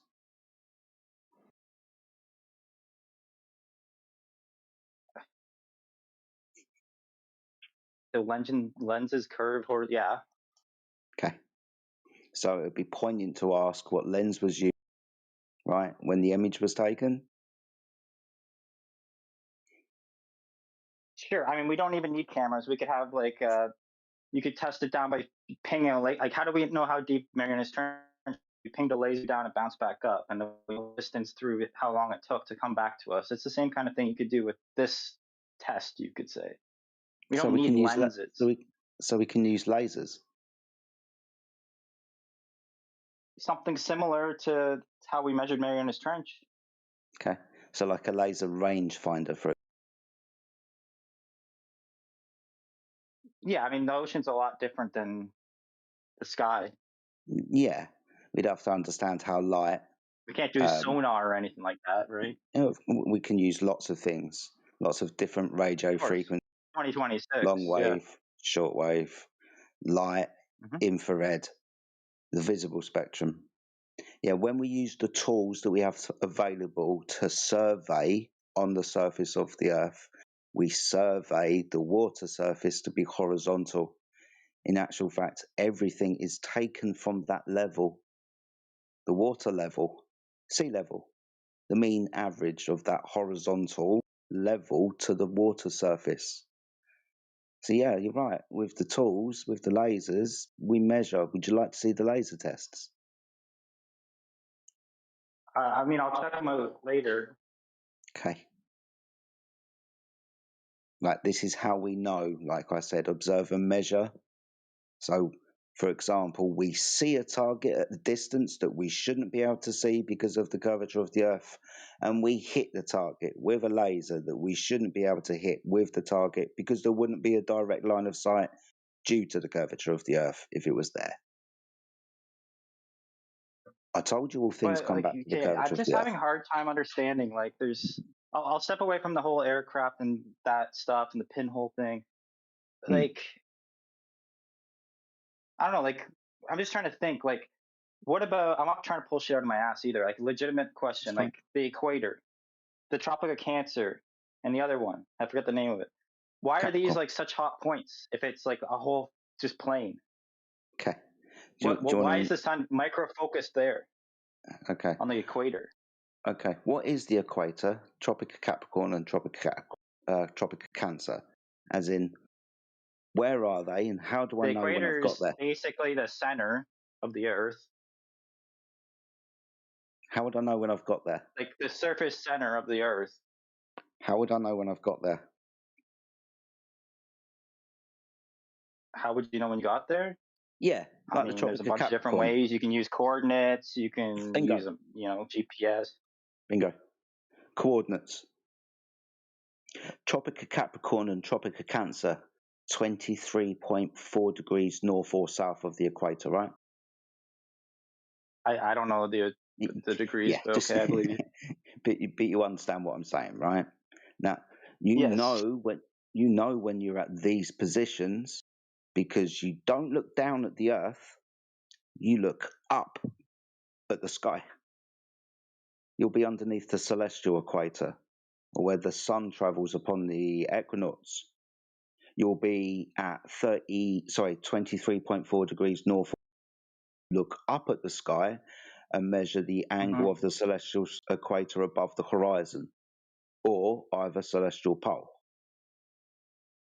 So when you bring up like what's the equator and what are these other things, they're in the sky, and we measure them using angles, much like we did with the mountain. And when we measure the angle of the star above the sky, let's say Polaris, if it's at 45 degrees, that's going to be my line of latitude. If Polaris is 0 degrees, you don't really measure it at 0 degrees on the horizon, you'll be at the equator. That's a fair way to measure. I don't get. No, yeah, I'm not disagreeing with that. That's fine. That's kind of where longitude and latitude and the coordinate system come from. Like lines of longitude, specifically, they come from measurements of the sun from the east to the west. If an observer is facing south with their back to north, back towards north. So as they observe the motion of the sun throughout the day, as it gets to the highest point in the sky, directly in front of them as they face south, this is solar noon. So this is also measured as a line of longitude. It's positional because of where the sun is in the sky. We know where we are on the earth because of the sky. Yes. Yeah, we've been doing that for thousands and thousands and thousands of years. Yep. Now, the very fact that we are going to be measuring, describing these things as elevated above the horizon in an angle, 90 degrees above my head, let's say at my zenith, when I point up, or 45 degrees above the horizon, that's a measurement taken from surface level, which is horizontal, or your eye level, which is parallel to surface level. All right, I'm with you on that. So what would you say about like the northern and southern hemisphere and how, you know how they get like 6 months of sun and 6 months of darkness? Are these the ones that are on the edge of this body of Earth we have? And why does that happen? Phenomenon? You'll notice that when it's summer and then the sun moves, and then it's winter for the first one, and then summer for the next. Yeah. The sun moved. You'll notice, right? I'm trying to be It's as simple not as us I moving can. around the sun, it's the sun moving around us. What you're saying. Yeah. So we observe the sun The sun rising is and moving set. around everything else. Yeah, the sun is above the earth. Well, I mean, it depends on what point of the earth you're on and relative to where you are, then you could say that, right? It could be below it, it could be beside it. You pointed out, right? In the north, it's sunny in the summer. We see the sun 24 hours, night sun, for up to about 6 months of the year. So literally, those people in that location, they point up to the sun in the sky. So we know the sun is always above the earth because there it is. And if you were to change your location, let's say to the winter and wait for the season to change, change your location to the south and wait for the season to change from winter to summer, you'll notice the darkness will turn to light. That's because the sun's coming towards your location, changes its circular paths throughout the year, day to day. Okay. And I guess the same thing goes for like you know how Russia is like such a huge body of land. One coast of Russia will have the sun setting, the other coast has the sun coming up. Yeah, at the same exactly. time. Yeah, it's like me and you being in a really long room again with light fittings on the room. I'm gonna, let's say that the room is the continent of Russia, like me on the coast and you towards the west in Russia. Me in the east, I point up directly towards the sun, the light fitting above my head. You at the other end of the room, called Russia, aren't going to point up to the light fitting that's above my head. No. You're going to point towards the east, towards me, probably more horizontally, right? Which would basically say that either the Earth went around or the sun went around, right? Because it's coming up from two different sides. There's not two Yeah, suns. yeah. But the way that we're going to be expressing this up in angle to the sun, and if the sun from my position towards, you'll notice that angle would change upwards from the horizon 10, 15, until it was higher in the sky above your head at 90 degrees. So you would measure and describe this using angles from a flat plane. Okay. All right. Well, I don't want to take your guys' time up too much. I feel like I'm hogging this. Mate, I if know you go, we'll I'm probably be bored, to be fair. okay. I'll drop one more. I'll drop one more. But before you do, I will say, if there are any question, please unmute yourself and jump in. I don't want to hog the Yeah, mic no, completely. it honestly, I know it came off a little weird at first, but I've never done this before. It wasn't like a nervous thing. It was more just like there was a lot of people going off at once, and I'm like, okay, I'm trying to listen to you guys, and it's like, blah, blah, blah, blah, blah. I'm like, okay, just a little overwhelming. Yes, that's a good word. It is a little bit overwhelming. And you guys had a good point. Why didn't I come in and ask you why, your reasoning? I just jumped in and just said, answer this, answer that, answer this, answer that. That's not the way to go around things. I'm down to hear you guys out. You hear me out. Then we talk it out. That's cool. Even though sometimes we can maybe appear a little bit hostile, we do get it and we do understand. The reason why we're a little bit hostile sometimes is we want you to understand our position and crack through that kind of thick skin that people have, especially if they've seen Flat Earth on social media and shit, and you've got That's preconceived literally, ideas. yeah.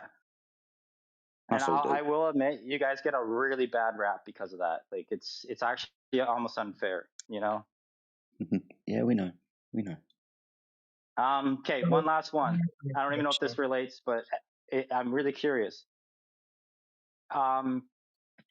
So in North America, when you flush a toilet, the water goes down a certain way. On the other side of the planet, like in Asia, it goes the other way, different direction. This is because of gravity. Would that happen on a flat plane? I used the same word again, but what causes the gravity to switch like that? Who told you that story? It's based on manufacturing. I saw it on an episode of Simpsons 15 years ago. I was like, Yeah, whoa, the so toilets do cartoon, that? yeah. So it's the manufacturer No, who it's makes true. the toilet flush. No. It's actually true. I looked it No, up. it It's a real actually is thing. not true. Yeah, it's actually not. Okay, so you guys are from where? When you flush your toilet, what way does it go? Clockwise or counterclockwise? Both. I have both toilets. Both, dude. Here it's predominantly clockwise. Okay. That's probably due to some kind of Apparently, it's counterclockwise on the other side of the planet. So you're telling me that my house is in one hemisphere, my one bathroom is in one hemisphere, and the other bathroom is in a different hemisphere? Oh, no, I'm not saying this is a stupid one, right? Because you could easily just say, Yes, well, because mine it's the was engineered differently. manufacturers that make it go that direction. I just told you that. So you I'm can just go, saying, oh, instead okay, of getting mad, just Google check it. that Because off the apparently it's list. true. It's not true. Well, Yeah, it's true. The manufacturers are the all ones I'm who getting is design trust it me, like bro. that. Fluid I'm getting a dynamics. trust me, bro. Trust me, bro. No, I gave you engineering. We're pointing out that the phenomena isn't actually as you describe. I wish I had the if image, especially the video. You can get two counterclockwise and clockwise motions, say whirlpools in river or lake systems, for example. Yeah. That's a better example, to be honest. Yeah. It's usually down to manufacturing. why things go the way that they go. Triangles, you pointed this out, right? Even in his own house, he's going to have different water flow in whichever toilet system he's using, manufacturing probably, right? Even with things like sinks and basins and so on. But I don't think that's to ignore that there is like a toroidal vortex motion of things like fluid. This is kind of well studied and so on. Maybe in some areas that there is a something that causes this. It's not gravity, and it wouldn't be the rotation of the Earth, which is more commonly ascribed to different motions north or south of the equator, like this kind of centrifugal force or motion. Also ascribed to the motion of winds, like hurricanes and cyclones north or south of the equator. One go counterclockwise, the other go clockwise. The idea is this is due to the rotation of the Earth and things spinning away from the equator. This is also kind of like an old wives' tale or a bit of a misconception. You can have both weather systems in both hemispheres going in counterclockwise and clockwise directions. But primarily, there is tornadoes don't give a shit. You're going to tear and you up both I hate to directions be here that where I guy. live. I don't want to be that guy and be like, well, because when that happens for people that believe in, around Earth, it's a phenomenon when that happens. Like, I don't want to go that way. I want science. Air pressure systems. Okay, there's your science. That's what causes it. Hot and cold temperatures. There's your science. And possibly movement but like and motion. I kind of like to get away from the toilets, like nature, like you said, like a whirlpool or like something natural, like not human affected at all. Whichever like, way it starts going around a rock or something to create that whirlpool, it's going to go that direction.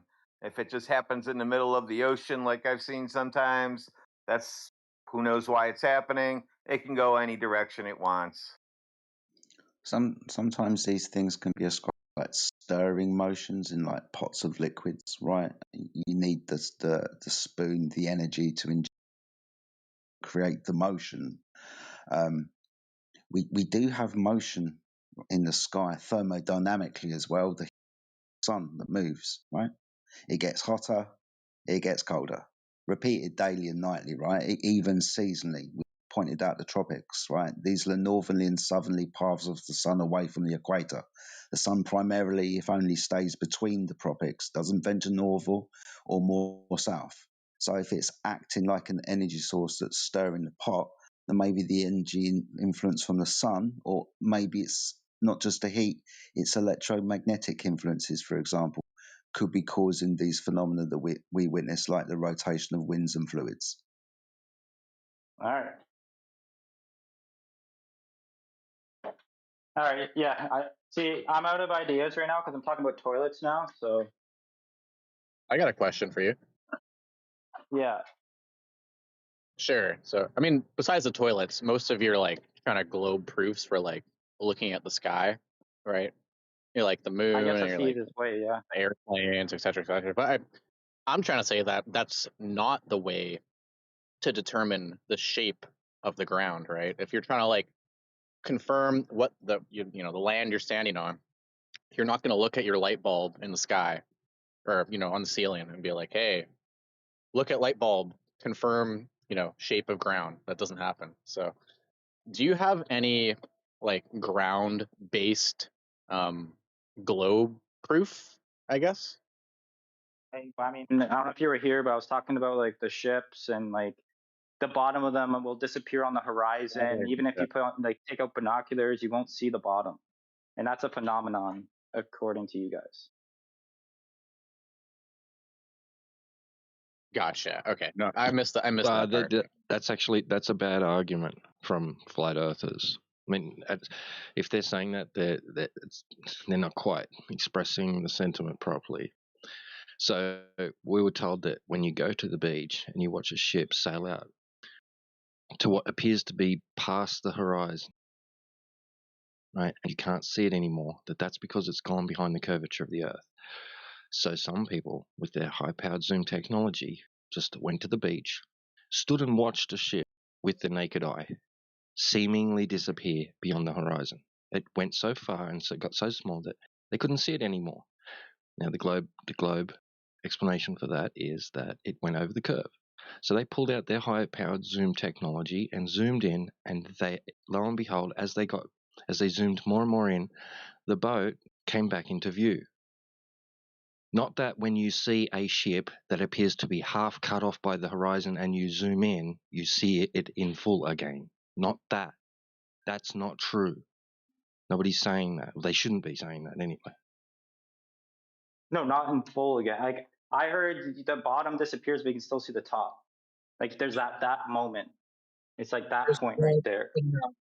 There's both.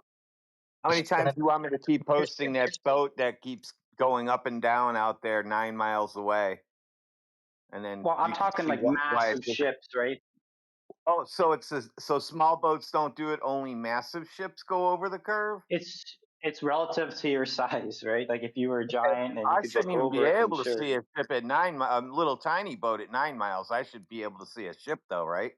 A little tiny boat that would be. At any boat, they all have their different distances because of how long they are. It will always, the hull will disappear and the top of it will still be there.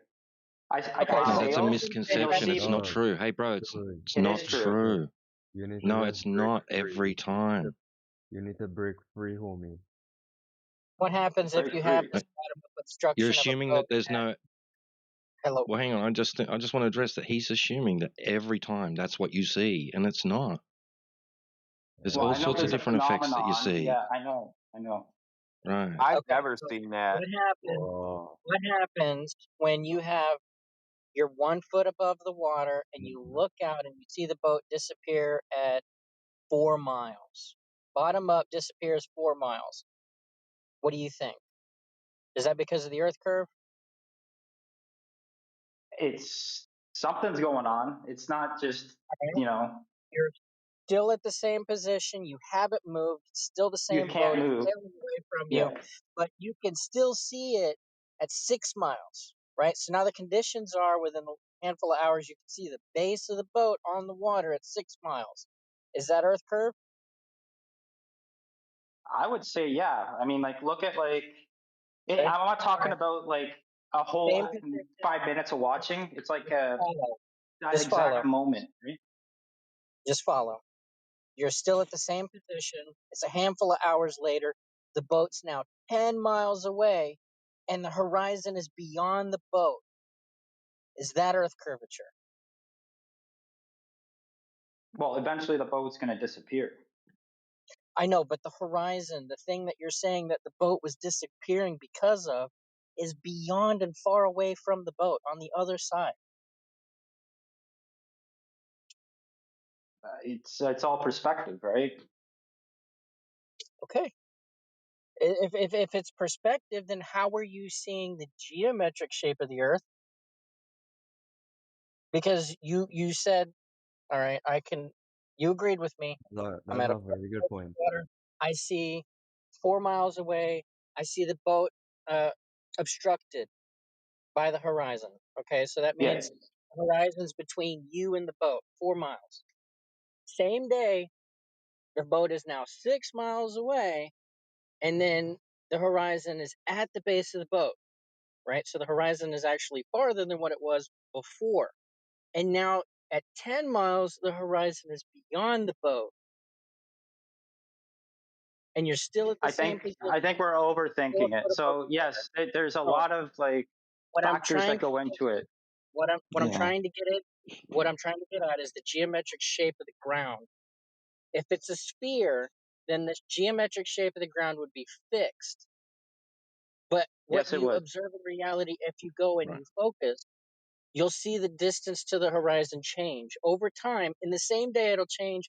You can go there the next day and you'll see the horizon obstruct a fixed object like a windmill, right? The windmill's not moving, but the horizon will be between you and the windmill. Another day, the horizon will be beyond the windmills, and the horizon's changing its location. Are you then to assume that the ground is changing in spherical size because the horizon is changing distance?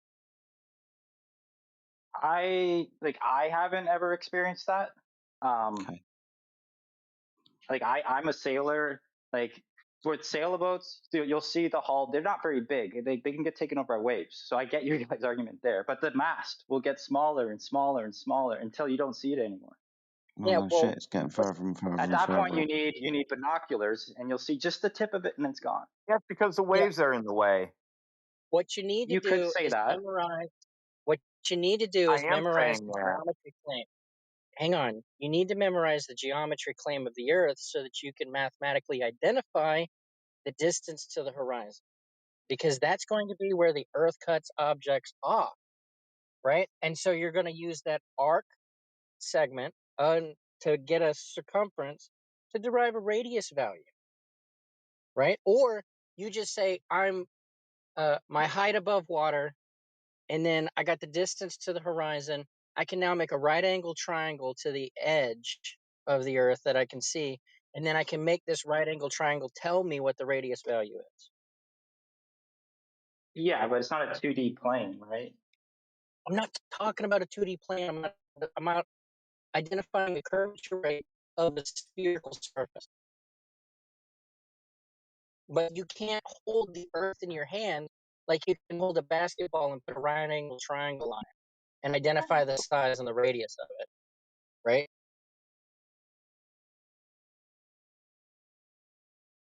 Yeah, I don't know. It could be a phenomenon. It could be science. Should we be able to predict a distance to the horizon given the radius? I feel like you should be able to, yeah. Yeah. If we've got a height of I, let's say you're 6 foot compared to 20 foot compared to a mile, that's going to change the distance to the horizon, right? Mm-hmm. Cool. That calculation is 1.225 multiplied by the square root of that observer's eye height in feet. Really simple, right? So if your eye height is, say, 8 foot, distance to the horizon is going to be about 3.46 miles. If you're 1 foot, 1.225 miles. So this is just a base prediction of that geometry, right? Yeah. Have you looked in the live stream text chat at all since you've been here? No. I'm just talking with you guys. Okay, would you mind looking at it for me? It's literally the room just above the live stream voice text. I want to post an image. Okay, hang on. Thank you, mate. No wonder he ain't tracking along. What are we, flat questions? What one am I going to? Live stream voice text. It's literally the room just above Oh, the voice yeah, channel. okay, I see it. Cool. Gotcha. Let me know when you see the picture of the oil rigs. What? Oil rigs. Yeah, it's the last one, right? Yeah, the last one. All right. Just in good faith, I can show you the videos after. Just accept the mathematics and measurements for now and apply the consequences.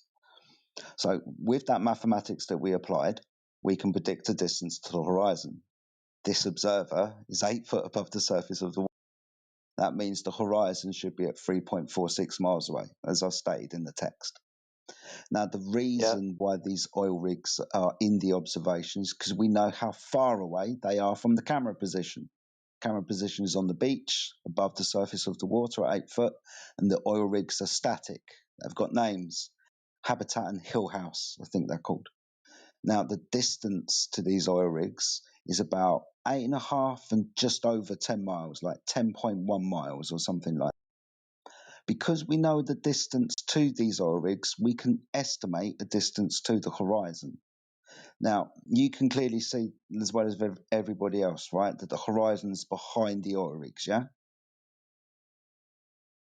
Does it not look like the furthest one's like lower?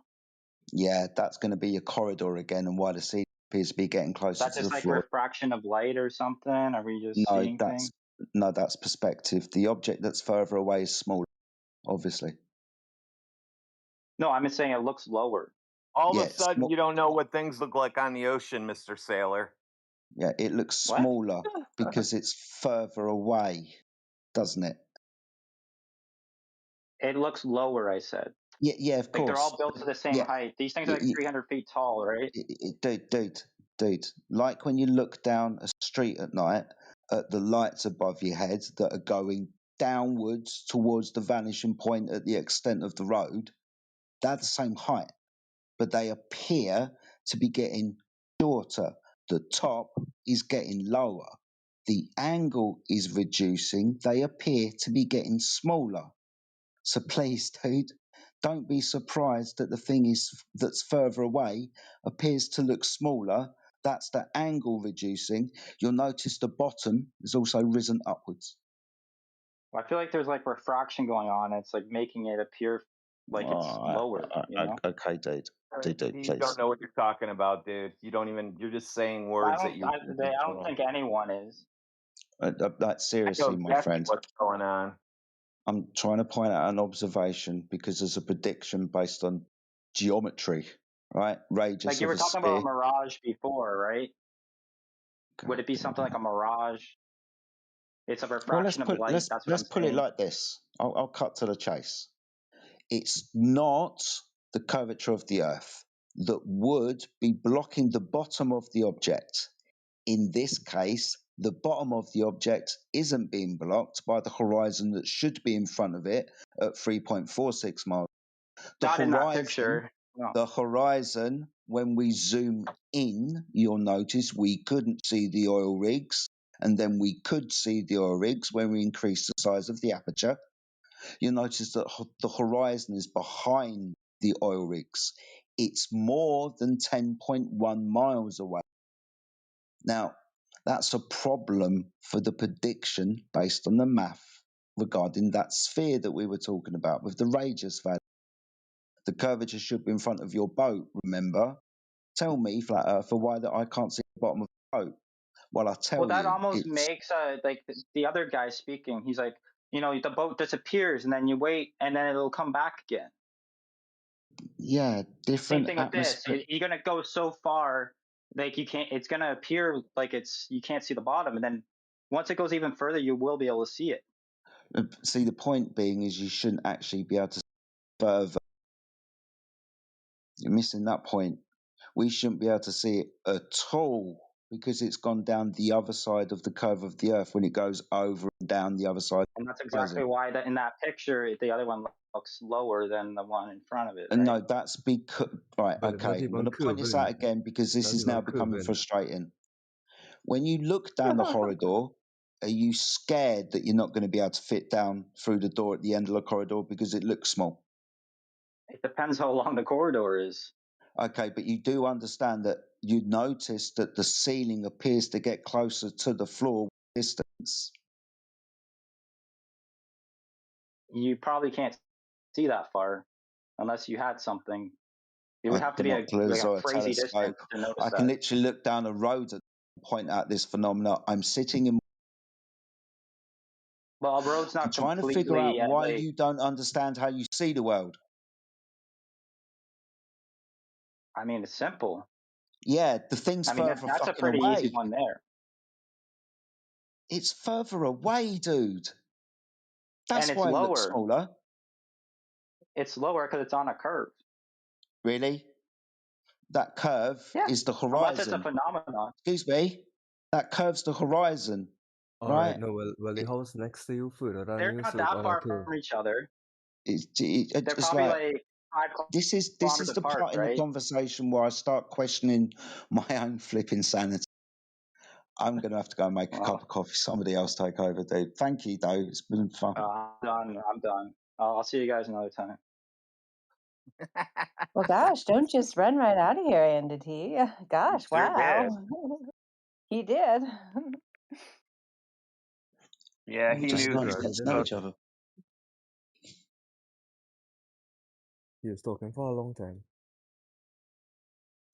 He was trying. Hopefully, he was trying to hopefully come up with some way to prove that there was some globe somehow. Please, could it be a mirage? That was his last begging to Jedi that I heard because I was in a Teams message. But can it be a mirage? Something, please. Just not a flat Earth. Yeah, I was kind of in and out, but I thought it was funny that he keeps asking all this sun and moon stuff. And then at one point, Jedi asked him, "Would you like to see the laser test?" "Oh, no, maybe later." Yeah, I don't want any direct evidence. I just want to believe that my worldview is right and that I'm the smartest person in the room and that everything I've been told is correct. And if I Google it and it says that thing, then it must be true. Like with the stupid toilet flushing, it's like he could easily just search up myth of toilet flushing opposite directions and you'll find like a ton of sources. I mean, that's just well known to be a myth, but he's like, "Oh no, I heard it. Must be true." I mean, come on. It's absurd.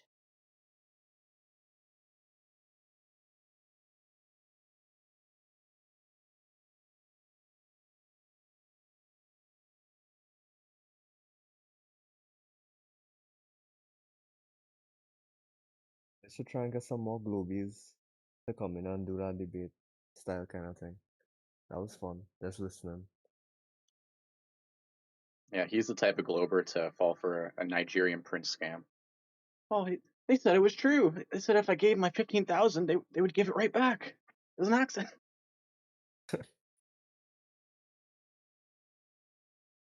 Yeah, they sent me an email and everything. I have it right here. It says they're from Nigeria. Like, why are you guys skeptical? Oh, I got one too. Let's do this together because I could use the money. If you guys send me your money, I'll pull it with mine and I'll send it all in.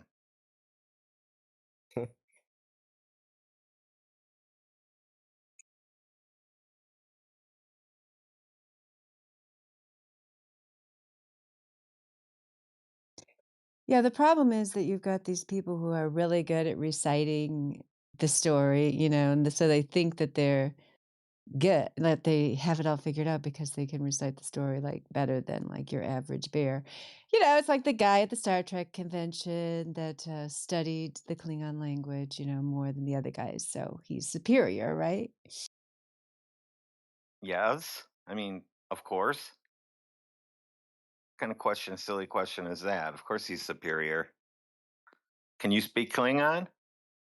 But he started No, saying I it. can't. I cannot. Well, See? then Yeah. he's more superior than you at Klingon, isn't he? That's right. And this guy that we just talked to, Andity, is superior in reciting globe lore. I mean, He good probably job, guy. knows Gold Klingon medal. too, for all we know. Bet he does. Maybe we need to, teach the flat Earth in Klingon. Maybe we get somewhere there. Oh my goodness, we're gonna need some AI Klingon memes now.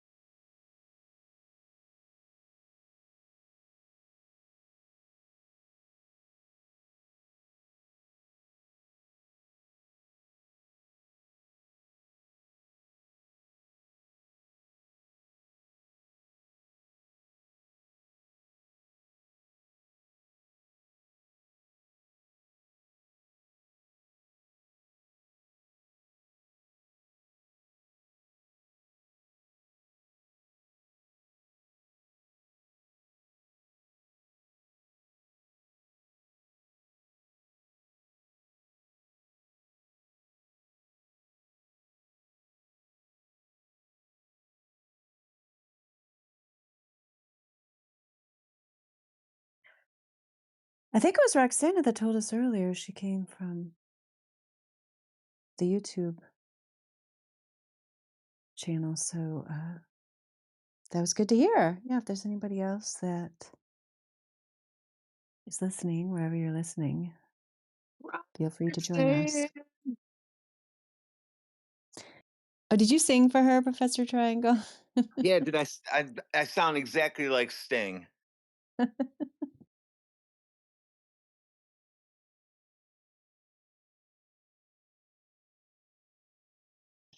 Wait, you sounded like Jedi?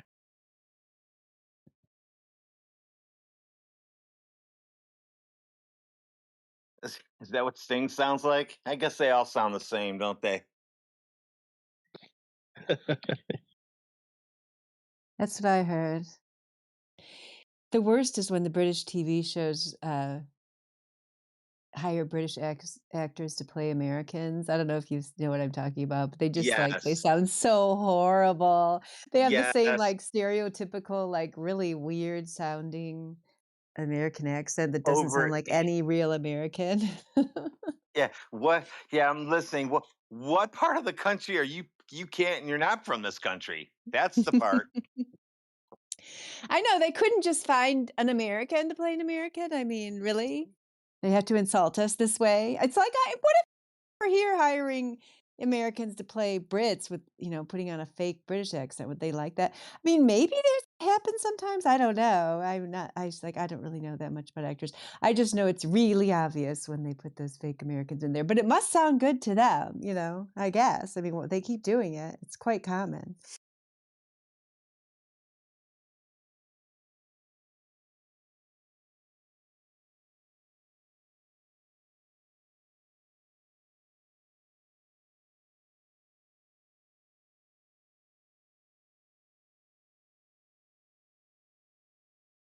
That dude is probably who. I see if I can imagine what he's doing right now. He is Googling anti-flat Earth stuff. Oh, I'm sure, because he thought it was good enough just to come in here and be like, yeah, but what about toilets and what about eclipses? And, now that he knows that's not good enough, yeah, he could turn into an anti-flat earther. He's got Yeah. that kind of stink about him. Yeah. Yeah, he wants to be right. Yeah. And he's not going to like it. It's like batting practice for us when these guys come in. That's why I just pop in with little digs when it's these kind of guys. Yeah, Jedi was very patient with him. More patient than I would have been. Well, I do always have to yell no when they say really stupid shit. We're not even going down that road. But that's about it. Yeah.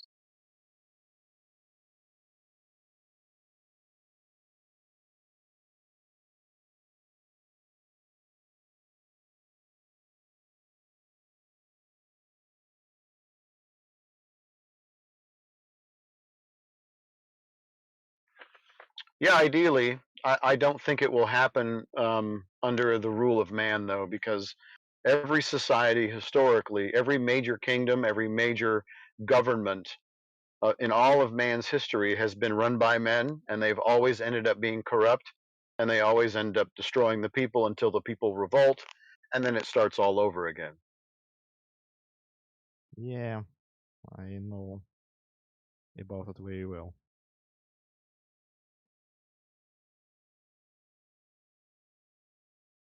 But I know it only from the teachers with the paychecks. Yep.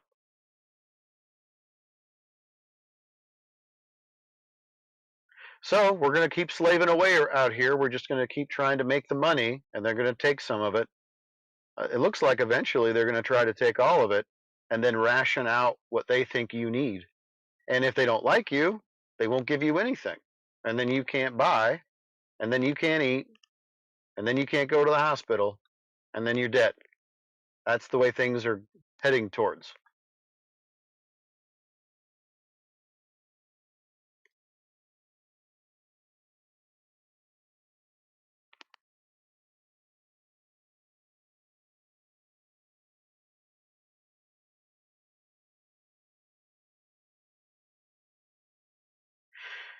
Anyway, I'm going to jump off of here. If anybody else would like to talk to Bog Dog, he's a great dude. He's got lots of questions. Very respectful. Good talking to you, Bog Dog. Thank you very much for this conversation. It was really interesting for me, even that I still believe in spherical Earth. Well, that's fine. But it was like interesting for me.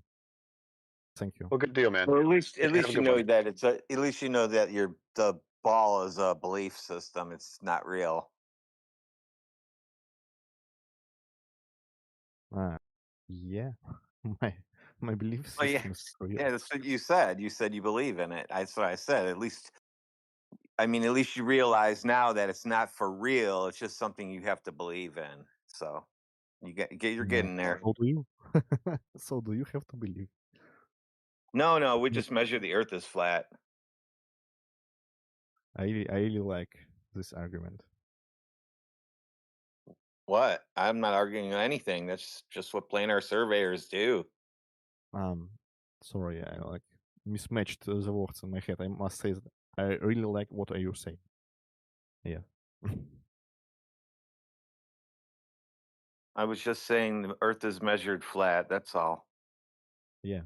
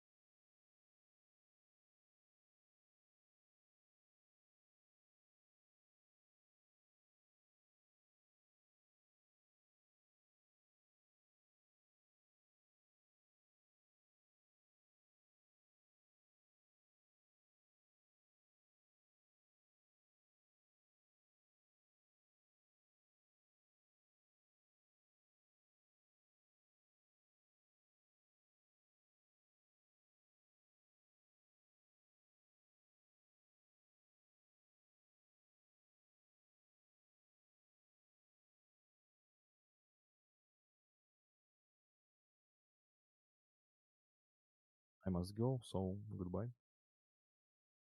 Stay blessed, man.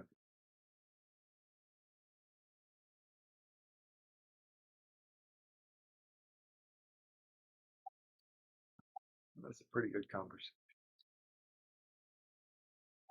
I think I'm gonna hop back over to the home server and see what's up over there.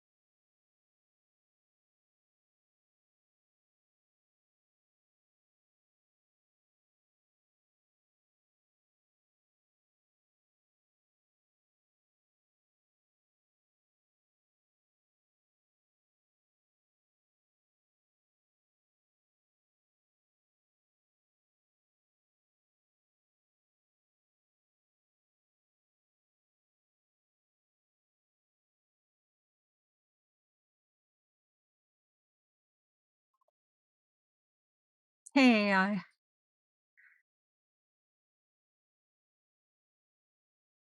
Uh-oh, I got busted. how's the roof coming? I finished the roof. Oh, awesome. Are you building like an a a porch, an enclosed porch, or is it an extra room? It's an extension onto a bathroom, so the bathroom can have a new. Uh,